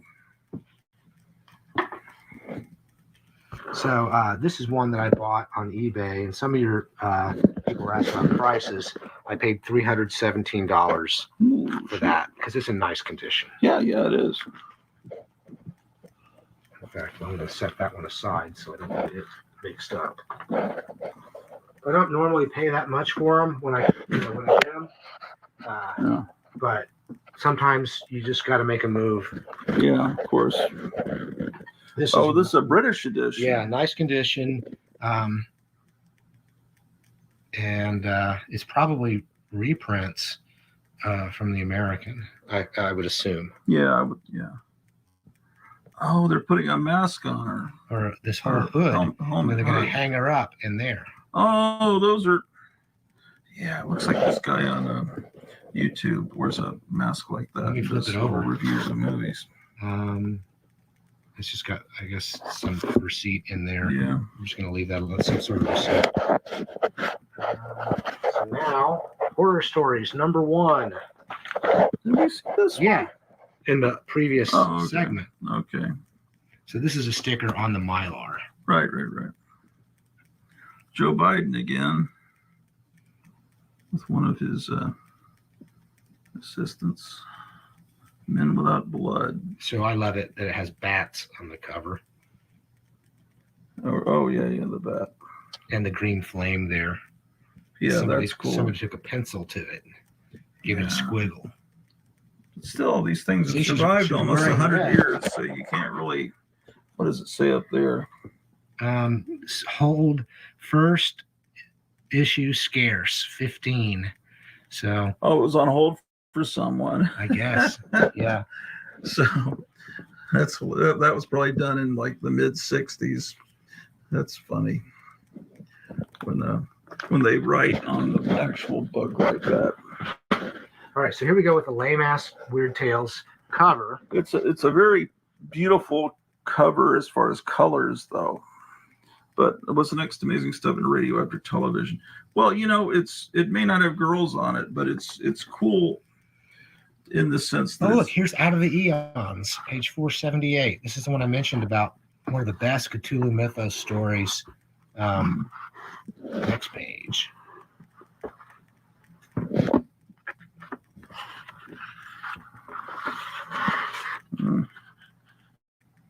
Oh, look at that. So that's what he's seeing. Yeah, it's horrible imagery. It's the eye. It's the reflection on the eyeball in the story. But I don't want to give too much away because I think people should read it. Look at those tubes there. The vacuum tubes? Yeah, it's cool. Yeah. I mean, it doesn't have a girl, but it's still a really gorgeous cover. Sometimes the readers would complain that the covers were too sexy, if you can imagine. Yeah. And so the editor, Farnsworth Wright, would play around and try and, reach a middle ground on these things. Strange stories. Not easy to find these. These must have had lower print runs. Oh, there's severed head. That's a severed head on a stake that he's holding. So he's a bad guy, and then that's another bad guy, and then she's some kind of priestess or something. Or no, she's being menaced by. She's probably going to be sacrificed. Oh, that's why they dressed her up that way. Yeah. Okay. But this is in rough shape. See? Yeah. So I'm gonna set this aside. Okay. Down. And we're getting close to the end here. All right. Well, I sure appreciate you bringing all these over. Well, I just love this stuff so much. Well, I'm sure you're going to get a lot of great comments on this video, and everyone was loving seeing them. The cover looks faded on this one. Something's faded about it. Well. So then spicy detective, there was spicy mystery, spicy western, spicy adventure, and they're all really expensive. I think this was the way it was printed. It looks almost like it's out of focus a little bit. Like this guy, it's like it's hard to focus on him because I don't think he is in focus. I think the printing is a little blurry on him. Maybe that's it. So then in the 40s, they changed it to speed detective. Oh, okay. Which, of course, I guess would be its own problem now. Yeah. And I don't think we showed this one in the other video. Oh. Because it's not one I typically get into. Thrill. I don't so much go for regular detective. Yeah, but it's got a vest. Yeah, that's right. So that looks more like a monkey head on it, but.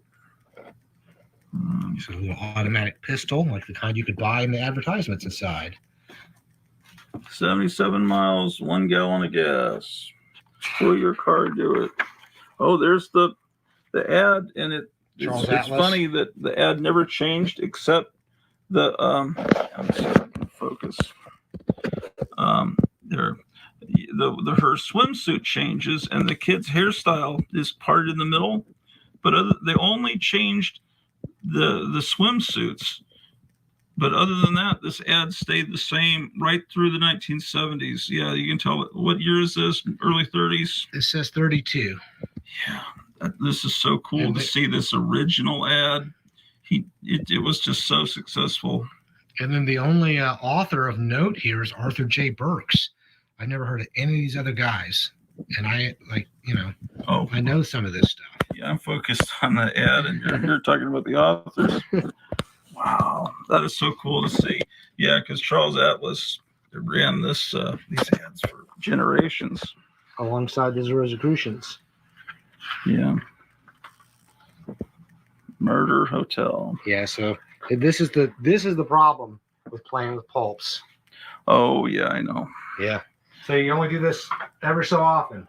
Well, but they're being preserved where people in Afghanistan can watch this. All over the world, people could potentially watch this if they have access to YouTube. So there are reprints of this Magic Carpet and Oriental Stories, but they're probably out of print. Oh, look at that.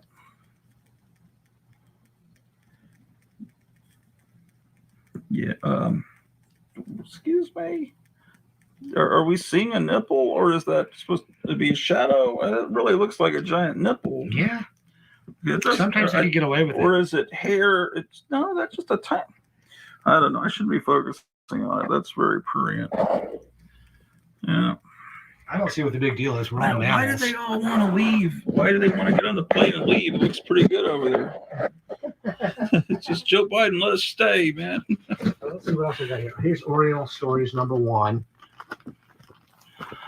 Oh yeah. This is a cover I thought I was really fascinated with this cover. Fascinating Tales of the East. So they really tried to make a go of it with Oriental Stories, but it was just too niche. Well, they don't have a girl on the cover being menaced. Well, they did on some of the issues. Yeah. And then Brundage started off working with them. So let's see here. A lot of stories. Yeah. These are telling you what you should read if you enjoyed the issue. Like, these are other stories you could read. Oh, no, I think that's the next issue. Oh, yeah, sure. On sale November 15th. Wow. So let's see who the author, one of the authors here. Oh, I just flipped past it again. What does it say here? Oh, something separated just then. Hung Long Tom was really the pseudonym for Farnsworth Wright, who had the magazine with some of his own writing. Oh boy, that's crazy. As a pseudonym. Yeah. And then let's get we need to look at this other one. It's another Yellow Peril. Unknown #1. Unknown was known for having high literary quality. And here he's got The World in His Grip. March 1939. Now, because of the World War II paper shortages, Unknown only had like 17, 19, some small number of issues. His pinky finger is pointing right to where we're at. That's true. Oh, and the world's in ruins, I see.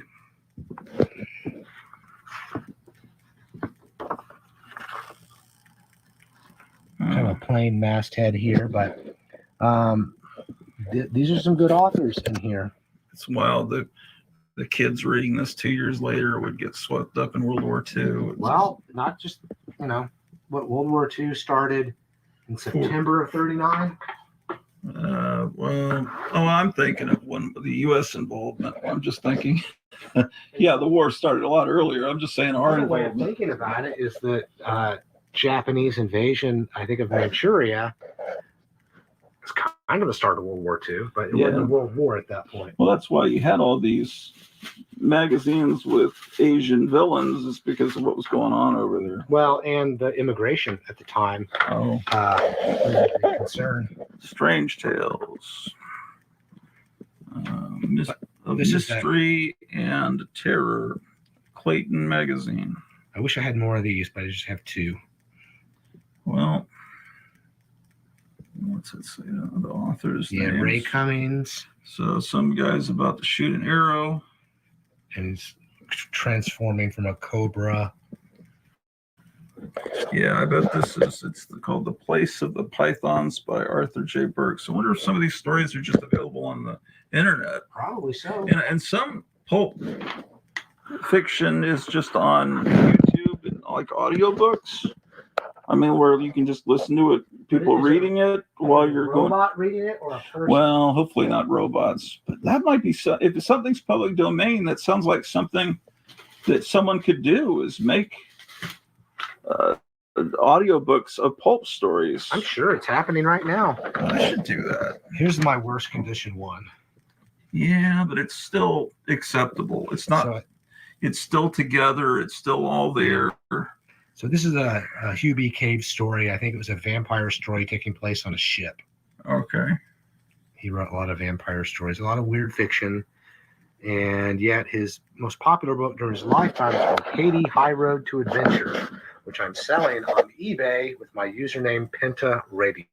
Oh, finally we get to the real reason behind the broadcast. Well, I'm not selling It's an pulps there. infomercial. So yeah, what was the name of your YouTube handle again? Not YouTube, eBay. I'm sorry, eBay. Penta Radio, PENTARADIAL. And so what we didn't mention is, do you want to mention that you've got a bookstore? Yeah, I got Rosedale Rare Books with my partner, Renda Curran, but it's mostly old leather-bound history and high spots of literature. Mm-hmm. Not as much fun as these pulps, but great stuff, because my specialty at the bookstore is the books published before 1830, and so I have a whole expertise in that as well.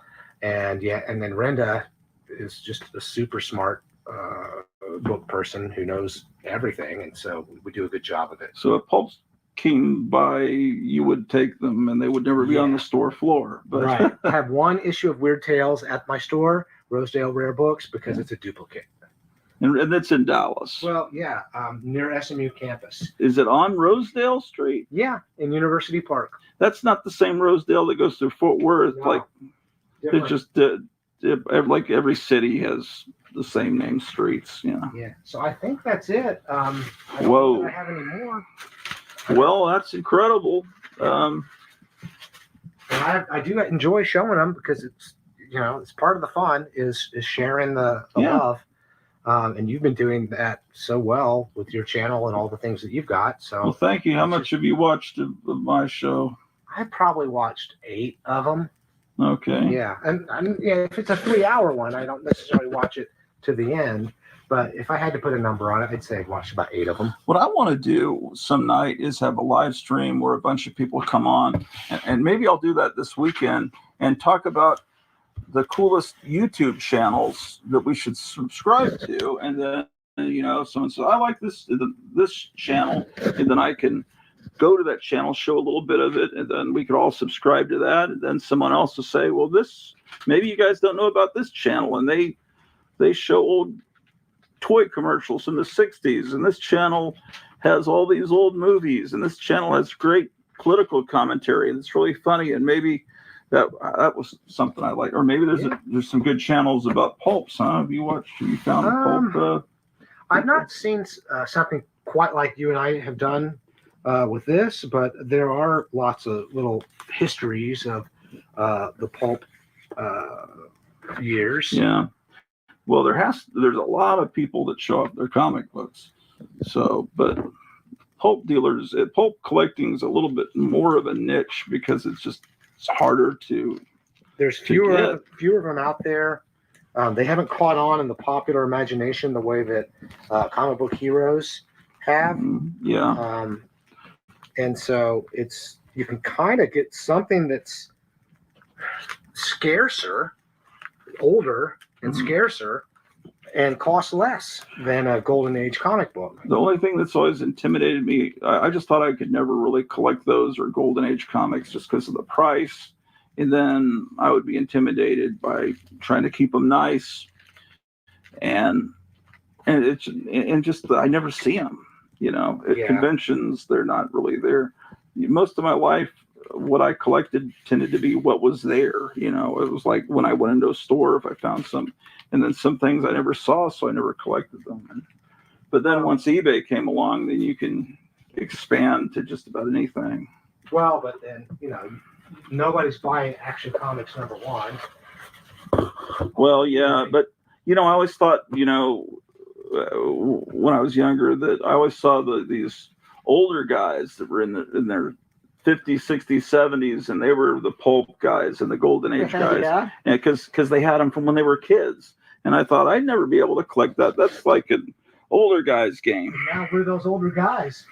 Yeah, and these people that are collecting comics now probably think the same thing about comics from the Bronze Age, the early 70s. Although, if you think about it, these comics in the early 70s are the same amount of, they're as old as the pulps were when I was in my 20s and was intimidated by them, but it just seemed like, I don't know. They weren't as fragile. I guess because they weren't printed on paper as cheap as the pulps were.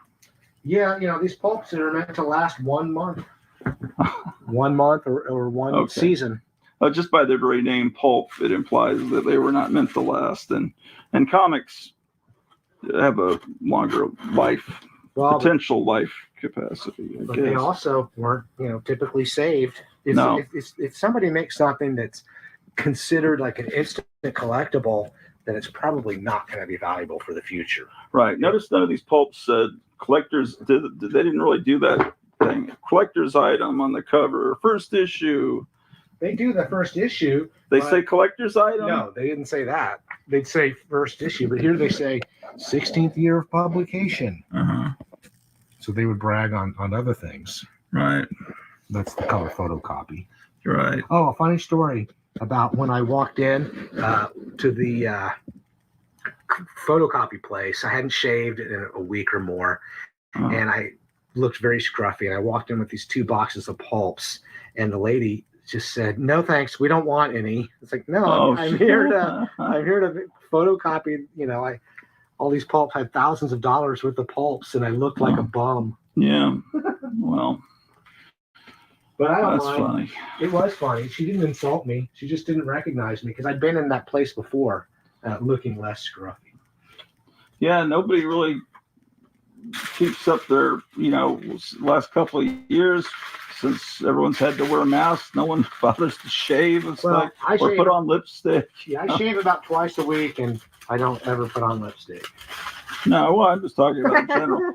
I'm just wondering how the lipstick industry is faring the last couple of years. I know somebody who had to quit her job because it wasn't, she couldn't do those in-person demonstrations for the cosmetic industry. Oh, I see. Yeah, that's terrible. All right, well, gosh, I think that's everything I brought. All right, well, I appreciate you coming in, and so thank you, Grottu. All right, thank you, Forrest Jackson, and we'll be back. I don't know, maybe Friday night, Thursday, tomorrow. Today is Thursday. Maybe tomorrow we'll be back with something, or Saturday. Take care, guys. The Grottu Love. No, shit. Hey, welcome back to the Grottu Love Show. It's episode 472. It's Thursday, October 28th, 2021, and we've got an old friend of mine, Forrest Jackson, known him since, the late 1980s, and he's a big collector of pulps, and we're going to be talking about pulps and all that kind of stuff tonight. Let me see if I can figure out how to get this picture off the screen. That's a good picture. Yeah, I think it's a famous author. I can't remember who it is. Do you know? It looks like something Robert Bloch would do. I don't know. It's one of the big writers, and he did that little funny picture. Do you have that pulp? I don't collect that title particularly, so it would have to have come my way. Which one was it? It's gone already. Okay. Oh, well, hold on. I can bring it back up. It's Fantastic Adventures. I do have one Fantastic Adventures. I didn't bring it because it was not in the 1930s. Oh, okay. I have one with a soldier riding on a bat. I collect a lot of pulps with bats on the covers. So Spectator says huzzah, and Gotham City Comics is watching. It's a comic store in Arizona. It says hello. All right, cool. Well,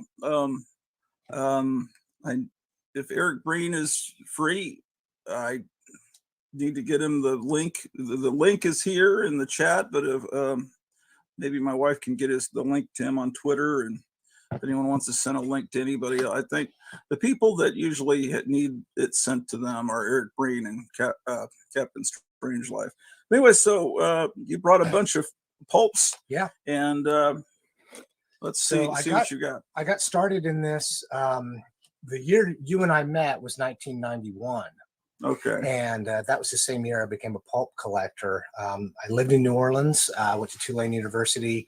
I was already interested in weird fiction and Lovecraft and all those things, and science fiction. And there was a nostalgia shop in the French Quarter called Remember When. And he had bought out a large collection of, let's say, fantasy and science fiction pulps.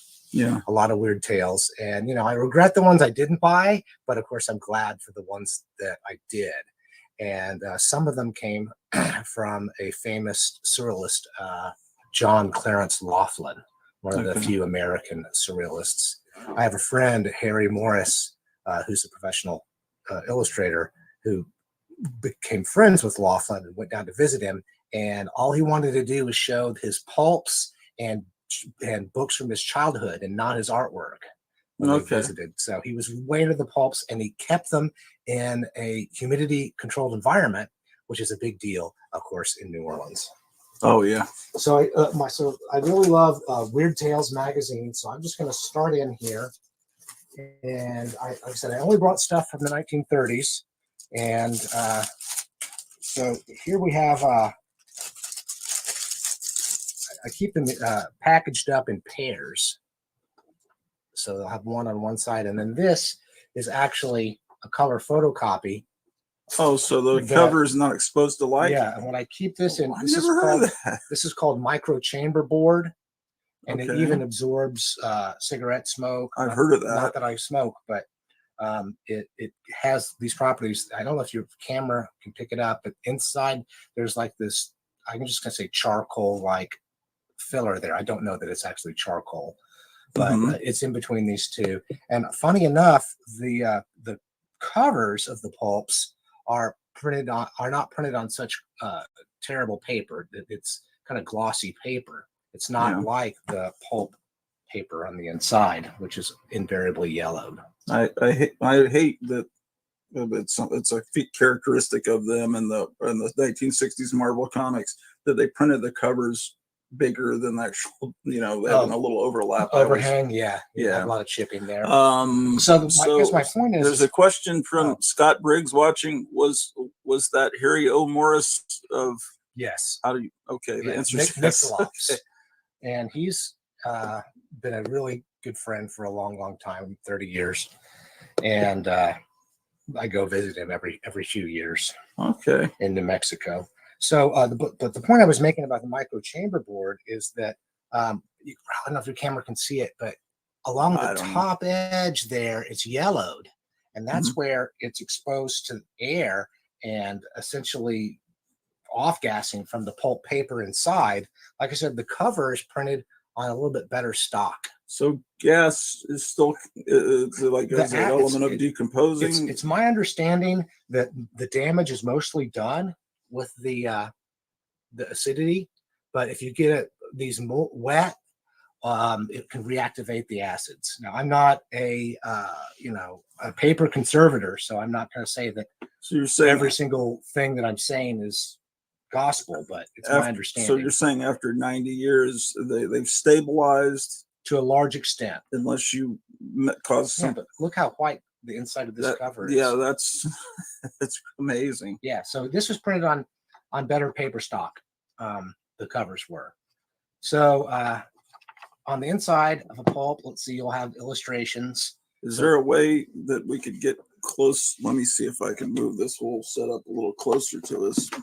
I can lean into it. Okay. So there's The Devil's Bride by Seabury Quinn. It was a rather popular pulpster, as they called them, because he could just crank them out. He constantly published in Weird Tales, probably more than anybody else. Whereas H.P. Lovecraft kind of needed to recharge his creative batteries. Seabury Quinn was a hack. Okay. So I'm just gonna kind of just shoot through these, and people can ask questions, or you can. All right. So my very favorite illustrator is Margaret Brundage. I have almost all of hers. This is her most famous one, only in good minus condition. But I'm sure your Grottu fans will recognize this. Of course, yeah. The Vampire Master. And so, as I mentioned, I collect pulps if they have bats on the cover, and I collect anything Margaret Brundage that I can get. And so this one, let's see, it had Robert E. Howard. You see, there's some stains. So this one's lower condition. It's like blood stains. I wish. Jack Williamson, Clark Ashton Smith, Frank Belknap Long. So a lot of, and then an H.P. Lovecraft reprint. Okay. So that's, like I said, Is there any? You have any idea, or has anyone figured out how many copies might still be in existence of any one of No, these? as you know, the paper drives in World War II. I don't know if this is the right angle. Well, it's just I just wanted to catch all the pulps. I see. I see. Well, okay. Well, you just hold it up higher and it'll be fine. So the paper drives in World War II, people just chucked these out, and not many people saved them. We're going to get to some other pulps because Weird Tales had a rather high literary content. People did save them, but there's some that are just considered real trash even at the time. Right. So this has a continuation of the Vampire Master and Robert E. Howard as well.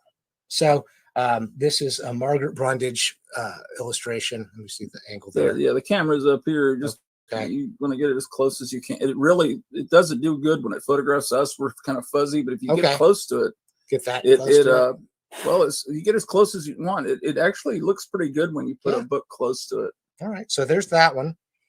And let's see, that's December 1933. 33 was a big year for Weird Tales, in my opinion. For everything, King Kong, and and everyone was trying to escape the Depression. Well, it was well underway. Now, I'm glad you mentioned that because my favorite era of the pulps is the Depression, which you can just say runs from late 1929 through 1941. And so that's the 12 years I consider it to be the real golden age of the pulps, even though they were popular in the 20s and even before. And what was the company that put out Weird Tales? Man, sorry, I think it was called Rural Publishing at one point. They might have changed the name at some point. Well, a lot of the spice. Did you bring any spice? The spicy. I brought a couple of spicy things. A lot of the more amazing ones put out by Fiction House. There was one called Popular Publications, and then there was Red Circle. What was the company? What was the pulp company that grew into the comic book company? Marvel? Fiction House. Maybe. Because they had a Planet Comics and there was a Planet Stories. I think it was the same company. Well, we're going to get later on into the Marvels, and I don't, I'm not an expert on every single aspect of this. I just love them. Right. Oh my God. So yeah, here's this is going on to I think 1937. So these are when you have the cardboard reproductions of the covers. Those are from your copy, right? Yes. Not just from the internet. Yeah. So this is a really nice condition. Children of the Bat. And I do want to zoom in on her. You get it up. Yeah. Just on her eyes, her rolling up eyes, and the bat there. You're going to definitely notice some themes as we move along here on these pulp covers. So this was a rather nice condition one. If the spine is this is not it, but if the spine is closer to a brick orange than a medium orange, then it's a better condition Weird Tales pulp. Okay, so you'd have to have a real good eye to know what the original colors were. They fade to yellow. Here is I think St. John illustrating a story by Robert E. Howard, and it's got a really great composition with everybody huddling around this treasure with a skeleton holding it. So St. John, he was really a master of illustration. So Lovecraft and Robert E. Howard met through correspondence. Yeah, they never met in person. Which one contacted the other one first? I don't remember. I mean, I've got several books. We're supposed to have all their correspondence. It's really fascinating. Oh yeah, I love reading Lovecraft's letters. So here we also have early Robert Bloch, December 1936. Let's see what's going on there. Yeah, Mother of Serpents. So that didn't have an illustration, but it's just a gorgeous thing. So let me move on. I've always been intimidated by pulps. I only have a few, and nothing like Weird Tales or anything, just because I've always said I'm kind of like a museum curator, but then when you start collecting pulps, you really are a museum curator because it's really, really history, and they're so delicate. They are. We're not going to open them up much. Has the market for pulps gone down, like for Big Little books, or there's young people that are coming along that appreciate I it? think that because these authors remain popular, and the artwork is so amazing. That is amazing. Yeah. I don't think I've ever seen that painting. Yeah. Well, And I saw this painting in the original, and only like 15 or 16 of her cover paintings survive. Yeah. Less than 20, I'd say. How big are they? All right. Well, let's go back to what you were saying about are the values. In looking at prices realized in auctions, I think the values are maintaining. Okay. What would that book there be worth? In that condition, I'm only gonna. Would that be considered good condition? This is very good condition. Yes, yeah, especially if something that's 90 lighting or something. Let me see if that helps.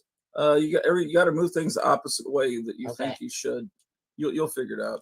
Yeah, that's what you think. If you're willing to stay right after we do this and let me film another episode where I can use this phone, that I can get real good detail on this. This is a better example of a closer to brick orange spine, and I love her. She's so spooked. Her expression, and the funny thing is, the monster on here is wearing a woman's slippers. Oh, Margaret Brundage didn't like or couldn't paint hands and feet very well, so she'd go out of her way to obscure them. Well, Scott Briggs says that H.P. Lovecraft wrote to Howard first in 1930, apparently. Okay, yeah. And then Meyer Greenblatt, a friend of mine in San Francisco. I got your package. I'm going to do an unboxing of it, or a fake unboxing, because I've already unboxed it, Meyer, like tomorrow. And let's see. Kimberly says, "Hey, lady," and Lead Paint says, "Heidi ho." So we've got, I don't know how many, 7 people watching. All right. So yeah, I've told you this before, but I don't know if the people in the watching know. There's a Leave It to Beaver episode where Beaver wants to go see some voodoo horror movie at the drive-in or at the movie theater, and June doesn't want him to go, and he has to sneak off to see this horror movie, and Ward is consoling her and saying, it's it's not a big deal. When I was a kid, I had a subscription to Weird Tales magazine, so now whenever I see Weird Tales, I'm picturing Hugh Beaumont or Ward Cleaver reading this magazine with all the titties and demons. In fact, speaking of titties, in the original painting of this one, you can see her nipple, but they kind of, for publication, they kind of glossed over that. So the altar of Malik Taus, I think Malik Taus is some sort of Persian demon. And this is Brundage's first illustration for Weird Tales. And now we'll answer your question. What was the name of the publisher at this time? Popular Fiction Publishing Company. Oh, okay. In the 1920s, it was Rural Publishing Company. Hey, Jambo Comics, if you've got any pulps, if anyone's got any pulps, you're welcome to come on and show them off too. We could have a pulp party. I've got a couple, but nothing like this. It's always a pulp party when I'm around. But so here's another one that's pulps. Come on. Speaking of obscuring the nipples, that here the incense comes out of the censer there and makes a little path in the air to cover her up. Someone set their coffee cup down on it. Oh, did they? 90 years ago. Yeah. You see it? You had to see it at just the right angle that I was. Yeah, I see it right there. Yeah, it's amazing. The guy that did that is no longer alive. It could have been Laughlin, because if this looks to be like it could be his, he took notes. Really messy handwriting. So are a lot of these from that store? Yeah. A lot of these are like one buy that you got like at one time. At one years ago, it must have been, how long ago was it you sold me a big lot of Vampirellas? Was that less than 10 years ago? But then you also you sold me a bound set of the first. Yeah. I want to focus in on that handwriting. You just gotta I gotta move these boxes. You guys don't realize this is not a professional show. So there he is. There's Laughlin's notes on the horror in the museum, which he says is by Hazel Held, but really it's mostly written by H.P. Lovecraft. Okay, Laughlin is who again? He was a surrealist photographer. Okay. And that's this pulp belonged to him, and he took notes. But See, not look, a writer, but these. he published a book called Ghosts Along the Mississippi. That's what he's known for. So this book, the writing in it gives it more value. Definitely in this case, because I know for a fact that a famous person owned this pulp. Well, someone was trying to convince us in a workshop that we should write in our books, that it brings character to it and everything. And I was saying, I don't know if I want to write in my books, but then, you know, I kind of see their point too. And they were talking about a book, these books in the library of Bruce Lee, that he had written careful notes in these books about martial arts. And it's like, imagine that book wouldn't have that much value if he hadn't written in it. Yeah. Well, but you know, that's a 1 in a billion people is somebody like Bruce Lee. Yeah. Yeah. But if you, I don't think Grottu Orloff is going to. Well, I don't really recommend writing in them, but you know, if you have a book that you're using for research, yeah, you can make notes in it. As you can see, Laughlin did it in pencil. Right. Yeah. This is just beautiful. This weird tale. Man, I'm jealous just of those color copies that you're showing there. The living Buddhist, and she's. Wow. So I'm wondering when you're going to catch on to the theme that's going on through a lot of these. But I just slavery? No, not precisely. But yeah, there's a lot of bondage and racy content for Margaret Brundage. And Farnsworth Wright had torture type covers before his hiring Margaret Brundage. So I think he might have been a freak. Also, I guess the main thing was selling magazines. Right. It's amazing that these books, you would think it was a more less wild time, but books like this could never be on a newsstand today, or even probably anyone. Well, the closest it would be is like those Warren magazines, maybe in the 70s. That's a cover I've always loved. I like her tiptoeing there. And I think that this image is used in one of your spook show posters. Yeah, it was. Yeah, I remember seeing that. So here's this note again here. These notes, I mean, this is probably owned by Laughlin. I made, in my index to Weird Tales, I made notes. There's an example of writing in a book because it's a research book. Well, this is not my business, but what were you paying back 30 years ago for these? Between $75 and $125 each. Okay. If I had to guess, what would they be today? I don't know, because you know, if Heritage Auction sells them, then there's a premium that they charge for selling it. And on eBay, if somebody prices something real high, then it never sells. And if they price it too low, then it sells for less than it should. Is there a pulp price guide like there is for comics? Yeah, Heritage Auctions published one about 2 years ago. And so I have mixed feelings about Heritage Auctions, but they have done me good at times and then not so good at other times. I know some people really hate them, but I can't say that I'm a hater. Can move this down. What I was wanting to show, I think this might be a Virgil Finlay cover. So you can see, let's see, what is this, 1938? See, things are taming. Things are getting tamer. Looks like Alfred Hitchcock there. The guy there's Joe Biden and Alfred Hitchcock and. Yeah, I never noticed that. So he's copying Brundage to some extent. What I'm noticing is how trimmed the pages are. If you hold it up, it looks like almost like a 100-page giant. Or no, I mean to show show the top.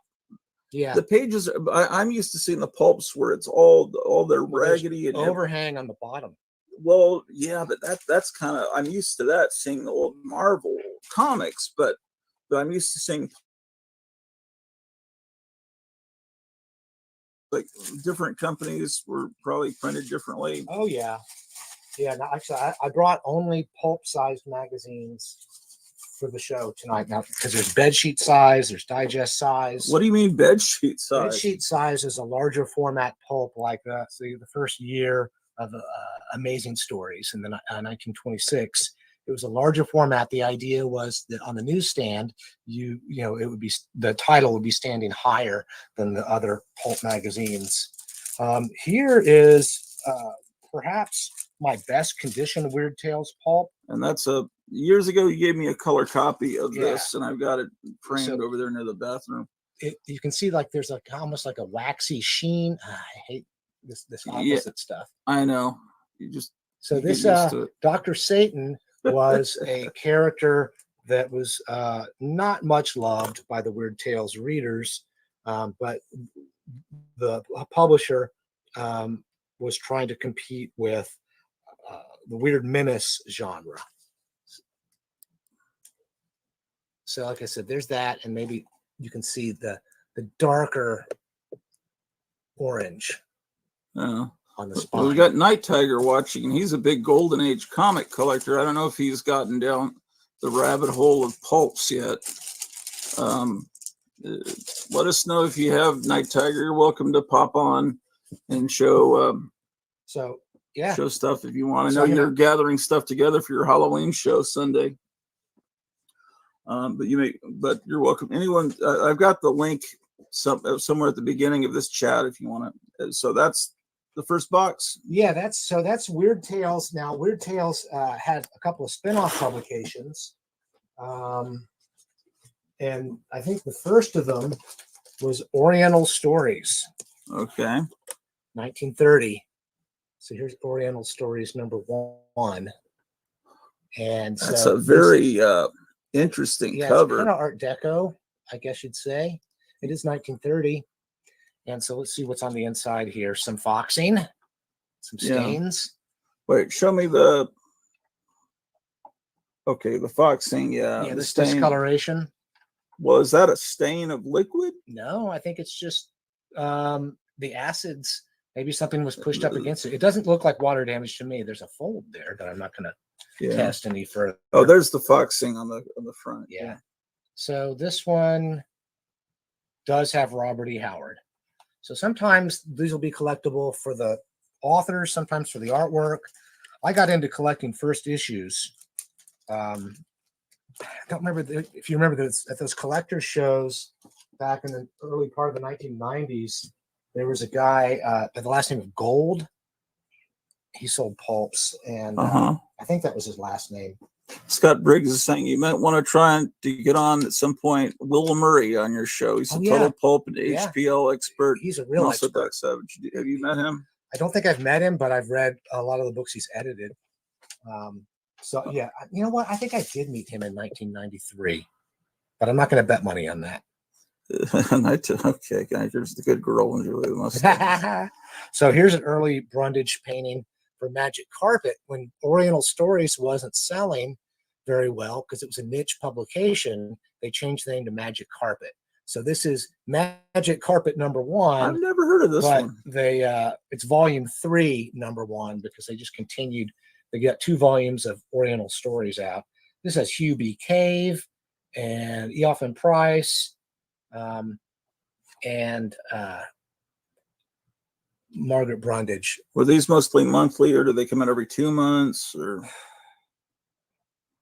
this one says January, so it must have been monthly. Let's see what I guess I don't know if some people realize is this was basically the paperback books of that era because they didn't have actual. I mean, paperback books the way we think about at that time in 1930. And so if you got a book, if you got a pulp like Doc Savage or The Shadow, the pulp could be reproduced today in a paperback, and it fills a whole book. They're all book length. In other words, I brought a couple of paperbacks to talk about later. Worlds of Weird. Yeah, but we'll get into that a little bit later. So then Weird Tales had some competition, and primary among them was Strange Tales magazine, which evolved into the Strange Tales with Captain America. I don't think so. Well, I mean, not the same numbering. Was this not Marvel? No, this is long before that. Okay, so Marvel Timely just stole that name. Yeah, this is September 1931. Okay. There's another Strange Stories over here we'll get to later. But this was the big competition for Weird Tales. It has the overhang on the top and on the sides. We should be showing the ads on the back too. Well, yeah. I mean, so it's got some discoloration. What the hell did I just do? Oh my God. How do I stop this? Damn it. Okay, never mind. And they always had ads for, do you have a rupture? Because I think this might have been before you could do hernia surgeries. Yeah, I always see that for and the tires and how to rebuild tires, correct your nose. You had things you could wear to do that. And so these are all World War I veterans that probably are reading this stuff and teenagers maybe. Yeah. So let's see who's here in Strange Tales #1. We have Ray Cummings, who's a science fiction author, Arthur J. Burks, Clark Ashton Smith, Return of the Sorcerer, and I thought this had August Derleth in it as well, but maybe not. Yeah, so I'll have another one. Now, there's fewer of these out there. I don't know if they printed fewer of them. I know Clayton Publications was only around for 2 or 3 years. But so not as many people saved these as Weird Tales. And then they did have high print runs. You know, I think they had print runs in like the 100,000 and more because they were sold on newsstands throughout the country. And here is a cruddy condition one. I normally don't buy pulps that have Scotch tape or cellophane tape. Right. But somebody taped that over. I must have gotten a good deal on this one at $5 or something. Otherwise, I wouldn't have bought it because it's just kind of rough. Yeah. I tape all in here. Hugh B. Cave, August Derleth, Robert E. Howard, Clark Ashton Smith. So Weird Tales authors were tempted to go over to Strange Tales that had higher paying rates.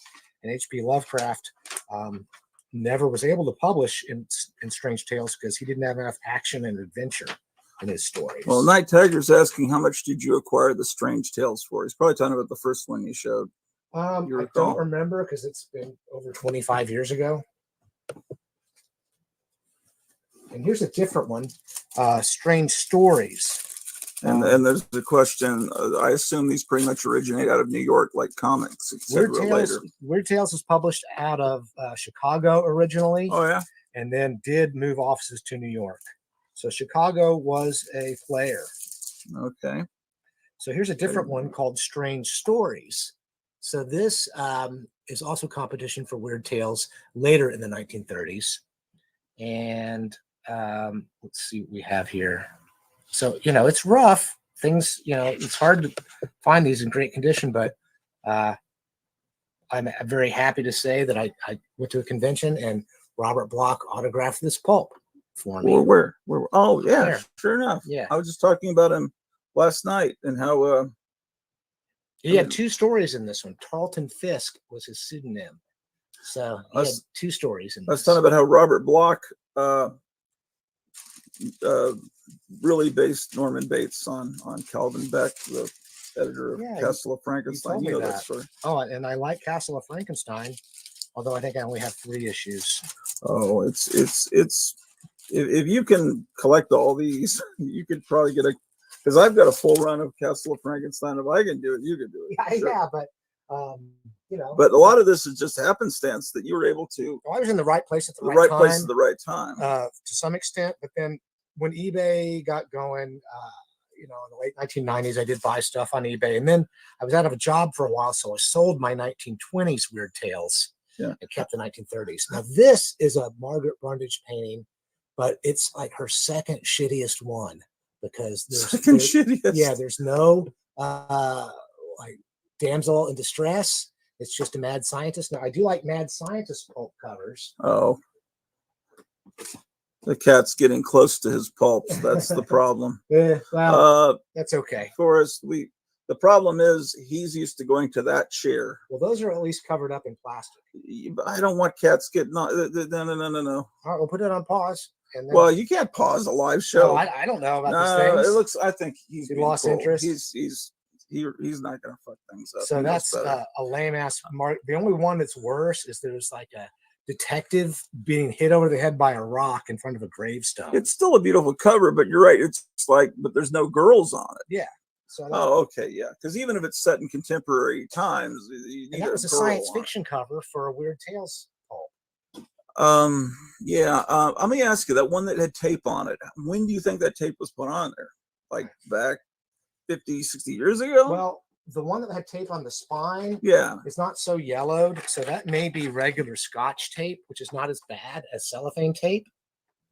okay. There is a difference. So this kind of Scotch tape, because that has not turned the Scotch brown tape that and comes fallen off and left the gooey residue. That yeah, but this has water damage, I think. Yeah, or something. Yeah, this is one of the worst ones. So I think that the cellophane tape that was around in the 40s is the one that turns kind of amber colored and flakes away. And the kind of Scotch tape you get off the roll today isn't really that bad of stuff, but I still don't recommend it. Do you read these, or are you just kind of intimidated to handle them for that amount You asked of a time? question. So about my only hobby is reading French. And so what I do is I'll get these French paperbacks of amazing stories, astounding stories, and here's Unknown. Okay. And what else? Oh, Pretty neat. These are the exciting ones here. We have Weird Tales and more Weird Tales. So what I'll do is I'll read a page of French or a paragraph of French and then read the English. So if I have the story in another anthology, such as The Unknown paperback, then I'll read it from the paperback. But if I do not have it in any other format, then I will read from the pulps. Yeah, because like what would you say percentage-wise of these pulps stories have been reprinted at some point in some way? Of the famous authors, and by famous I mean modestly famous authors, a lot. The no-name authors, they're very much forgotten and not reprinted. But if you were a regular pulp author and had made a little bit of a name for yourself, then there's a good chance that Arkham House or some other anthology would reprint the stories. And didn't the Magazine of Horror reprint a lot?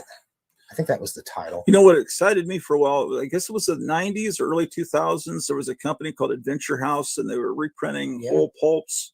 And I was buying those whenever I could find them.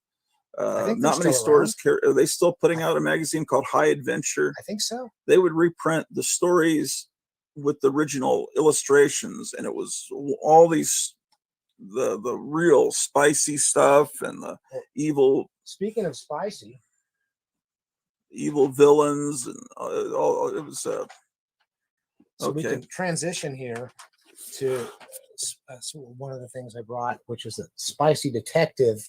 Didn't some of these have little bits of comic art, like several pages of panel art in some of these spicy books? Like, yeah, I think they did. Maybe a little bit later in the run. This is issue number 1, and they had racy. Let me move it down so people can't see. Racy scenes. So the covers were more scandalous, and the illustrations were more scandalous than the content usually. And let's see what the masthead looks like. Spicy detective. So Lead Paint's asking how much of ghost material is in the public domain. A lot. But he meant that material, not ghost material. He must have been using like voice to text. Yeah. How like is Lovecraft in public domain? Lovecraft is finally a public domain author.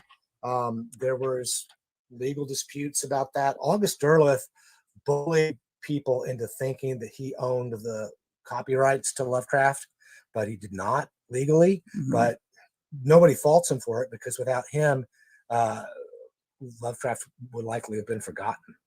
Was he the guy doing Robert E. Howard too? Yeah. Was he the guy? Weren't there several people finishing Howard stories for him?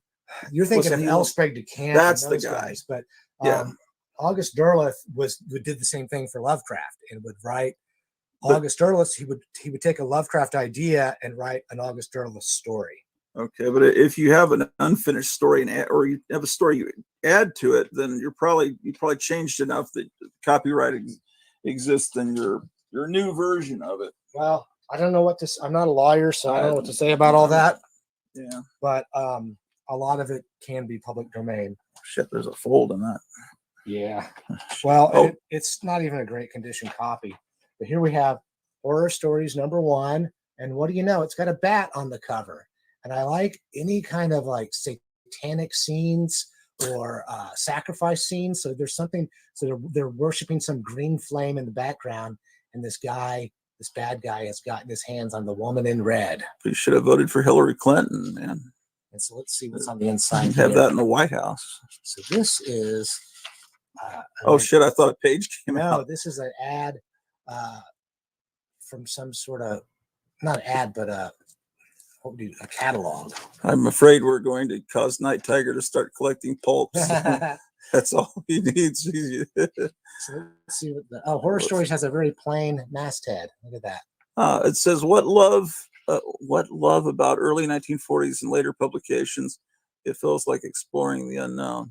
I guess he's saying he knows all the comics from 1940 on. And this is like unexplored territory. That's really where the comics came from. So of course it's fascinating. I do view them as very different animals, but but it's the same prurient interest. You know, it's the same.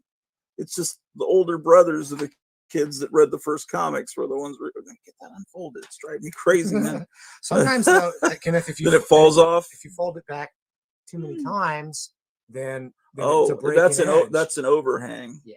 Oh shit! But I don't want you to be nervous. No, that's okay. I mean, it's not my book. It's just I just don't like it going back in the bag with a little fold. I hear you. My obsessive compulsion. So these bags, the better ones are made of something called Mylar D. Mylar D. Yeah, and that's I guess propylene, something like propylene, and it is inert. All right, so next we're going to move on to the Weird Menace. I showed you those, the Terror, and here's a Terror Tales. This is a British edition. Okay. They're gonna. She looks very. She's kind of entranced. Very dumb. And so they're going to put this hood on her, and then. Oh, you know, move that closer. That looks exactly like Barnabas Collins, doesn't it? It could be. And there's some I haven't taken this one out of the plastic, so you might get some clear. So they're going to seal it shut with this hot bolt. Man, the other guy looks like Barack Obama. Barack Obama and Barnabas Collins torturing a very. So then we're going to move over to Dime Mystery, which is the ones that started the Weird Menace pulps, which is really kind of based on the plots are somewhat more based on the old Gothic novels of the 1790s and the early decades of the 19th century, where, like say, Mrs. Radcliffe's plots, by the end of it, the supernatural would be explained away. And so most of the time, that. That's like Scooby-Doo. I love Scooby-Doo, but it's like, why couldn't the monsters ever have been real in like one episode? In some cases of Weird Menace, they did have real supernatural content, but a lot of times it was just like Scooby-Doo, the air, I don't like that.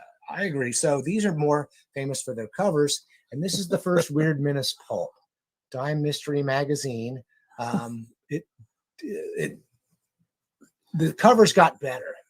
What were these painted with? What medium? Well, I know that Mrs. Brundage used oil pastel crayon. This is probably an oil painting.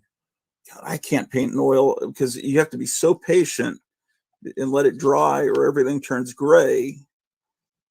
So I paint in acrylic, but acrylic couldn't have existed because didn't plastic get invented during World War II? Well, there were plastics before then, but they were popular. So more popular. This is October 1933. Walter M. Baumhofer. Am I correct that acrylic paint is basically plastic? Yeah. Okay. Yeah, I think that. So I assume that's after World War II that came in. Yeah, and so this one is 1933. Yeah, because there's just a look to the paintings, and it's like, but whatever it is that Norman Saunders painted in, because he kept that pulp look throughout his whole career up into the 70s. And we'll get to him. I have something by him. I have wacky packages I could show that were painted by a pulp artist, but I don't think that counts. So this 1938 here is on the plastic, not on the pulp. So as the more prurient, to use your word, the better for Dime Mystery Magazine. Yeah. And I love this one because it's got a story called The Playground of the Tiny Killers. So the men's which is about children on a playground that like go on a killing spree, I think. So the men's adventure magazines of the 50s, 60s, early 70s just came right out of this. Definitely. More of a evolution from that than comic books. They were aimed at 60, 70-year-old men that read this stuff when they were 14. Probably. Yeah. So here's a real sad situation. A beautiful cover. Like I said, it's got a satanic scene with a Baphomet in the back. But sadly, somebody wrote on it here, 37 years old on the smoke coming No, off. it says 34 years old. On the smoke coming off. So of what this year would that torch. be? When was that written? This came out, I'm going to say 1935. Let's see if I'm right. And so some fool wrote that in ballpoint. They wrote it 37. in it was some hippie smoking pot in 1969 that wrote that. And so I hate that person. But and I kind of got ripped off on this one because I bought it out of one of those catalogs and didn't see the pictures because it was before eBay. The good thing, I mean, I don't like eBay, but you know, it is a useful tool sometimes. Yeah. All right, so I'm going to move along. Already showed you Because that the one. collection you have would have been impossible unless you'd been around in the 30s and just bought them off the stands. I wouldn't say that. No, what I'm saying is someone in the 90s collecting this stuff, this amount, I don't know. I don't know what I'm talking about. Well, let's see. So let's see. We have more Dime Mystery, but I'm going to skip past some of these. And another Terror Tales. And I'm going to talk about this author, Donald Dale. Who's up there. Oh, yeah. Like, yeah. This cover I've seen. This is a great one. One thing about the Weird Menace pulps is if the covers are less sadomasochistic, then they're cheaper. So I like Mad Scientist covers. So, what is Dr. Fauci doing there? He's turning women into mermaids. Is that what he's doing? Let me tell you about. Bring it in closer, man. Because hold on, let me get the comments off. So there's several mermaids, and then how is he creating them? Well, he's got Igor to help. You can ask him. Test tube Frankenstein. Did you read this story? I've read Donald Dale because this is actually a woman writing under a man's pseudonym from Texas, and she wrote some of the more grisly Weird Menace writing, and sometimes had supernatural. Is it Can you get books of Donald Dale? There is. Turatara Press, I think. Tora Press? No, Turatara. Which is a type of reptile from How much New does it cost to Zealand. get those books? $16, $18, $20. Okay. All right, so let's go to a more obscure one. Ace High Detective Magazine. So here you've got the guy, she's wrapped up in a fuse. And this guy... Oh, she's not mummified. It's a fuse. This guy is wrap lighting her at the feet. And then this guy who's tied up to this chair has to cut her loose. Okay, so she's basically nude, and it's like you're really seeing a nude. It's not bandages; it's a nude body with a cord wrapped around. Yeah. It. Oh, that's really fuse. twisted. And that's like a Fu Manchu type character. Yeah. All right. So that's where I wanted to get to is the theme on so many of these is what's called the yellow peril. Right. This question before we get into the yellow peril, pulps probably aren't turning up in boxes out of people's attics anymore, are they? Would it be safe to say they are too old to survive this long without some preservation help? Stabilizing them in an acid-free environment, in a humidity-controlled environment is the best you can do for them. I don't recommend trying to do invasive conservation and deacidifying the paper. I guess he's asking if they were in an attic for this many years, would they have just turned into crushed leaves? Yes and no. I did buy some pulps out of a man's attic in Garland, and the ones that did not have water damage were okay, and the ones that he had gotten flooded, but he still saved them from his childhood and put them in his attic, they were ruined. And because they were moldy and just in the Texas heat in the attic. So they'd been in his attic for 70 years. Well, I don't know when he moved into that house, but he did get to befriend somebody from the first fandom era. But if they were in an attic in Colorado or in a cold environment, they might not. Maybe, who knows? I think you're right. If There's- it's cool and dry, There's probably a lot of pulps inside people's walls. You don't even know it. Well, because people might have used them as insulation, huh? the people that originally bought these, they've died off, and so they don't just show up at estate sales. They've died off many decades ago, and so really auctions are the place to find them. Like, you work in comics, and how often do you see somebody bringing a pulp? I saw someone come in trying to find a bag to put one in. Okay, well, But that yeah, it counts as wasn't seeing some- one.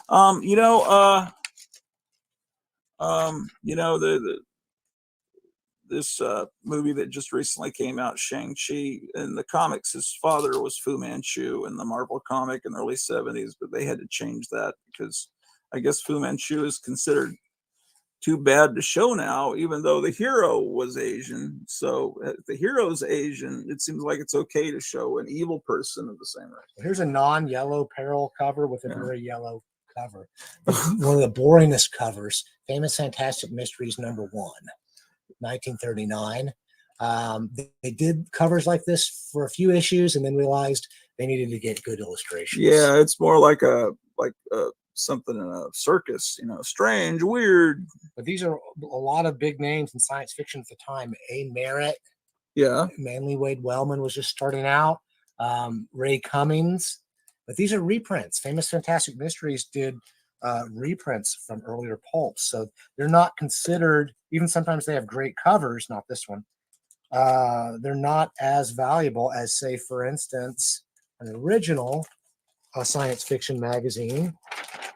Do you have the first Conan, Robert E. Howard, Weird No, Tales? I don't. Was that I out think of your that's price range? 1932. Well, if I come across it and I like the price, I'll buy it. This is At the Mountains of Madness, Lovecraft, Part 1. And so, it's sort of a science fiction story. So he got it published in Astounding. Yeah. And so here, what I love in the science fiction pulps is all the gadgetry. Oh, yeah.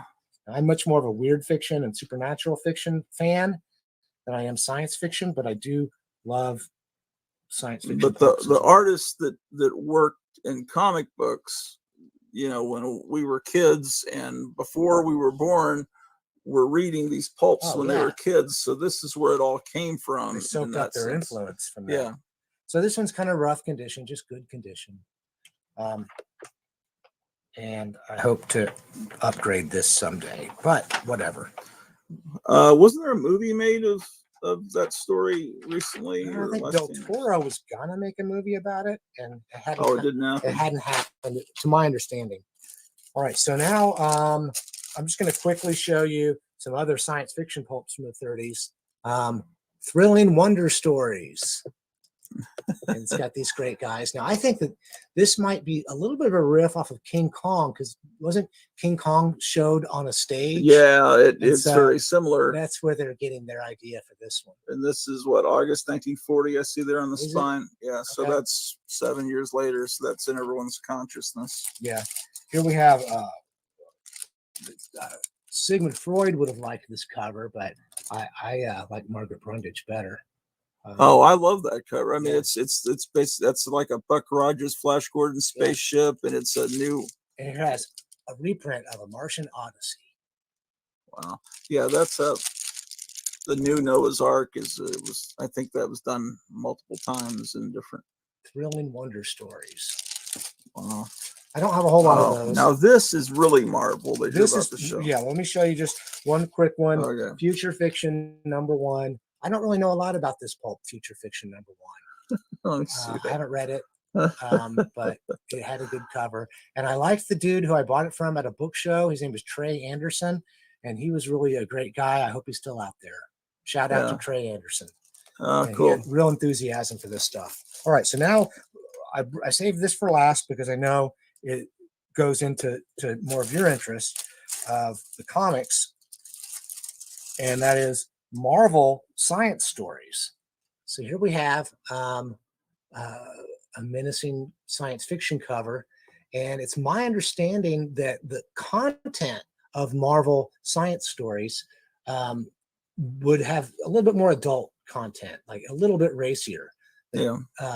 For in the literary side, when usually it was very tame. You have a spicy cover and a lame ass story. But I think that they confronted, adult sexuality in these Marvels. And I think this is Saunders. So Marvel science stories. And so yeah, that looks like Norman Saunders. Yeah. So this is a Red Circle magazine, and I think that they must have had less distribution than the other pulp magazine companies. But that is the company that grew into Marvel Comics. So this is Marvel Science Stories #1. Is the publisher Martin Goodman, or was that before he came along? Norman Saunders did the cover. Oh, that's good. They credit the artist on the cover. I'm just looking to see if they mentioned the editor. I was thinking the publisher. Publisher is called Postal Publications. Well, like the Human that was the Chicago. Yeah. Oh, Marvel started in Chicago. Well, Red Circle magazines did. Okay. Now, it's up to you to tell me if this really is the evolution to the this. comics. This is Marvel. You can just tell from the logo. This is the Marvel. Ads. You could buy a pistol. Yeah. Before Oswald got gunned down, you could just buy stuff like pistols out of magazines. But after that, what magazine was he supposed to have bought that rifle? I'm not from? sure, but it was after that. Then they made the Gun Act of 1968 to make it harder for people to buy guns. Science fiction. Yeah. So I have a lot more science fiction pulps, a lot more Weird Tales pulps than these, but I don't have a lot more of the Weird Menace stuff because that's just hardest to come across. How many pulps would you say you? I'm not good at math.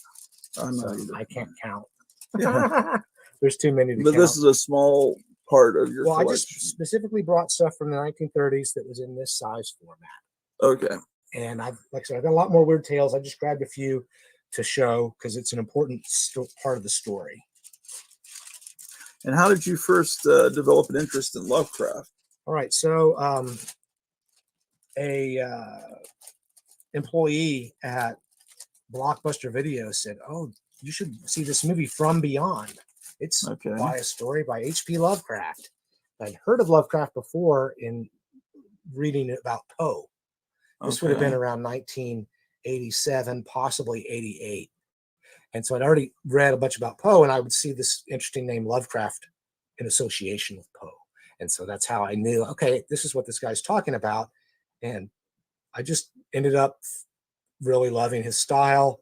And even though there's, people find him problematic, and then his writing was kind of iffy at times. He could put in too many adjectives and slow himself down, but at least he knew it. He knew he wasn't a grade A literary writer, but as far as imagination goes, he was so far ahead of everybody else. What I find fascinating is the amount of knowledge that he and Robert E. Howard had. And I think about Robert E. Howard growing up in this little tiny town in Texas. And it's like, how did he get all this knowledge of? He read every book at the library. But even then, how many books does a little tiny town like that, Cross Plains, have? Well, he might have gotten the books at Brownwood Library, but that's also not a large library. Yeah, but he was able to extrapolate on ancient history and create his own history, and it was well, they were both geniuses, but also outcasts. What else were they going to do? Right. I mean, Lovecraft would revise poetry and stories for people and make a little bit of money. Robert E. Howard was very successful. If I'm correct, he was the second highest earner in Cross Plains, Texas during the Depression. He had enough money to buy a car. But he was also working every day trying stories. So that's what I brought. Oh, and I guess I showed you all the French ones as well. So, does anybody have a question that I can maybe answer? Yeah. Does anyone want to pop on and talk with us? I'll put the link here again.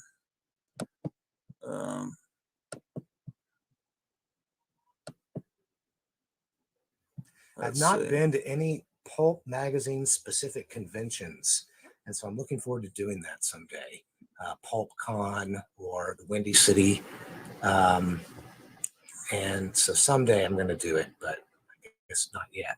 I've been to plenty of science fiction and horror fiction conventions, mostly in the 90s. And you say you store your comics in kind of a vault? Well, I've got a fireproof locking safe that my best pulps and books go into. And, you know, this is just one aspect of the kind of stuff I collect. There's lots of other more book publications that I could go on and on about. Well, let's see who's in the Eric, you want to come on? Night Tiger, anybody? I'm going to leave these sitting out so that you can photograph them. Oh, okay. Yeah. And then I'm going to have to put them all back together later. Oh, okay. Well, let's see. Jambo says, thank you for showing these amazing pieces of history. Well, do you want, if no one else has any, wants to come on, we could end this episode and then I could film one where I'm using my phone and I can, you know, you could hold a book and then I could get real close with the real high resolution, and then that would be just do one right after the other. Yeah, and we could be talking about it. Well, yeah, it's just this freaking thing. So face diaper. I think I was going to save it as a collector's item for the future. I don't know why this is even here. So, well, which kind of pulps do you actually have? You say you only have a few. I know you probably have more hero pulps. I just have a couple of science fiction or ones there was just so many science fiction pulps. It was one of the biggest genres. Let's see. Westerns was probably bigger. I don't have any westerns. Yeah, you know what I have is just stuff that popped up. Like I've got one where this Martian girl is kind of walking along, and I think her arms are behind her with a stick. And I just have a few. But what I mainly have are reproductions of The Shadow and some of those Adventure House that look good on the shelf. Let's see what people are saying. Lead Paint says, I can remember pulp collecting being popular when I was a kid in the 70s. How is it now? Crazy prices, etc. If it's good condition stuff that people still want, then prices are very high. And did Forrest ever collect Arkham House as well? Scott yeah. Griggs is that I used to, but had to sell much of my stuff. I lost. Yeah, I've got a nice Arkham House collection. So, and Arkham House started in the late 50s? No, I think that 60s. Started in 1939. Oh, they started way back then. Yeah. They were early on with it. And rescuing the stories from the pulps so that they wouldn't just, crumble away and be forgotten. Yeah, I know what you mean, Eric. My back and head are killing me right now. It was a rough day. Something in the stars. Cool. Well, shall we just call it a day on this? Yeah, but we're gonna do another episode that'll be. Right. Look, we just hit an hour, so that's good. Yeah, that's cool. Although people won't watch. People for some reason when I do short videos, people don't watch them as much as the long ones. Although I don't know if people watch it all the way through. It's just something that violates all the rules that are supposed to be common knowledge, that like 15-minute videos, people don't have attention spans longer than that. But I think Joe Rogan's proven them all wrong. Well, it's that. And yeah, I think people are realizing that while everyone's shut in with all this flu fad, I think people want long broadcasts just to keep them entertained. Because there's one that tomorrow night, this Nerdrotic, he goes like 8 hours, it seems like, with 16 people in squares. Well, that's how many pulps I brought, so that's how much time you get. Oh shit. Eric's saying he's got a leak in his roof. That's a nightmare. Yeah, that is. Yeah, there's like horrible wind blowing all throughout the United States. It's like in the White House, they've got buttons like Ming the Merciless, like high wind that will distract them from the Aren't Virginia. You supposed to blame the Japanese for this? They're our friends. It's the I don't know. Yeah, all right. We'll ring out and we're gonna do another episode. So stay tuned. So see you later. Goodbye, And we goodbye, Grottu people. And you can come back on with more pulps at some point. Sure. If popular demand demands it, we'll come back on with more paperbacks. Yeah, paperbacks too. Yeah, and we could. Well, Eric was talking about last night in another live stream on Graphic Man's channel that we should all talk about our favorite books. And you can do this from your house for us. You don't need to bring your books. If you just get some camera attached to your computer, then you could be a square, and then I could blow you up. And I got news for you. I'm already a square. Okay. All right. So we'll ring out and see you guys later. Bye. End broadcast.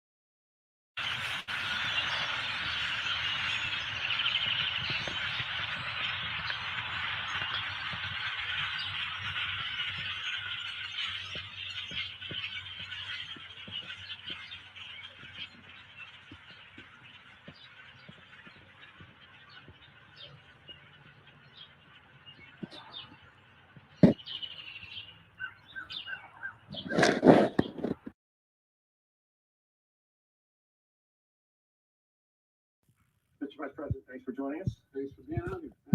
How's that poster? Wild exchange for you. Well, that was actually a little bit of fun. The fact is that we had a great poster. We've about 660. Looks like his head's been superimposed on. Look at this line. But that's what people are telling us, that we're watching CGI, that it's masks, that it's Damn. makeup, that something's going on. You've made the argument. Well, I think they. I just want to show you that the other guy has a weird shadow too. You can then bring things back. Oh yeah. Oh, what's going on? What? Economic agenda. Maybe that's just the shadow. It's some weird lighting. Yeah, he's got it too. It's like including propaganda about it throws things off that the other guy's got it too. Well, I don't know. Well, how do you get lighting like that? That is so weird. Yeah, this is weird. I think a lot it's like his head has been superimposed. Look at that. It doesn't make sense because. Or maybe he has a sun. Maybe he put a bag over his head, then went out naked and got a suntan over all his body. And then look at how young the neck is. Better than Abraham Lincoln. The tan neck is so much And so I younger. think there's going to be a lot of people who are going. It's so weird. It's like the little double chin part hangs so low and so elderly, and then it turns into a young neck. Some of the things on your tax And with that guy, it looks like it's the shadow of his shirt. With Biden, it does not. Yeah, it almost looks like a tan line, and his head has not been in the sun, but the rest of his body has. Yeah, that's weird. But I mean, There was a Mad Magazine cover where Alfred E. Newman's in the shower, and the only part of his body that has a tan is where his around his butt, like he went out in public with only that part exposed. in his defense, on the side of the neck here, where you see a couple of wrinkles that come down, the wrinkles do blend in here on the side. Yes. They blend in, but the lighting. You think that's it's makeup? I think that's makeup. They put pancake makeup on it, No like a way. clown. And they're just gonna end it in the little V at the bottom. Come on. No. What is that? That's clown makeup. No. It's like he's dark skinned, and they put on. This is before he became president because they called him Mr. Vice President. But what about the footage today where his hand went to the microphone? Can you find that? It could go higher. Oh God, let me try. It was on C-SPAN. 40% basically. Try looking up C-SPAN. We'll pause this. This is just Yeah, try This C-SPAN. one freaked me out for a second, but that is a deep fake. Yeah, don't worry about that. Go to C-SPAN. That's where we saw it. Okay. Yeah, because I'm recording, so let's get to C-SPAN. Oh. But C-SPAN had the footage. You got to type in C-SPAN and Biden.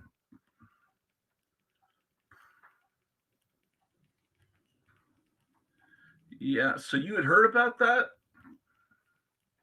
Oh, people post pictures of that interview all of the time, Uh-huh. but it's very misguiding. In a picture, people think that it's a mask. A mask. That it's a line of demarcation. But on the video, you get a completely different. It's either makeup, weird lighting, or yeah. Or I some thought kind maybe of editing that is. they've done something with a computer to mess with it. Need to stop doing weird stuff. So C-SPAN Biden, and then he's leaving for. He's about to get on a helicopter. They're probably not going to have it up. Pull it up on your phone, maybe. Nah, they don't have it. I think I should type an interview. No, that wasn't an interview. It was where he was getting on a helicopter. It's so weird to see him young. Yeah. Insults voter about his IQ. Oh, yeah. Put that on. What a jerk. What law school did you attend, and where did you place in that class? And the other question is, could you quickly? I think I probably have a much higher IQ than you do. I suspect. I went to law school on a full academic scholarship, the only one in my class that have a full academic scholarship. The first year in law school, I decided I didn't want to be in law school, and ended up in the bottom 2/3 of my class. And then decided I wanted to stay, went back to law school, and in fact ended up in the top half of my class. I won the international moot court competition. I was the outstanding student in the political science department at the end of my year. I graduated with 3 degrees from undergraduate school and 165 credits, only need 123 credits. And I'd be delighted to sit down and compare my IQ to yours if you'd like, Frank. Well, I'm going to tell you one thing. I think just in my own time, I'm not questioning your IQ or something at all. I'm just saying that with the people that we have elected to office in recent years, I think that we have to question their credentials very solemnly. Well, I think you're right, Frank. But you know what I find kind of interesting? It seems to me if you can speak, you're a liability in the Democratic Party anymore. It seems to me you've all become heartless technocrats. It seems to me that you forget that what happens is we have never as a party moved this nation by 14-point position papers and 9-point programs. It seems to me that when we got involved in the civil rights movement, Frank, nobody asked Martin Luther King what his legislative agenda was. He marched to change attitudes. When the women's movement started, it did not move with a constitutional amendment. They marched to change attitudes.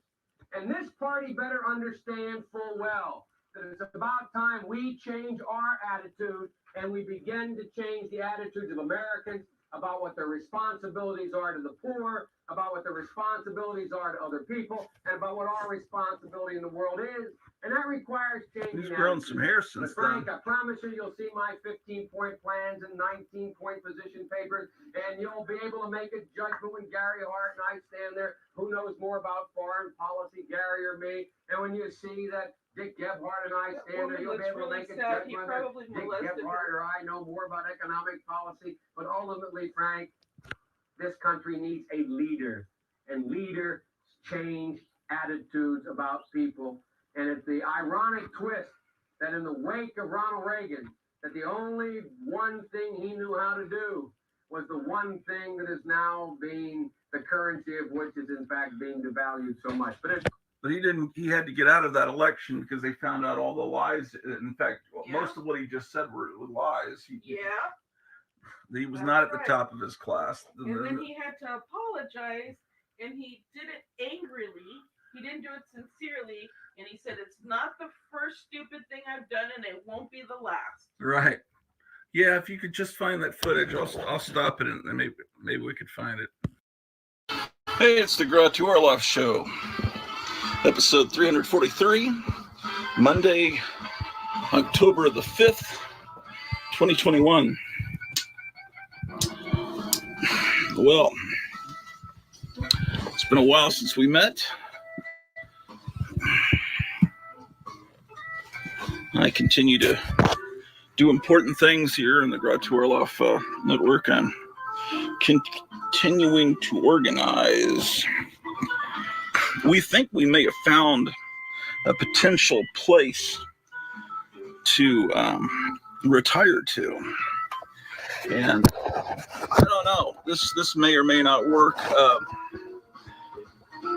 I've yet to hear back from it. There's a movie theater for sale. It was built in 1913. Originally it was a bank, then it was a bowling alley and a theater, and then it just became a theater. So anyway, it's a movie theater. It seats about 260 people. A little tiny town. And the building next to it's for sale. They've got a tenant downstairs. It's an art gallery. And then upstairs, there's an 11-room living space where we could live. Oh, then there's another building that's vacant, but it's been renovated. And they have new roofs, and they've all been renovated. And that I could put all my like jukeboxes and pinball machines and arcade machines and have kind of a private arcade. In the movie theater, I could... well, they don't have the only projection system they've got is a Blu-ray projection system. So, you know, I guess I could run public domain movies for free and sell popcorn and then bring in bands and whatever. Maybe, you know, like the town that it's in, probably more like bluegrass and country type bands. I'm looking for an outlet for this, is why I'm distracted.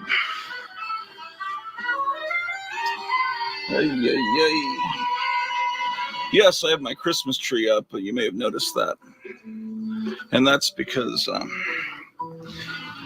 as long as the United States lives in a fantasy world and believes the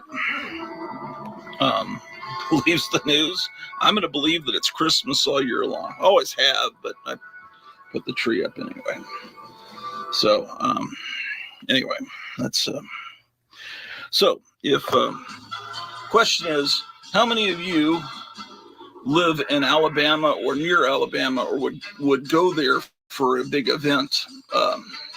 Maybe we could even have a little mini comic book convention in the adjoining building. And then, you know, I could put some of you, if we've got 11 rooms, I could probably put a couple of you up. We'd have guest rooms, you know. It's right in the town square. But... we'd have to sell this house. And anyway, I saw the guy that's selling it's on Facebook, and I tried contacting him this morning. I haven't heard back, and also contacted a real estate agent. I haven't heard back. But some friends of ours just moved there about 7 miles away. They've been telling us about this theater, and they're going to go look at it Wednesday and send us video and everything. So I'm excited about that because everything in my life has been building up to that. From the type of music I collect, I could be playing from the speakers. I've got a huge movie collection. I collect movie posters. I mean, I could deck out a movie theater. That's like my dream. And yeah, I collect movie trailers. I mean, it's perfect. But anyway, if you live close enough to maybe go to a big event there, let me know down in the comments below or whatever. Or if you, and I know that I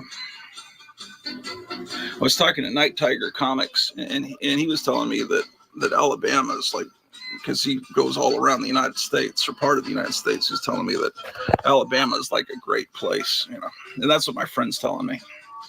And he moved there to he moved out of Austin, and my friend moved out of Austin down to this part of Alabama, and he says it's the best, just unbelievably great.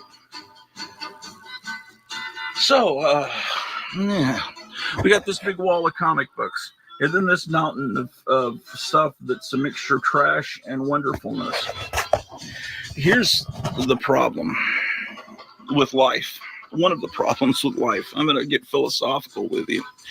I got to put this phone down because I'm going to make you guys vomit, especially if you're watching this on a big screen. I kind of got started without being fully ready here. So I know I'm going to have to get down on the floor to do this episode. So where would be a good place to mount the camera? Maybe here on this boxes of comics. Yeah, I'm going to need to be on the floor for this episode.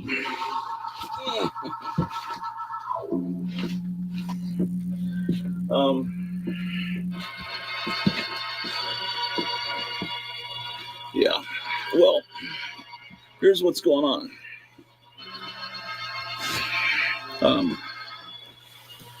Magazines are dying. Every time I go in the store, it seems like the magazine rack is shrunk. Have you noticed this? It's a lot more recently.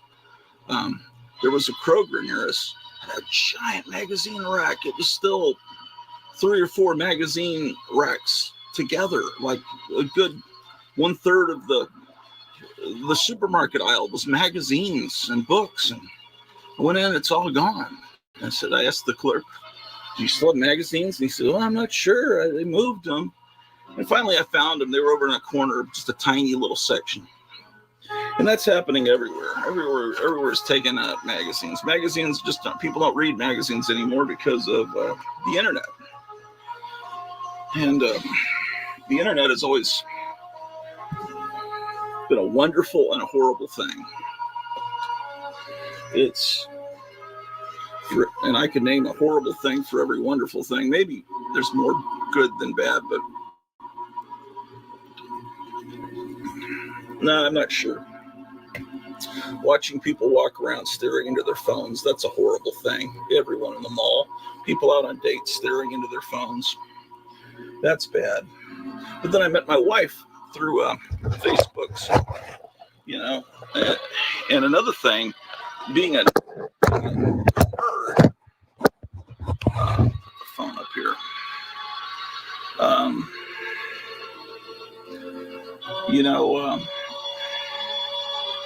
when I was in school, there were 3 or 4, 5 people in the high school that were into collecting comics and stuff and monsters, and you get to know them in a school of a couple thousand, and but now kids can network with hundreds or thousands of people, because you grew up in a small town, you may be the only person into the Ramones, into punk rock, and but now the small town, the borders have been erased due to the internet. You can communicate with people everywhere through this channel this Grottu Orloff channel. There's people in England that watch this. There's people all over the United States, Pennsylvania, Florida, parts of Texas. Yeah, and it's really cool to be able to communicate with people like you couldn't do it in the past. It used to be the nerds of 70, 80 years ago, they had to print little fanzines and correspond in long letters, like Robert E. Howard and Lovecraft would send each other these long letters, and they would communicate that way. You couldn't talk by phone back then because you had to pay long distance charges just to call, like 20, 30 miles away. You had to pay astronomical fees just to talk for a few minutes. But all that's been erased. Now you just call up South America, Australia on the phone, and it's no big deal. So that's a good thing. But the bad thing about the internet is it's killed magazines. People just read web pages, and this horrible thing about that, to me, being obsessive compulsive, I collect. And if I want to know what was going on in the world of monster movies in November of 1971, I can pick this magazine up and look at it, and maybe it's telling me movies that are coming up in the near future. Soon Christopher Lee will be back in England filming Dracula AD 1972, and all of that. Pick up an issue of Starlog, and they're talking about, will Star Trek come back as a television series, or will it be a movie? And this is in the 70s, and you get a snapshot of what was going on at that moment through that physical magazine that you can hold. See, I like physical media. The internet is too intangible. It's ephemeral. It disappears. You could say, well, because this web page is there, you just go back and look at that date. But can you really? The web page could be taken down, or maybe they just erase the old stuff, or they go back and edit it. And I like to have a permanent record of what's going on. Like I'm a librarian, a historian at heart. And the internet changes, and I don't like that. I first became exposed to the internet because local channel 8, which is the ABC affiliate, ran a story about this big guy down in Austin named Harry Knowles that was doing a webpage called Ain't It Cool News. And it was like, and he had these spies all around Hollywood, and he would have the current, he would know within hours of some rumor happening in Hollywood, it would be on the internet. You'd know then. And I thought, that's so cool. So I started looking at his webpage long before I had a computer in my home. And I got addicted. I looked at it every day. And because, in the old days, Starlog was how you find out, a new movie called The Star Wars is coming out in the summer of 77. You'd find out through, the first time I heard of Star Wars was in a little Scholastic magazine they gave us to learn how to read better in 6th grade in 1976, around December of 76. I still have it. And it's got this little article about a new movie called The Star Wars, and it showed the stormtroopers with lightsabers and stuff, and Ralph McQuarrie painting. But anyway, so I've got those those magazines I have as a record of what was going on, but what I started to be driven crazy because Ain't It Cool News is like a great magazine that comes to you instantly, but I wanted it permanent. I didn't like the internet computer or having to. I like something I hold in my hands. So what I'd start doing is I became obsessively pressing print, and I'd print something cool was on, no pun intended, this cool article on Ain't It Cool News about, first glimpse of the new costume for Spider-Man and the Tobey Maguire Spider-Man. And wow, this is what it's going to look like. So I printed it. And I remember when people were all up in arms in the late 90s about the X-Men movie and how they were just going to wear black leather. And the first pictures they showed of their new suits, and I'd print that because I knew it's not going to last. It's not on paper. I want to have it. And then so I'd print stacks and stacks, and then I punch holes in them and put them in binders. And I've got a whole wall in the garage of binders I put together because the internet's not permanent. I can't take it in my fucking head.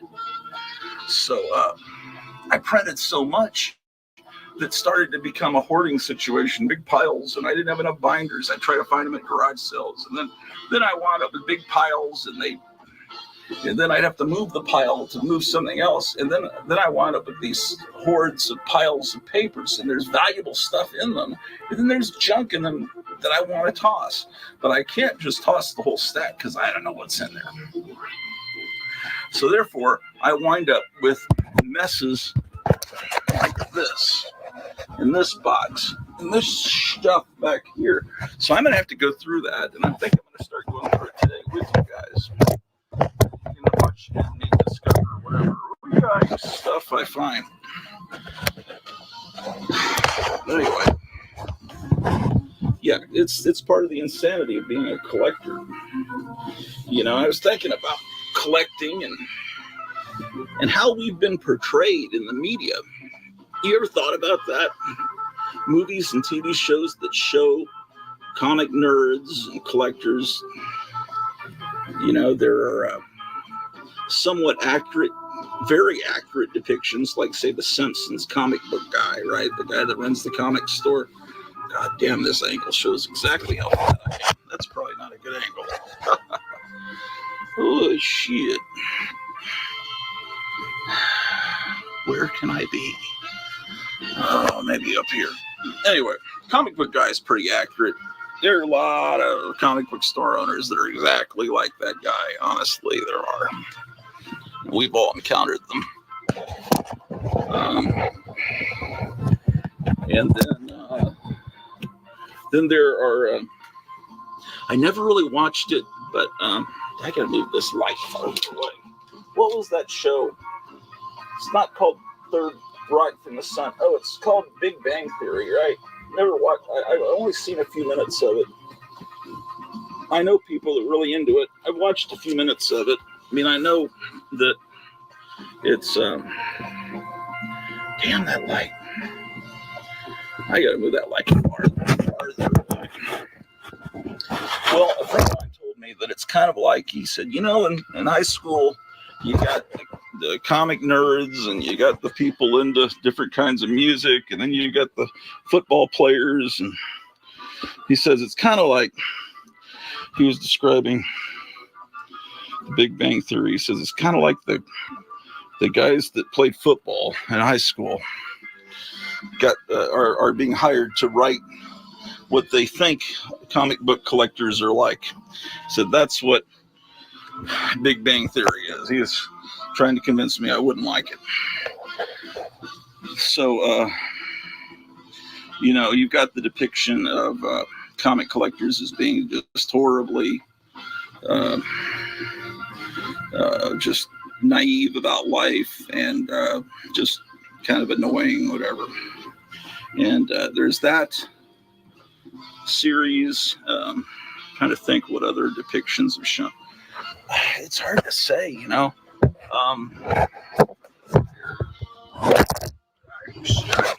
there's been that's a terrible name.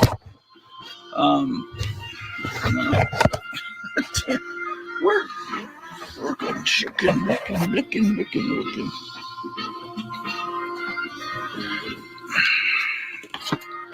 Yeah, my mother-in-law was here, and she left a couple days ago, so I'm able to do shows again. I was having trouble because I didn't want to wake people up in the morning. Okay, so that's not good. That's probably not a good thing. Shit. Will this Atari joystick hold you guys up?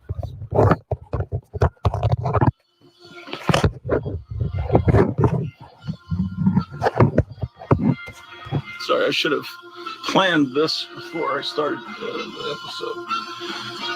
So, where'd my water go? Damn it. Oh. Good. So,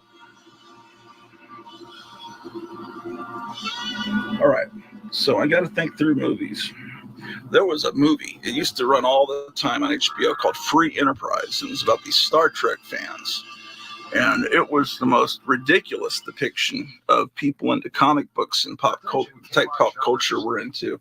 Because they were, it seems like one of the guys was, there was about two guys, and they were, it was almost like they portrayed these comic book people like they were James Bond, and all these girls were falling over them, and they were so cool. And then they met William Shatner like in a used bookstore or something. And then one of them, I think, had a birthday party, and they had a girl painted like an Orion slave girl pop out of a cake, the green girl. But the show was so weird. The movie was so weird. It had to be Canadian because it was that kind of weird and like not like a real human movie. It was bizarre because it was like, and there were things they got wrong. Like they collected Mego figures, I think. And I think at one point the guy was talking about ISIS, the 74, 75 Filmation TV show. And, in that show, she changes into ISIS. She says, "Almighty ISIS." And the guy was saying, "Almighty ISIS." And she didn't say Almighty ISIS. So they got stuff wrong. That was Free Enterprise. Then there was another movie that was all over cable a few years ago. I think it was made about 2002. I think Free Enterprise might have been prior to 9/11, about late 90s. There's a movie from 2002 that was basically about the Mile High collection. And it was like one of these comedies where there's the three rival factions trying to get an object, a MacGuffin, and it was all about that and how the horrible things they did to each other. And it was basically, if you know the Mile High collection, a unbelievable collection of comic books from the 30s, 40s, 50s that looked brand new was found in Colorado, and a comic book store owner just lucked into it. And those comics are considered the best condition copies of those in the world. They're just something about the climate, how they were stored, just everything. They still look brand new, even though they were from decades and decades ago. So anyway, this movie, some guy passes away, and his mom has this huge collection of comics, and all these rivals are trying to get it. And that movie wasn't very good either. But they would do things like talk about Macraboy. I don't even know how to pronounce it because I've never said that name in my life, the Captain Marvel Jr. artist, because I'm like Harry Truman. Harry Truman was brought up in a little tiny town, super well self-educated. He read on everything in the library. He knew all the words in the dictionary, but he didn't know how to pronounce them because everyone around was like a farmer, like a hick, and he didn't know how to pronounce the words. He just seen them in books. And so Macraboy, whatever. He's an amazing artist. And he's the guy that, Captain Marvel Jr. is what Elvis Presley patterned his look after. So anyway, that's mentioned in the movie. They got some good. What other movies have been made? There, True Romance had a scene in a comic book store. That kid, whatever his name is, Christian Slater, I think, the guy that imitated Jack Nicholson all the time.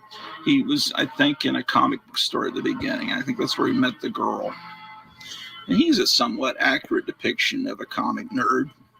Because, it's like the people that are into it know what they're like. You can tell when a movie's made by someone that really collects comics or has been around them.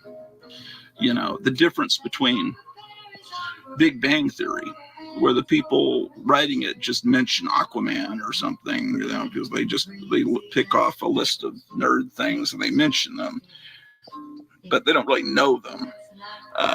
Watch a movie called Ghost World. That may be one of my favorite movies of all time. Based on a comic book made by a guy that knew comics, Terry Zwigoff, that made the R. Crumb movie, which was great. But Ghost World is based on the comic book series. And it's just, there's a character named Seymour that is this bitter collector, and his collection is like a real collection, like the stuff that you guys collect, like the stuff I collect. It's real. He's into the same weird shit. He's the same bitter, angry person that I've become. Ghost World, get that movie.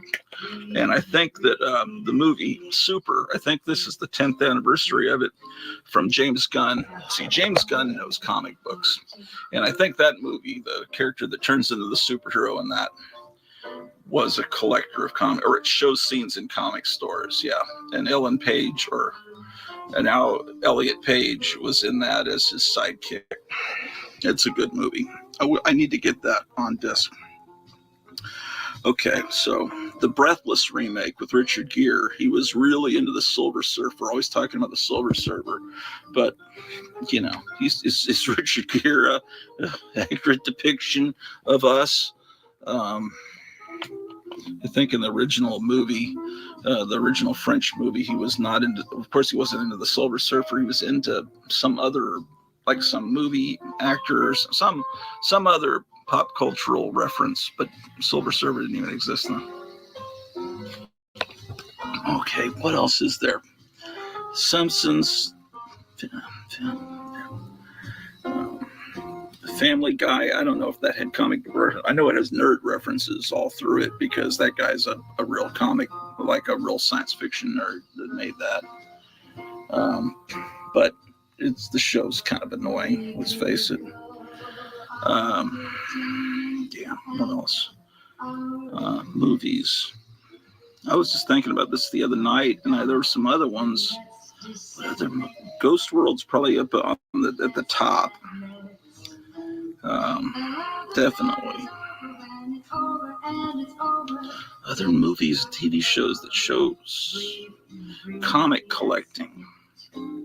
Oh, well, I guess the Kevin Smith movies, those are also like Free Enterprise, depicting comic book collectors as very cool and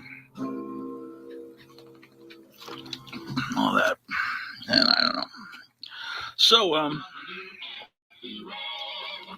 anyway, waiting for a phone call back about that movie theater. Going through Famous Monsters of Filmland magazine. I should show you those. Yes, I should. Let me move this light. I don't like its placement.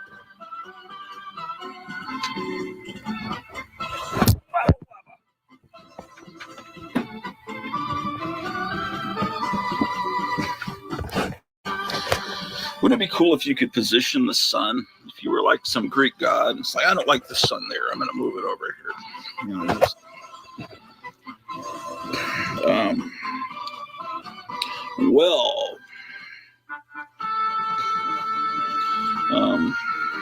was telling you about that weird dream I had the other day where I forced myself out of that dream. I'll show you exactly where I was standing. Let's go over there, in fact, because I can do that. I walked up these stairs, right? But I noticed these posters here were not here. And then I came to this room here, right? This door was closed, right? And I was worried that the door was closed. And I opened it up. And I was standing right here. But all of this stuff was not there. And I was like, what? It's like this whole side of the room had been cleared away. And I was like, I know I'm dreaming, but this is so incredibly real. So I started to kind of dance around, you know, to try to jar my brain into waking up. And then I suddenly woke up and I felt like my whole brain had twisted right in and I felt it. And it was almost like I had a little bit of a headache after that. And Captain Strange Life commented down below the video that, you know, of course, this is where your pineal gland is located. Maybe my pineal gland is becoming decalcified, possibly.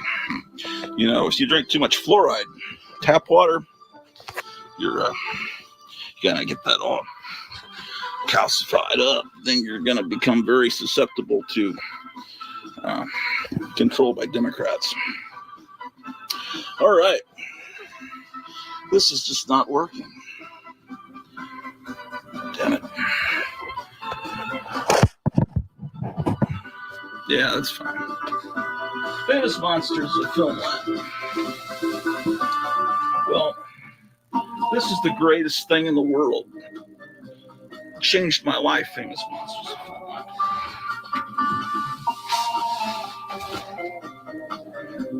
And, you know, Forrest J. Ackerman was the editor. And his main contribution was just being an obsessive collector and having tons of posters, mainly stills for movies. And no other magazine could duplicate the amount of movie stills he'd amassed over his collecting career. So he could show unbelievable stuff in Famous Monsters. But, you know, what made Famous Monsters was not, you know, he kind of, damn, I don't want to knock the guy, but his sense of humor was horrible. And his jokes weren't funny even to a 6-year-old. But you loved him because he was making the magazine. Yeah, but James Warren and the production designer, the publisher, and the production designers of this magazine are what made it. Because, you know, after Forrest J. Ackerman left Warren and went on his own and made a magazine called Monsterland, it was terrible. It just looked tacky and ugly because Warren, yeah, let me show you what I mean. Here's some copies. Yeah, this is what it looked like. It still has the kind of logo, but inside it just looks kind of shitty. And it doesn't have where are the amazing ads in the back? Some people said, well, those Warren magazines had too many ads. No, the ads were wonderful. They were great. Oh my gosh. So, whatever.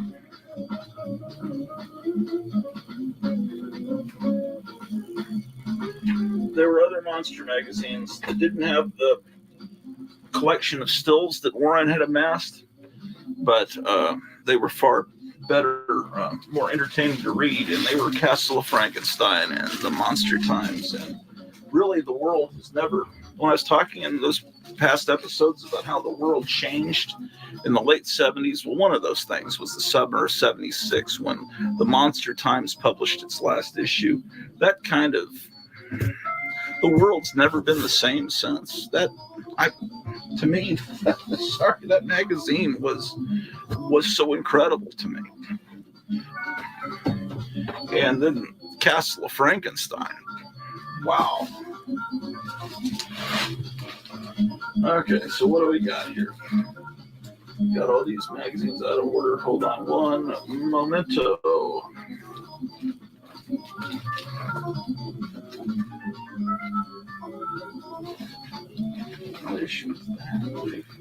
Are these even in order? No, they're not.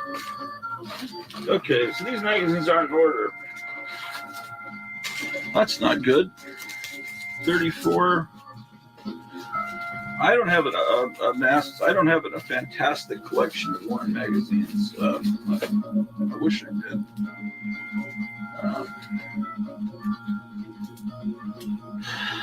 I'll show you these, and then I'm going to get into that big pile of papers, and you may want to tune out at that point.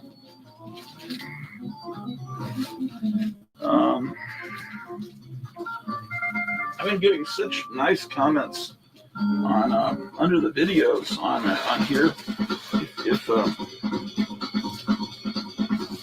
But you know, if we get that theater, I'm going to do live streams from the theater. So even if you're not there, it'll be like you're there. You know, when movies are shown from the lobby, from the theater, maybe then I'll start up some kind of Patreon account and people can donate a couple bucks a month, and then, but I will, yeah.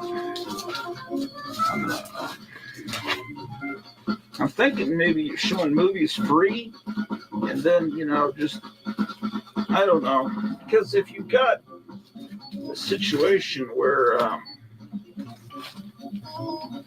you can the only projection system they have is Blu-ray, well then you're going to just have to show copyright free, you know, public domain movies all the time. Because I mean, yeah.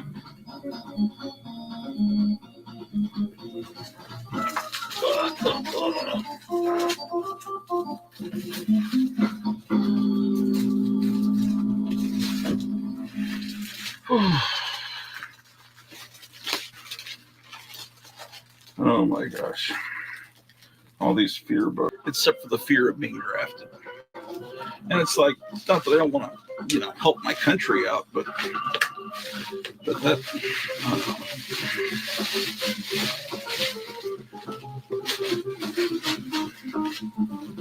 I can't picture myself in the military. My dad, both of my older brothers were in the Army. I don't know if I just don't know if am I cut from that same cloth? I don't know. Shit.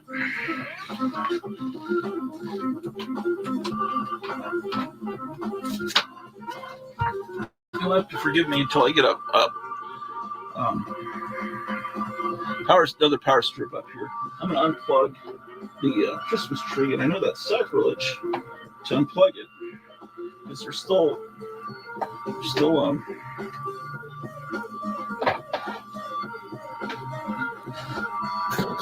celebrating Easter also here.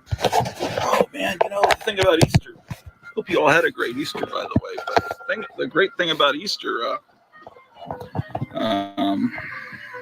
that used to be great about Easter when I was a kid, is you'd always get these inflatable bunny rabbits. These inflatable, kind of like these inflatables, but they were bunny rabbits. So I look it up on eBay, and there's some you can buy. They're still in the bag, and the name of the company that made them, I've learned that. But yeah, they were ubiquitous. They were everywhere back in the 60s and 70s, and it's like they don't have those anymore. I always get on Christmas